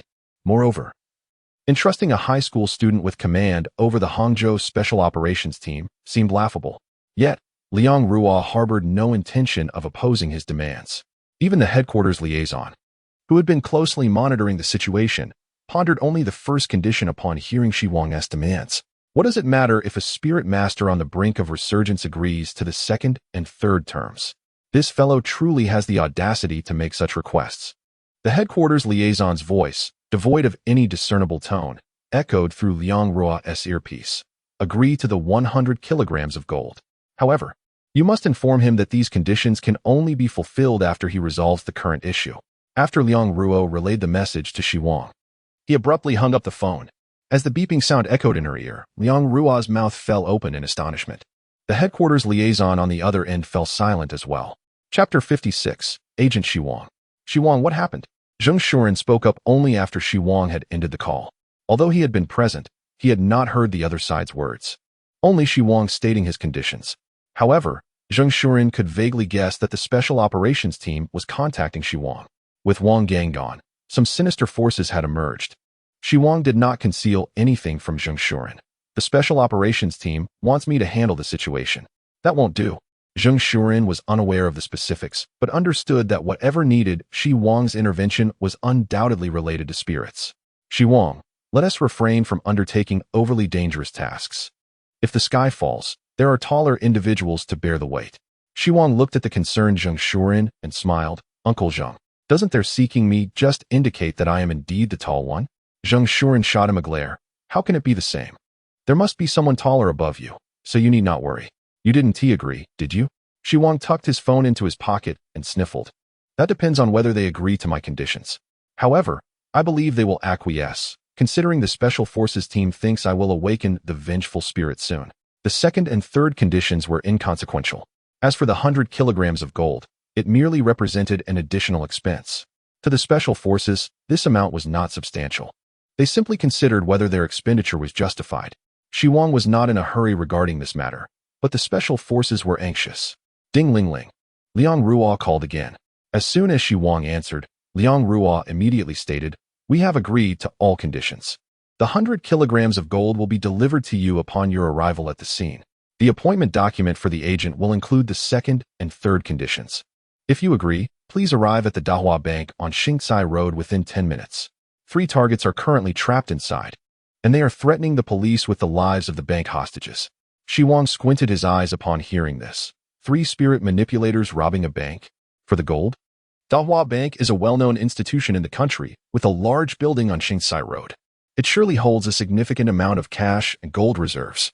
I suspect they are after the gold. Liang Ruo confirmed. Exactly. Understood. I will assess the situation upon arrival. Xi Wang hung up the phone, preparing to head to the destination. Xi Wang, where are you going? I'll drive you, Zheng Shuren said, worried about Xi Wang. No, the upcoming operation involves spirit manipulators, which may be dangerous. I cannot allow you to enter such perilous grounds. As Xi Wang reached the entrance of the community, a car halted before him. Agent Xi Wang, I am Lu Yuhang from the Special Forces. A robust man alighted and presented a badge to Xi Wang, respectfully stating, I will take you to Dahua Bank. Let's go? Xi Wang glanced at the Supernatural Containment Special Forces badge and returned it. Uncle Zheng, you should return. He greeted Zheng Shuren from inside the car before closing the window. Lu Yuhang pressed the accelerator, and the car surged forward. Time had already dragged on for too long, and the emotions of the spirit manipulators were unstable. Lu Yuhang dared not delay. While Xi Wang was still in contact with Liang Ruo, inquiring about the identities of the 3 spirit manipulators, he was disappointed to find there was no intelligence on them. These 3 spirit manipulators were unregistered, leaving their specific abilities unknown. However, one had already demonstrated the ability of a vengeful spirit capable of expelling large amounts of water. Upon hearing Liang Ruo's explanation, Xi Wang sighed. Is the intelligence system of the Special Forces this inadequate? 3 spirit manipulators, and not a single piece of information? Liang Ruo remained silent. Xi Wang furrowed his brow, contemplating how to leverage his own powers to intimidate these 3. As long as the diameter of his dark mist domain remained below 50 meters, it would not accelerate the awakening of the vengeful spirit. Saving lives might not be guaranteed, but self-preservation was essential. Xi Wang possessed a golden pistol with 6 remaining bullets. After the bell ringer incident, Wang Gang had not requested its return, and Xi Wang had not given it back. The golden pistol posed a significant threat to spirit manipulators, yet it could easily provoke their fierce resistance. If it were to be used, it would require a fatal shot. Outside Dahua Bank, a multitude of clients typically conducted business daily. However, today, those who arrived may have overlooked their fortunes. The bank doors were now closed. Numerous civilians and bank employees squatted in the hall, hands clasped over their heads, while a masked man wielding an AK-47 stood guard. The masked man's gaze roamed restlessly among the hostages, his weapon aimed threateningly. It seemed that the slightest movement would trigger his finger on the trigger. The captives trembled in fear, too terrified to utter a word. Not far away, the bank manager, who had discreetly triggered the alarm, lay dead, blood pooling around him. Bang! Suddenly, 2 individuals burst from a room, their backs laden with heavy backpacks. One was soaked, his form swollen, leaving a trail of water with each step. Boss! The masked man guarding the hostages shouted upon seeing them. We are surrounded outside. We cannot escape. The waterlogged man, upon hearing this, drew his handgun and aimed it at a man. Bang! The shot rang out, and the man collapsed. A scream erupted from the crowd. Bang! The scream was abruptly silenced. The waterlogged man gestured at the 2 bodies on the floor. Throw them out. Send a message, clear a path. They had other means to escape, but they preferred not to use their vengeful powers unless necessary. They were there to make money, not to sacrifice themselves. Otherwise, they would not have acted when no spirit manipulators were guarding Hang City. The 3rd man, who had remained silent, glanced at the bank manager's corpse and cursed, "Damn it. If it weren't for this fool, we wouldn't have been surrounded so quickly." Enough with the complaints, the waterlogged man retorted. If you were willing to use your vengeful powers, we would have fled long ago. The man, taken aback, replied, I don't think it's necessary yet. We are not at a dead end. If we resort to vengeful powers now, I might trigger the awakening of a vengeful spirit. That would only complicate matters for you, boss. Chapter 57. Is rescue necessary? What are you so afraid of, coward? The waterlogged man patted the backpack behind him, angrily declaring, with this gold, they will reveal to us the ultimate method to master the vengeful spirits. Once we fully control the vengeful spirits, we will never have to worry about their awakening again. As he uttered these words, the masked man beside him and the one with the AK-47 lit up with excitement, their bodies trembling at the mere thought of fully mastering the vengeful spirits. With the capabilities of spirit manipulators, if they could wield the powers of vengeful spirits without restriction, who in this world could stop them? The special forces? Merely a joke. Boss, I'll notify them to clear the path right away. The man with the AK-47, brimming with excitement, dragged the two bodies and opened the bank doors. Liu Yuhang brought Xi Wang to the scene at breakneck speed. The Dahua Bank building was already surrounded by police. Inside the cordon stood stern-faced officers, while snipers took positions atop vehicles and other vantage points. Special forces operatives, utilizing fixed anchor points, zipped across to the upper floors of the bank. Armed special forces were prepared at both sides of the bank entrance. Under such meticulous arrangements, ordinary robbers would have no chance of escape. Yet, the individuals inside were not ordinary robbers, but three spirit manipulators. The traces of water and blood at the bank entrance indicated that injuries or even fatalities had occurred moments ago. When Liu Yuhang presented the special forces credentials, leading Xi Wang past the cordon, the commanders on site were taken aback. I am Liu Yuhang, from the special forces. Upon finishing, Liu Yuhang, along with the other assembled special forces members, stepped back behind Xi Wang and introduced him. This is our leader, Agent Xi Wang of the special forces. The key figures on site scrutinized Xi Wang, their expressions filled with confusion. This is the individual the special forces brought to resolve the incident? He looks far too young, resembling a high school student. Despite their bewilderment, they did not show it outwardly. Among the key figures present at the scene, only Captain Zhang Yang of the SWAT team had a slight understanding of the matters concerning the spirit controllers and vengeful spirits. I am the commander on site, Zhang Yang. With a square face and heavy brows, Zhang Yang emanated an aura of righteousness. However, the deep furrow of his brow seemed capable of crushing a fly. Xi Wang could discern that Zhang Yang was quite troubled by the current situation. Zhang Yang saluted Xi Wang and spoke in a hushed tone, Agent Xi Wang, I am here to report the latest developments. Zhang Yang was indifferent to Xi Wang's age. The robbers were exceedingly frenzied, and several hostages had already perished. A few members of the SWAT team had even laid down their lives. If Xi Wang could resolve the present crisis, he would have no qualms about taking orders from him. Upon receiving the alarm, we rushed to the scene and established a perimeter. The three robbers lacked professionalism and exhibited significant operational flaws. Their actions resembled those learned from a crime film. Normally, they would not pose a threat. Even with firearms in hand, the SWAT team could neutralize them while ensuring the safety of the hostages. Yet, we underestimated the robbers. As Zhang Yang recounted this, his expression darkened considerably. Under my command, the SWAT team executed an operation. In that instant, the three robbers were locked onto by the SWAT team and gunfire erupted. Upon hearing this, Xi Wang raised an eyebrow and interjected, the robbers are unharmed, yet your men faced an unfortunate incident. Zhang Yang parted his lips, finally uttering a few words. I am certain my subordinates did not miss. He distinctly heard the confirmation of target hits relayed from the three squads through his earpiece. Yet, the next moment brought about an inexplicable occurrence. The targets were still alive. Zhang Yang recalled the situation and found it exceedingly bizarre. Moreover, all the SWAT members suddenly began to regurgitate water. The volume of vomit surpassed that of normal emesis. It was as if their bodies were connected to a pond. Some even expelled decayed flesh and bones. The operational SWAT members fell within mere seconds. As Zhang Yang spoke of this, his gaze was filled with self-reproach. Had he recognized sooner that these individuals were not ordinary robbers and contacted the Special Forces team in advance, many SWAT members might have been spared. They would not have provoked the robbers into executing hostages. While Xi Wang listened to Zhang Yang's report, he continuously observed the situation at the scene. The rows of SWAT corpses laid out on stretchers were dragged from the bank entrance. Xi Wang glanced from afar and then turned to Zhang Yang. How many hostages remain inside? Zhang Yang's expression stiffened. At least 40. But how many are still alive is uncertain. Furthermore, with time elapsed, We have no knowledge of the robbers' conditions. 40, you say? Xi Wang stroked his chin and then looked at Lu Yuhang. Are these hostages absolutely indispensable to rescue? Lu Yuhang, sensing the implication in Xi Wang's tone, was instantly drenched in cold sweat. Agent Xi Wang, they must be rescued. If we do not save the hostages, how will we report to our superiors and the families of the victims afterward? Excellent. Xi Wang retrieved a golden handgun and handed it to Lu Yuhang. You take your team and rescue the hostages inside, while also dealing with the 3 robbers. Lu Yuhang's mind went blank.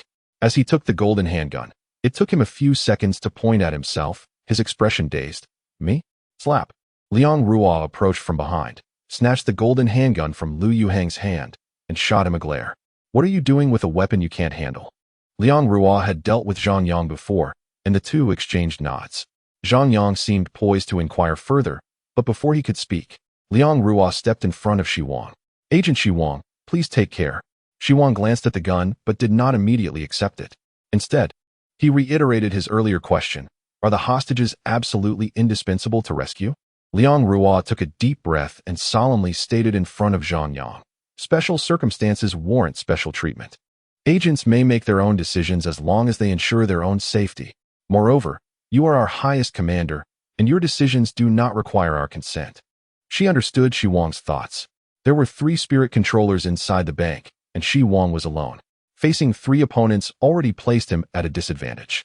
If he were also required to ensure the safety of the hostages, it would be tantamount to sending him to his death.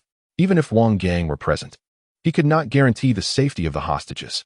Liang Ruo's explanation implied her acknowledgement that rescuing the hostages was unlikely. Upon hearing the exchange between the two, Zhang Yang felt a surge of alarm. Had the situation deteriorated to such an extent? Agent Xi Wang, perhaps I should personally lead a team to assist you. We may yet save the hostages. Zhang Yang's stance differed. He was deeply invested in rescuing the hostages.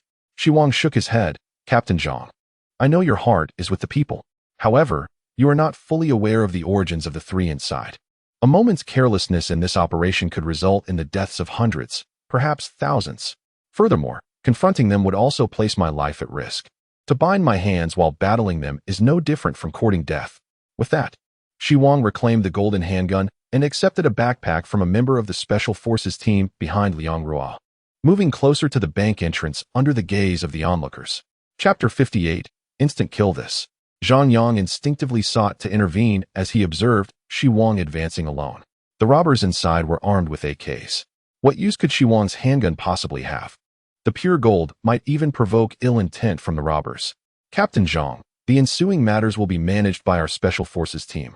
Liang Ruo directly obstructed Zhang Yang. She produced a document and handed it to him while addressing the nearby SWAT members. I hope all colleagues will cooperate. All subsequent actions will be directed by our Special Forces. The nearby SWAT members were clearly baffled. Were these Special Forces so formidable? They had only brought a handful of personnel, yet were commanding all the SWAT officers present. However, upon seeing the document in Liang Ruo's hands, Zhang Yang immediately saluted her. Assistant Liang, we assure you of our cooperation. Yes, Captain Zhang may continue to command, but at critical moments, please adhere to the directives of our agents. Liang Ruo replied before redirecting her attention to Xi Wang, who was approaching the bank's entrance. Zhang Yang understood that the Special Forces were a unique organization. Yet, watching Xi Wang's back, he felt a pang of concern. A group of heavily armed men trailing behind, sending a high school student to the front. What kind of situation was this? Little did he know, they were truly ill-equipped to handle the circumstances inside the bank. Xi Wang concealed the golden handgun behind his back while releasing a layer of black mist that enveloped his form. Though it appeared merely as a thin veil, it was, in fact, a domain. Even if someone fired at Xi Wang, they would find it impossible to hit him. Xi Wang dared to approach the bank's entrance because he was prepared. If he did not need to rescue the hostages, his only target would be the 3 spirit controllers. As long as they lacked a domain, and with a careful approach, dealing with them would not prove difficult. Based on his observations, the likelihood of the 3 spirit controllers possessing a domain was a mere 5. The domain of a vengeful spirit, whether to ordinary people or spirit controllers, was an insurmountable existence. Those ensnared in the domain of a vengeful spirit, without an equal domain to counter it or any means to break free, would essentially perish within it. When Xi Wang conversed with Wang Gang, The latter had mentioned that few could harness the power of vengeful spirits. Yet, since his debut, Xi Wang had encountered entities like the Black Mist Ghost, Headless Ghost, Fifth Person, and Bell-Ringing Ghost, all of whom possessed domains. If the three spirit controllers inside the bank had a domain, they would have long since escaped through it. Their objective was gold. They were not engaged in a game of cops and robbers with the SWAT team. These individuals were likely preoccupied with how to transport the gold. As Xi Wang approached the bank's entrance, halting approximately 20 meters away, the closed doors suddenly began to rise. Sun Yan, adorned with a black mask and wielding an AK, pushed open the glass door with his arm while dragging two lifeless bodies. In that moment, a swirling black mist materialized before him. Before Sun Yan could comprehend the situation, a golden handgun emerged from the haze, pressed firmly against his forehead. Bang! The golden bullet, impervious to supernatural forces, proved effective against the ordinary spirit medium, albeit with limited lethality against malevolent spirits. At present, Xi Wang could utilize the black mist domain with a radius of 50 meters, placing him conveniently within its reach, just 20 meters from the bank's entrance. He swiftly traversed the darkened expanse, appearing before the masked assailant, and shot him squarely between the eyes. The spirit medium, lacking substantial combat experience and innate talent, succumbed instantly, bewildered by the abrupt turn of events. Xi Wang initially intended to catch the other two spirit mediums off guard, but soon realized they were alert. After two missed shots, he holstered his pistol, mindful of the exorbitant cost of the golden bullets, nearly 100,000 each. With only 3 remaining in his possession, he knew he would need to seek reimbursement from his organization. As he contemplated entering the bank, a glimmer of gold caught his eye near a column inside. Without hesitation, he ducked behind the wall adjacent to the entrance. Bang! A gunshot shattered the glass doors. The presence of a golden handgun weighed heavily on Xi Wang's mind. His adversary was similarly armed. This development posed a significant threat. If he could kill a spirit medium with his golden gun, so too could his enemy. As Xi Wang remained concealed, a figure known as Water-Stained Man cursed from behind a column in the bank's hall. Damn it, isn't Hang City devoid of spirit mediums? He raged. Who was that just now?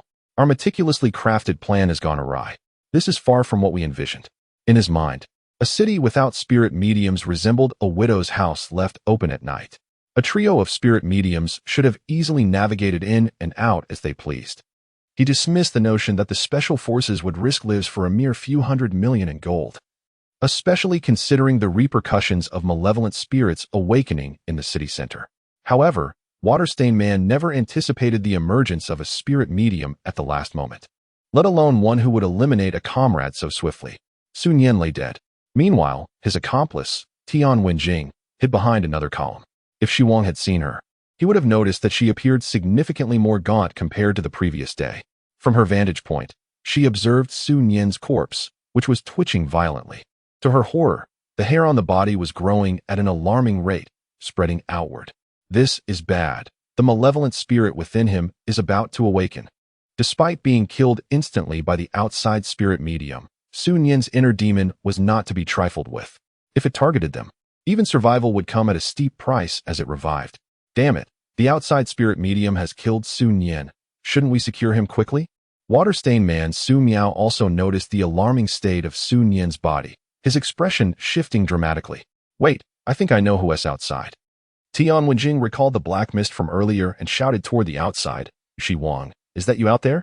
Regardless of the situation, you must contain Sun Yan's body. If the hair demon awakens, we could all be in grave danger. Let's address everything after you contain the hair demon, shall we? Chapter 59. Xi Wang heard a familiar voice from within, reminiscent of the spirit medium who had approached him the previous day, Tian Wenjing. He released the black mist once more, enveloping Sun Yan's body at the bank's entrance, allowing the mist to seep into the hall. The backpack given to Xi Wang by the special forces contained a golden bag designed for containing malevolent spirits. However, he refrained from rushing in immediately, unwilling to place his trust in the spirit mediums inside. As anticipated, Su Miao, hidden within, glared menacingly at the encroaching black mist. He aimed at Sun Yan's body from memory and fired several rounds from his golden handgun until the magazine was empty. Su, what are you doing? Tian Wenjing exclaimed. Panic etched across her face. The gunfire had irrevocably severed any possibility of negotiation between them and Xi Wang. Old Tian, at this point, do you intend to surrender? Su Miao barked. What's Xi Wang to us? Just a kid who thinks he's invincible because he commands a malevolent spirit with a domain? He killed Su Nian in an instant, clearly intending to eliminate us all. Do you believe he would spare us? Upon hearing Su Miao's analysis, Tian Wenjing snapped to attention. She had been momentarily dazed by Su Nian's swift demise. Xi Wang's immediate attack on Su Nian indicated he had no intentions of holding back. That little brat. Anger surged within Tian Wenjing. If he seeks our lives, he should be prepared for the consequences. Both Su Miao and Tian Wenjing fixed their gazes on the black mist at the entrance. Outside the bank, Xi Wang activated his earpiece, communicating with Liang Ruo. One of the 3 spirit mediums inside is a member of the cooperative who approached me yesterday, Tian Wenjing. Did you not notice? What? Liang Ruo was taken aback. Upon identifying the spirit mediums at the bank, she immediately associated them with Tian Wenjing from the cooperative, especially since she had just visited the previous day. Now appearing as a spirit medium in a bank heist, it was only natural for her to be deemed a primary suspect. However, the physical appearances did not align. Our comparison with the robber's profile shows that Tian Wenjing does not match any of the 3 spirit mediums. How could she be inside? Xi Wang furrowed his brow at Liang Ruo's response. Is there a supernatural force that can alter appearances? He dismissed further thoughts of Tian Wenjing as the gunfire subsided within. He approached Su Nian's fallen body at the bank entrance. Within the black mist domain, Xi Wang could clearly observe the external situation, while those outside remained oblivious to the events transpiring within. Consequently, Su Miao and Tian Wenjing remained concealed, unwilling to reveal themselves. Related to hair, perhaps? Xi Wang mused, watching as the strands on the corpse began to ensnare it entirely. He quickly retrieved the golden bag from his backpack. Realizing the malevolent spirit was on the verge of revival, he needed to act swiftly to contain it. He should have rushed to place the body inside the golden bag immediately, but the presence of spirit mediums within, armed with golden handguns and intent on his demise, had compelled him to delay. The revival of the malevolent spirit was progressing slowly, and as Xi Wang fitted the golden bag over the body, the hair demon refrained from attacking. Success. Carefully, he secured the corpse within the golden bag and immediately contacted Liang Ruo outside. She promptly dispatched 2 prepared Special Forces members into the black mist. They quickly emerged, dragging the golden bag with them and sealing its opening. The nearby special police officers looked on in astonishment, while their captain, Zhang Yang, stood in a daze. Given his position, he had a slight awareness of matters beyond the comprehension of ordinary individuals, such as the actual name of the Special Forces Supernatural Containment Special Operations Team. However, he only grasped the surface of these realities, knowing that supernatural events existed but lacking insight into their nature or the containment procedures. Now he understood. The seemingly ordinary high school student, Xi Wang, unexpectedly unleashed a cloud of black mist. Is this within the realm of human capability? Assistant Liang, could it be that there are robbers contained within this bag? After a moment's pause, Zhang Yang turned to Liang Ruo and inquired, do we need to assist? Liang Ruo shook her head. You cannot help at this moment, for inside is a ghost. Ghost? Zhang Yang was taken aback. Was he losing his sanity? Or was Liang Ruo? How could a ghost suddenly appear? However, seeing the grave expression on Liang Ruo's face and the ominous black mist at the bank entrance, Zhang Yang came to a realization. Neither he nor Liang Ruo was mad. It was the world that had gone mad. At the bank entrance, after Xi Wang contained the corpse, he began to command the mist to infiltrate the bank hall. The chilling mist swiftly surged inside. Xi Wang, don't push your luck. Su Miao realized, as the mist began to enter the hall, that the previous bullets had never struck Xi Wang. Moreover, the adversary was preparing to invade. Once they entered Xi Wang's domain of black mist, their situation would become perilous. But Xi Wang would never heed their commands. The more they resisted the mist's entrance, the quicker it spread. Damn it, this guy is determined to eliminate us. As the black mist encroached within mere meters of Su Miao's hiding spot, he exchanged a glance with Tian Wenjing. We must eliminate him. We are all ghost controllers. Who fears whom? Su Miao's slightly swollen body trembled as water began to accumulate. Moments later, he opened his mouth and retched. A torrent of murky water spewed forth, accompanied by grotesque water plants and the rotten stench of decaying flesh. The sheer volume nearly choked him. The foul water swiftly spread across the floor. A nearby hostage inadvertently touched the spreading water and collapsed, clutching his throat in agony. Soon, his body began to swell, resembling a corpse that had been submerged for days. he too began to vomit, expelling a cascade of filthy water mixed with putrid flesh. The overwhelming mass of vomit clogged his throat, and as the hostage perished, his neck expanded grotesquely. Ah, a ghost. Witnessing this scene, the other hostages struggled to maintain their composure.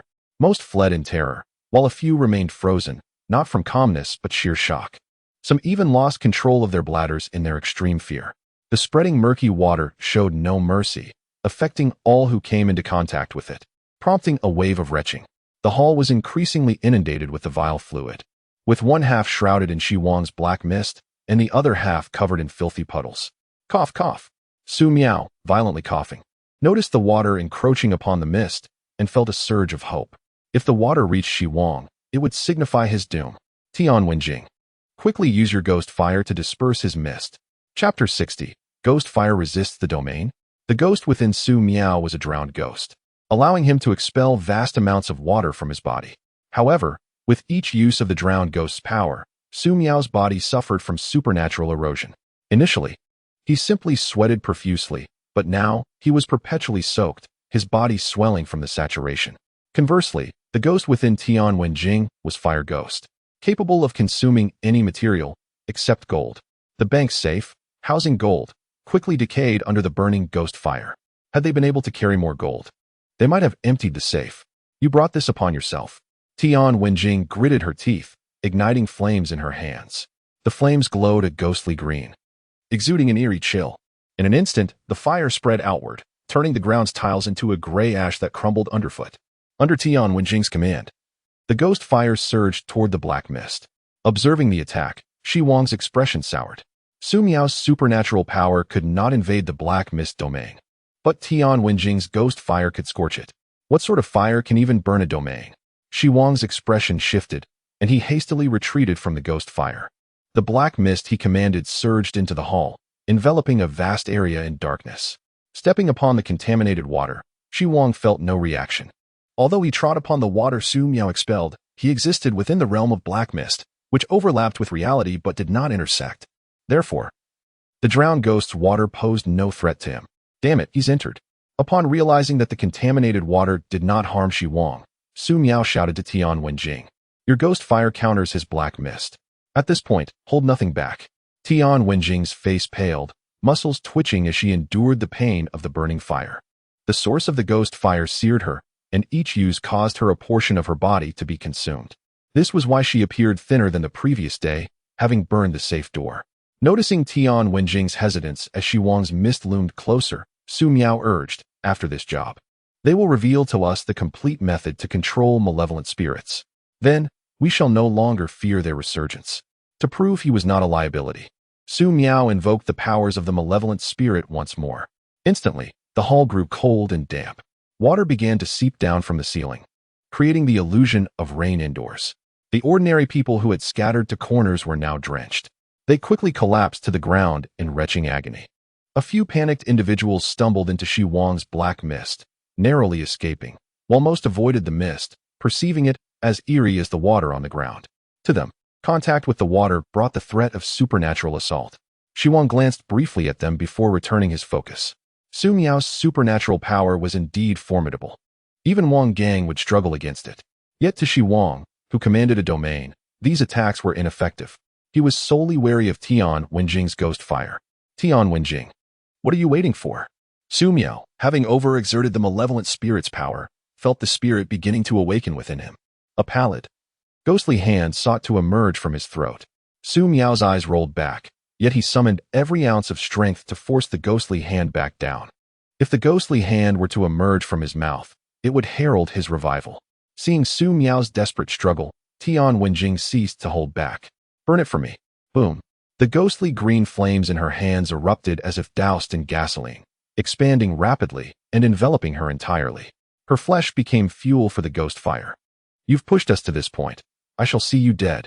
Tian Wenjing emerged from her cover and charged into the black mist. In her current state, she could not maintain this for long. She needed to defeat Xi Wang swiftly. Bang! Just as she burst forth, a bullet struck her. She glanced down at her chest wound, then, with a flick of her hands, sent flames surging toward the black mist.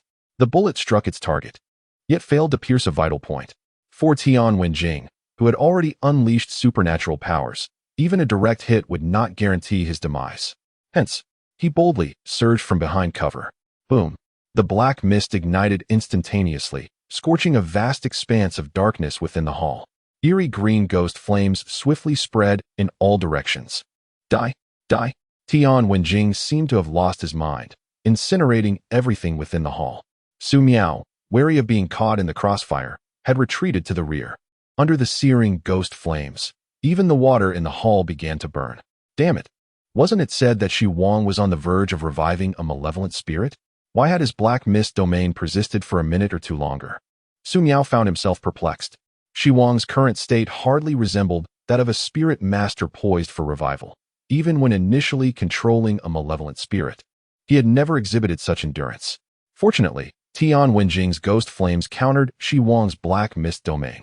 Otherwise, there would have been no refuge. As Su Miao observed the black mist in the hall nearing obliteration, a flicker of joy crossed his face. Upon entering, Xi Wang had sealed off the staircase with black mist, leaving Su Miao and his companion with no escape route. Once the black mist domain dissipated, Xi Wang would manifest in reality, and the ghost flames would not consume him. The polluted water on the floor would swiftly erode him. Xi Wang was undeniably in a predicament, his domain restrained by ghost flames. However, this restraint was limited to the domain that Xi Wang could reliably control. At this moment, even if he wished to flee, Tian Wenjing would likely not allow him to escape. Xi Wang's gaze sharpened, and a torrent of black mist surged from within him. If that were the case, he would temporarily cease restricting the nightmare ghost's powers. Indeed, engaging in combat with a spirit master demanded a cost. Suddenly, the remaining 10 cubic meters of black mist at the center of the hall erupted in an explosion. The enveloping black mist instantaneously engulfed the entire hall, plunging Su Miao's heart into a state of dread. Tian Wenjing, engulfed in ghost flames, felt a jolt within. What was happening? How could his black mist domain still expand? Was Xi Wang's malevolent spirit reviving? Tian Wenjing considered this possibility with alarm. According to the intelligence he had received, Xi Wang's malevolent spirit was expected to revive within the next few days. Xi Wang was dead, but his malevolent spirit had awakened. Where are you now? We must retreat. Tian Wenjing shouted towards Su Miao's direction behind him, but received no response. Could it be due to the domain's influence? Tian Wenjing's expression shifted. A true malevolent spirit's domain was far more formidable than that of a spirit master. If they did not exit soon, once the malevolent spirit within Xi Wang fully revived, escape would be impossible. Tian Wenjing resolved to abandon Su Miao, his body ablaze with ghost flames as he charged directly towards the bank's entrance. Su Miao, on the other hand, wished to flee, yet found himself utterly trapped. Xi Wang, risking the revival of his malevolent spirit, had expanded the domain's reach. Under the bizarre influence of the nightmare ghost's powers, the corpses in the hall began to rise. Some lunged towards the fleeing Tian Wenjing, while others pounced upon Su Miao. As Su Miao felt something grasp him from the shadows, his body stiffened. An eerie force rendered him immobile. He hastily expelled polluted water in a desperate bid for survival. But as soon as he opened his mouth, a hand emerged from the darkness to cover it. Another hand pressed against his eyes, forcibly shutting them. 1, 2, 3, 4, 5. Almost driven to madness by fear, Su Miao suddenly felt the hand over his eyes being withdrawn. He immediately opened his eyes, expecting to find only darkness, but instead beheld a somewhat youthful figure standing before him, arms crossed. Xi Wang. The name barely registered in Su Miao's mind before consciousness slipped away, his body collapsing helplessly to the ground. Chapter 61. Executing orders. Xi Wang had commanded the nightmare ghost during the construction site incident. He subsequently faced the fifth-person incident at school and the night watchman incident on Foggy Street. Yet, it was his first time employing the killing patterns of the nightmare ghost. Ghosts could withstand the killing patterns of other ghosts, but for humans, such patterns were absolute. Once triggered, even a spirit master would meet an instant demise. Su Miao did not even have the chance to resist using the peculiar powers of the drowning ghost before succumbing. Though he possessed the water of the drowning ghost, he could not afford to touch it indiscriminately. However, utilizing ghost slaves from the nightmare ghost's black mist domain for contact posed no issue. Xi Wang retrieved a golden bag from his backpack and contained Su Miao's corpse within. He sensed that should the drowning ghost revive, its terror would be immense. Fortunately, This time nobody hindered Xi Wang's collection efforts. However, the gunfire from outside indicated that Tian Wenjing was engaged in combat with the special police. Quickly securing the corpse and tightening the bag's opening, Xi Wang immediately instructed Liang Ruo to arrange for the sealing of the molten bag's opening. Xi Wang, are you unharmed? Liang Ruo, hearing Xi Wang's command, expressed surprise. I will promptly arrange for personnel to enter. The black mist in the bank's hall had dispersed. Xi Wang had overexerted the powers of the malevolent spirit. The black mist domain had expanded and produced ghost slaves, triggering the nightmare ghost's killing patterns. The previously low revival level of the nightmare ghost had suddenly become agitated. Xi Wang even sensed the nightmare ghost attempting to compel him to close his eyes. Although this influence was slight, he could distinctly perceive it as stemming from the nightmare ghost. Once the black mist cleared, only 9 of the hostages who had entered the black mist remained alive. The others lay lifeless throughout the hall. Whether it was Su Miao's use of the drowning ghost's powers or Tian Wenjing's ghost flames, neither was something ordinary humans could withstand. When Liang Ruo entered with 2 team members, witnessing the corpses strewn about and the survivors trembling in a corner, weeping and exhibiting signs of mental distress, he couldn't help but feel a chill run down his spine. The once opulent bank hall now resembled a haunted house, eerie and dilapidated. A pungent smell of decay pervaded the air, enough to induce dizziness. One of the special forces members accompanying Liang Ruo nearly vomited upon witnessing the scene. Some corpses in the hall bore striking similarities to those of the deceased special police officers, while others had been reduced to skeletons, their flesh incinerated by ghost flames. Their skeletal remains appearing as though they had struggled in great agony before death. Several bodies were clustered around Xi Wang. Liang Ruo noticed those decaying corpses piled together, resembling the victims from the construction site incident. Quickly seal the golden bag opening with the device, Xi Wang commanded, gesturing towards the golden bag at his feet, directing the Special Forces team to commence their task. The 2 members snapped to attention and began working with the device. Xi Wang turned to Liang Ruo and inquired, I just heard gunfire. That individual wielding ghost flames cannot be trifled with. Were there many casualties? Liang Ruo promptly replied, Report, operator. Just now, a spirit master escaped from the black mist. His body was engulfed in eerie green flames. The special police attempted to stop him, but ordinary bullets were ineffective. He destroyed other vehicles with ghost flames and then commandeered one for his escape. Approximately 20 special police officers were affected by the ghost flames. Golden bullets pose a threat to spirit masters. However, regulations dictate that only Special Forces spirit masters are qualified to carry golden handguns. Firstly, because spirit masters are the frontline personnel, they have this necessity. Secondly, ordinary individuals cannot safeguard golden handguns. For instance, in today's scenario, if ordinary members of the Special Forces were equipped with golden handguns, they could easily be seized by Tian Wenjing, posing a threat to the lives of the Special Forces spirit masters. After relaying the situation outside, Liang Ruo opened his mouth but hesitated to speak further. Xi Wang seemed to surmise his unspoken thoughts, stating as he moved towards the exit, Tian Wenjing's ghost flames can incinerate my black mist. Even as I risk the revival of a malevolent spirit to expand the domain, he still managed to burn through and escape. I cannot contain him. Xi Wang would not bear the burden of the lives lost among the hostages and special police. As long as there are no issues with those around him, everything is merely a matter of vested interests.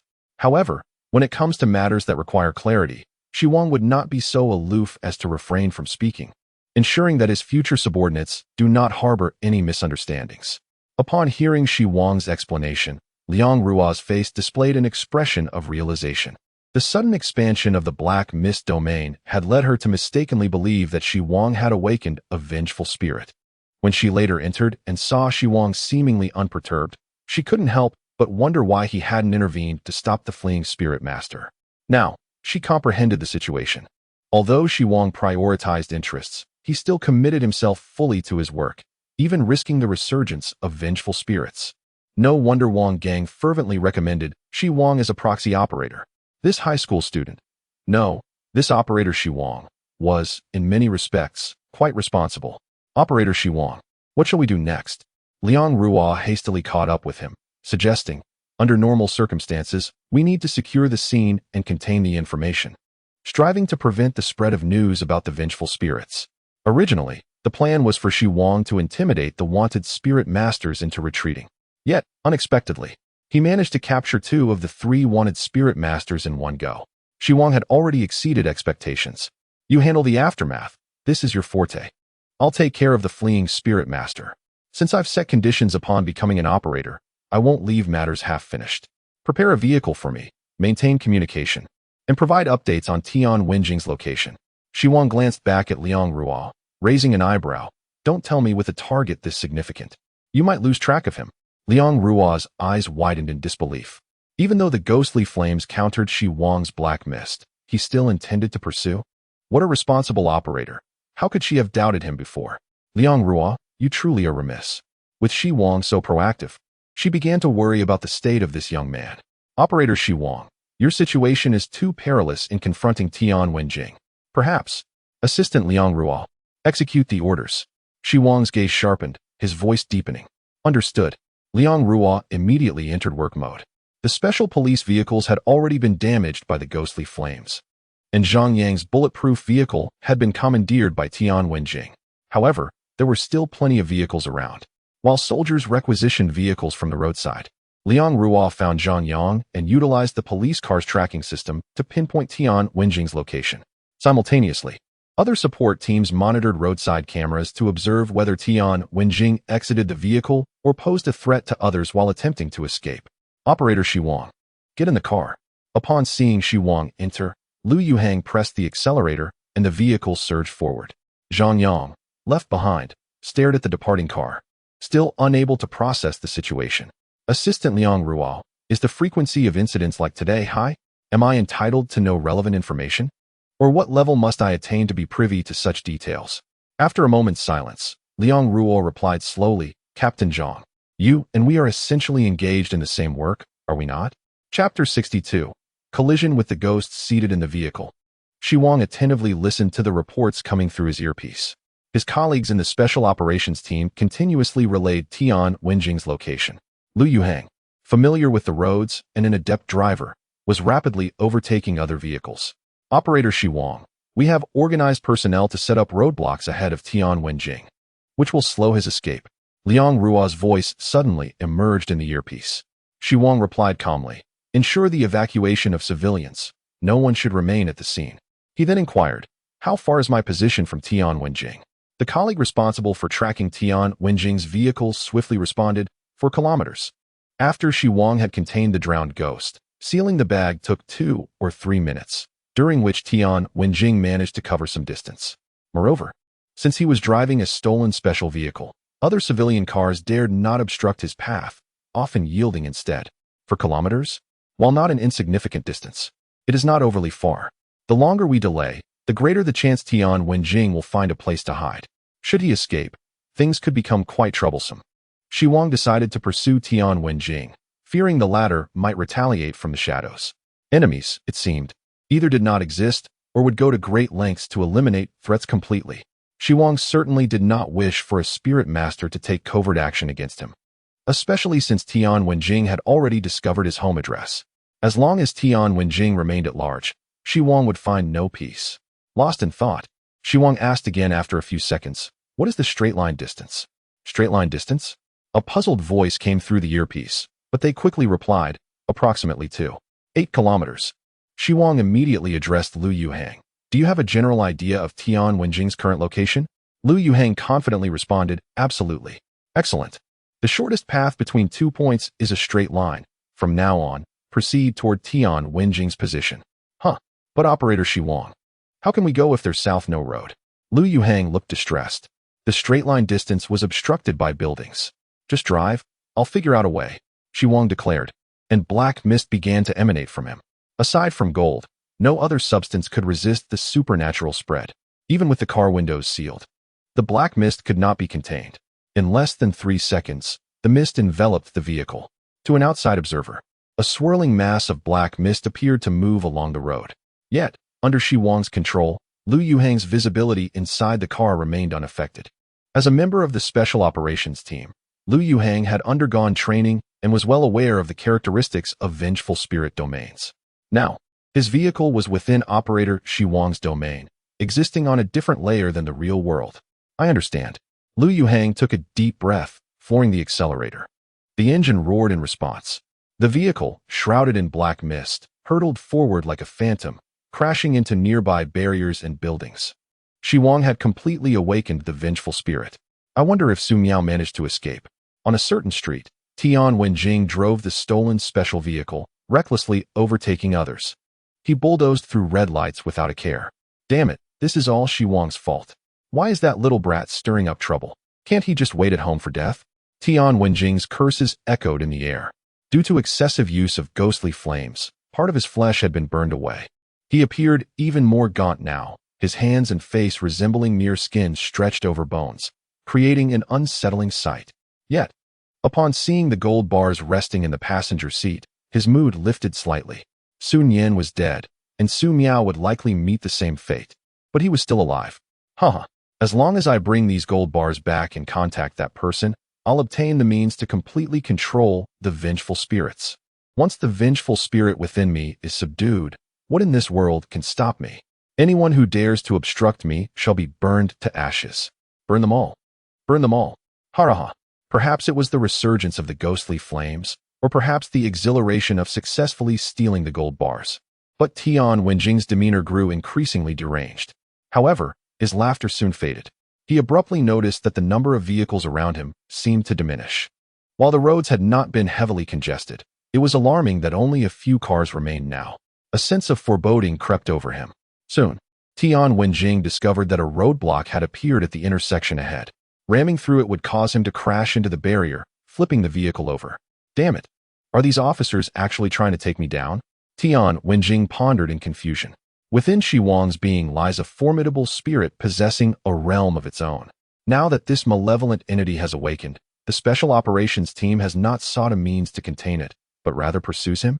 Is this pursuit truly worth the price of mere gold? Once I master the ghostly flames completely, my first act shall be to incinerate the base of the Hangzhou Special Operations Team. Tian Wenjing swiftly turned the vehicle around, preparing to seek an alternate escape route. If all else fails, he would have to abandon the car and conceal himself. In a certain office building, on the first floor, a white-collar worker, taking a breather and indulging in a smoke, squatted in a corner, perusing posts on his phone about a robbery at the Daxia Bank. Goodness, is bank robbery still a thing in this day and age? Surely, this must be clickbait.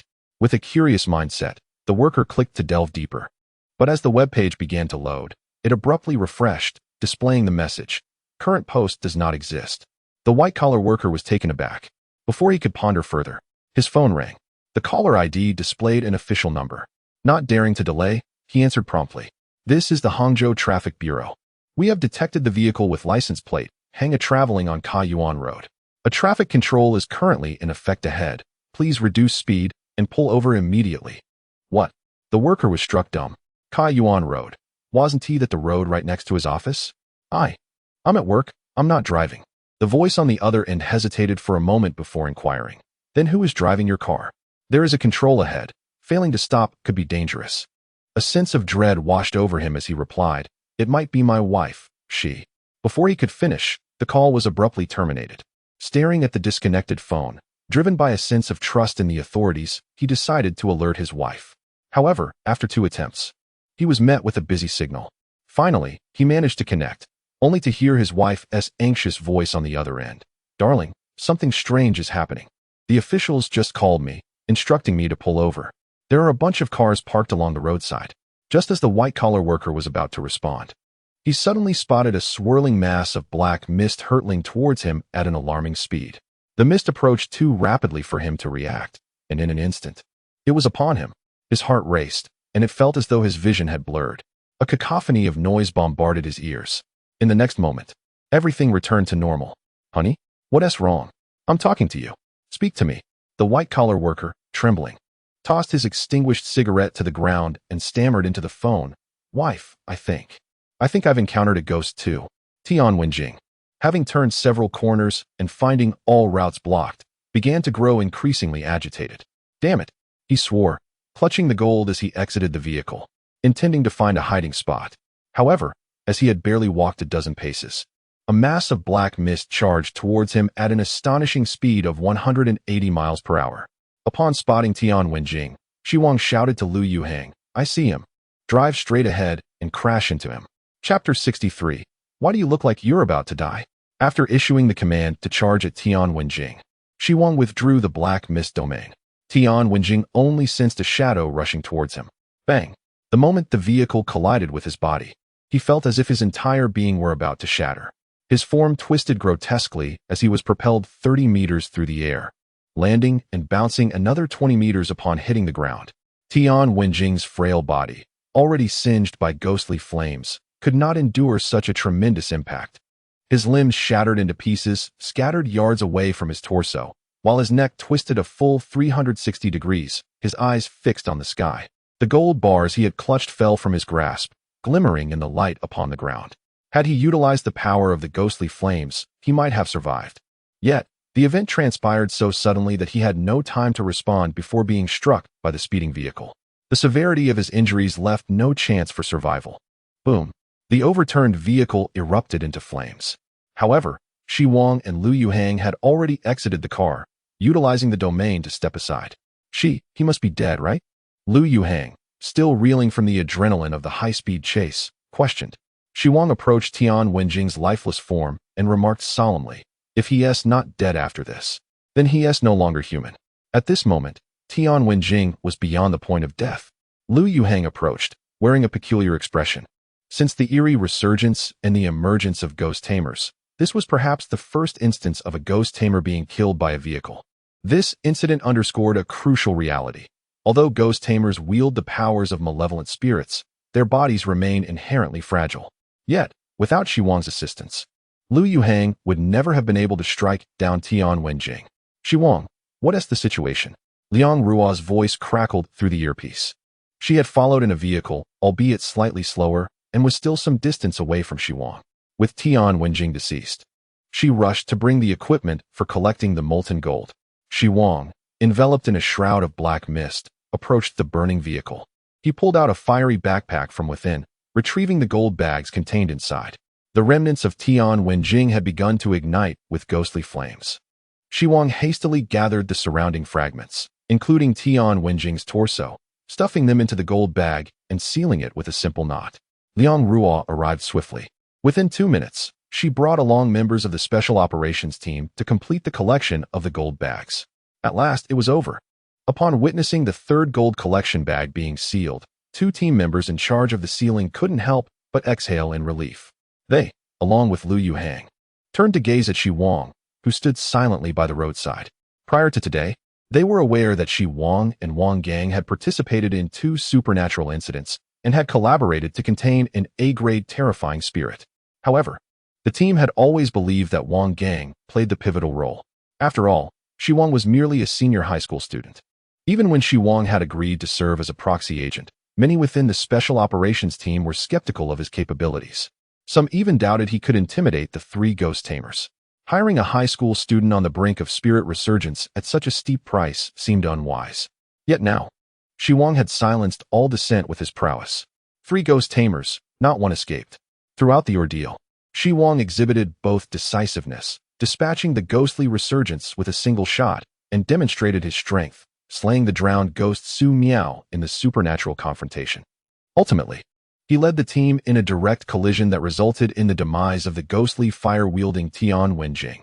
From beginning to end, it appeared as if Xi Wang had been suppressing the 3 adversaries single-handedly. Liang Ruo observed Xi Wang's silhouette and suddenly felt that the young man was beginning to resemble Wang Gang. No wonder Wang Gang had fervently recommended him. Even Wang Gang himself might not have anticipated Xi Wang's formidable strength. With a sigh, Liang Ruo's expression quickly darkened. Xi Wang's power was so pronounced that it likely indicated he was on the verge of a full resurgence. When Wang Gang's spirit was about to awaken, it could even tear through domains with bone needles. The disparity in terror between a fully awakened spirit and one merely in the process of awakening was immense. To Liang Ruo, it seemed that Xi Wang was perilously close to that threshold. Xi Wang, you. Liang Ruo approached him from behind, momentarily uncertain of how to broach the subject. Yet, she ultimately mustered the courage to ask the pressing question, how long until your resurgence? Upon hearing the question, Lu Yuhang, who had been admiring Xi Wang, paused in surprise. The 2 others beside him quickly grasped the implications of the inquiry. Such formidable strength in Xi Wang likely came at the cost of battling while risking his own spirit's resurgence. Noticing Liang Rua's sorrowful countenance, Xi Wang furrowed his brow and questioned, "Why do you look as if I'm about to die?" Liang Rua was momentarily taken aback. Wasn't he that the case? According to her deductions, the current level of resurrection among the malicious spirits might be even higher than that of Wang Gang, who departed earlier that day. She envisioned a scene in her mind. A young man, his face contorted in pain, turned to her and offered a wry smile, slowly uttering, "At last. Have we truly reached the limit? The golden bag. There must still be some left. Place me inside. My condition is stable. I want to resurrect merely from a skirmish." Xi Wang observed Liang Rua, who seemed lost in thought, and suddenly grasped the meaning behind her expression. "Put away that look. We will have ample opportunities to work together in the future, and I certainly do not wish for my subordinates to witness such expressions daily." As Xi Wang scanned the surroundings, he settled into the vehicle Liang Rua had driven, instructing, "I will transport the contained spirits back to the Special Operations Team's base. You handle the aftermath of the scene." After speaking, Xi Wang exchanged glances with Lu Yuhang and his companions. They hurriedly lifted the golden bag into the vehicle, and soon Lu Yuhang took the driver's seat and departed. Liang Rua gazed at the office buildings flanking the road, massaging her forehead in exasperation. The commotion caused by this incident would make the cleanup a complex affair. Online posts, photographs, and 404 errors were manageable, yet many had witnessed the events firsthand, which was beyond her control. This incident could barely be considered perfectly resolved. As Liang Rua observed the arrival of the reinforcements from the special police, she began to relay instructions to various departments via her earpiece. Xi Wang returned to the Daxiao Bank, bringing back every bar of gold that Tian Wenjing had taken. Although the allure of the gold was strong, he had explicitly stated his requirements for becoming an acting agent included gold as a condition. Yet, Xi Wang held firm to his principles. What belonged to him could not be denied by others, and what did not belong to him, he would generally refrain from claiming. After a brief handover with Lu Yuhang and Zhang Yang's personnel, Xi Wang, accompanied by the Special Operations Team, returned to the base with 3 golden bags containing the spirits. Upon his return, all the members had already assembled, welcoming Agent Xi Wang back with triumphant cheers. Chapter 64, Malicious Spirit Archives with a 1-to-3 capture rate. Was this not a great victory? The Special Operations Team in Hangzhou had never heard of a spirit master achieving such explosive results. Based solely on Xi Wang's performance today, he would undoubtedly be ranked among the elite spirit masters. Had he not been on the brink of resurrection, not only would he be promoted to a formal agent, but he might even have been exceptionally elevated to a specialist. Xi Wang regarded the applauding crowd, his expression unchanging as he remarked, "There is no need for such superficial gestures. Simply focus on your duties and follow my commands during any supernatural incidents." With that, he instructed, "You should now attend to the aftermath." Dismissed. Xi Wang was acutely aware that his subordinates were not driven by self-interest. Whether a specialist or an agent, they were responsible for the safety of the city, especially in a place like Hangzhou, which impacted millions. Initially, the team had been apprehensive about a high school student becoming their leader, but Xi Wang was indifferent to their internal thoughts. He merely needed them to assist in containing the malicious spirits. Upon hearing Xi Wang's directive, all personnel promptly returned to their posts, scarcely daring to breathe. Many felt that Xi Wang exuded a more formidable presence than Wang Gang. Under Lu Yuhang's guidance, Xi Wang arrived at what was once Wang Gang's office, the new office of Agent Xi Wang. The room remained cluttered, untouched. Taking a seat, Xi Wang retrieved a golden pistol and tossed it to Lu Yuhang. "I heard from Wang Gang that the golden pistol is standard equipment for the spirit masters of the Special Operations Team. This particular pistol belonged to one of the 3 robbers. Can you trace its origins?" Lu Yuhang cautiously accepted the pistol for inspection. The serial number had been melted off, and it might take some time to ascertain the results. Xi Wang nodded. "Inform me immediately upon discovering any information." The fact that a golden pistol belonging to the Special Operations Team's spirit masters had fallen into the hands of a civilian spirit master and was used against acting agent Xi Wang during a terrifying incident posed a significant concern. After Lu Yuhang exited, Xi Wang reclined on the sofa, reflecting on the circumstances within the bank. He recalled the words of the drowned ghost, Su Miao, directed at Tian Wenjing. Had those individuals uncovered the means to fully master the malicious spirits? Xi Wang furrowed his brow.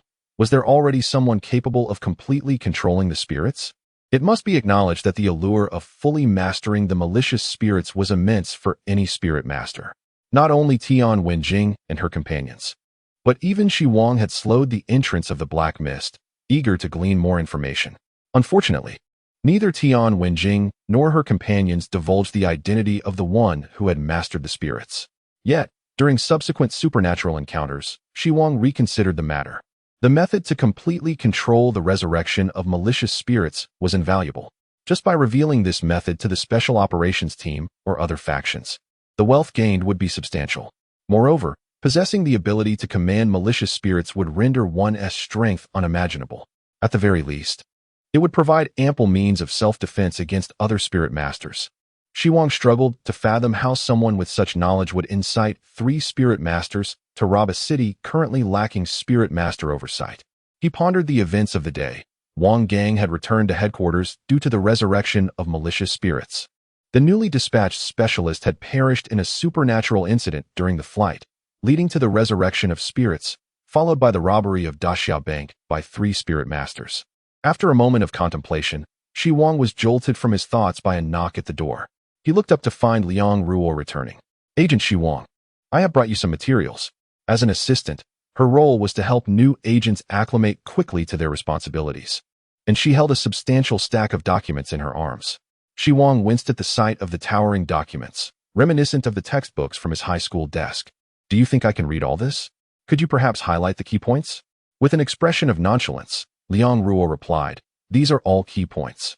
The materials included an overview of the Special Operations Team's departments, their rights and obligations, the duties of agents, and how to classify the terror levels of supernatural events, along with a manual on the use of supernatural abilities by spirit masters, which was extremely important, as many new spirit masters had overexerted the powers of malicious spirits, leading to their resurrection. Liang Ruo's words trailed off as she realized Xi Wang was staring at her intently. The habitual nature of her thoughts made her feel awkward in Xi Wang's presence. Wasn't he a prime example of overexerting the powers of malicious spirits? It had only been half a month since he became a spirit master, and yet he was already on the brink of resurrection, although Xi Wang had previously denied it. Insisting he was fine, Liang Ruo was skeptical based on his earlier performance. Sensing the tension in the air, Liang Ruo hastily retrieved a file from the stack and handed it to Xi Wang. This top-secret file on malicious spirits was maintained by each spirit master and their assistants in the Special Operations Team. It documented various types of malicious spirits that had appeared, some of which had been contained, while others remained uncontained due to their terrifying nature. These files were of utmost importance, deserving the attention of every agent and specialist. Yet Liang Ruo felt Xi Wang might not find this information useful. Knowing the existence of various malicious spirits would not aid him in his current predicament. He should avoid using, or even refraining from using, the powers of malicious spirits, delaying their resurrection as much as possible. However, Xi Wang was genuinely intrigued by the confidential file documenting the spirits. The cover bore the blood-red characters "Malicious Spirit Archives," exuding a sense of foreboding, as if warning those who dared to open it that such an act required a corresponding level of resolve. So many pages. Had the number of malicious spirits grown so vast? Xi Wang took a deep breath and opened the file. Malevolent Spirit Codename. Ghost Wall, Killing Pattern, likely triggered when walking alone on dark roads after midnight. A chance occurrence when in pairs, unlikely to activate with 3 or more individuals. Method of killing, randomly embedded within a segment of wall near the triggering area. Terror level, a hazard level, C. Malevolent Spirit Codename. Bed Ghost, Killing Pattern. Lying on one side in bed at night, covered by a blanket. Method of killing, emerging from beneath the blanket, pressing against the target's back. Being embraced from behind by the ghost guarantees death. Turning to make eye contact with the ghost also ensures demise. Terror level, a hazard level. B. Malevolent Spirit Codename. Television Ghost, Killing Pattern. Watching static on a screen for over 30 seconds. Method of killing, being drawn into a black and white television, becoming part of a new program. Terror level, S. Hazard level, C. Malevolent Spirit Codename. Phone Ghost, Killing Pattern. Receiving a call at midnight. Method of killing, a bony hand extending from the receiver, penetrating through one ear and emerging from the other. Terror level, S. Hazard level, S. Case study. In a city in a European country. All residents perished after receiving a midnight call. Chapter 65. Official Operative, Codename, Ghost Dream. Xi Wang perused the files on malevolent spirits, his brow furrowing increasingly. He was taken aback by the severity of the resurgence of these spirits. The pages within his grasp had exceeded 100. However, the documented spirits were not categorized by country or region. A significant 10% were rated with a terror level of S. Many of these spirits were fatal upon first encounter, with only the most elite spirit manipulators managing to survive. Yet, for the nation, the level of threat was of paramount importance. Several spirits deemed hazardous, such as the phone ghost, had records of slaughtering hundreds. A slight misstep could lead to national annihilation. Furthermore, such spirits were largely uncontained. These files were classified as top secret. Liang Ruo quietly awaited Xi Wang's completion of the documents before speaking, even within the base. Only spirit manipulators and I are qualified to review them. Xi Wang nodded in agreement. If such crucial information were to leak, chaos would surely ensue. After all, humanity has a tendency to wield powerful weapons against itself. The files chronicled most of the killing patterns and methods of these spirits. If ordinary people understood these patterns, they would possess a sliver of hope for survival when confronted by malevolent spirits. Making the spirit files public, enabling everyone to learn how to evade these attacks, might seem the appropriate course of action. Perhaps some would think so. However, this approach is fundamentally flawed. Malevolent spirits are devoid of emotion. They recognize only patterns. Once all killing patterns are disclosed, it is inevitable that some would exploit this knowledge against humanity. Liang Ruo gazed at Xi Wang in astonishment, surprised that he could articulate such thoughts. Xi Wang, noticing Liang Ruo's expression of surprise, comprehended her thoughts. This was not unexpected, as he had previously employed the killing patterns of malevolent spirits to take a life during an encounter with the nightmare ghost. The former Xi Wang would have never disclosed such an event without any emotional turmoil. Perhaps the prolonged period as a spirit manipulator had influenced his character. Or perhaps it was due to his recent containment of 3 malevolent spirits, having witnessed dozens of victims. He appeared indifferent to the loss of life, save for his close friends and family. Should anyone dare to harm his loved ones, he would seek vengeance with unrelenting fervor, utilizing the patterns of malevolent spirits. To kill?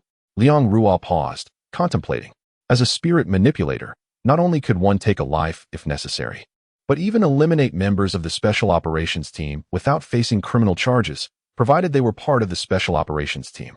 Xi Wang, however, had committed murder during the Black Mist Ghost incident. Strictly speaking, that constituted a crime. What did he mean by sharing this with me? Was he gauging my or the Special Operations Team's reaction? Should I point out his transgression or feign ignorance? Liang Ruo's mind raced with thoughts ignited by Xi Wang's statement. After all, Xi Wang had successfully dealt with 3 wanted spirit manipulators. Xi Wang merely stated a fact to clarify his previous remark, unaware of Liang Ruo's overthinking. However, even if he were to realize it, he would remain unconcerned. Xi Wang would not explain that the initial attack had been orchestrated by Wu Laosi. He was simply aware that he was now an acting operative in Hangzhou. Logically, Liang Ruo, at her level, had no authority to reprimand him. Can I communicate with headquarters now? Xi Wang disregarded Liang Ruo's turmoil, pushing the documents aside. I have matters to discuss with headquarters.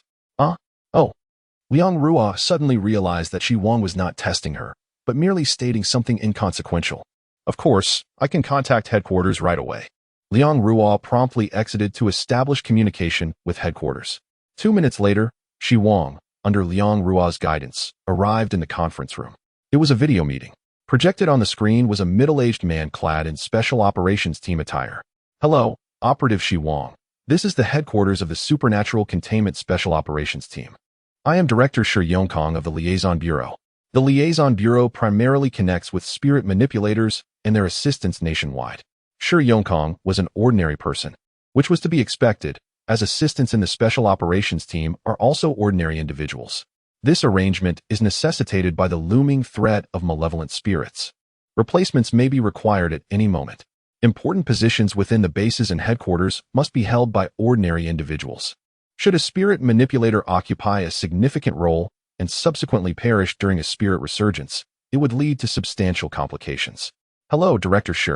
This was Xi Wang's first interaction with someone from the Special Operations Team headquarters. He held great respect for the team, especially since they had been composed of ordinary soldiers during the initial stages of supernatural resurgence, confronting various supernatural entities with sheer human tenacity. Most intelligence regarding malevolent spirits had been gathered at great cost by the Special Operations Team. While respect was due, Xi Wang still needed to assert his interests. All 3 spirit manipulators in Hangzhou had been contained. I have fulfilled the commitments I made to you earlier. I trust you will honor your end of the bargain.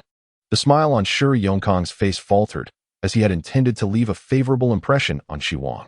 Xi Wang was referring to the last 2 conditions he had previously stipulated.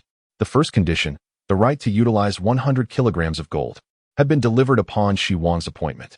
Shi Yongkang was well aware of this. The second condition concerned Xi Wang's status as an acting operative, which could not be revoked as long as he remained alive. Any subsequent spirit manipulators dispatched would serve as Xi Wang's subordinates. The third condition pertained to command over the Special Operations Team. In matters concerning supernatural incidents, the team was obliged to follow Xi Wang's directives. The headquarters had agreed to these 2 conditions, essentially positioning Xi Wang as the foremost authority in Hangzhou. Rest assured, the headquarters will not violate agreements made with spirit manipulators. This statement held truth. Due to the unique nature of spirit manipulators, the headquarters ostensibly governed all of them. However, only a minority, like Wang Gang, diligently fulfilled their responsibilities. In reality, a significant number did not comply. Spirit manipulators faced the threat of internal malevolent spirits, which caused considerable psychological strain. Provoking them could precipitate a supernatural incident. Shi Yongkang was affable towards Xi Wang for a straightforward reason. He had received advance reports of Xi Wang's achievements. Xi Wang was formidable, having single-handedly contained 3 spirit manipulators. Aside from the initial ghost that was killed, the other 2 were challenging adversaries. Xi Wang's prowess warranted a place among the elite of spirit manipulators. Furthermore, Xi Wang was nearing a resurgence. For a spirit manipulator of his caliber, the headquarters was inclined to meet his demands, hoping he would comply with containment protocols before his resurgence. Otherwise, only the special envoy would be able to cope. According to the headquarters decision, Xi Wang is no longer in the capacity of an acting agent, but has been officially appointed as an agent. Every Ghost Master in the Special Operations Team possesses a unique code name. For instance, Wang Gang is designated as the Ghost Tailor. Shi Yongkang gazed at Xi Wang across the screen, smiling. Agent Xi Wang, you may now choose a code name for yourself. A code name? Without much contemplation, Xi Wang uttered a name that left both Liang Ruo and Shi Yongkang somewhat puzzled. Then, let my code name be Ghost Dream. Chapter 66 Hidden Forces Ghost Dream? Shi Yongkang was taken aback. Generally speaking, Ghost Masters typically select a code name that correlates with the malevolent spirit within them. At times, a code name serves as a form of intimidation, sufficient to instill fear in nefarious individuals. He had anticipated that Xi Wang's code name would be Ghost Mist, but was surprised to hear Ghost Dream. What could this mean? Did Xi Wang's black mist have a connection to dreams? The headquarters' understanding of the malevolent spirit within Xi Wang was derived solely from Wang Gang's report on the 822 incident, which made no mention of dreams. Suddenly, Shi Yongkang realized that Wang Gang's intelligence was sourced from Xi Wang, who must have concealed certain information. This revelation indicated that the nature of the malevolent spirit within Xi Wang was different from previous speculations. However, probing into the nature of a Ghost Master's internal spirit was considered taboo. Shi Yongkang understood that to comprehend the patterns of Xi Wang's spirit, he would have to wait for Xi Wang to act again, if Xi Wang had the opportunity to do so. Under normal circumstances, newly appointed Ghost Masters would undergo foundational training at the headquarters. However, for someone like you, who has already demonstrated formidable prowess in actual combat, training is largely unnecessary. Given your exceptional circumstances, it would be best for you to remain in Hangzhou for the time being. Shi Yongkang refrained from explicitly mentioning the impending revival of Xi Wang's malevolent spirit, but privately, he had begun preparing to select a new agent for Hangzhou. Training? Xi Wang suddenly recalled something, fixing a serious gaze on Shi Yongkang. Director Shi, does the headquarters truly lack a solution for the issue of Ghost Master's malevolent spirits reviving? The smile on Shi Yongkang's lips faded. To him, it was evident that Xi Wang was seeking a remedy due to the imminent revival of his spirit. According to Wang Gang's report, Xi Wang had even contemplated controlling 2 malevolent spirits. Regrettably, a stable method was still unavailable. However, the Paranormal Research Institute had been conducting related experiments and had made some progress. When a substantial breakthrough occurs, the headquarters will promptly inform Ghost Masters nationwide. Upon hearing this, Xi Wang's eyes narrowed. No stable method? In other words, there must be unstable methods in existence. This implied that someone had successfully overcome the revival of a malevolent spirit. Director Shi, do you know the purpose of the 3 Ghost Masters who recently robbed a bank? Wasn't it to steal gold? Shi Yongkong replied, still awaiting Liang Ruo's formal report, having only received verbal briefings. Moreover, Liang Ruo had been outside and was unaware of the events unfolding in the bank lobby. They were in pursuit of a stable method to control malevolent spirits. Xi Wang spoke gravely. Someone promised them that if they procured gold, they would obtain this method. Impossible. Shi Yongkong immediately dismissed the notion. No nation worldwide possesses a reliable means to control malevolent spirits. Who would dare to make such a claim? Xi Wang scrutinized Shi Yongkong closely. Based on the latter's demeanor and tone, it seemed apparent that Shi Yongkong was speaking the truth. This aligned with Xi Wang's own suspicions. In a vast country like Huagua, with a cadre of fearless special operations soldiers and a paranormal research institute, the likelihood of anyone else discovering a reliable method to control malevolent spirits was exceedingly slim. The chances of a few civilian ghost masters robbing a bank for gold were even less plausible. I also find it suspicious. Xi Wang nodded, tapping his fingers on the table. Moreover, I believe this gold heist is rather peculiar.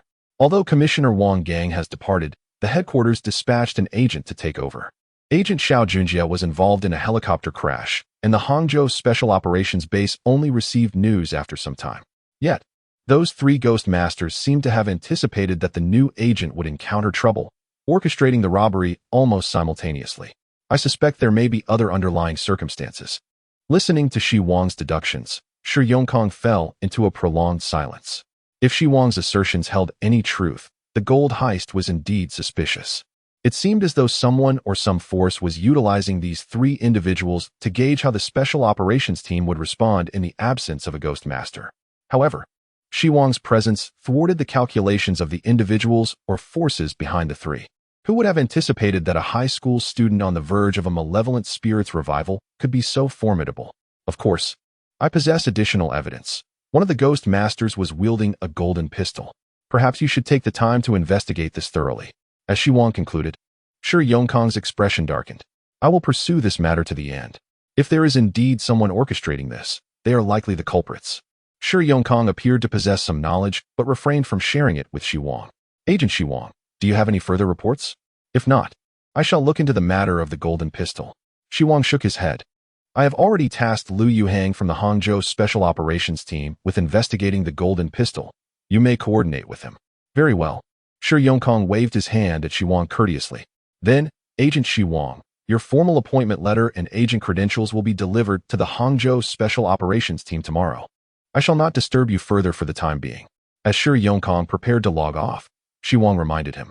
Should there be any solutions regarding the revival of the malevolent spirit, please notify me at the earliest opportunity. Certainly. With that, Shi Yongkong logged off. As the director of the Liaison Bureau, he remained quite busy. Moreover, the Liaison Bureau's responsibilities in interfacing with Ghost Masters extended beyond mere conversation. Given the issues raised by Xi Wang today, Shi Yongkong had to arrange for someone to address them. After departing the conference room, Xi Wang delegated some mundane tasks to Liang Ruo before leaving the base. Contact me if anything arises. I will return home for a while. Liang Ruo did not hinder him. In Hangzhou, where no paranormal incidents had occurred, agents would have ample time on their hands. As long as agents remained occupied with legitimate tasks, no one would interfere with how an agent chose to spend their time. A member of the Special Operations Team drove Xi Wang home. The Research Institute had reportedly devised a method to counter the revival of malevolent spirits, indicating that such revivals were not insurmountable. Seated in the back seat, Xi Wang gazed out at the swiftly passing scenery, lost in contemplation. Yet, Shi Yongkong had remarked that the Institute's approach was not foolproof. If that were indeed the case, perhaps the Institute's method carried significant risks, akin to my own gamble of utilizing the Headless Ghost's power. Of course, it might also be that my rank is insufficient, and Shi Yongkong is reluctant to disclose the latest findings of the Institute to me. Narrowing his eyes, Xi Wang continued to ponder. Suddenly, his phone rang, and upon checking, he found it was an unfamiliar number. Without hesitation, he hung up. Having just reviewed the files on malevolent spirits, He now felt a heightened sense of vigilance toward unknown phone numbers. What if it were the phone ghost calling? However, calls from the phone ghost cannot be terminated. Whereas he had successfully hung up on this unfamiliar number. A few seconds later, the phone rang again.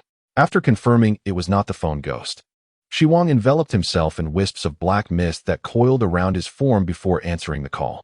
I can't believe you managed to eliminate those 3 inept fools. Agent Xi Wang, would you be interested in striking a deal? The voice on the other end was disguised, raspy, and low. Upon hearing this, Xi Wang exclaimed, "Fool," and promptly ended the call.